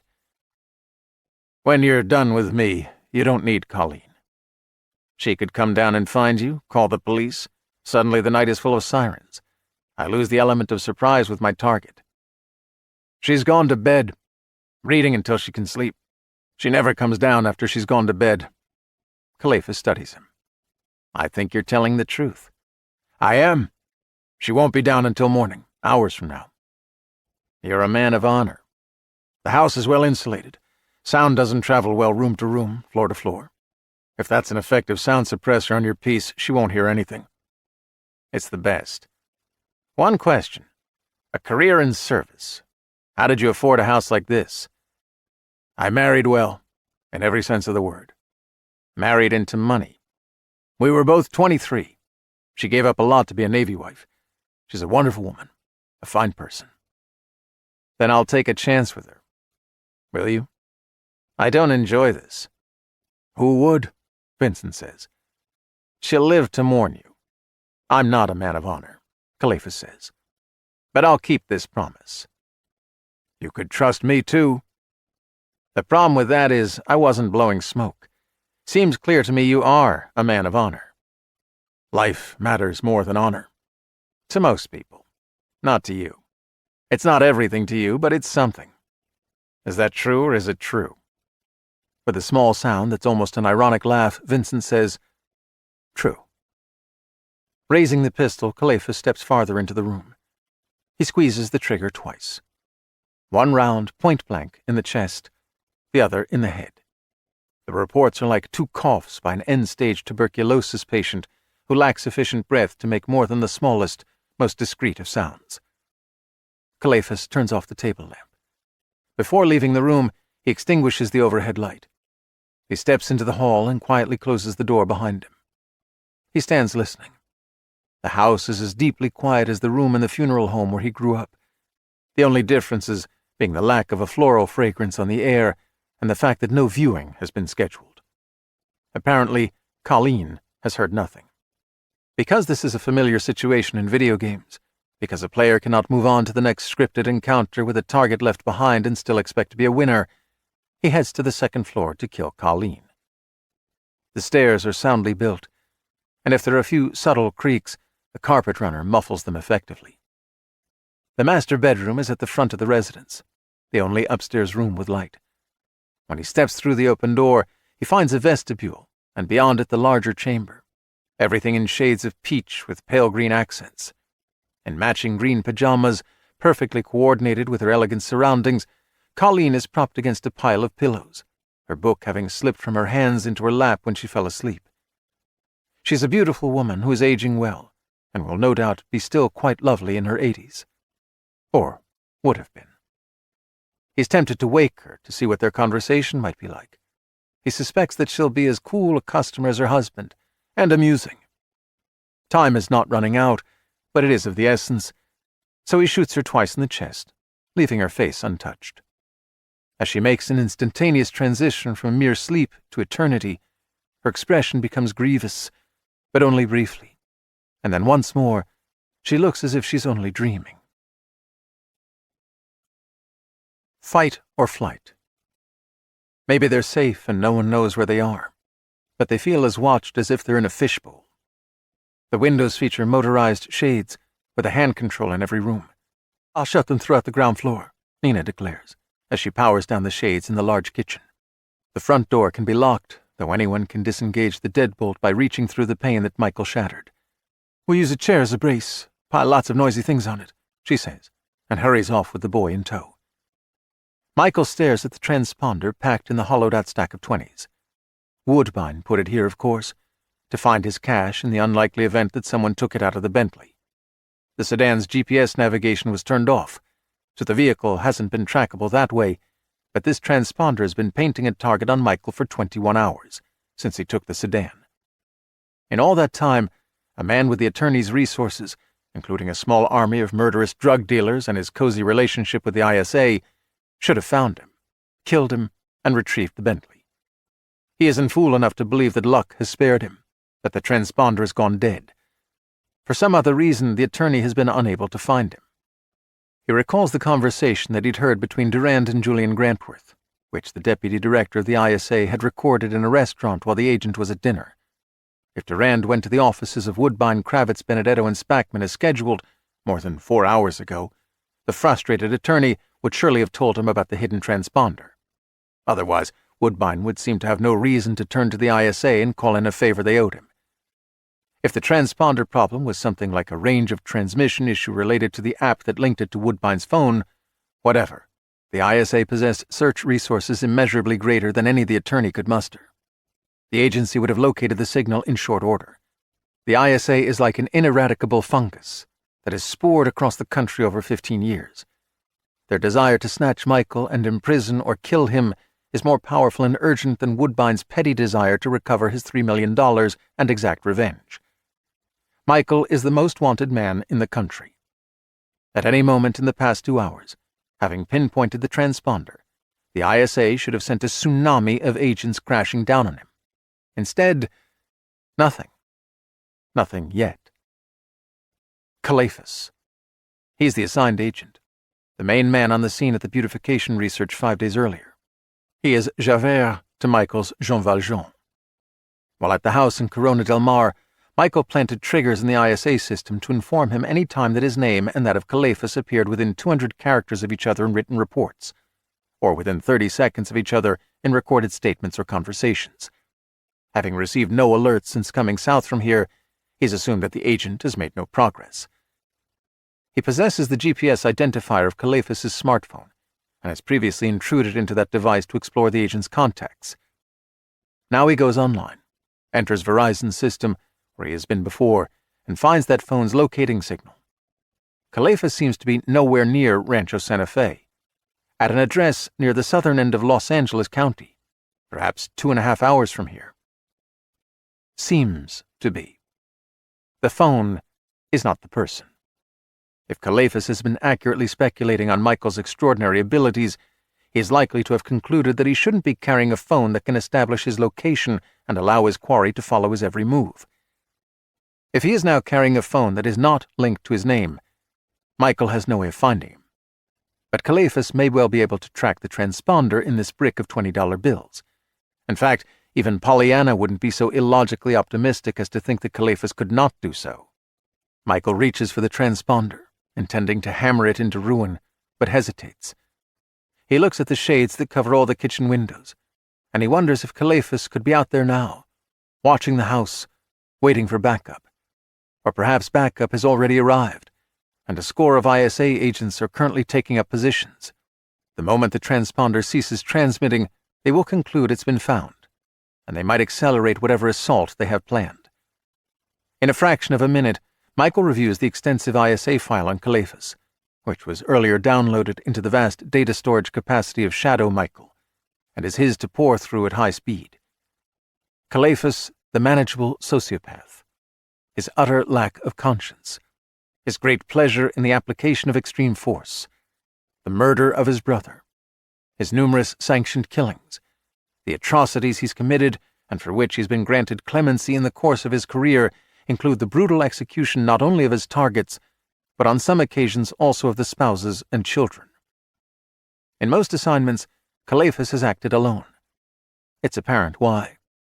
In the company of sane agents, he is to some degree restrained, less able to indulge in his taste for barbarous cruelty.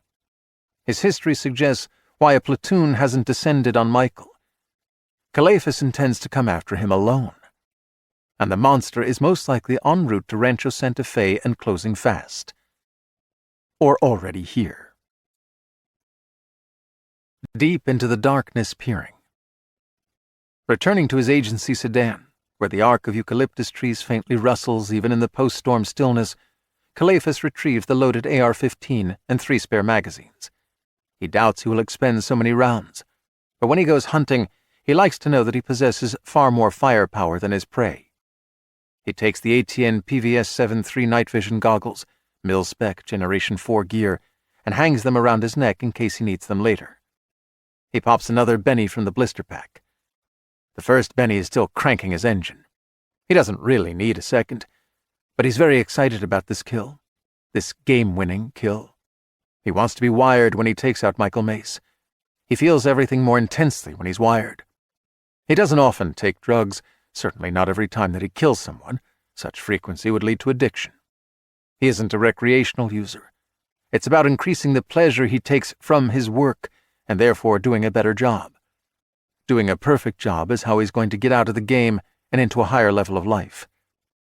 He can tolerate a second 5 milligram dose. He's done it before. He never suffers tremors or confusion, and the stuff doesn't make him talkative like it does most people. It just makes him hyper-alert and eager for action. Yes, it can make him irritable, and it always heightens his aggression, but those aren't necessarily bad effects. He puts the tablet under his tongue.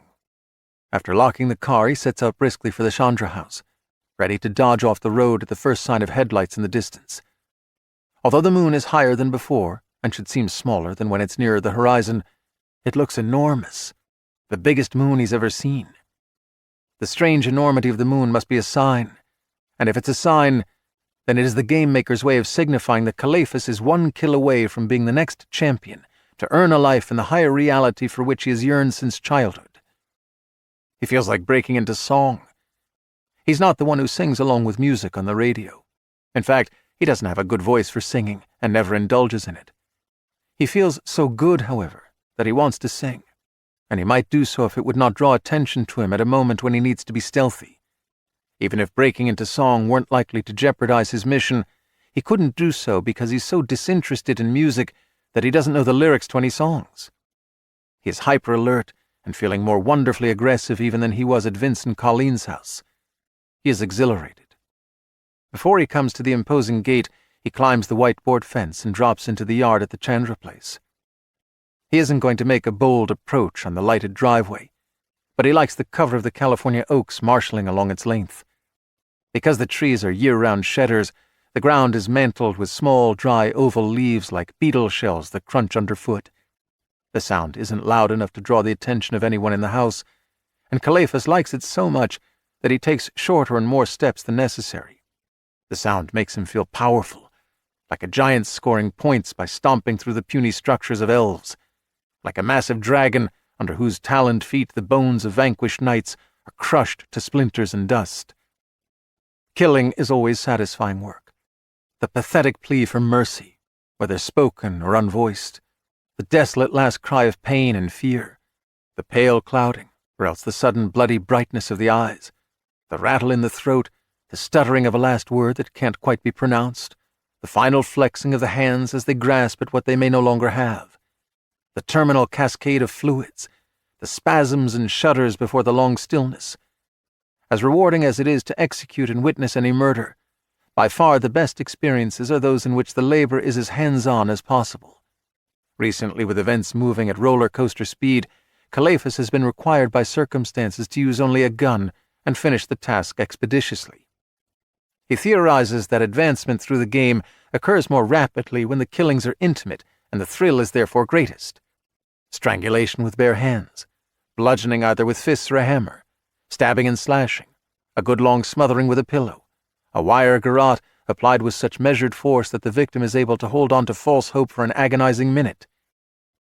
If Michael Mace is the game-winning kill toward which Calephas's life has been directed, perhaps a disabling gunshot wound can be only preliminary to a more protracted and entertaining little circus of pain and blood.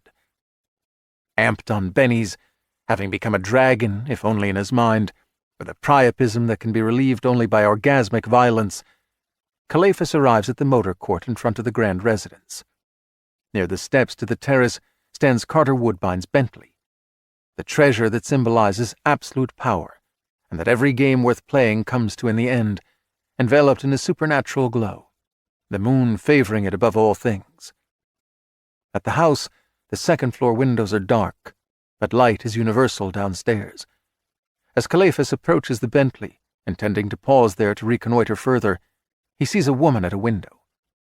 He has come this far under the presumption that Michael Mace is on the run alone, as he was when he escaped beautification research, and as he still seemed to be less than 24 hours earlier when he took $500,000 from Woodbine. Calephas doesn't know this woman, can't imagine who she might be or why she might have cast her lot with Mace. Then his astonishment swells into perplexity when a young boy appears next to her. They seem to be examining some small device that she's holding. Then the window shades power down, and they are gone from view. He crouches behind the sedan, in a fever of speculation. He soon comes to the conclusion that it doesn't matter who the woman and the boy might be. This is nothing more than one of those sudden twists that the designers of the game include to thwart players less astute and adaptable than Calephas. She and the child have no more purpose or meaning than the bumpers, gates, and trap holes on the field of a pinball machine. In here, in the penultimate chapter of the narrative, he must kill 3 to claim the prize. That is not a job that exceeds his talents. As his priapism stiffens almost to the point of pain, he sees this development as less a challenge than a reward. Even as he'd walked here from his car into the eucalyptus grove, he bemoaned the lack of intimacy in recent killings. Now before him waits a sweet opportunity to go out of the game not merely in triumph, but in a condition of prolonged ecstasy. If he were designing the script for this lower reality, that is precisely how this existence would end, and one more exciting would begin. His heart is racing. He is into this. He is cranked. With his combat knife, he punctures the sidewall on the front passenger side tire. He repeats this bit of sabotage on the rear tire. 6. No way out. Firepower. After shutting all the shades on the ground floor, Nina and John had ventured into the garage in search of something in which to pack the $3 million and disguise the treasure. When it's in the back of the Range Rover, it will be visible to anyone who looks through a window. The solution is 2 large, insulated picnic coolers, which they've brought to the kitchen. The money, already sealed in plastic, can be packed in the bottom of each cooler and then covered with aluminum foil. Take ice from the kitchen ice maker, pile it on the foil, add beer and soda from the pantry, and no one knows there's a fortune under the beverages. Fast as you can, Michael urges. He leaves them to it. With the AR-15, he patrols the ground floor, thinking furiously, wishing the singularity had sharpened his mind like the tech visionaries promised. He has 3 options, none good. Make a break for it in the Range Rover. If Calephas arrives after they leave, he won't know what vehicle they took, at least for an hour or 2. However, if the agent is in place, watching them now, waiting for the right moment to make his move, he'll cut them down before they reach the gate at the end of the driveway. Calephas isn't walking into this with just a sidearm. He's sure to have the equivalent of an AR-15, perhaps one that's been modified for fully automatic fire. Alternately, Michael can go to the second-floor deck at the front of the house. Nina drives the Rover, with John lying on the back floor. She exits the garage at high speed. The instant Calephas reveals himself, Michael takes him out. The obvious problem is that the agent will reveal himself by opening fire, perhaps killing Nina before he can be killed. Or say that Nina gets away. Then she waits somewhere safe. Michael has to find and kill Calephas before being able to call her back to pick him up. He figures he's got at least a 50% chance of dying. In that case, Nina and John are on their own. And even though they have all that money, they don't possess the ability to invade official computers and create new identities for themselves. The third option is hunker down and wait for Calephas to come into the house after them. Nina goes upstairs with John and hides somewhere. She has a handgun if the situation goes hard south. Calephas comes inside. There's either an immediate confrontation between him and Michael, or they end up stalking each other. But maybe Calephas gets tired of waiting, for whatever reason decides not to be a loner this time, and calls in backup. Plus there may be 20 other ways that scenario could go wrong. The issue is firepower. Michael needs more of it. He needs the kind of backup that Calephas could have with a phone call. But he has no one to call. No authorities who wouldn't, in the end, turn him over to those SOBs at the Internal Security Agency.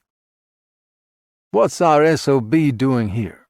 Shelby Shrewsbury's voice echoes in memory, referring to Dr. Simon O. Bisturi, about 2 weeks before the catastrophe. Michael halts. He's in the living room, but in the eye of memory, he sees the cafeteria at Beautification Research. "Damn, he got coffee. Coming this way."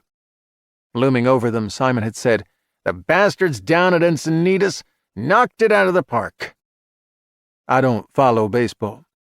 "Dog form bots, AI autonomy or remote-controlled, integrated action in the autonomous mode." Backup. San Diego County is home to several military installations, among them Miramar Marine Corps Air Station, the 125,000-acre Camp Pendleton Marine Base, Point Loma Naval Base, North Island Naval Air Station, and the Coronado Naval Amphibious Base. Numerous defense contractors and defense research companies maintain facilities throughout the country. Protean Cybernetics, located on the outskirts of Encinitas, is housed in 60,000 square feet of buildings on 90 acres. The property is encircled by a 10-foot chain-link fence constructed on a 4-foot-deep reinforced concrete footing, topped by a 45-degree outward-angled scaling spoiler panel wrapped in razor wire. The east gate and the west gate are manned 24 hours a day, 7 days a week, by armed guards. Protean Cybernetics has 2 discrete computer systems, which the company's IT mavens informally refer to as Homer and Lisa. The first enables employees to engage in emails with suppliers and others outside of the company. It has no links whatsoever to the other system, so that even someone as stupid and careless as Homer Simpson of TV fame could use it with no risk to the company's most important and privileged information being compromised. The second system is for online research, lab computation, strictly internal communications, and project data storage. It is protected by a series of firewalls, and the employees authorized to use it must access the system with both a passcode and a retinal scan.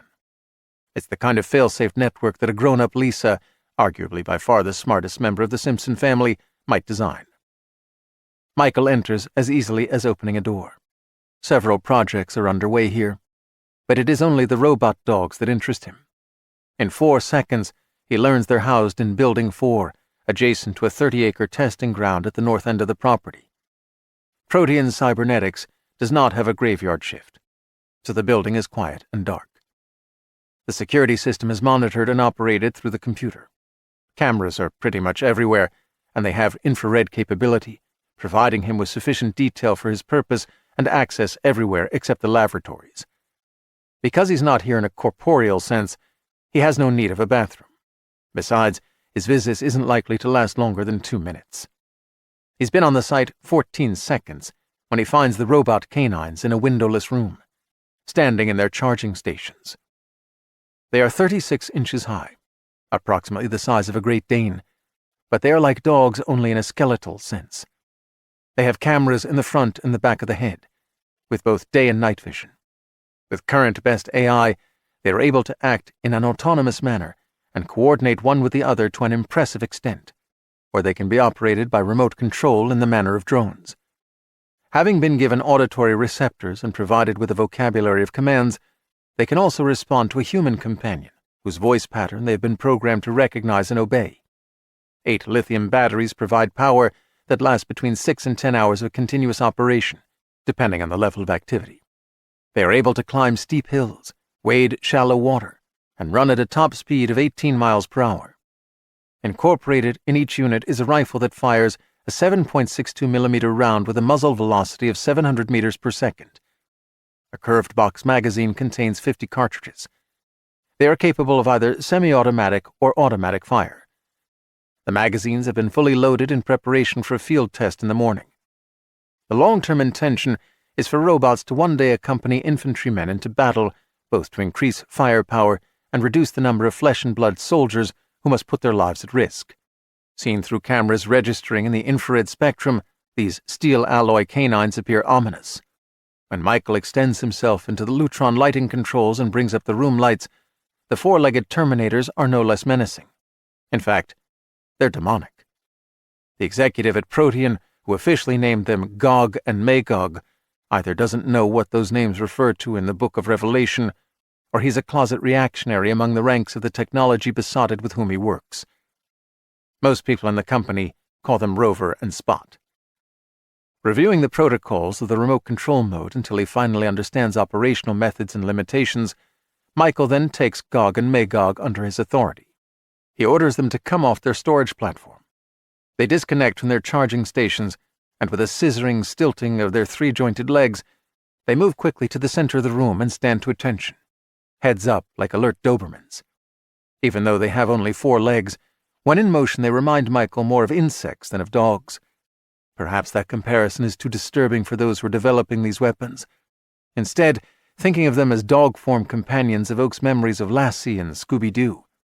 Having been at Protean Cybernetics just 41 seconds, he next transmits the address of the Chandra House into the Mission Program Center of Gog and Magog's brains, designating that property as the sole battlefield in order to ensure against collateral damage between here and there. He invades Duran Calephas's employee file at the ISA and transmits the agent's photograph to Gog and Magog, designating the man as the sole target until Michael tells them otherwise. While overriding the security system, Michael opens all the electronic locks in the building. Under his control, the robots proceed quickly into the moonlit night. 56 seconds, and counting. Man of Action. Yancey Norbert is working the graveyard shift at the east gate of Protean Cybernetics. He is 25 and believes he looks like a young Brad Pitt. He styles his blonde hair as Brad Ward in World War Z. Periodically, before a mirror, he practices Bradian smiles and other expressions he believes are unique to the actor, in the interest of having greater success with women. He has memorized numerous lines of dialogue from movies in which Brad is a romantic figure, but thus far he hasn't gone on many dates when he's had an opportunity to insert those words into a conversation in such a way that they are natural and effective. In truth, he's not had nearly as many dates as he feels he ought to have had. The reason for his poor record with the ladies has mystified him, and recently has begun to wonder if women of his approximate age do not find Brad to be the irresistible hunk that previous generations did. In addition, Yancey is a man of action in waiting. Initially, he intended to be a police officer. He opted instead to take his job as an armed security guard, because he could still have a gun, with much less risk of people shooting at him. He knows in his bones that the day will come when he'll be caught up in action and adventure to match that of any Brad film. He just needs to be patient. Meanwhile, working the midnight to 8 shift, when no one is coming to or going from Protean, he has a lot of time to read novels of action. Everything from westerns to contemporary novels with heroes who are halfway to 7 feet tall and so hard-bodied that the density of their chest muscles can stop a bullet. On this occasion, he's sitting in his guardhouse chair, sipping classic cinnamon roll coffee brewed with the Keurig machine that the company provided. He's reading a thriller in which the hero is going to take down 6 thugs in 3 minutes. The guy has already wiped out 3 in a minute and a half, 5 pages of ferocious action, when Yancey's iPhone pings with a text message. It's from Buck Duncan, the guard at the West Gate. "Got to take a dump. Watch my gate?" Yancey can watch the East Gate through the guardhouse window. The video console in front of him allows access to any exterior camera at Protean that is in the vicinity of a motion detector, and sends an alert, which almost never happens. When it does occur, the alert is always triggered by a nightbird. Now he selects the 4 cameras related to the West Gate, and the screen divides into equal quadrants to display them. He sends a text to Buck. "Got it." In the novel, where the alleyway is poorly lighted and mean, the hero hears the distinct sound of a handgun being drawn from a belt scabbard, followed by the reverberant toll of metal knocking the side of a nearby dumpster. He intuits that the 4th assassin is about to step out from behind the trash container, against which the creep accidentally wrapped his weapon when drawing it. The hero drops and rolls. The phone pings with a text message from Buck. "Got what?" Yancey is not going to put down the book in the middle of this exciting paragraph. The hero has extraordinarily sharp reflexes. A full description of the moves he makes to evade the assassin's first shot, and then roll into a shooter's crouch, and then drill around through his assailant's left eye takes almost an entire page. There are still 2 more assassins to be taken down, but that's another 3 pages. So Yancey puts the book aside and responds to Buck Duncan. "Got your gate, so go take a dump." The hero is out of ammo when the fifth assassin explodes into the alley through the kitchen door of a restaurant, squeezing off rounds as he comes, before he even knows his target's position, counting on sheer volume of shots to get the job done. That is the kind of undisciplined action the hero would never take, and of which he's highly disdainful. So it's no surprise, but exhilarating, when one of the hatchet man's rounds ricochets back on him, wounding him in the shoulder and staggering him, so that the hero is able to draw his knife and go in for... The phone pings. "Damn it all, Buck," Yancey mutters, but he sets aside the book again and checks the test messages. "Why are you telling me to take a dump? You off coffee? On booze?" Frowning, Yancey glances at the 4 video display views of the west entrance to Protean. Then he looks at the guardhouse window in front of him. The big motorized gate is 20 feet away. For an instant, he has the impression that it's moving, that it just rolled shut along the last few inches of its track. But that can't be the case, because only he can operate it. Nothing at all around me but the beast. Much of the land lies undeveloped, either publicly held or preserved in ranches, undulating so gracefully that the poetry of nature is evident even to those who care not for poetry and are indifferent to nature. Live oaks, California peppers, olive trees, and plentiful eucalyptuses stand testament to the tireless efforts of wind, sun, rain, seismic pressures, and humanity. In swift and shrieking pursuit of a rabbit, excited by the scent of warm flesh and their knowledge of the blood therein, the coyotes abruptly give up the chase and scatter at the sight of the 2 moon-bright forms that lope in wolf-like fashion through the wild grass. Hissing bobcats abandon the ground for trees. The interlopers pass under the limbs on which the big cats perch, and they sprint away like predators on the trail of prey, though they exude only a lifeless odor of their own. Gog and Magog are guided by GPS and internal maps, by night vision, and by the address Michael inserted in them. They don't need his continuous guidance. For the moment, however, as he stands in the living room of the Chandra house, he is transfixed by the land as seen through the robot's eyes. The mil-spec Generation 4 night vision apparatus gathers available light, even infrared that isn't visible to the human eye, and amplifies it 80,000 times. The 120-degree field of view is presented in eerie green hues, the wavelength of light nearest 550 nanometers on the spectrum, which allows clarity at a lower power draw, conserving the batteries. The scene presented is so strange that it stirs in Michael a disquieting sense of looking through the apparent world at another, and yet more ominous existence that lies beyond it. Even as that thought occurs to him, an extraordinary thing happens. A quarter of a mile earlier, leaving Protean cybernetics, Gog and Magog cross the nearest highway. They are 1.5 miles from the next 2-lane back road, between towns and in rough terrain. They top a rise, and at the bottom of the hill stands an SUV recently arrived and warm enough to project a strong heat signature. As the dog-form robots pass the vehicle, an eerie figure materializes beyond it, a tall man, all but faceless in this green light that favors shape over detail. He isn't as bright as the SUV, though brighter than everything else in the night. In his arms, he's carrying what seems to be the limp body of a woman. Michael takes control of Gog and Magog, halting them, turning them toward this apparition. Man and machines face off at a distance of 15 feet.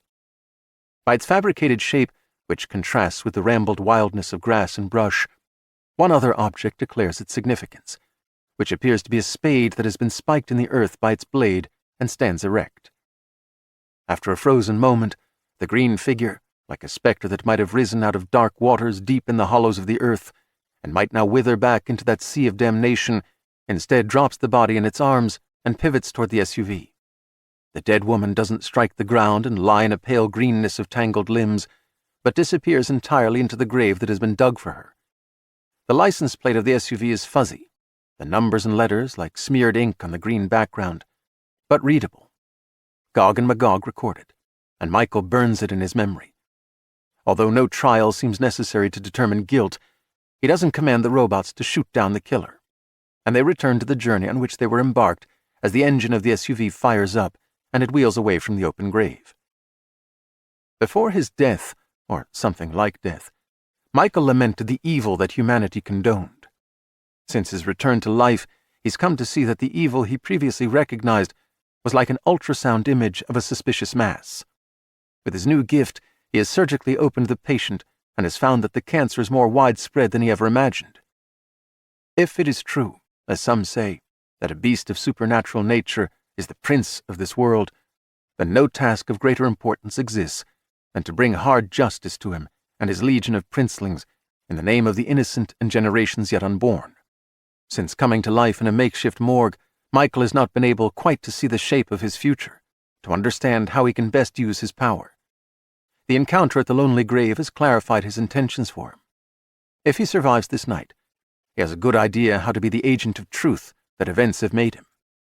Already he has slid into the DMV records and learned the name of the owner of that SUV.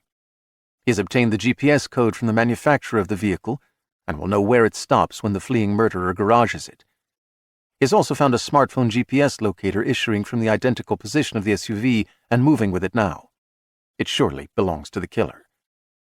Rifle in hand, he hurries into the kitchen. Nina and John have packed one cooler and closed it. The boy is almost done layering the last of the money in the second cooler, and Nina is shaping a length of aluminum foil to lay over it. Michael puts the AR-15 down and helps with the ice, then with the cans of soda and beer. They're finished with the task in 2 minutes. Nina expects to load the containers in the back of the Range Rover, but Michael says, "No time. Leave them here and come with me. Bring your tack light." Come where? Upstairs, an attic if there is one, as far off the battlefield as we can get. John is confused. We're hiding? I'll explain when we're safe. He snatches the rifle off the counter. They're less than 3 miles away, maybe 8 minutes out. Mother and son are equally baffled and speak simultaneously. Who? Who is? The cavalry, he says, and further startles them by unlocking the back door. He brooks no further delay, herding them through the ground floor to the front stairs. Throughout the kitchen work, Michael has been both there and elsewhere, scooping ice, but also swimming through the shared data networks of the nation's telecom providers, seeking a name to match with the GPS signal issuing from the SUV that had been parked near the grave. By the time that he follows Nina and John as far as the landing between floors, he has the identity of a man who possesses the phone. It's the same name the DMV lists as the owner of that vehicle. The murderer. The mystery of evil. Like a falcon on its hunting gyre, Calefa circles the house. The stillness of the night's creatures is reminiscent of the hush of the funeral home in which he was raised. Soon he will silence 3 more voices, bringing an even deeper quiet to this isolate, fateful property. His rifle comes with a sound suppressor attached, but even if the crack of a shot carries some distance through these hills of sleepers dreaming, and if a few awake, they will not know from what direction the sound came, and will think it's merely part of whatever stories they were telling themselves in sleep. The hugeness of the moon, as he perceives it, and its icy appearance, remind him of the terrible eyes of a woman named Britta Holstrom, who was brought to Calephas's father on a December night, almost 2 months after the Halloween when Durand pinched off the breath of the old man on the gurney in the basement holding room. Britta was a 29-year-old schoolteacher, a beauty, who came home from Christmas shopping one night when a student, 17-year-old Jerry Grady, was lying in wait for her in the furnace closet off the garage. He rushed her after she unlocked the door between the garage and the laundry room, and a struggle occurred from there into the kitchen, where Britta fell and struck her head on the refrigerator, and again when she collapsed to the floor. Not the brightest of lads, Grady intended to kill her after raping her, but somehow make murder pass for a suicide. Now she appeared to be dead. Coupling with a corpse didn't excite him. Panicked, he decided to drag her into the garage, load her in her car, drive her to the old quarry road, and push her sedan into the depths of the abandoned stone mine with her behind the wheel, which he imagined would be taken for an accident. He conveyed her as far as the garage before his panic overwhelmed him, whereupon he fled the house.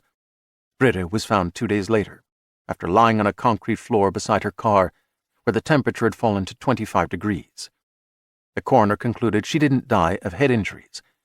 Still alive when Jerry Grady dragged her into the garage, she died of exposure, essentially froze to death, while lying there unconscious. Past midnight, the first hour of December 26th, back in the day. Having been emboldened by his Halloween adventure, young Calephas waits until his family is asleep, and then he goes to the basement. There he will complete the transition from a mere boy to a boy with a great destiny that began 2 months earlier. though completing the transition isn't his conscious intention. He visits the cold-holding room for two purposes. First, to see what Britta Holdstrom looks like naked. Second, to determine what damage, if any, the limited autopsy did to her. When he pulls out the morgue drawer and turns back the shroud from her head, he is looking into eyes as white as snow. Whether they crystallized as she lay dying in the frigid garage or some other cause explains them, Calephas doesn't know. Meeting that icy white gaze, he remembers an animated film about a beautiful princess who is bewitched into eternal sleep until she is awakened by the kiss of a prince. If he, a 7-year-old boy, can take the life from an old man and get away with it, perhaps he can restore life to this woman, which will mean that he must be a prince, or will become one. He has no fear. His experience with the old man has cured him of fear. He presses his mouth to Britta's cold lips, but she fails to wake. Although somewhat disappointed, he doesn't close the drawer and leave. He remains curious about the size and shape of Britta's breasts. When Durand draws the shroud farther down, revealing the objects of his curiosity, between those mounds lies a Hershey's kiss. His humiliation is immediate and intense, his face burning with shame. Gifford had foreseen this moment, and by this bit of mockery has tarnished the triumph of his little brother's Halloween visit to this chamber, when the hiding of a Hershey's kiss in a cabinet was proof of courage. Mortification shakes him as if it's a wind risen out of his bones, storming through him. Leaving the chocolate drop where Gifford placed it, he draws the shroud over Britta, but then realizes the genius of the trap that has been laid. In the morning, when his father tends to the embalming, he will find the morsel of candy. Gifford has surely schemed a way to be sure that his brother will be blamed, though Durand can't figure out how. If he takes the kiss, there will be no outraged father in the morning, and Gifford will know what has happened. Then the endless jokes and torments will begin. Bitter resentment washes through Durand as he pulls back the shroud, retrieves the candy, covers Britta again, and closes the drawer. Making his way to his room by the thin beam of his penlight, he is blinded more by anger than by darkness, stumbling twice on the stairs, narrowly avoiding a collision with a console in the upper hallway. When he reaches his bed, on his pillow is another piece of Hershey's finest, and a note. "How did her nipples taste, perv?" Anger has always been Durand's weakness. Anger and pride. Not covetousness or lust, neither envy nor gluttony, not sloth. Now his pride bleeds, and his anger swells into rage, into fury, such a blazing wrath that he feels as if he might melt. And here the transition becomes complete. The incident on Halloween cured him of fear. Ferocious anger burned it out of him forever. Now even hotter anger purges from him any capacity for guilt or shame. No fear, shame, or guilt ever again. He warns himself not to acknowledge finding either of the two Hershey's kisses or this note. Never to respond to Gifford's taunts, which will be coming by the hundreds. He must never give his brother the satisfaction of seeing him angered. If Durand keeps his fury unrevealed, the day will come, perhaps many years from now, when Gifford no longer expects revenge for this mockery. Then revenge can be taken. All these years later, Gifford is long dead, having gotten what was coming to him, that rich moment on his fancy boat when Durand's score in the game soared. Now, here in Rancho Santa Fe, the game clock counts down to a glorious end. The memory of Britta in the morgue drawer and the vicious note on his pillow has amped Calephas's anger no less than have the two Bennies. No beast on earth is as strong and dangerous and determined as he is now. In addition to its 3 double-wide roll-up doors, the garage features a man-sized door at the back. Calephas lifts the night vision goggles from around his neck and fits the unit to his eyes. The world goes from death black and moon silver to green. He employs his lock-release device, used earlier at the home of Vincent and Colleen, to defeat the deadbolt. He puts the device away and eases the door open. He enters. As he hoped, he quickly finds 2 electric service panels. He opens the metal door of the first, rapidly flips off the breakers one by one, then repeats the process with those in the second panel. Michael Mace and his 2 nameless companions have been plunged into darkness. Triumph awaits in several eerie shades of green. Old friends. Ascending the second run of stairs, Nina nervously turns the tack light in her hand, and vertiginous patterns of shadow and light wheel up the wall. As John follows her, and as Michael steps onto the landing, darkness cascades through the rooms below. The mechanical systems of the house shut down. The faint humming, ticking, buzzing, sighing of motors and pumps and fans and air in circulation, all the muffled sounds of a living home that are monotonous enough to seem like silence, suddenly become true silence so deep that it summons dread. Calephas is here. He has cut the power to the residence, which means he's in the garage, where earlier Michael had noticed electric service panels. He'll be inside the house proper in a minute or two. Thereafter, any sound they make will approximately locate them, diminishing the need for the agent to stalk them cautiously room by room. Evidently the same realization occurs to Nina, for she takes the remaining stairs 2 at a time, heedless of the noise she makes while the enemy is still in the garage. When Michael joins her and the boy at the stairhead, a raveling of luck is offered to them when the beam of the tack light silvers the fibers of a dangling cord at the far end of the upstairs hall, the pull rope for the attic trap door. If they had to search all the rooms and walk-in closets to find the way higher, they would never reach the wanted refuge in time. The end of the rope passes through a hole in a red rubber ball and ends in a knot. He pulls the trap door down, and an automatic ladder unfolds in 3 sections. With the light, Nina leads John into the high redoubt. Left in near darkness, Michael follows, sure that Calephas is entering the house or already inside. In the high room, Michael puts down his rifle. He turns and drops to his knees and reaches through the open trap and pulls hard on the uppermost rails of the spring-loaded ladder, reversing its action, muscling it back into position. The sections fold upward with somewhat more clatter than they unfolded, but he is able to prevent the loaded trap from thumping noisily when it seats once more in its frame. This last-ditch bastion, where nothing is currently stored, extends over the entire top floor of the house, offering in excess of 7 feet of clearance. It is fully floored with particle board attached to the second-floor ceiling studs with recessed screws that shine in Nina's light. The chief advantage of this refuge is that there's only one way into it, so that if Calephas pulls down the ladder, they'll know he's coming. He won't be able to climb at a run, and he'll be leading with his head, the preferred target. The primary disadvantage is that there's also only one way out of here. Nevertheless, Michael prefers it over all other options, because he cannot be absolutely certain Calephas hasn't come alone. If other agents have joined the hunt, then the battleground won't be just the house, but also the 12 acres on which it stands, with nowhere below to safely shelter from the barrages of gunfire that might be exchanged when the robots arrive. Because the caliber and high velocity of the ammunition of all parties is capable of penetrating walls, it makes sense to put as much distance and as many partitions as possible between the 3 of them and the combatants. Michael will direct Gog and Magog to enter the house through the back door he unlocked for them, which is toward the north end of the house. With that in mind, he shepherds Nina and John to the southeast corner of the attic, where they sit with their backs to an outer wall that, on the exterior, is of stacked stone and thus impervious to gunfire. Nina sweeps the spacious garret with the beam. Perhaps she wants to be sure that she has the details of the place firmly in mind when she shuts off the tack light and must wait in a darkness pulsating with threats. Under these circumstances, even those who are well-grounded and stout-hearted can imagine things that bring a thin sweat to the brow and the nape of the neck. Along the ridgepole, among the rafters and the collar beams, spiders have added their architecture to that of the house. Michael remembers a day when he was 9, carrying 2 mason jars into the backyard, setting the 8-legged prisoners free in the garden. He smiles at these residents of the attic as the light fixes on one and then another, their exaggerated shadows crawling the time-paled wood behind them. He takes their presence to be a good omen, and he says, "Old friends." The light goes out, and with nothing here to see, he re-enters the Protean Cybernetics computer system and possesses Gog and Magog. They are running through darkness relieved only by the light of the moon and stars that reflect off different objects in a myriad of ways and is amplified in shades of green seldom seen in nature. Acid fuchsin, glauconite, chrome oxide, moving parallel to a 2-lane backdrop, less than 5 minutes from the Chandra house. Suddenly a shaft of intense light finds and blinds them, so that they switch from night vision to standard perception in order to keep advancing. But the light moves with them.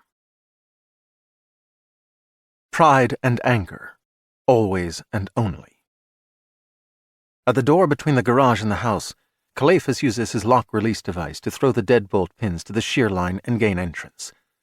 A hallway offers no light to be amplified except that infrared produced by the friction of molecules that are in motion in all things, which is enough to reveal closed doors on either side, as he comes to them. Sources in a room at the far end produce a dim spectral radiance that in some cheesy movie might represent spirits encouraging the soul of a dead man to follow a long passageway between life and the afterlife. He opens doors without hesitation. He clears thresholds as he was trained to clear them, sweeping the rifle left to right, right to left. He explores without trepidation, having conquered all fear long ago, when he pinched the breath from a dead man, discovered the ecstasy of murder, realized that the world is a simulation and a game, and understood that he is destined to win his way through all challenges to some higher existence, which is now within his reach. To the right, a door in a shallow closet beyond. To the left, a maid's suite is revealed by the soft influx of green moonlight from a window left unshaded. On the right, a day room with kitchenette, where the household staff takes lunch. On the left, a laundry room illuminated by a lighted wall clock that his gear amplifies. At the end of the hall, he pushes open a half-closed door and moves into the spectral radiance that reveals not an afterlife, but instead a kitchen with appliances that feature digital clocks and readouts. The window shades glow softly with lunar backlight. On the center island are 3 bowls with spoons. He feels one bowl and finds it cold to the touch. He wipes a finger through a puddle of coolness in the bottom and brings it to his mouth for a taste. Perhaps melted ice cream, chocolate, cherry, a third flavor he can't name. On arrival, the fugitives felt safe enough to indulge in this treat, which deeply displeases Calephas. He believes he understands enough about Michael Mace's powers to be certain that the former security specialist has invaded the ISA's computer system and knows exactly who is on his trail. At the safe house, Calephas changed phones and cars without signing for either, leaving his quarry with no way to track him by GPS. That his pursuers dropped off the map should alarm Mace and encourage him to keep moving. Instead, he and his 2 mysterious companions enter this house, somehow aware that it's untenanted, and they sit down for ice cream. Calephas's displeasure swells into indignation that these people seem not to take seriously the threat that he poses. Being underestimated particularly offends him. Being underestimated is equivalent to a slap in the face, an unforgivable act of contempt and belittlement, an affront not to be tolerated. Indignation flames into exasperation as he moves through an open door, along the main downstairs hall. He has conducted himself according to the rules of the game, achieving such an impressive kill total over 26 years, since the old man on the gurney, that he has come now to the last kill in this simulation, to the final gate and the ultimate reward beyond. But suddenly 2 new characters are introduced, 2 more whom he must eliminate, which is aggravating.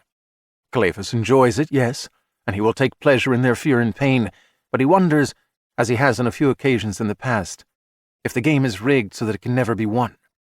Additional new challenges added just when he is reaching for the well-earned gold ring. A new life of greater power and prestige. Rigged! The possibility enrages him, suggests that the game isn't a game at all, but some kind of never-ending frat boy hazing, as if the designers of the simulation take delight in mocking his expectation of being elevated to their level. It isn't true, can't be true, must not be true that his efforts have been a fool's quest. The simulation is not, damn it, a sophisticated, cruel carnival of humiliations. How did her nipples taste, perv? It hasn't been crafted for his endless mortification, but for his transcendence. The hateful memory of the candy between Britta Holdstrom's breasts compounds exasperation into rage, even as his priapism is as painful as a grossly swollen boil.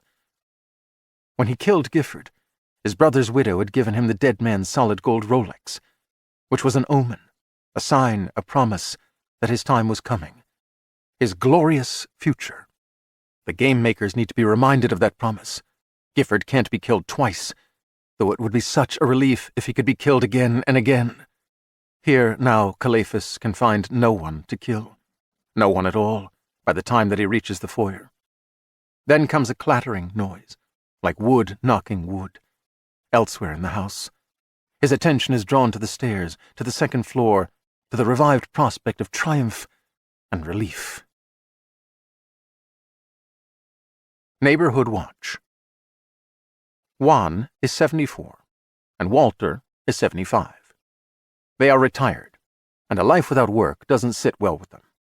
Once successful entrepreneurs, they can spend only so much time on the golf course, on the bocce ball court, competing in pickleball tournaments, and playing cards with their wives and friends before they start adding double shots of vodka even to their nightly beakers of Metamucil. Consequently, they are always seeking new pursuits and projects, what Juan calls reasons not to go crazy while we're waiting for Alzheimer's. During the past 6 months, they've been acting as an unofficial neighborhood watch 1 or 2 nights every week, mostly between 11 o'clock in the evening and 3 o'clock in the morning, cruising the community in Juan's F-150 pickup. Back in the day, 2 burglaries a year was a crime wave. Now that Central American gangs have flooded across the open border, life here has gotten to be more of an adventure than it once was, with 2 burglaries a month. And the perpetrators aren't lone wolves anymore.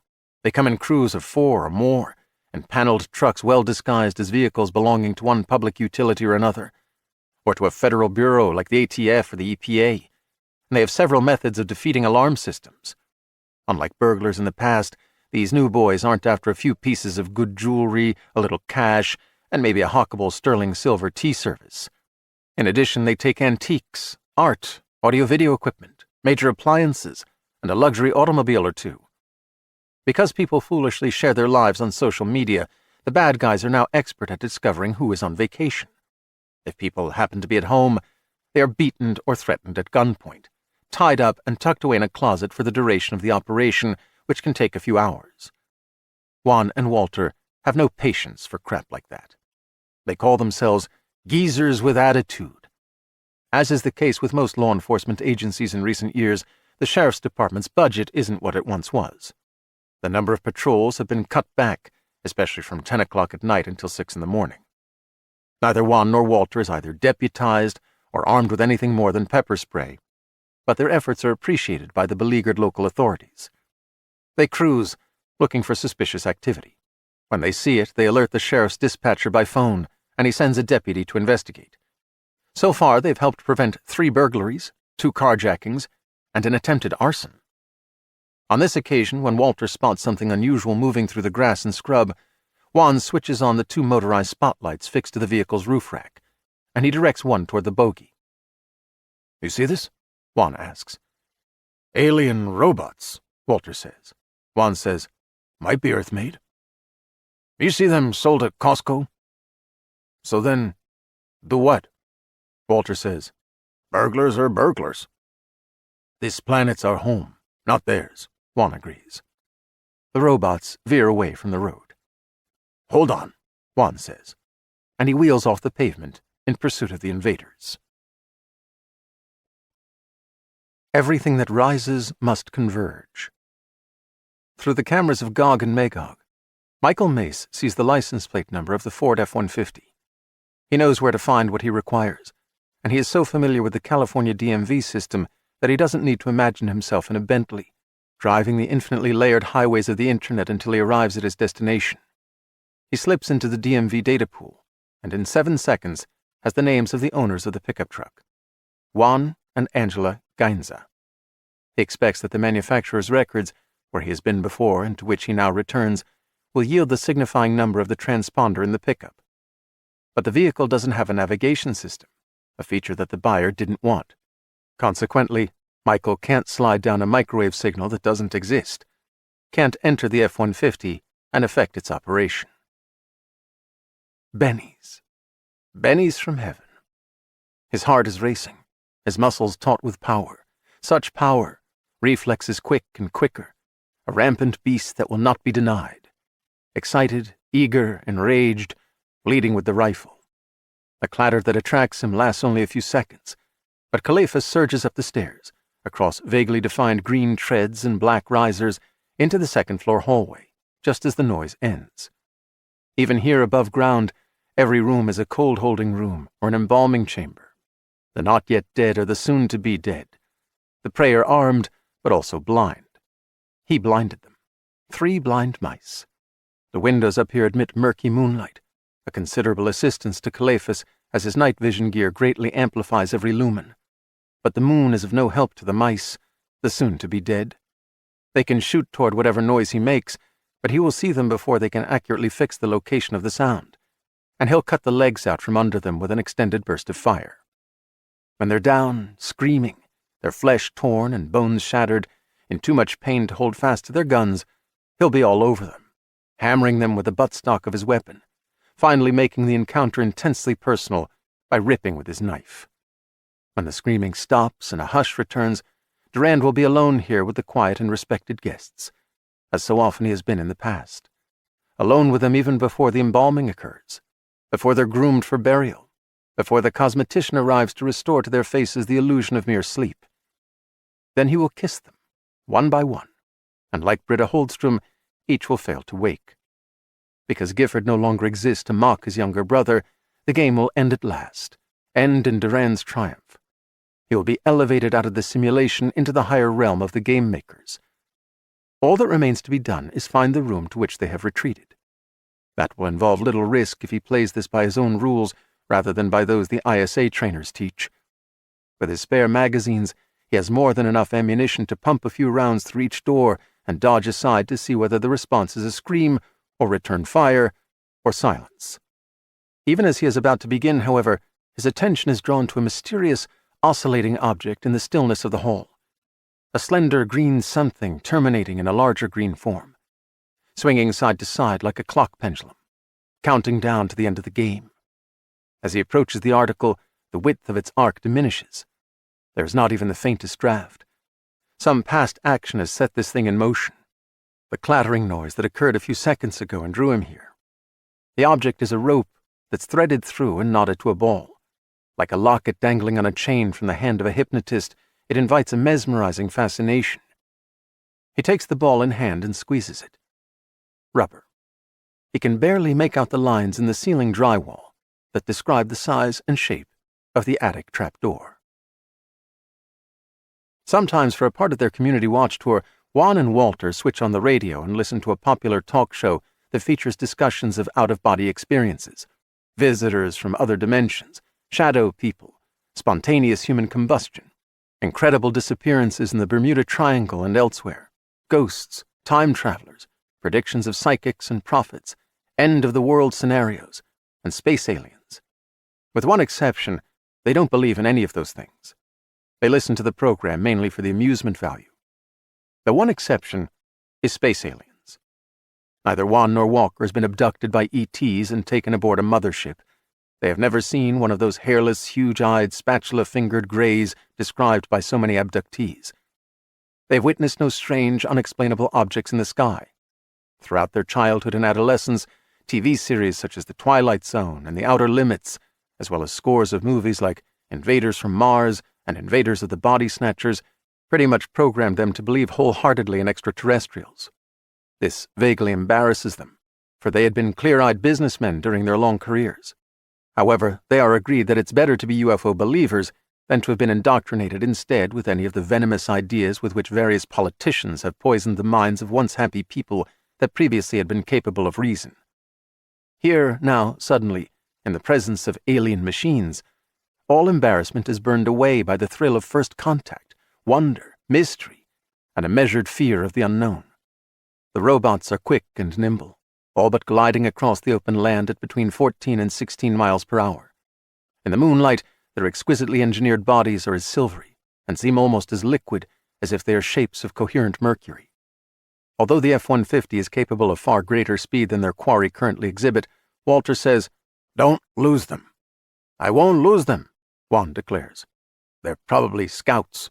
Yeah, I'm hoping they'll lead us to the ship." Is that a good thing? Walter wonders. Why wouldn't it be a good thing? What if the aliens are evil? They aren't evil, Walter says. You would know how. I'm more with Spielberg than Ridley Scott. So it's an issue of faith with you. No, logic. The ETs in Alien were just bugs. They weren't able to build robots, spaceships. ETs with spaceships are advanced beyond violence. At the top of a hill, the robots halt and turn and rear up on their hind legs, mantis-like in the headlights, and something about their posture suggests they might be equipped with weapons. In the lightless attic with Nina and John to his left, sitting with his back to the wall, Michael Mace takes over control of Gog and Magog out there in the night, while he also enters the universal service network that all telecom companies share. He locates the provider of service to Juan Luis Gainza, who was earlier identified in the DMV files as the owner of the F-150.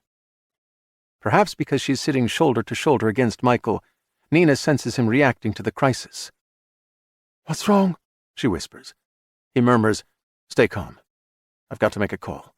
I'll explain later." Once he has Juan Gainza's number, he's able to identify the maker of the phone in 6 seconds.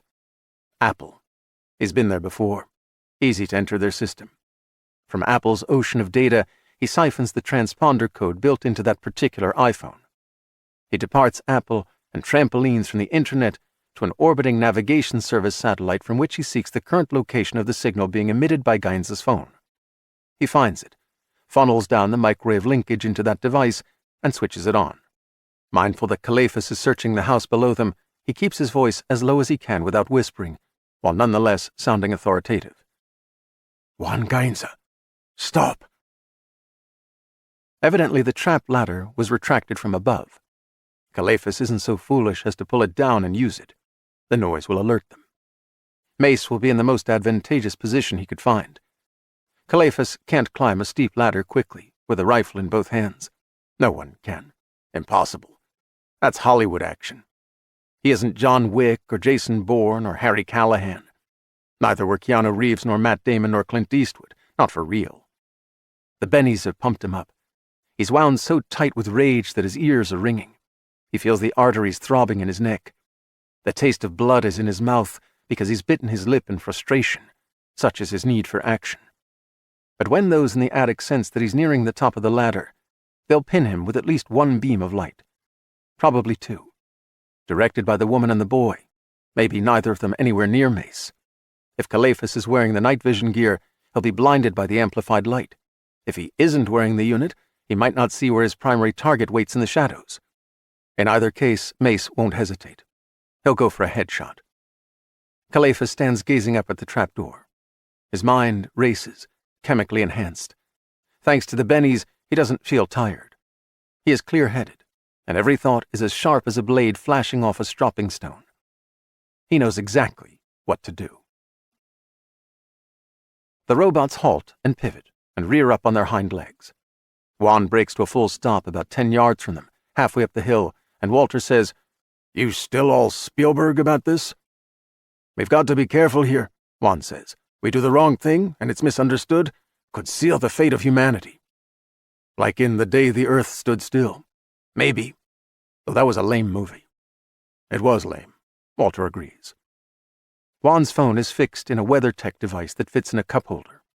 The screen brightens, displaying the familiar photo of Juan's much-loved and recently deceased golden retriever Jasper.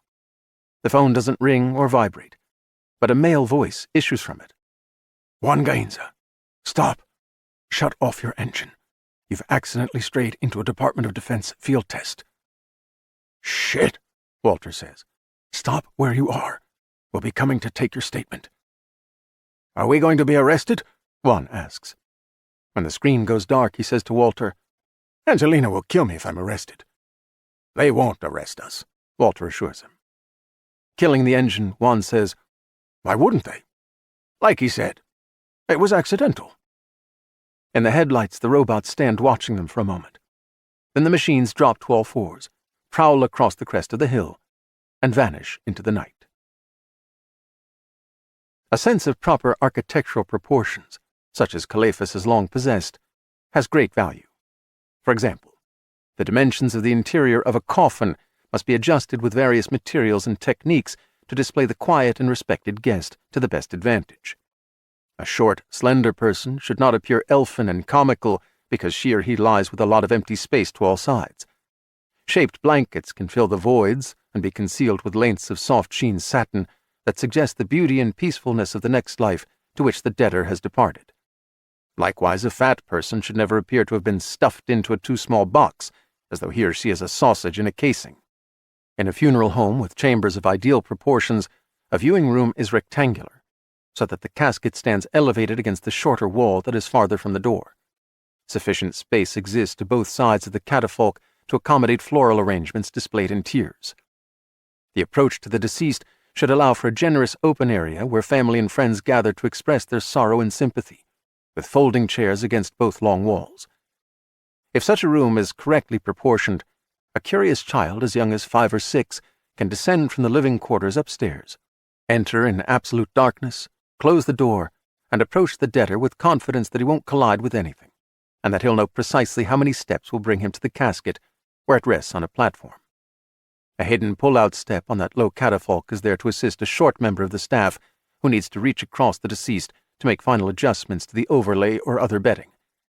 And a boy who knows about that feature can, even in the blinding dark, get close to the quiet and respected guest who will be center stage at the forthcoming morning's events. In fact, the boy can get so close that he's able to whisper in the nearer ear of the deceased and share confidences. If the occupant of the casket is a pretty woman, the boy can kiss two of his fingers, and even in the deep dark, actually press them to her lips, and then press them to his own, lest she be a princess who can be revived. He visits only those who died in youth or middle age. He has learned that very old dead people are frightening. They seem so knowing. Here in the Chandra house, in a state of amphetamine euphoria and exhilarating rage, Caliphus stands under the trapdoor, grinning and shifting his weight from foot to foot, reviewing what he knows of the architecture of the residence from having approached the house and having circled it to find the back entrance to the garage. The ground floor is substantially larger than the second floor. The pitch of the roof suggests that the attic extends over the entire upstairs. The trapdoor is not centered on the space above, but is near the eastern end of the structure. Because Mace will want to defend the only entrance to that high refuge, he is likely to remain as near the trap as seems safe, though he might send the woman and boy to a far end of the attic. Whether they are together or separate, they will shelter in corners, because instinct tells them to protect their backs, and because Mace is smart enough to know that the corner posts, with the associated framing and masonry in those locations, provide greater protection from gunfire. Moving toward a door on the right side of the hall, he murmurs so softly that he can barely hear his voice. "You're dead, and I'm not. You're dead, and I'm not." As a young child, he had whispered those words in the ears of the quiet and respected guests in their caskets. That taunt reassured him then, and it excites him now, a mantra for anyone who, in Caliphus's opinion, wisely, believes in nothing but himself. As he enters the room at the southwest corner of the house, where the moon-bathed windows green the space, he hears a voice that seems to come from overhead. Most of the words are muffled, and the others make a strange assertion. "You are becoming your statement." Little relieved by moonlight, darkness has gathered around the quieted pickup. "They should be field testing on a military base," Juan says, the moment the robots are gone from sight. Walter says, "This isn't military land." Juan says, "And that phone call wasn't a phone call." "Never rang," Walter says, "like the message was beamed at us." "Beamed," Juan agrees. Walter concludes, "Alien technology." "Damn, we've been gaslighted," Juan says, as he starts the engine and switches on the headlights. "They're aliens, all right." "Those sons of bitches," Walter declares. "One thing I can't stand," Juan says. Walter knows what he means. "Liars." Accelerating toward the crest of the hill, where the robots vanished, Juan says, "Damn all liars, no matter where they're from." "Pedal to the metal. I'm doing it. They don't have much of a lead on us. This is history," Juan says. The truck cannons off the top of the hill and down the next slope at more than 50 miles per hour, rocking and bouncing across the rough terrain, spewing up chunks of earth and tangles of wild grass, the fuel tank and drivetrain spared because the Ford is jacked up on oversized tires. At the bottom of the hill, their sleek limbs rippled with moonlight, the spawn of another planet turn left into the narrow valley and head east. Juan angles across the slope as he descends it, closing fast on the alien machines. "You ramming them?" Walter asks. Juan says, "Just gonna cut them off." Walter agrees. "Keep them from the mothership." "Better call the sheriff's dispatcher," Juan says. Walter plucks the phone from its holder. "Holy shit!" and drops it on the floor. "Hot like it came from an oven." "Bastards," Juan says. "Use your phone." "Didn't bring it." They are in the narrow vale, parallel to the sprinting robots. "Maybe they have weapons," Walter says. Juan declares, "I'm not backing off." "Me neither, just saying." They quickly pull ahead of the off-worlders. Walter can see them in the side mirror as they fall farther behind. "They're not changing course." "I see the bastards," Juan says, shifting his attention back and forth between the way ahead and the rearview mirror. They are 10 years beyond retirement, and wishing they never signed on for rest and relaxation, long resigned to the fact that life will never again present them with fresh excitement of the best kind, that henceforth it's rocking chairs on the porch and walks in the park, and did you see this or that crap on one streaming service or another, until they're slammed dead by a heart attack or a stroke, or wind up in hospice for a final month.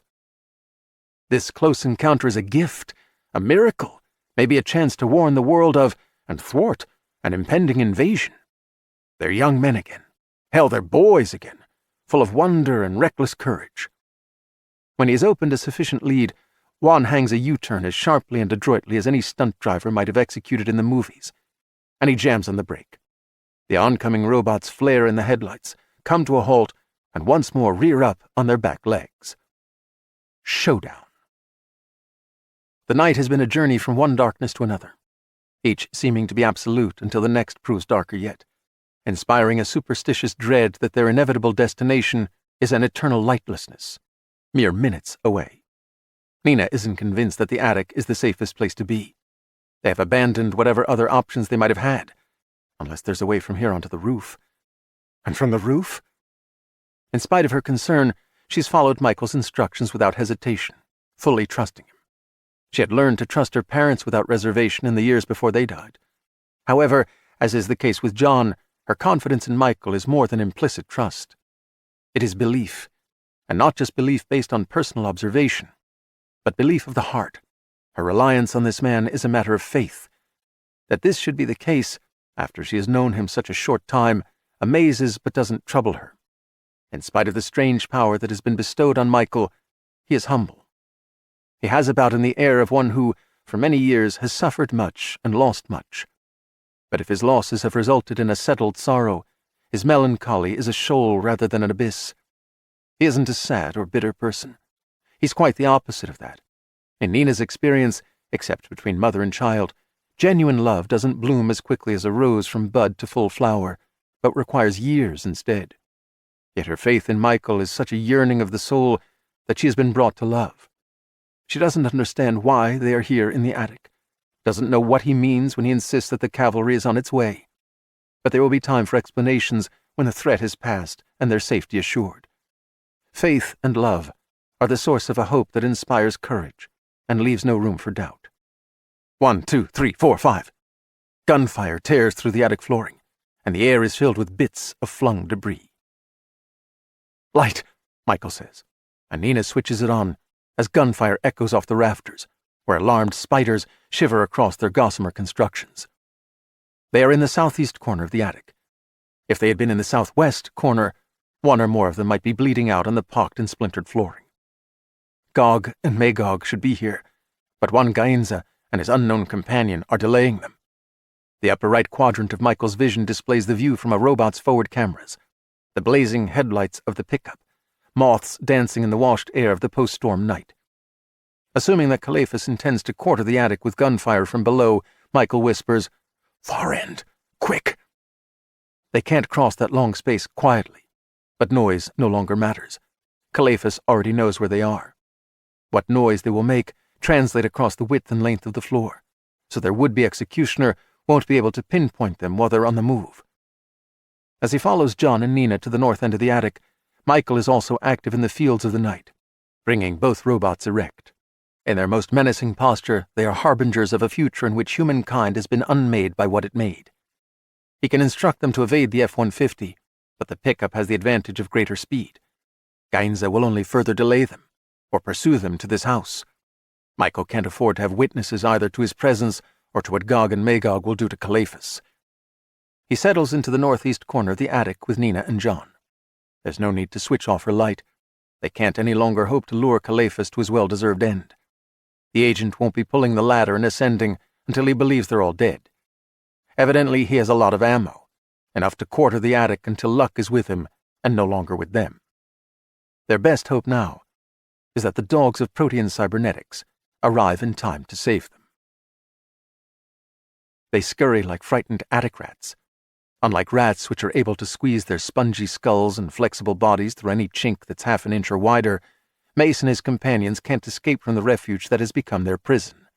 The promise of human evolution accelerated by technology, the vaunted singularity, has produced nothing more than a desperate outsider. A man-machine who is less than either a man or a machine, who has become nothing more than an animal on the run. In high spirits, Calephas leaves the bedroom at the southwest corner of the house, crosses the hallway, and enters the room at the southeast corner. He is the Pied Piper, and this house is Hamelin, soon to be rid of all rats. He's brother to the farmer's wife with her carving knife and bloody collection of rodent tails. He's the exterminator, annihilator, eradicator, obliterator, and his moment of ultimate triumph is at hand. No one can stand against him. In a flash of profound insight, he realizes that he is death. Either he has always been death but unaware, or he's an apprentice to death and has by his dedication earned the hooded robe and scythe. The kingdom of death is everywhere and always, not just in this present simulation, but also in the higher realm to which he'll soon ascend. Everyone is born to die, but he is not of their kind. He is death, and therefore deathless, harvesting lesser beings throughout all of time. When this night's work is done, he must think about this new understanding, the ramifications, the power. The revelation is so exhilarating that he wonders what even greater satori might be visited on him if he took another 10 milligrams of benzodrine. In the southeast corner of the southeast room, Durand Calephas aims the rifle at the ceiling and squeezes off 5 rounds in rapid succession. No one screams, but he isn't disappointed. They will be screaming soon enough. When eventually he goes into the attic, he will thrust his priapism into the woman, whether she is alive or dead, and he will kiss her on the lips. He will kiss the dead boy, and he will kiss the dead singularity, and this virtual world will dissolve around him, and he will rise into his kingdom. Showdown. Juan and Walter share the same fear, and it's not a fear of death, a prospect to which they've adapted during their long lives. They are afraid that these alien machines will escape, that they will have no evidence that this encounter occurred, that they will therefore not be able to tell anyone about this most astonishing event in their lives, for fear of being dismissed as liars or as dupes who fell for an absurd hoax. Walter says, "Marty Belloc," whereupon Juan says, "Exactly what I was thinking." Marty had been an acquaintance of theirs long ago, a successful businessman who claimed to have bedded the sexiest actress of that decade, a star for whom millions lusted. The details of his story were verifiable to the extent that he and the actress had been in the same city at the same event and had booked rooms in the same hotel.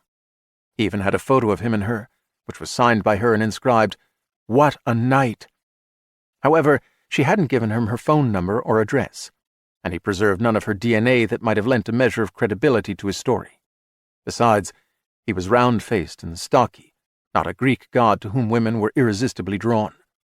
Although everyone previously thought Marty was a man of principles, reliable and trustworthy in all matters, his insistence on the truth of this unlikely one-night stand damaged his reputation beyond repair, and no one ever again quite believed anything he said. Consequently, when the alien machines rush forward, each on 2 legs, when one of them proves to have a weapon incorporated into it, when a muzzle flashes twice, and when the shots strike with laser-guided accuracy, blowing out both front tires in the F-150, Juan is motivated to stand on the accelerator. The shrieking truck surges forward on shredding tires. The robots fall onto all fours and peel off in opposite directions. One escapes.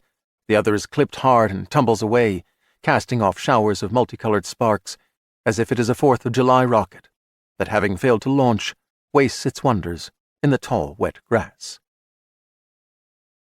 With no cupped hand limiting it, the powerful LED beam spreads its bright cone the length of the attic. When the second barrage of gunfire rips through the floor, crickets of pressed wood leap into the air. Swallowtails of pink fiberglass insulation flutter up and then float in the silence of the aftershock. Gog is down, but Magog is less than a mile away and coming, guided by the coordinates of the Chandra house that had been installed earlier. Michael's mind is processing data slower than a supercomputer would process it, but he's coming to a wet-brain conclusion no different from that arrived at by dry-circuit silicon. The first volley of shots had shattered into the southwest corner, and the second had riddled the southeast corner, with no salvos between those 2 widespread points. Below the attic, the second floor of the house provides rooms on each side of a hallway. After the first fusillade, Calephas had left one room and directly entered the room across the hall before opening fire again. Seconds are racing away. He's on the move. Seconds are racing away, and he isn't shooting. Because he isn't quartering the attic. He is going from corner to corner. Calephas assumes that both instinct and some knowledge of construction will draw them into the greater safety of a corner, the presumed safety. First southwest, then southeast. Now he's coming the length of the second floor toward the northeast corner. They are in the northeast corner. John in a watchful crouch. Nina still on her feet. A warped and loose and perhaps mold-eaten sheet of particle board creaks as she shifts her weight from one foot to the other. Michael says, "He's right under us." As he speaks, he grabs a fistful of the boy's jacket and lifts him out of the crouch, almost off his feet, thrusting him away from the corner. A rattle of wood on wood, a cracking sound, foiled by loose flooring. Nina stumbles and cries out involuntarily. Pivoting toward her, seeing her fall with the tack light firmly in hand, the sheet of particle board now angled and overlapping the sheet adjacent, Michael is nowhere else but here, neither with Magog crossing a length of ranch fence, nor drawn by horrified speculation as to what the next few seconds will bring, but only here. For the past matters not, and there is no expectation of a future. There is never other time than the current moment. The suspension bridge beneath your feet is a fragile construct, as if fabricated from ropes and wooden slats, each slat a moment, your crossing begun at birth, the time of death at a point en route when a slat fails to support your weight and falls into the gorge, you with it. And the time of death is always. Now time doesn't stop for Michael Mace, and neither does he step outside of time. Instead, he ceases thinking, commits himself to action by the guidance of another, he can't say who, but it isn't mere instinct. Afterward, he is unable to remember what he did, how he snatched Nina off the floor and into his arms as if she were weightless, how he strode 20 feet from the corner in a seeming instant. Calephas is so certain of his intuitive targeting that the crack of rifle fire comes 4 times, 3 more, 3 again. As the floor shakes, as debris is flung up but also spills from the bullet-pocked ceiling, Michael stands before the boy, whose eyes are shocked wide, though no wider than his own. As the overlapping echoes of the barrage fade into an expectant and fearsome quiet, he sets Nina on her feet. He looks toward the 4th corner, as yet not assaulted, then at the floor under them, and he knows one place is no safer than another. He knows as well that it wasn't the nanotech in his cells, not Shadow Michael, that gave him the extraordinary strength and reflexes to do what he just did. The inspiration for the action he took, the source of his power and adroitness, was as basic and human as it gets. Love. He has led his life without committing to any woman, for fear the consequences will be deceit, betrayal, torment, and loss, of which he knew too much in childhood. But here he is. Here he is because of Shelby Shrewsbury, because their lifelong friendship required him to care about a stranger for whom Shelby had deep but unexpressed affection. And that caring has become a love Shelby didn't live to experience. There is sadness in that, as well as guilt unearned but felt, yet there is also a new hope. Here he is, and Nina knows it, and he knows that what he feels for her is alike to what she feels for him. Now, all they need to do is survive. Before he opens fire, Calephas hears a woman's cry, the source immediately above him, in the northeast corner of the attic, a cry of surprise rather than pain, followed by something being dropped or someone falling. Whoever she might be, her exclamation thrills him, as though it's the annunciation of his rebirth as the dark angel of death, his sacred identity confirmed. He squeezes off 4 rounds at the ceiling, pauses but a second to enjoy the screams, which do not come, and fires 6 more times. Even if 3 bullets found 3 brains, they couldn't all have died in the same instant. 10 rounds have raised not a shout or shriek of pain, not one plaint of horror. The only sounds are quick footfalls as they react to a new awareness of his strategy, avoiding corners, hoping that he lacks enough ammunition to keep harassing them back and forth through that high space until their luck runs out. He is impatient to transcend, perhaps his rage abated with the realization of his true immortal nature, but now it swells hot once more. If this game has one rule, it is that in all situations and circumstances, violence is the only winning course of action. The violent bear it away. The future belongs to the violent, They bear away those who choose not to kill. They bear away everything of which they disapprove, all art and music and writing and philosophy that they find displeasing, all thought that offends them. They bear away all traditions, institutions, and ultimately all civilization as it was once constituted. He knows this game. He is a master of this game, and he is infuriated that at this late hour, with one move left to clear the board, he is being frustrated. He ejects the depleted magazine, slaps in a fresh one. He has 20 additional rounds available in yet a third magazine. Stepping into the hall, he surveys the ceiling, which is a darker shade of green than the walls. He cocks his head left and right, trying to gauge the trio's location by the telltale sound they're making.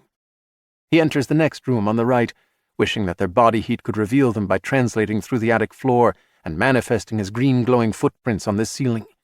An irrational desire, perhaps related to the benzodrine. He squeezes off 3 rounds to no effect and returns to the hallway, attention focused overhead. A scissoring sound, blade against blade, and a series of soft clicks puzzle him. He can't figure out what Mace and his companions are doing up there. And then he realizes the source of the noise is not in the attic. When he looks south, a daunting apparition comes off the stairs and into the hallway. An entity so bizarre that it evokes in him the closest thing to fear that he has felt since he was 7 years old and purged himself of that hampering emotion. Never before have mere bennies troubled him with hallucinations. At first, in the strange light that his goggles conjure from the dark, the intruder seems spider-like, the number of its legs difficult to discern. Then it goes erect on its 2 back limbs, revealing that it has only 4 legs, and its body appears to reconfigure in some way, with a soft whir and a softer chunk, chunk, chunk. As Calephas begins to realize that this is neither a hallucination nor some monstrous insect, that it's a machine, and as alarm rises in him, the intruder projects a broad beam of light. Light so bright that the night vision unit is overwhelmed. Calephas can see nothing. He yanks off the headset and throws it aside and begins to bring up his rifle. But he is slower than he needs to be. The roar of gunfire, none of it his, floods the hall, and Calephas seems to be lifted, seems to be swept backward and up in the ascension he has expected. The world, which was green and then white, becomes all red and then black. What seems to be an ascension is not. When they descend the ladder, John marvels at the robot, and Nina marvels at Michael. He says, "I'll explain in the car. Let's hurry." The machine drops to all fours as if to follow, but Michael instructs it to power down to minimal awareness and wait here. The scene must be left as is, so that the killing of Calephas can't be pinned on anyone other than Magog. Michael pats its head and says, "Good dog." The shots were all fired inside, and the walls muffled much of the clamor. The acreage around the residence also provides a buffer. However, the sound has surely traveled, and someone is even now trying to determine from where it came. They load the ice chests in the Range Rover, each selecting a beverage before closing the liftgate. Calephas has been dead less than 3 minutes when they set out for Arizona. Home is the hunter. Royce Kinnell is so shaken by events that the moment he arrives home, he washes his hands until they are red, selects an album of nerve-soothing, easy-listening piano for the through-house music system, takes a tablet of Prozac, brews a pot of tea, and opens a tin of butter cookies that have been finished with a cinnamon glaze and sprinkled with sea salt. Before indulging in this pre-dawn repast, he descends to the windowless room in the finished basement, where he opens a secret panel with a touch latch and then opens the heavily insulated steel door that is thus revealed. In the love nest, he strips the sheets off the bed and loads them in the washing machine that he uses only for this task. He's finicky about consigning his own garments to the same machine that he uses to launder the bedclothes in which have lain the women he keeps here. Upstairs once more, seated at the kitchen table with tea and cookies, he laments the passing of Lenore, whom he had kept in the basement for 7 delightful months. She was especially lovely, and once properly trained, precisely as submissive as he requires. All things must come to an end, however, for he is a man who needs a certain degree of variety. Royce is 30, heir to a trust fund that spares him from the need to work. However, with financial independence comes the worry that those who seem to like you actually have contempt for you and are nice to you only because you have money. Dating is a dangerous enterprise for a young man of his position. Fortunately, he has the skills and courage to resolve the problem with such as Lenore. He adopted this style of courtship when he was 21, and in the past 9 years has had the pleasure of 12 beauties. He terminates these relationships by strangulation, which is less messy than most alternatives, but also invigorating for reasons that he finds difficult to explain. He dislikes messiness, and when he's not in his current girlfriend's room, engaged in 6 or 8 hour sessions of amorous pursuits, he spends a lot of time cleaning the house. Fortunately, he enjoys housekeeping, which eliminates the need to have a domestic employee. His residence is spotless. Royce believes in doing things the right way, with diligence and care. In the case of his previous 11 girlfriends, after breaking up with them, he removed them from his life with such forethought and care that only one was ever found. To this day, he can't imagine how Jennifer, the second Jennifer, not the first, floated into Dana Point Harbor on a Sunday morning, after he had, on Friday, packed her in a metal steamer trunk and buried her at sea, 10 miles south of there and 9 miles from land. The trunk was bound in chains to which were attached 6 20-pound barbells. A hydraulic hand truck with a 500-pound capacity was needed to get that package onto his boat, and later raise it over the gunwale to slide it into the sea. If Royce believed in ghosts, he might wonder if the spirit of Harry Houdini freed Jennifer's corpse for some macabre reason. After strangling a girlfriend, he never deposits her in a place where he has left another one. Indeed, he has conveyed 2 of them to New Mexico, wrapped in plastic drop cloths that he sprayed with lubricant before dropping them into ancient lava pipes, long tubes about 3 or 4 feet in width, leading down through solid stone, up which lava had gushed in an epoch long before the creation of humanity. Those lovelies lie hundreds, perhaps thousands, of feet below the possibility of discovery. Another he cremated in Arizona, by leaving her in an abandoned church to which he set fire. He had chosen to bury Lenore on public land, in a lonely vale more than 30 miles from his home.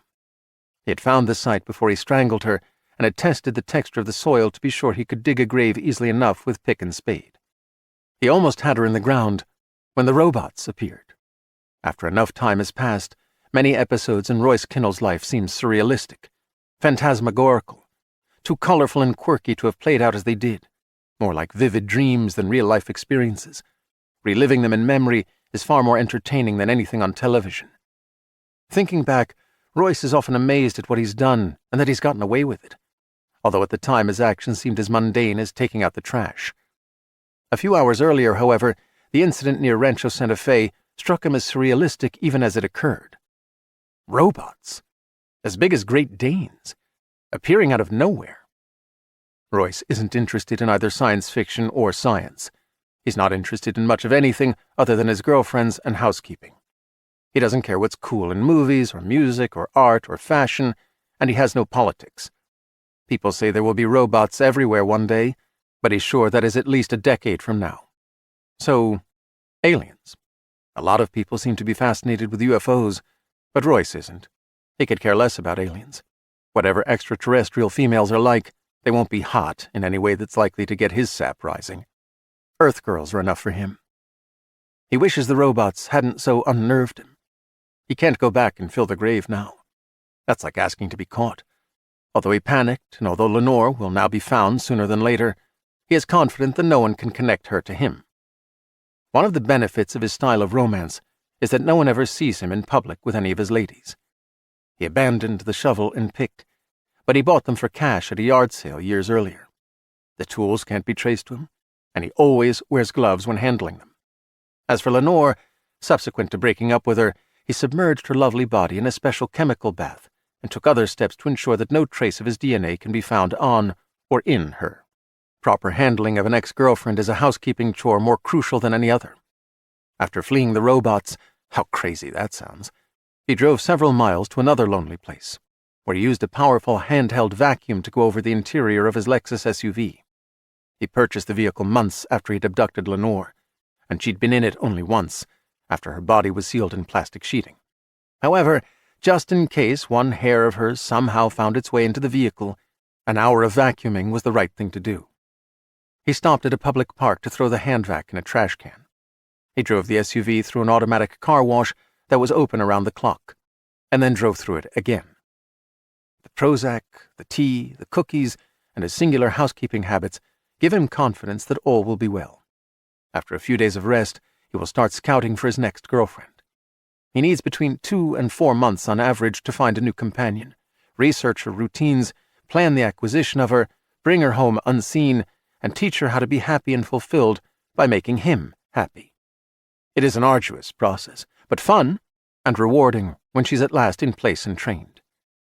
Dawn paints reefs of gold and coral pink across the sky as Royce finishes washing and drying the teapot. No longer shaken by the surreal events of the night, pleased to be moving into a new phase of his life, with the robots merely a curiosity to be wondered about in years to come, he makes his way along the downstairs hall to the foyer, exhausted and ready to go upstairs to bed, when the chimes announce a visitor. At one of the sidelights flanking the front door, a man in a uniform peers into the foyer. A policeman. For a moment, Royce can't draw a breath. The policeman smiles and nods and raises one hand as if to say, "Hi there." Because it is impossible that a link exists between Royce and Lenore in the open grave, the policeman's warm smile is surely genuine, his purpose benign. Royce opens the door. 2 officers, not just one, step inside, and the second isn't smiling. He says, "Royce Kinnell?"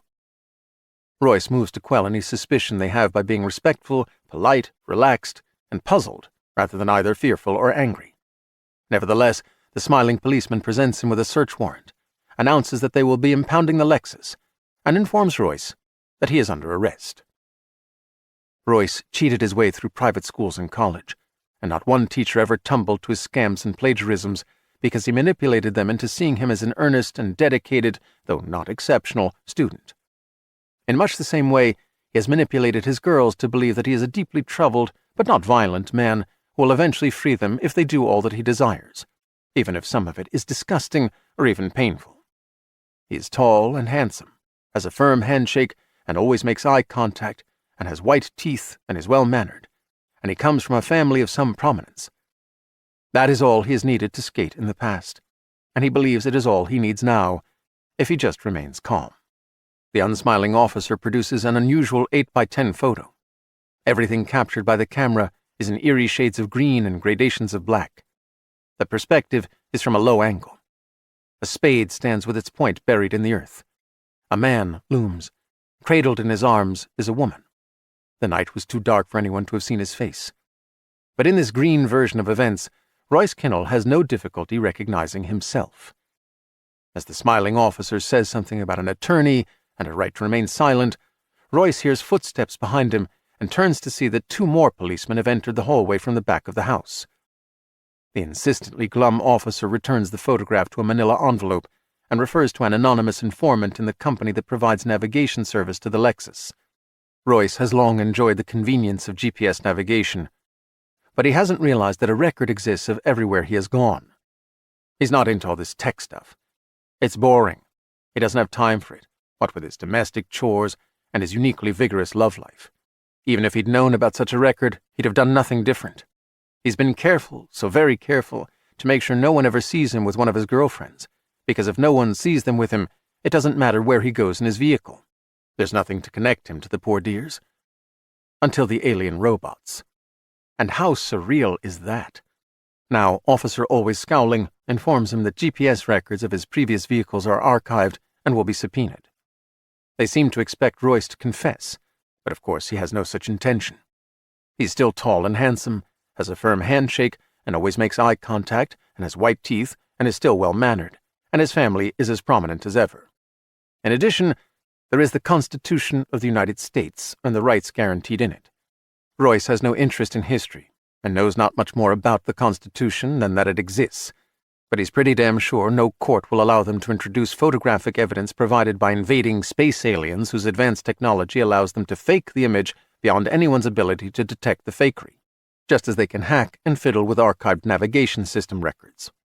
He will surely skate. Of what is past, or passing, or to come. In the Caribbean Sea, the jewel-toned waters are warm and clear. Of the many islands, the Caymans are among the smallest. On Grand Cayman is a bank. In the bank is an account held in the name of Only Truth, Inc. In Idaho lies a 100-acre ranch of grassy fields and forests that is owned by Only Truth, Inc. It isn't a working ranch, at least not in the traditional sense. On the ranch is a modest but beautifully finished house in the craftsman style. Residing in the house are Peter and Susie Pevensey, husband and wife, who are financially independent and who say they retired early to write novels. Their only child, Edward, is homeschooled, and they have a dog named Lucy. More than 2 years have passed since any of them has mistakenly spoken the names Michael or Nina or John, even in the privacy of their home. Also on the property is a stable for 8 horses, though only 3 are currently in residence: Bree, Quinn, and Puzzle, 1 mare, and 2 stallions. The family rides together, canoes together, skis together, attends church together, and participates in the life of the small town of Baskin Springs to such an extent that none of the locals ever thinks of them as in any way mysterious. As peaceful and idyllic as life can be in rural Idaho, this is the worst of times and the best of times in the wider world, an age of great turmoil, though the changes underway are mostly nonviolent. Someone whom the media calls super hacker controls the internet and maintains access to all data in every computer, cell phone, device, and system that's internet dependent. Telecom, banking, and social media entities, the power grid, private enterprises, all government bureaus and agencies. He enjoys unrestricted access to pretty much everything, worldwide.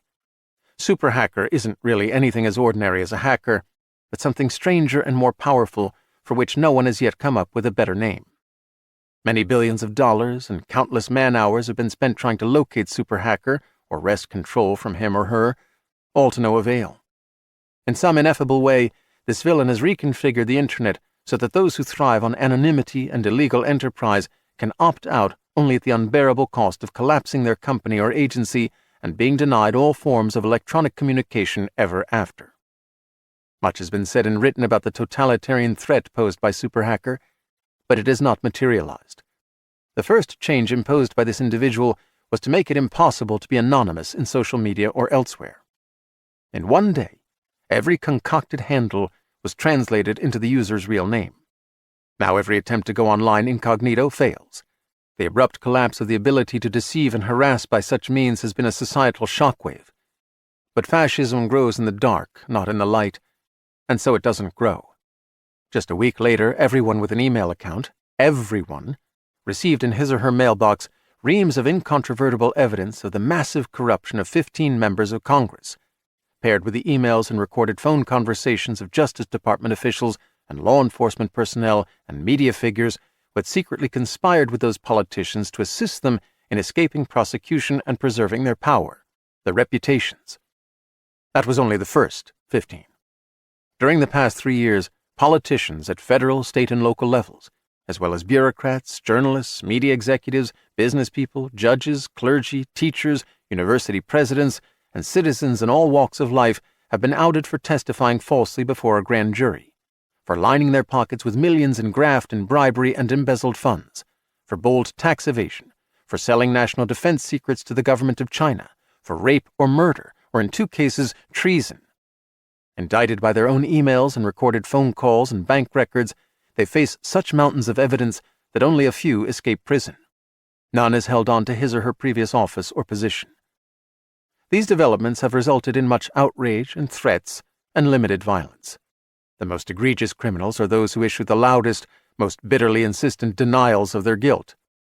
Because the wicked often have a charisma that the naive view as godliness rather than demonic suasion, some miscreants for a time raise mass movements in their defense.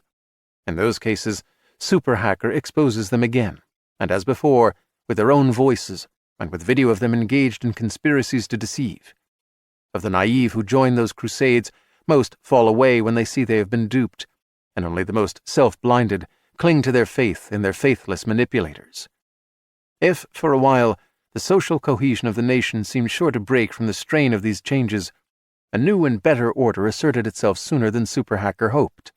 Once depressed or cynical judges of an honest bent were heartened by the impeachment and conviction of their colleagues whom they knew to be corrupted by money or ideological passion.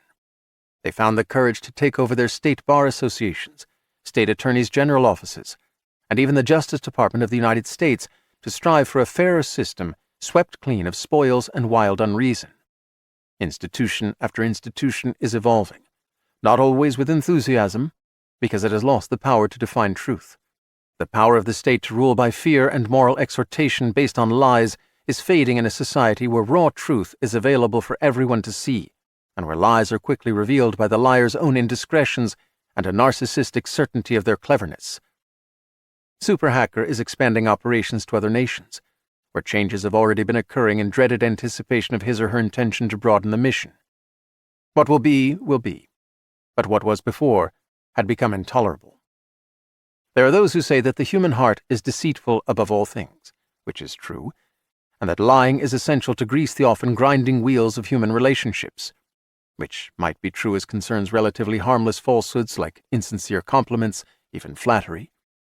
But when Super Hacker began to press the case that truth and the derivative of truth called common sense were in such short supply as to threaten the world, civilization had been fast sliding toward an abyss from which there might have been no return, a future of lawlessness, ginned-up hatred, irrational ideologies, and war.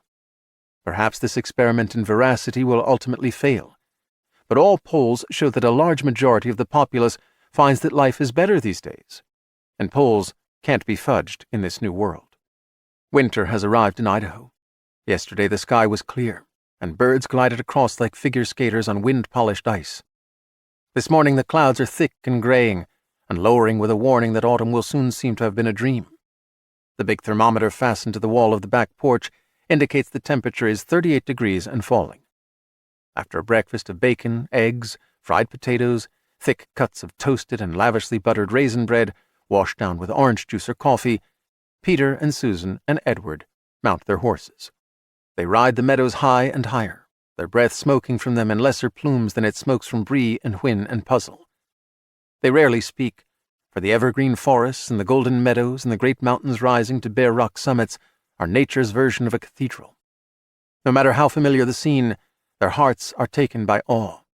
The vistas are supremely grand, so that the world seems newly created, full of promise and free from iniquity across its hemispheres, which is but a lovely illusion. Peter knows that the earth will never be as innocent as it appears here and now. A reckoning can't be avoided, only delayed. But it has always been thus. Lucy, a golden retriever, accompanies them, often straying toward one scent or another that intrigues her, never venturing too far. She races ahead to roll and wiggle in the grass. Come spring, such frolicking will bejewel her coat with the bright petals of torn wildflowers, and soon there will be snow to drape her in ermine. A rifle is lifted on Peter's saddle. After a long absence, gray wolves make their home in this territory once more, but he's watching primarily for a mountain lion, which is the greater threat to Lucy. He hasn't used the rifle for any purpose other than to fire a shot that scares a predator away. He hopes to get through life without killing another human being, and he prefers to pass his remaining years without killing any creatures at all. The vision of an eventual singularity, a decades-long dream of transcendence that is in fact a yearning for absolute power, has come to pass in him. And here is the irony always present in human affairs.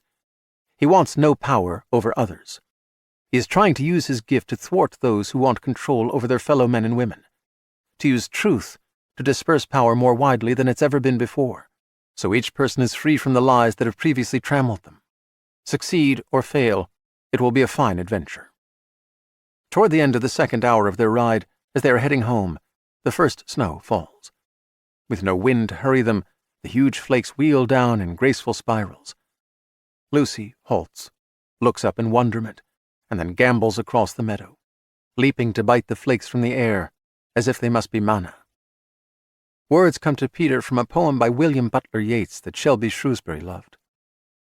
We must laugh, and we must sing. We are blessed by everything.